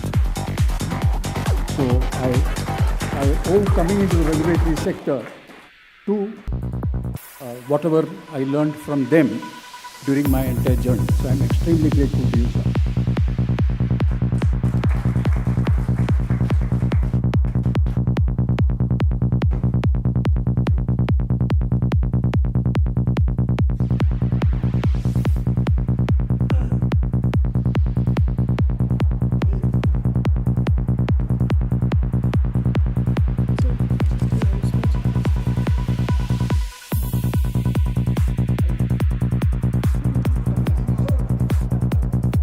And finally, we are also honored to present the Lifetime Achievement Award to Shri Bhanu Bhushan, Shri Anil Razdan, Shri Ashok Kumar Khurana, and Shri R.P. Singh. However, due to unforeseeable reasons, they are not here, and we really miss them here to take their awards as Lifetime Achievement Awards from IPPAI.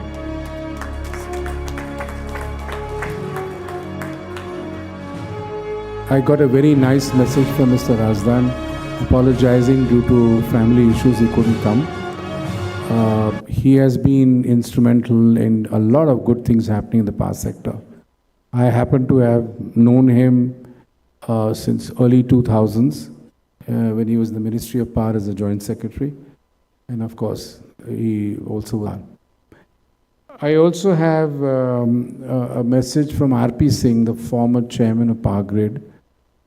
He's involved in Orissa for the Pravasi Divas, where the Prime Minister had to go, and he apologized. He said, I'd love to come, but the PM has asked me to hang around here. So that was the reason why he's not here. But he had done a lot of work in the early days as far as Power Grid is concerned. Mr. Khurana is somebody I knew when he was in Uttar Pradesh, again going back, I don't know, 15 years, 20 years. And he's done a lot of work. He was in the Ministry of Power as, I think, Additional Secretary, if I'm not wrong. And then, of course, now he's running the Association of Power Producers. So he is doing a damn good job for the power sector, and tremendous contribution.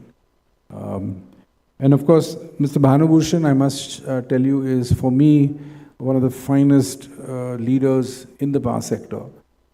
He's the guy who invented, if I can use the word, the unscheduled interchange, the UI concept, in the early days when we were all groping around to figure out what kind of market mechanism there can be.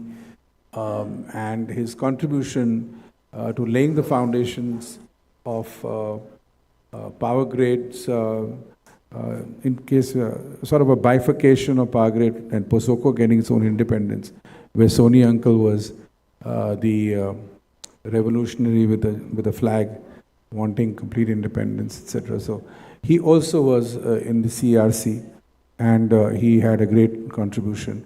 So thank you very much. Who runs the CEA, and he's brought a lot of respect to CEA, and I must thank him for the kind of, if I can use the word, branding that CEA started getting in the last couple of years since he's come. A round of applause for him as well, please. Mr. Bajaj and I go back to the early 2000s. He was in NTPC. Mr. Bajaj then became CEA chairman. Then Mr. Bajaj became a judge. He was on the regulatory side. So he's seen almost all facets. Fascinating man. Refuses to grow old. I think I've been associated with him from the mid-90s, Mr. Bajaj. 90 से हुई थी ना मुलाकात Goa Showa में? Almost, yes. Huh? This is 25th, you're right, but we used to do other stuff, right? And of course, sitting right next to him is Mr. Rakesh Nath, a tremendous guy.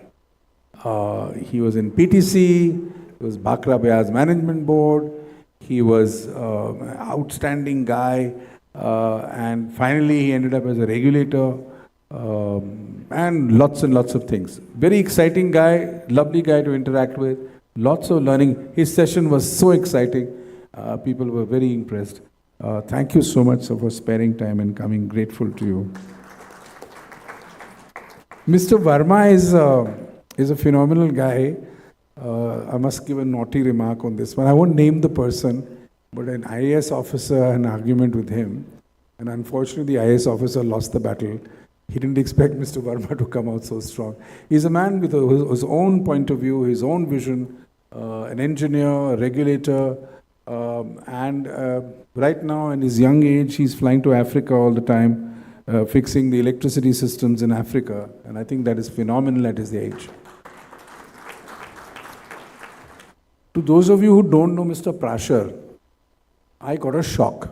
About 2 RPRs ago, he was here, and then all of a sudden I became a subscriber to his editorials. He's a fantastic writer. He's written a book. It's going to be released, I think, in March, sir, or February? Kitab kab release ho rahi hai?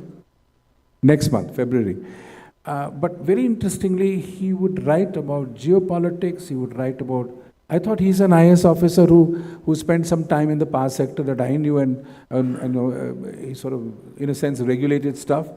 But no, if you read his articles, I mean, at least I'm shocked at the brilliance and the ease with which he uses his pen. And so I happened to have met him in the mid-90s or the late 90s, and he was the Haryana Power Secretary at that time, sir. And so in my long journey in the power sector, he is really fantastic. I mean, if you guys are not on that line, I recommend all of you, sir, if you can put all of them in the group, some of your articles, zara thoda sa maza aur aa jayega, sir, hai na? Okay, guys, that brings us to the end of this part of the ceremony. I have to say it also brings us to the end of the formal session of this conference. But kahin jana nahi, abhi picture baki hai. There is music and food to celebrate. But before we do that, let me also say that I need to thank all the people who have supported IPPAI in organizing this. And the first name that comes to my mind of the organization is CEA. the CEA team and Mr. Ghanshyam Prasad and Mr. Rajput have all put in so much effort and help in curating this event. It's been fantastic. And thank you so much for that support, Mr. Ghanshyam Prasad. The other person who is not sitting here is Maruf Raza. He helped us curate the geopolitics event. I don't know how many of you were here, but मुक्काबाजी रह गया, बाकी सब हो गया discussion. It was so fiery and it was so interesting. Sometimes we also get embarrassed. Okay, yeah, this is going way beyond a debate. But you know what? Our events are all about improvisation, spontaneity, and more important, I've been insisting, even this time I failed, it should be a dialogue between the audience and people. And the reason why we structured this 4-day event, people said, "Tum pagal hai, 4 din kaun aata hai, bhai?" But we did it because we wanted to make the connections between water, geopolitics, food security, energy security. And I would say I would give myself about 4 or 5 marks out of 10 in achieving that. But it's very, some people have come to me and said, we came to attend a power conference, but we learned so much about other things we didn't know. And I think that was a very gratifying remark, that people found it interesting to learn about different things and how something happening in Ukraine or something happening in the Middle East or something happening in some other part of the world is affecting us. So we live in a global village, and that was very gratifying, and I'm very grateful to the IPPAI team for all the hard work. I think you can give them a round of applause, they'll be happy.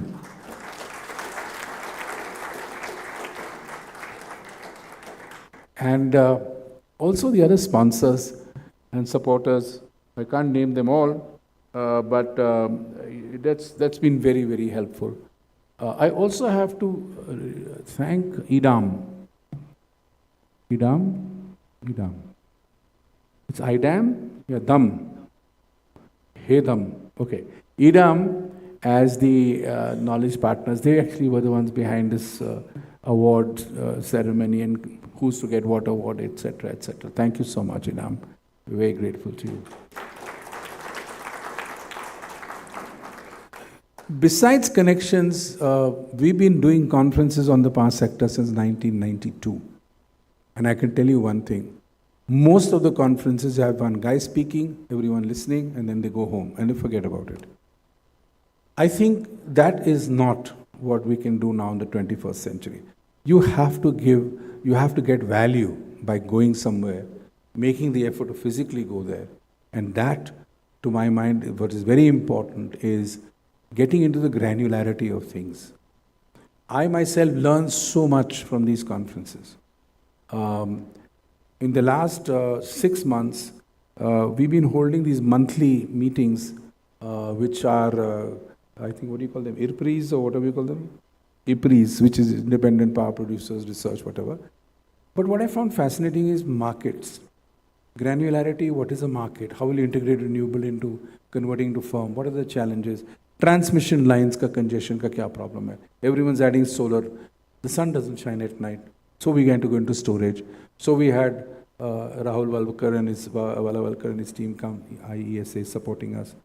But then, do we do only battery storage? Do we do pump storage? How much storage do we need? Give you a number. I asked myself, I don't have the answer. Karnataka has a load of about 8 to 10,000 megawatts, and basic requirement, maybe 8,000 right now, but growing from shifting the solar load. Now, how much battery I need to have? How much pump storage can I have in a state like Karnataka, which has a lot of hydro? I don't know the exact answers. Who will finance it? Who will regulate pricing? I'm sure everyone has the answers right now, but this is a new market. So we have this granularity. We're going to detail. And a lot of the faculty is here, and I need to thank them. We have my friend, Mr. Agarwal. We have Soni Saab, of course, very, very kindly he comes. Bibi Mehta ji. all of the guys, they actually take time out and contribute towards adding to the capacity of the stakeholders in the power sector. Acha, I am an engineer somewhere, but I want to know how the markets move. I'm an engineer somewhere else, I'm working in a private company, how will the electric vehicle market develop? And there's so much to talk about. I don't want to take up too much of your time, but I find it very, very fascinating. And I just want to say that the 3 experiments we tried, partially successful. One is the connections in this conference. The second is, one of the objectives of IPPAI is to add capacity. We want our engineers and people who are stakeholders in the power sector to be absolutely connected to what the hell is going on. How one part of the sector is affecting the other part of the sector. And therefore be better prepared, whether you're in private or government, to sort of take on the challenges of this evolving market. Ladies and gentlemen, thank you so much for attending this event. A round of applause for these lovely senior. I just want to say one thing. We Indians make one mistake. The moment you retire, they think you're finished. But the problem is the experience that is there, the knowledge which is there, is invaluable. Thank you. Thank you. Over to dinner and music. To those of you, enjoy yourselves. We see you next year. Thank you so much. Huh? Huh? You have to dance with your shoes.